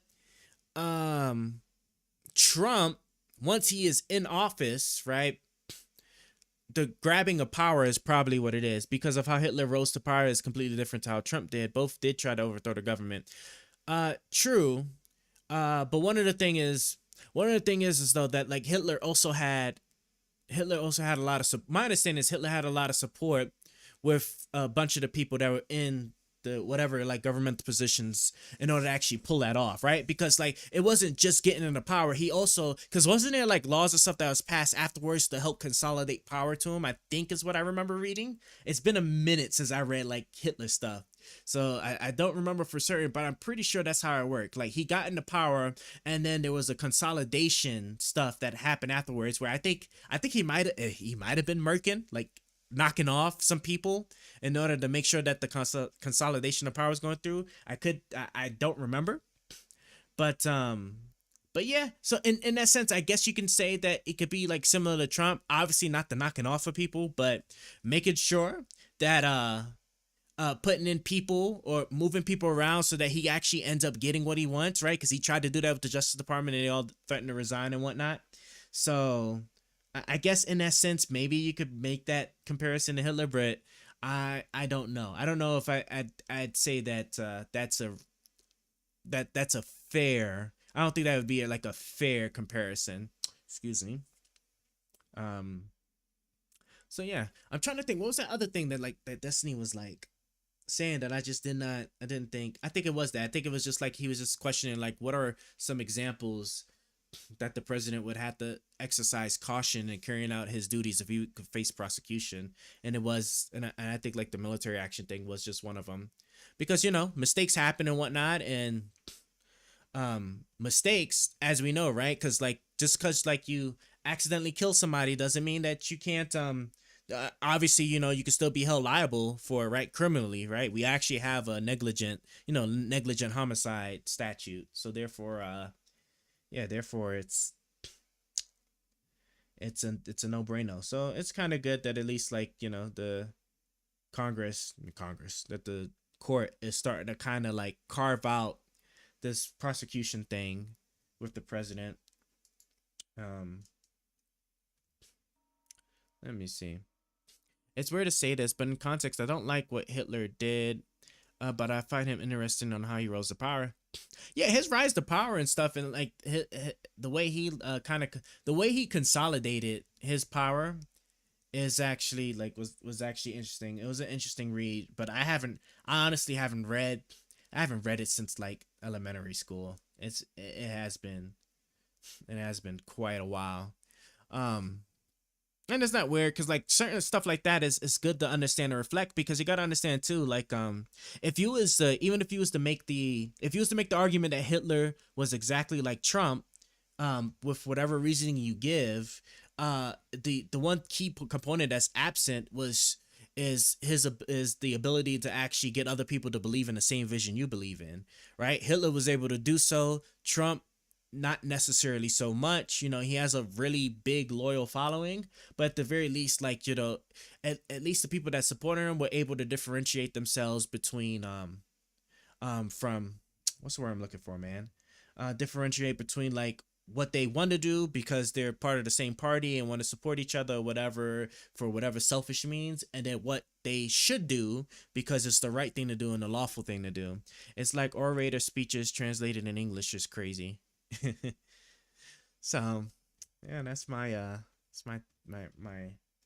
more or less my take on that. But we are actually getting ready to wrap up fairly soon. I'm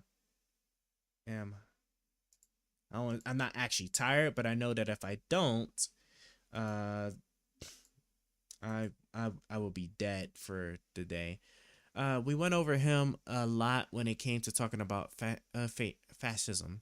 Yeah, because isn't that exactly how it works? Don't they say like the pipeline to fascism is democracy, where like there's just some changes, you just like a couple of changes away from, Bill, damn it, a couple of changes away from turning fascism and from turning democracy into fascism.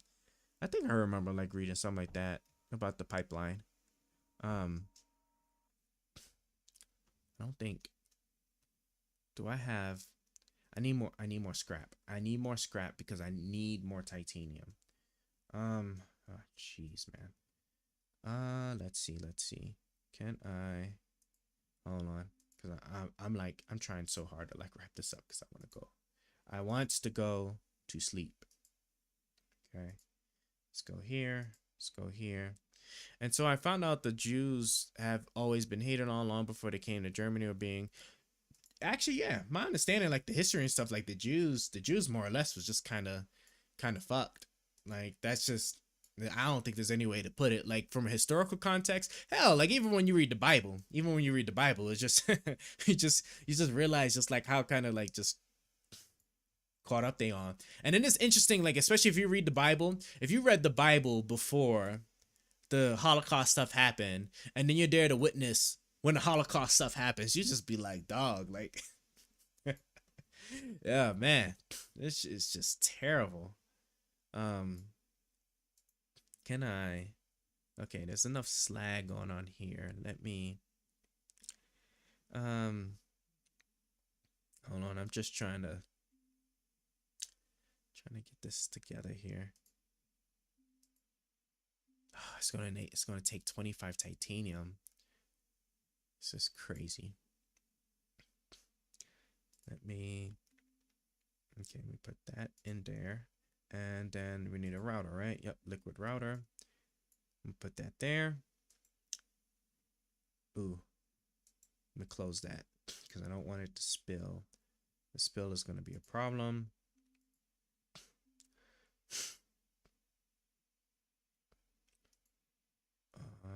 Hold on. I found it interesting how he blamed the whole economic problems on the Jews. Yeah, you know, that's just a typical scapegoat kind of thing, you know. So during economic hardships in Germany, the Jews were doing very well because they worked hard, had jobs, no leverage, by the way, and Hitler blamed the problem on them. You know, his crazy thing is, so, and if you think about it, right, just think of what you just said there, like, just like how Hitler, like, you know, just found the scapegoat, wanted to blame, like, a particular class of people on their problems. And then you think about the presidential debate that we just had, how it just seemed like every single thing was just like you could just push to illegal immigration, everything from like your grocery prices to, you know, to goddamn gas prices, everything is just because of like illegal immigration. I don't know. I guess you could say there's quite some parallel there for sure. Come on, let me.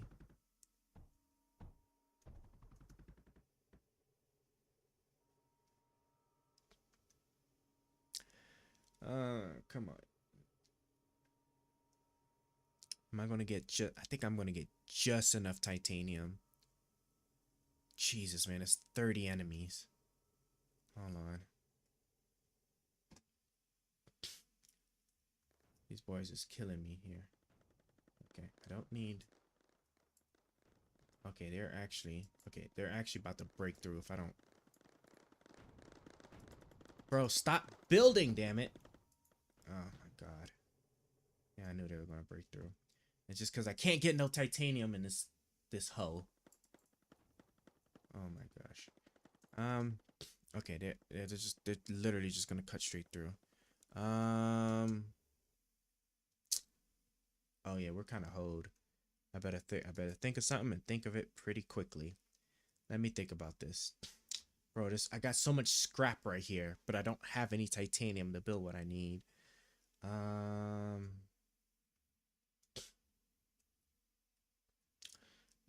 You're right. If I get a separator. Hold on. Do I even have it? Sorter, right? Sorter lets certain thing through everything else out. Inverted sorter would. How the hell does the inverted sorter work? Don't the inverted sorter output selected items to the sides instead? Yeah. So inverted sorter, I can. Let me take the copper. All right. Going to take the copper. And then go like this.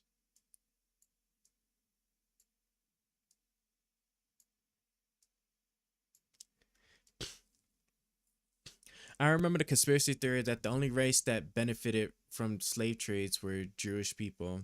That was a Kanye and Nick Fuentes thing. That's kind of crazy, right? Didn't we have I'm pretty sure we had a whole civil war, and I don't think the Jews made up a significant portion of early U.S. history. So, I mean, I could be wrong on that. Maybe every single person back then was a Jew. I doubt it, but that's actually kind of funny.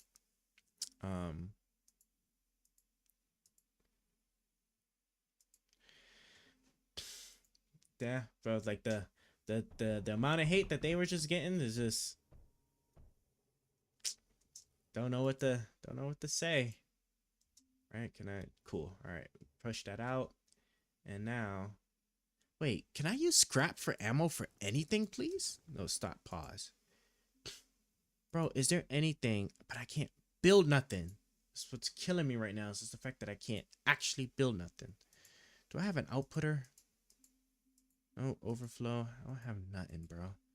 I literally have nothing. Okay. Well. Bruv.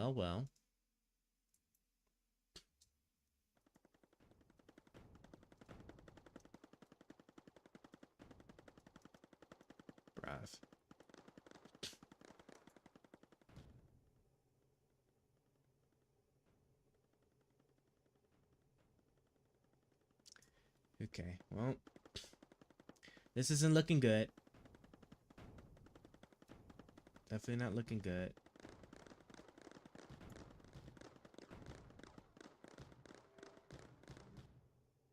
Guardian approaching in 10 waves, and then I got 6 more enemies.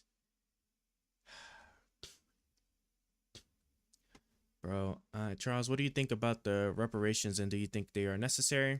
I can understand why they're trying to do reparations, but the problem is that it's just the historical stuff is so convoluted. Like, reparations would have been something good if that happened like X number of years ago, or immediately after, like when there was a lot of things taken away. Like, when was it? I think what was the last major thing we had happen against black people? I think it might have been the burning of Black Wall Street.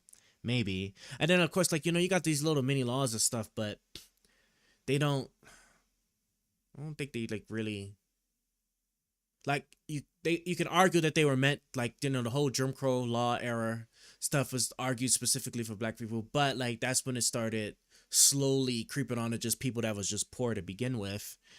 So I don't think reparations is necessarily necessary anymore. Yeah, I don't think they're necessary anymore. And I can understand why they're like a bit talked about, but just because I think statistically now speaking, like we're doing pretty good. We're just not a very unified. I think like what I think they say that of all like the ethnicities, I don't think blacks, I don't think the African Americans are very unified. It doesn't appear to be as so, right? And by unified, I mean like if you think like the Chinese community or the Latino community or the Indian community, right? You got a lot of these other ethnicities that actually do a really good job of like funneling money back within their own group. And then of course, like, you know, then it's kind of hard to compare them because then a lot of times they're coming from like, you know, from overseas or whatever. So then they funnel money back home, and then that helps to bring more people here. And then they all end up doing the same thing to really help each other out. I can't think of a situation where like we have a community level to that degree. I don't think so. And of course, you know, I could be wrong. I'm not like saying that like I'm like the know-it-all of everything like every single like ethnicity does, but it does seem like a lot of like of all the ethnicities, like we don't pull ourselves together as well as we should, which ultimately holds us back worse than like what some of the other races are able to do. As just like a general like off the cuff observation per se, I think, you know, not really. Okay. I'm about to get murdered right here if I don't figure out what I'm gonna do. A black only dorms, like that's they actually have black only dorms. That's crazy if that's the case. There's no way they have black only dorms. Who the hell would have thought that would? Why would they even think that's even a good idea? Black only dorms, right? Yes, that would most certainly be racist for sure. Okay, hold on. Now what I need to do is I need this to be saturated as much as possible. So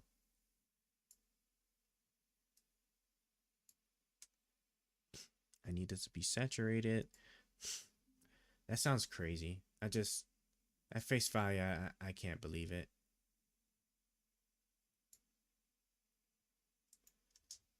Okay, come on.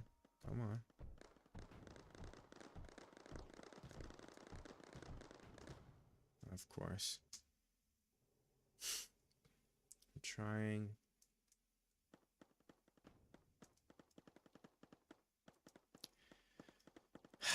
Okay, you know what? Let me just assume that that's eventually gonna get taken care of. I have to fix this up, or I'm gonna get murdered, or I'm just gonna continue to get murdered.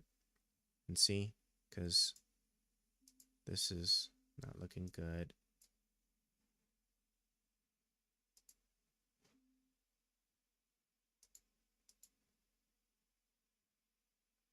Hold on, let me just Harvard. Of course it'd be some stupid shit in Harvard, bruh. I don't know why Harvard chooses to do this. Once they pulled up that the president, the Harvard president had had plagiarized like some paper at some point, I was like, oh yeah, it's probably up for them boys. Sure, we'll give this a read. Let me just try to keep my sanity intact here by trying to build some of this stuff out. I need to shut this down, and I need to shut it down quickly. I don't know. And okay, cool, it loaded up.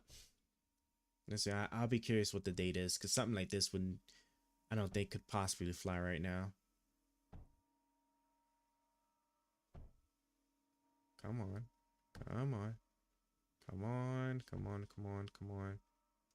Okay, now let's see what these boys are about to kill. Okay, so they're still working their way over there. They should hopefully be taken out. I am going to, guess I'll just put this back here. And I need, okay, I really need this to be taken care of. Hold on, I'm about to read what you got in just a moment. Just a moment here. All right, because I am being wrecked right now. It's because I couldn't export the materials I need here. Hold on. Come on. Where's my generator? Okay. Combustion. All right, power node. Yep, power node.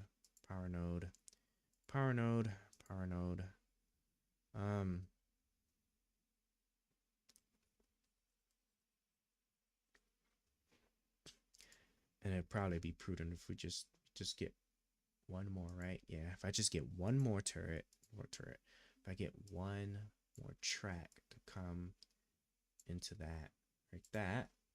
Okay. Cool.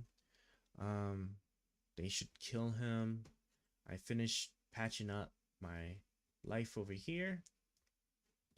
Just put this here. Okay. You. And I certainly need to put, bro, what happened? Come here. Yeah, you 3,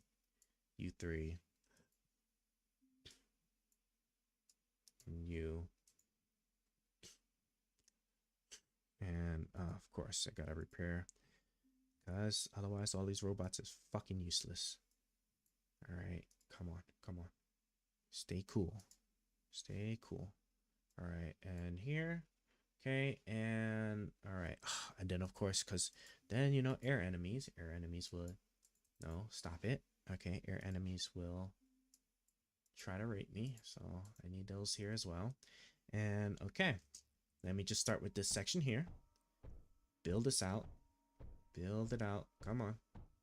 I got 8 seconds before the next wave. And I know the core is under attack, but yeah, see, I knew it was gonna murder them all, so that's good. Hold on, come on. Because I need y'all to like be building here. Okay, so I'm kind of scared, but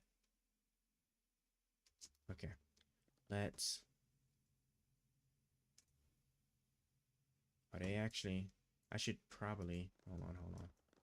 Okay. Okay, they gave me a full minute. Can I? Hold on. Okay. Come on. Kill them all. Nice. Okay. All right, we're almost in the clear. Hold on. We're almost in the clear. I am really adamant that this does not break here. Okay. You two, right? We will throw in like these little blocks here. Sure. Oh my god, is there a break? There's a breakthrough at the bottom. I bet you there's a breakthrough at the bottom. I was so occupied with up top, and yeah, look at that. Oh, Jesus Christ, man. Okay, I need to think about this. Finish the top. I have 42 seconds. Finish that little section there. It's not going to take that long. No, it's going to take very long. I need to stop what I'm doing. I need to come up top. I need to patch that side. And yeah, I need my life to stop being so difficult right now. Okay, this is what I'm gonna do. I'm gonna kill that turret, and we're gonna line these boys up. This is what we're gonna do. We are going to line these boys up like so, and then I am going to put a router here. Can I just? Nope, I can't, because I gotta wait for that one to disassemble. But I'm gonna route it through all of them. And okay, so we just gotta go and go cut our losses. Come up here. 38 seconds, bro. Bro, this is killing me. Oh my god. Hold on. Oh no. Okay. Come back here. Alright, cool. Now. Okay, so where are they come? Okay, they're gonna come up from up there. There's no point I just need to ignore them, right? I just have to have confidence that my turrets are going to kill him so that I can try and patch this ish up while I can. Let me patch this up while I can. And then I need to get to the bottom. I need to get to the bottom as soon as I can, at least get some turrets back up. Come on, come on, come on. Cool. Okay. Now let's just rush to the bottom as quick as I can. I have what? In 3 seconds? 3 seconds. So I'm not going to make it down there in time. Of course. Okay, it's 39 enemies. And here go the flying enemies. Okay. What I need to do, I need to try and... Okay. Let's just... You... There's no point in putting that down because it's just not going to work. Okay. Come on. Okay. And then I need to... Can I... Crazy thing is I don't think it's going to make it. I don't think it's going to make it in time. They're going to shoot at it. If I could just get at least the first block down. If I could just get the first block down, we're good. Nice. Okay. We got the first block down. And look what I sent on Discord. Oh boy. Let's see what we got. Hold on. I got you. Alright. Got you. Come on. Just kill it. Automatically. Is it? Okay, cool. Okay. And okay, you know what? I'm just about to be like, it's just whatever. Let me just get these two down. And then Core's under attack. How much health do I even have left? Okay, they were killed.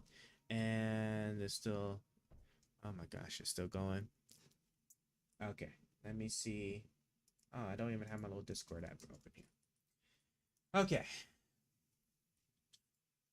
Bro, I am trying. Bro, why is my shit? It's probably... Is it all air enemies? Is it? No, they're not. Okay, no, they're actually dead, I think. Okay, they're actually dead. Okay. And then we got 2 left, and it's probably more air. Okay, is that... Okay, we're caught up. All right, now we're looking at something. Let's see what we got here. Oh, yeah, I actually read about that. Project 2025. Bro. Did you actually take a second to actually look at what Project 25 actually entails? Like, the shit's just crazy. All right, let's just read this article real quick, what you got here. All right. How student-led protests to open college dorms to black freshmen. Open college dorms to black freshmen. When students enter the senior common room at Winthrop House, they now see an image of Edwin Bush Jordan Jr. Contradicted himself. Proceeds to say he don't know something, but then says he does know.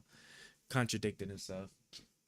I disagree with some of the things. Let me see, because I remember this tweet. I know nothing about Project 2025. I have no idea who is behind it. I disagree with some of the things they're saying, and some of the things they're saying are absolutely ridiculous and abysmal. Anything they do, I wish them luck, but I have nothing to do with them.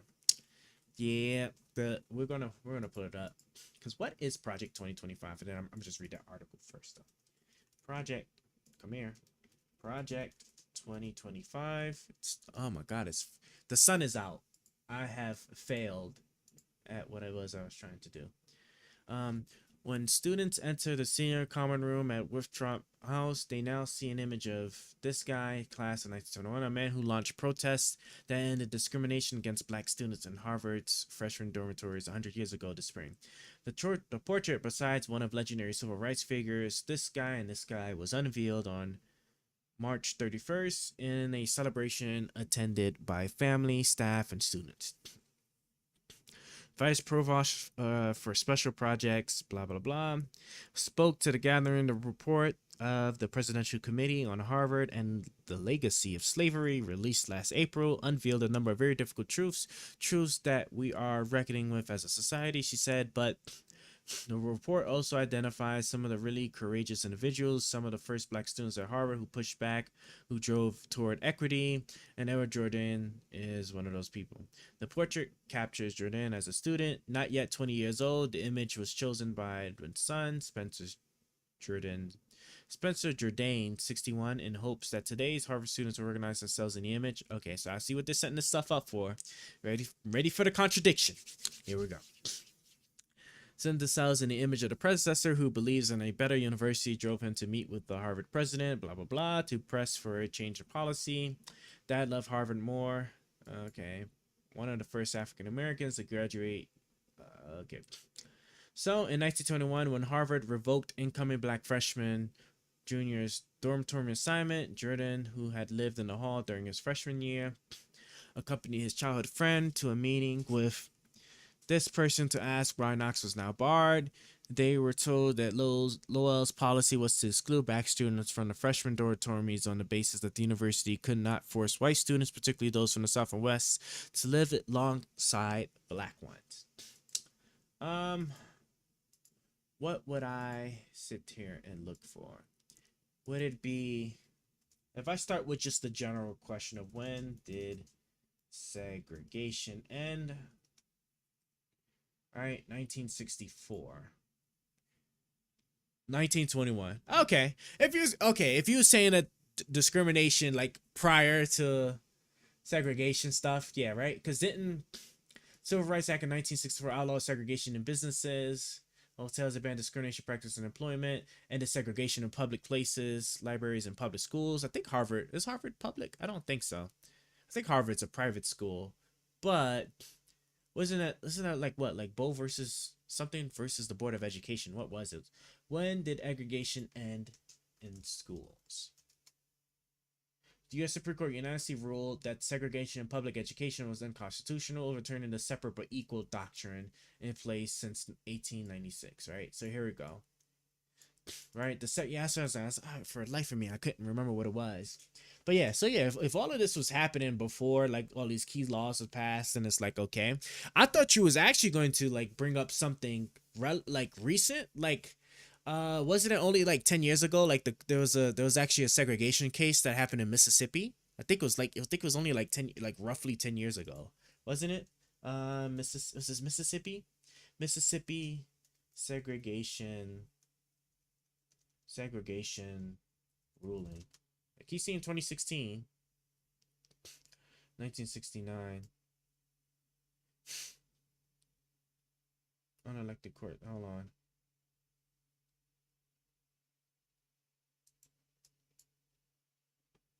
Was it this one? Let me see.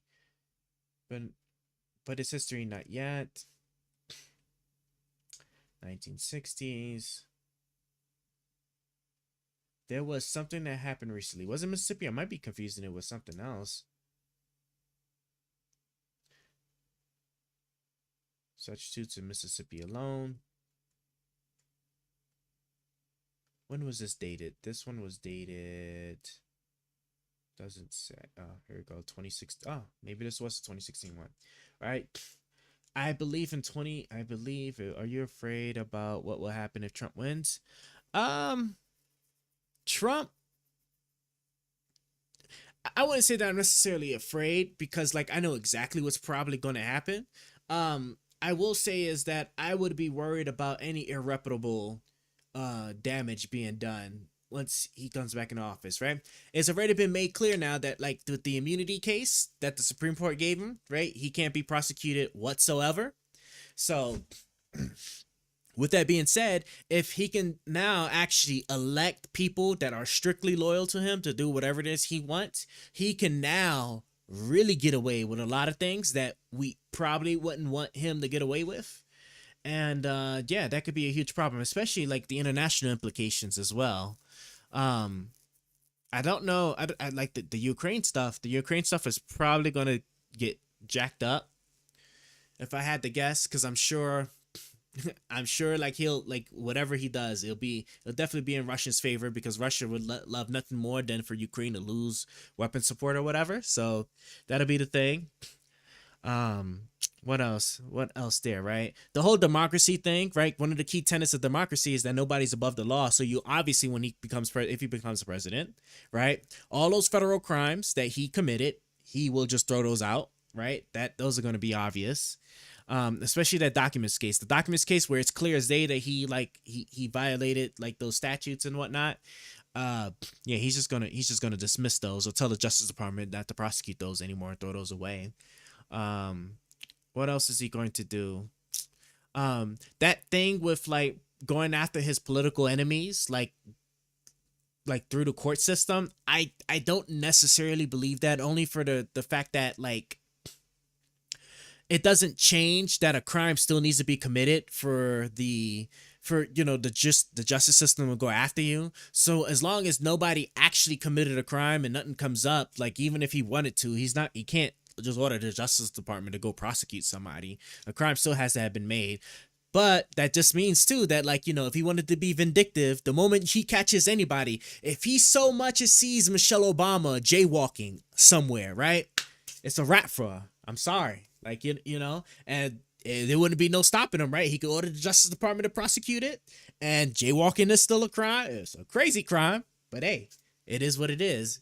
So, but I personally, I don't think he would really get that vindictive, but like, if anybody commits a crime that typically would have been handled a certain way, that won't be the case anymore. You can actually take the Hunter Biden case as a perfect example, right? Because like the Hunter Biden prosecution for lying on a form for purchasing a gun because you were still doing drugs, right? The prosecution of that is like very rare if it ever happens. Because I tried to like pull it up a little bit. Couldn't find nothing about it. Couldn't find no prosecution actually ever really doing it, because they actually only prosecute like gun purchases for like some like extreme stuff. And using drugs at some point in your past when you go to fill out the form definitely wasn't one of them, right? And that would be stuff that the judicial system would be empowered to now start prosecuting, like those weird oddity crimes at the behest of Trump, if Trump wanted them to do it. So there's that, I guess. I'm trying to think, like, what else would there be? And it's still not clear what exactly he'd be able to do as long as the House flips. If the House flips to Democratic and the Senate, and they don't lose the Senate, he'll still be limited somewhat, right? Because at the end of the day, he can't pass laws. But we'll probably be at a standstill for the next 4 years, and then he'll just do nothing but then just try to blame the Democrats for not wanting to work with him. So I don't know. So let me see here. Come the fuck on, man. Why won't it let me actually move the screen? Okay. Move the screen. No? Well, okay. I'm just gonna kill the process. I'm gonna kill the whole process. Oh, did it just die on me? Okay. Hold on. That's crazy. Fucking Samsung Dex, man. Okay, I was sure about to terminate it. I need to be in a Jubilee video. That would be exciting for you for sure. Let me just move you out the way real quick. Can I actually get my screen back? For the love of God. Why does tech... And now it's actually typing stuff for me that I wasn't originally typing. Wow, it is really actually typing stuff for me that I'm not trying to type. It just did it again. It Okay, you're joking, right? Can I just do it like that? I can just do it like that. Jesus Christ. He has many diehard fans, and not gonna lie, he is pretty charismatic and funny. Charismatic. I don't know if I necessarily say he's charismatic per se, but I think a lot of people do say that he. I don't know. I don't know. I can't really pick it. I haven't seen anything that would necessarily tell me he's like charismatic per se, but well, I mean, he gets the support he gets because he can't say the right thing so that people could support him. I guess it feels like to me we are in a new frontier. We are definitely in a new frontier for sure. That could have like some really significant ramifications going forward in our country's history. I don't think democracy will necessarily be completely I don't think democracy would necessarily be completely in the crosshairs, but there'll definitely be some really, really, really hard swipes taken at it for sure. I think so. We're just gonna have to see what happens. Right now, I know Biden had the shitty performance, but he might still be okay. I'll say this: if he has another shitty performance like he did with the second presidential debate, which isn't until September, then yeah, it's a wrap, boy. It's a wrap, my boys. It's gonna be a wrap. It's going to be a wrap. Some people are saying he gets 3 chances and he already lost 1. I say he only has 2. Right? If he doesn't make the September thing, it's probably going to be a wrap. Unless Trump proves that he's going to be like just that bad. That bad if he gets in and a lot of people think the same, then maybe we'll see. But I don't know. We'll just have to wait and see. It feels like to me we're writing history right now. You really think so? Yeah, right. Because like at the very least, when Trump gets into office, notwithstanding taking some really extreme measures, now that he has like the level of immunity that the Supreme Court has given him, we still have a lot of different safeguards. Granted, they're now significantly weaker, and then of course that doesn't mean that he couldn't do everything he can to just make them even weaker, right? With installing like president loyalists. But I mean, if it's typically the case that a lot of times like the Senate and the Congress likes to flip opposite to the presidential party at times, you could hope. And so like I would like to think that the Democrats would just stonewall everything. It would just stonewall like everything Trump would try to do, just like the Republicans did with the Democratic president. So I think Biden will win the second. I have faith Biden is going to win the second debate, just because I'm hoping he's adjusting himself to realize that he can't just rattle off. He can't try to like rattle off every single point in fact that he needs to think of in order to like answer a question.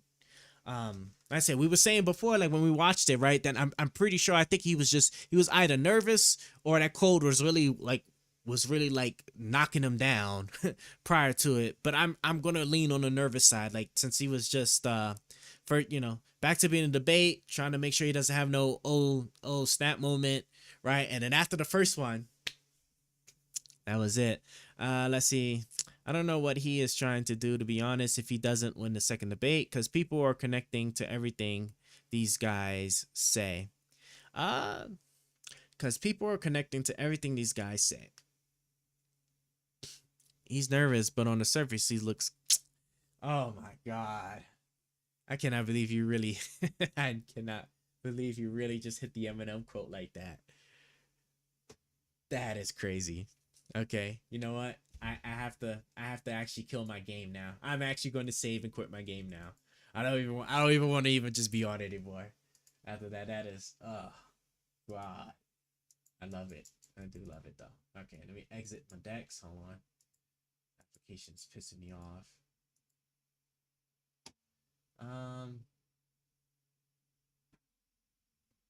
Yeah, that looks okay. So I can close that. And we got people over here. Cool. Picked up another kick person. And okay, cool. Everything the politicians say. Trying to be honest, if he doesn't win the second debate. Yeah, if he doesn't win the second debate, I don't know what's gonna happen. And then everything the politicians say, I mean, hey, right, one of the key things of being a politician is to, like, whoever can tell the best lie. Whoever can tell the best lie will certainly win for sure. Let me hold on. I'm just trying to clean up some things over here on my side. And okay, cool. We're good at. I'm gonna run in 2028. Hell yeah, you definitely do that. Is it 2028? It is 2028. It is 2028. Will you vote for me? Hey, it depends. What are you running? You run a Republican or Democrat, right? Because I'm a registered Republican, so So then it'll just say, so if you're running Democratic, then I just have to look at your policies compared to who the hell they put up on the Republican Party after Trump, right? That's going to be the major question. Who comes up after Trump? The Republican Party would revert to normal. I'm running a new party. Oh, you're going to run a new party. Well, all I can say is good luck, because it probably not. Well, I mean, I just like to be real. Because it'll be just like RFK. RFK might actually have been the most popular, in technical terms, the most popular independent I have seen. And he still didn't even qualify for any of the debates because he just doesn't have enough support. So, and then the thing is that the Democrats have quite a lot of people that they could potentially pick from for like their next presidency after Biden. I don't know about the Republicans. The Republicans, because there'll be absolute chaos. If Trump doesn't win, there'll be absolute chaos because the Republican Party will 100% implode from the inside. So, man, I say it like this, like all these different things don't have significant ramifications, right? Because I don't know what happens to the Republican Party after Trump loses. Because after Trump loses, Trump is going bye-bye. You'll love my party, okay? The currency is going to be love. Oh, that sounds amazing. I like it. The currency of love. That's how it has to be. So we'll see, right? We'll see how this election goes. And if Trump hopefully loses, right, the Republican Party will implode and a new one will be formed that will actually be back to trying to make sense and being more grounded and adherent to facts when making decisions. You know, I'm kind of worried, but at the same time, I'm not, because, at the end of the day, it is what it is. This election is going to be just like crazy because so many things. Don't forget, right? It's the 7th right now. Isn't Trump's his sentencing is in 3 more days, isn't it? New York sentencing Trump.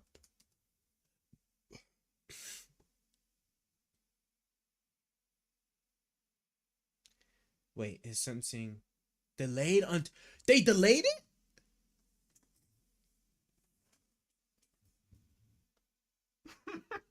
Oh, no. No way. Sentencing in the Manhattan case has been delayed until September 18th so that the former president can present new arguments that his conviction should be tossed out in light of Monday's Supreme Court decision on presidential immunity.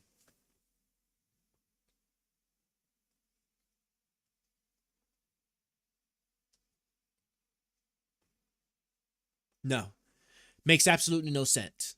Makes absolutely no sense because the hush money payments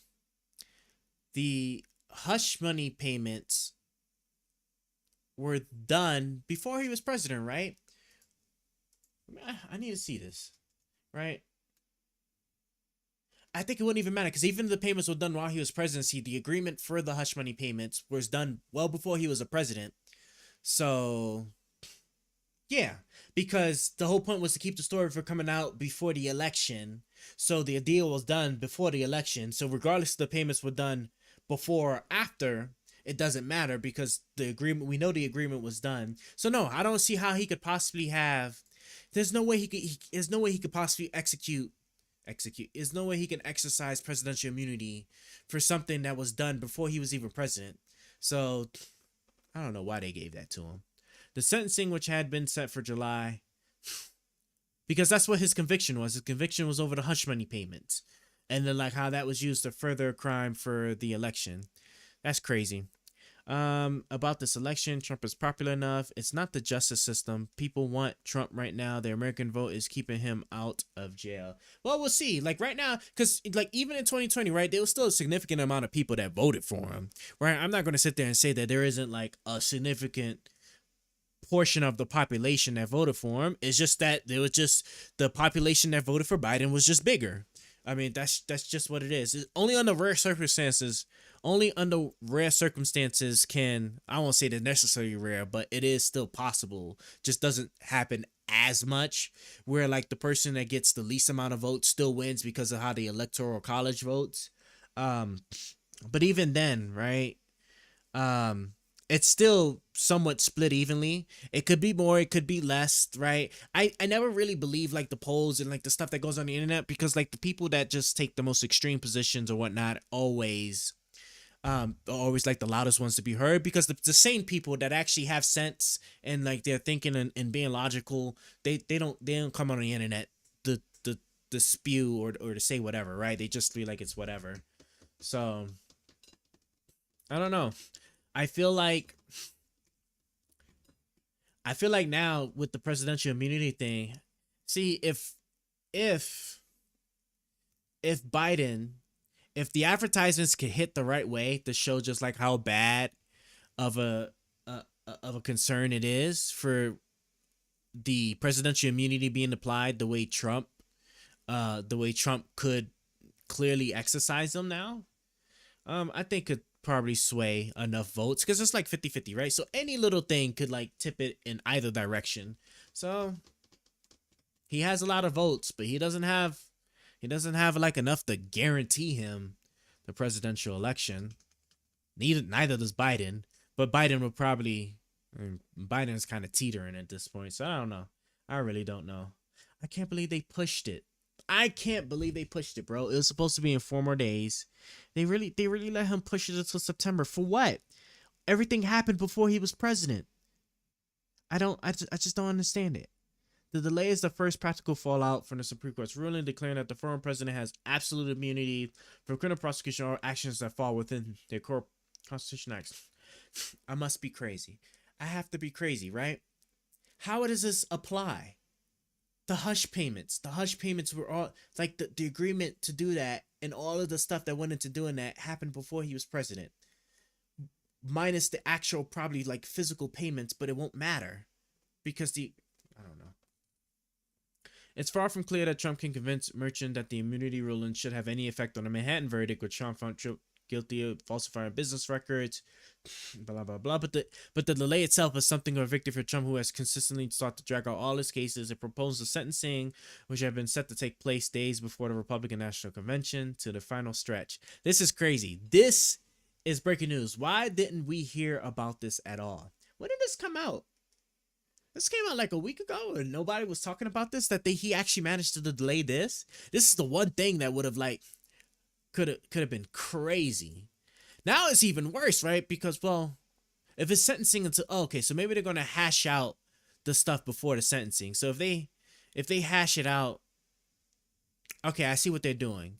So he's still gonna be sentenced on the 18th, but what he's able to do before then is actually hash out if he's gonna have the immunity, if any of the immunity applies, and if they agree, then they might maybe hold another hearing or something like that. But if they don't agree, then the sentencing's already set in stone. So then this will be when he's sentenced. And this is going to be when he gets sentenced 2 months before the election. Or he gets sentenced before the debate. It's in September 18. Now I'm curious, right? Next presidential debate. This is going to be crazy.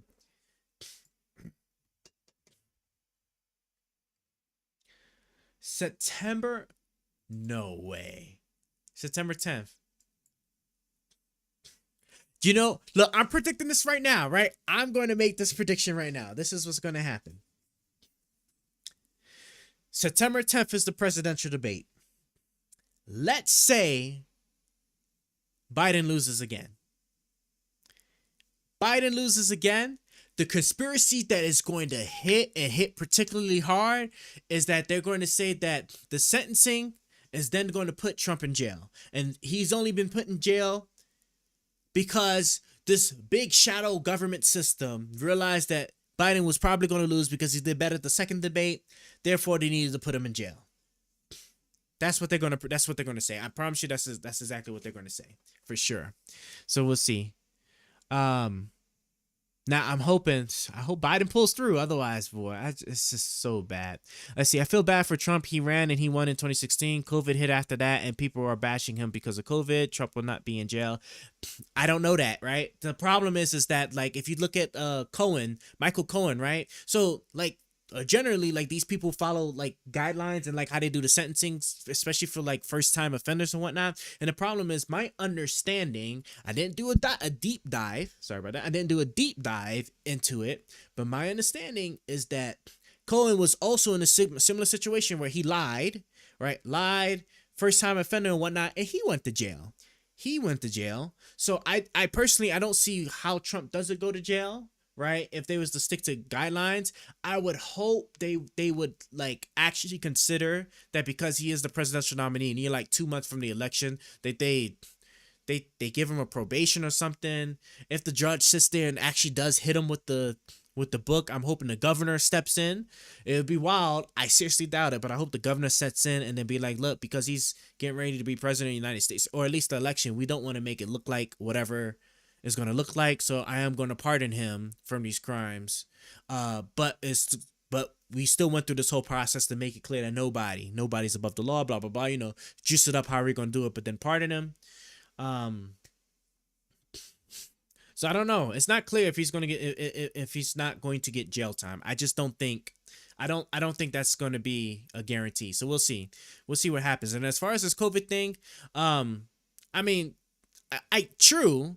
that's kind of true, but at the end of the day, it's still his fault, right? He didn't want to take it seriously, because remember, it was just a sneeze, like the little cough. It was supposed to go away by Easter, right? This was all of the things he was saying, and he wasn't mobilizing the federal government like he should have. He wasn't mobilizing the state governments, talking with the state governors like he probably should have been. He wasn't taking it seriously, right? I remember how people went crazy over Ebola when Ebola made it into the U.S. But you know what's crazy, right? The president actually took it seriously. President took it seriously, and it was able to shut that down quickly.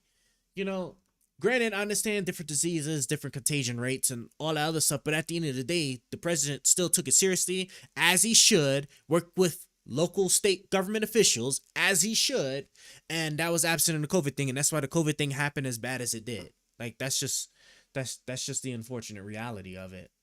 It sucks too that it hit New York of all places, right? Because I think New York per capita, right, is our most populated state. I think that's true, right? Most populated state in the U.S. I think is New York, right? States and profile. List of U.S. by population. But I didn't know better. It looked like they were saying California was like the most popular. But I guess I can see. Oh yeah, it is saying that. So California, Texas, Florida, New York. New York being number 5. But isn't New York just a lot more compact and like condensed? Isn't that the case? Population per elector vote, population per seat. Yeah, but I want to know about like square footage, right? Because New York is like, you know, you got apartments on top of compartments. I don't think it's like that in California. It definitely ain't like that in Texas at all. So whether Trump is guilty isn't the problem. The problem is for more than 8 years, the media has been bashing him about everything he says. Yes, right. I will say that the media has definitely been targeting him for like every single thing that he says. Granted, he says like, you know, he could say some funny stuff and some crazy stuff, right, that you probably wouldn't have expected him to say. But at the end of the day, they are just, I mean, I don't want to say they're just words, but like to ride him on every single thing he's saying, it's just like, it's whatever. I understand, like, they, you know, try to dress up like, well, oh, he's president of the United States, supposed to represent. It is a bit much. I will definitely say that for sure. So they can keep theirs in.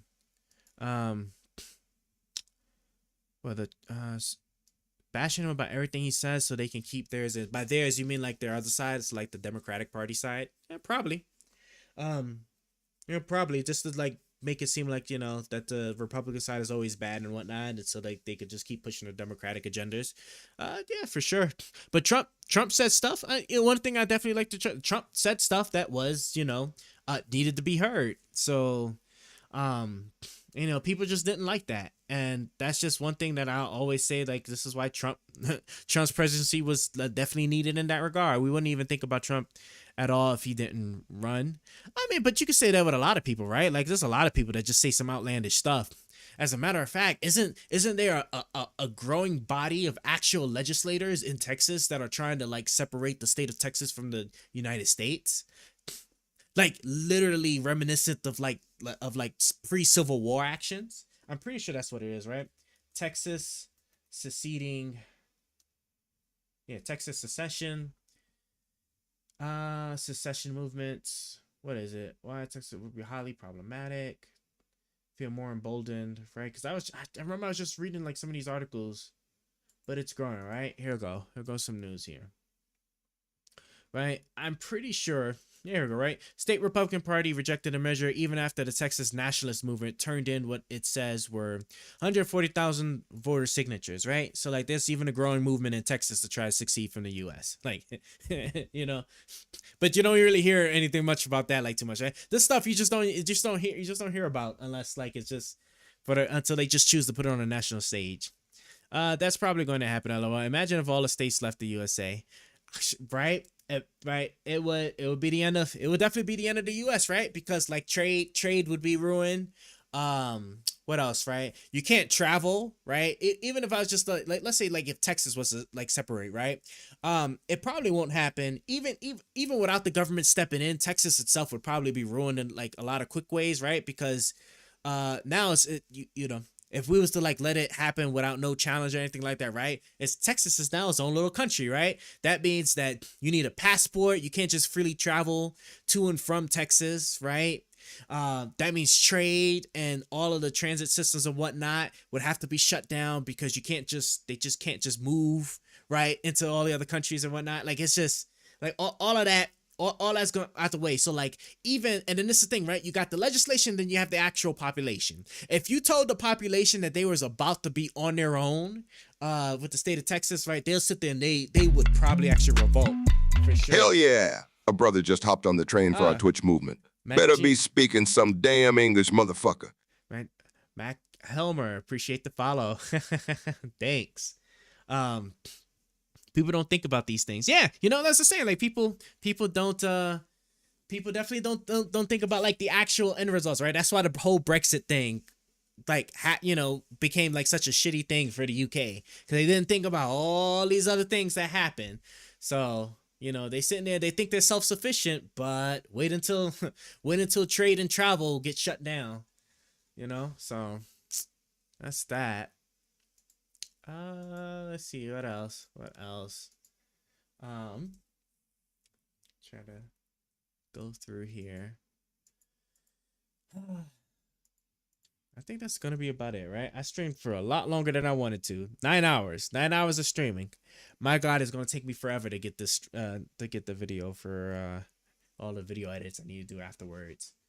In that note, I want everybody to stay safe, especially if you live in the pathway of said hurricane, right? Because I think said hurricane, was it Briley? What's the hurricane? I think the hurricane, because the hurricane's about to make landfall into Texas, if I'm not mistaken. Burl. Are you worried about the Civil War in the USA? I'm more scared of that than World War III, to be honest. Well, yeah, right, because if World War III was to happen, I want to say that we, like, our military, along with our allies' military, should be sufficiently put together enough to be able to kind of end that relatively quickly. Even if nuclear weapons were to get involved, like, people don't understand just, like, really the level of depth and breadth of our military capabilities. Assuming, right, nothing happens with actually like employing them, we should actually, I think we should actually be pretty good. The Civil War is a different story because that's us actually literally being split.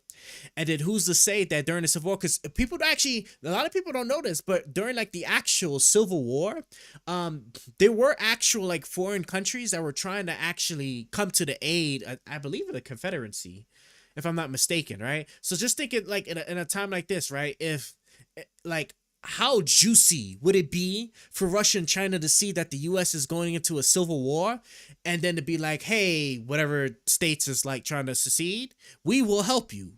Let us help you in seceding from the U.S., right? And then, of course, because the U.S. would be fragmented at that moment, military-wise, right? It's not even clear how well how positioned the U.S. or at least the federal government would be from preventing China or Russia from trying to aid the other country, right? And then of course they don't even have to do troops on them, right? They could just do cyber attacks and whatnot for them and help, right? So there's a lot of scary things that could actually happen during like a civil war here. But the thing is too is that like a civil war, if you think it's gonna happen in traditional sense, it's not gonna happen at all. Well, yeah, of course, right? Because that anything that just makes us weaker, right? Our enemies want us to fight ourselves, right? Anything that makes us weaker is a win for them, period. So that's why, like, I don't know if you're like Republican or not, right? Because like I'm a registered Republican. I lost my shit when we had like 3 people in our Republican primary that sat there and said that they were going to conduct a military operation in Mexico. The one of only 2 countries we sit there and border, like that's not going to come back and bite us in the end. I don't know what I am anymore. Hey, it is. Hey, it's always a long life journey. But like to sit there and to think that Cuba's a perfect example, right? After the whole Cuban invasion, right? When that failed, didn't Russia or the Soviet Union then Cuba allowed the Soviet Union to put the missiles in Cuba territory? So how do you think it's going to happen like with Mexico if we attack Mexico, right?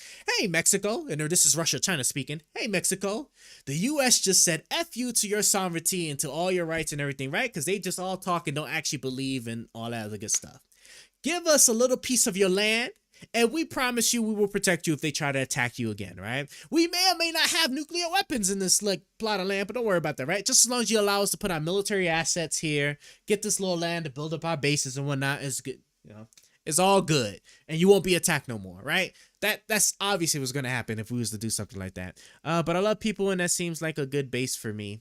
Yeah, like I said, I'm Republican. I like the Republican Party. Right now it's a bit in disarray after Trump's presidency, because like I said, when Trump became president and whatnot, we had like a good exodus of people that left the Republican Party, and then we had all these other people that then came into the Republican Party that just be like on some like crazy, some real crazy ish, if I'm being like quite honest. And then the thing is that if Trump doesn't win this presidency, all of the court stuff is going to catch up with him, and then he's going to get put away, and then he's already old, so that's probably going to be the end of him at that part. And so once that happens, then we're going to have another major reform of the Republican Party once again. So I don't know how it's going to roll out. But just to finish up the Civil War thing before I lose my track of mind, right? The Civil War thing happened like when both sides were like relatively equal, right? Because the Confederates were whooping the Unions, were beating the Unions something terrible, and then they managed to actually pull it off. This is going to be completely one-sided, right? Because whatever states actually decide to break apart, they will not have the military capability. They will nowhere near the military capability like we currently have for like the rest of the federal government, right? As far as drones, tanks, missiles, like, because now the missiles, missiles could potentially be used, right? What is it, like submarine shooting missiles, carrier shooting missiles, like whatever state actually chooses to succeed and tries to fight is going to get like kind of like murdered. Or honestly, probably get murdered, like something terrible. So we'll see. Humanity is bored, lol. We need aliens to attack so humans can all come together or something. Yeah, alien attack. Discovery of a meteor. The discovery of a meteor coming through would be another one. Or we need another disease like COVID that is actually deadly, right? Because another disease like COVID that is actually deadly, right? That actually like drops a lot of bodies. And don't get me wrong, like this COVID was dropping bodies, but if we get one that actually was like really dropping bodies, like the Contagion movie, because everybody that wants to sit down not wearing a mask no more, or this is all fake and stuff, they just need to catch it one time, and then those people are gone. And we ain't got to worry about them no more, right? Because then, like, people that actually have a brain and want to actually, like, try to live and get rid of said disease, right, would actually do what they got to do. I'm scared because we aren't raising fighters anymore, but fights are still happening. This is true, right? What they said, what is it? Like, hard times build strong men. Strong men make easy times, and I'm paraphrasing more or less here. And then easy times build soft men, and then soft men end with hard times, right? I think that's like more or less like the general consensus of it. And yes, right, because we have it very easy here in the U.S. People just don't understand. Because I don't know if you've been overseas. I've been overseas, and the shit that I've seen in all the other countries that I've been to, People do not understand how good they got it over here in the US. I'm telling you. They do not understand. But yeah, that's about that. I'm trying to think, is there anything else I want to look at before I go? Not really. Oh, I'm just trying to like clean up my thing here. And then it's this one, right? It should be this. Okay. Yeah, no. But I tell you what, man, it was great talking to you, Mac Heimler. I am going to likely stream again later on today. It is super early. I don't know what particular time zone you're in. But yeah, we've been streaming for 9 hours, and I am wide awake, and I am scared of that. I'm actually scared that I am wide awake. I might, and you know something, if I don't actually ever get sleepy, I'll probably jump back on in like another hour or so, and might as well just continue. All time zones, hell yeah, right? In that case, then I would like to be in the UTC, in the Universal Time Zone. Universal Time Zone would be the best time zone to be in for sure. Then in that case, but I really appreciate you stopping by, man. I thank you, and I appreciate the follow as well. We're likely going to be back on later on today. I don't know when exactly, but it will be later on today, and yeah, we'll go from there. All time zones converge on me. Hell yeah. The omni time zone person. Omni. Hold on, let me see. Where's my button at here? All time zones converge onto one place, i.e. universal for sure. But yeah, no. Appreciate it, brother. I am actually going to roll up now. Thanks again, everybody that was stopping by, especially the people on X, because like you guys be the ones that I can't actually see here. I'm here now, before and after. Oh yeah, so we're getting philosophical now. I love it. That is some good phrase work going on there. Yeah, W stream. All right, brothers, you guys take care, right? And I said we'll be on later. We'll see what happens, but I will talk to you guys when I can. Will Almighty ever stop being trash? Can he ever not be sorry? Find out next time on Almighty's stream.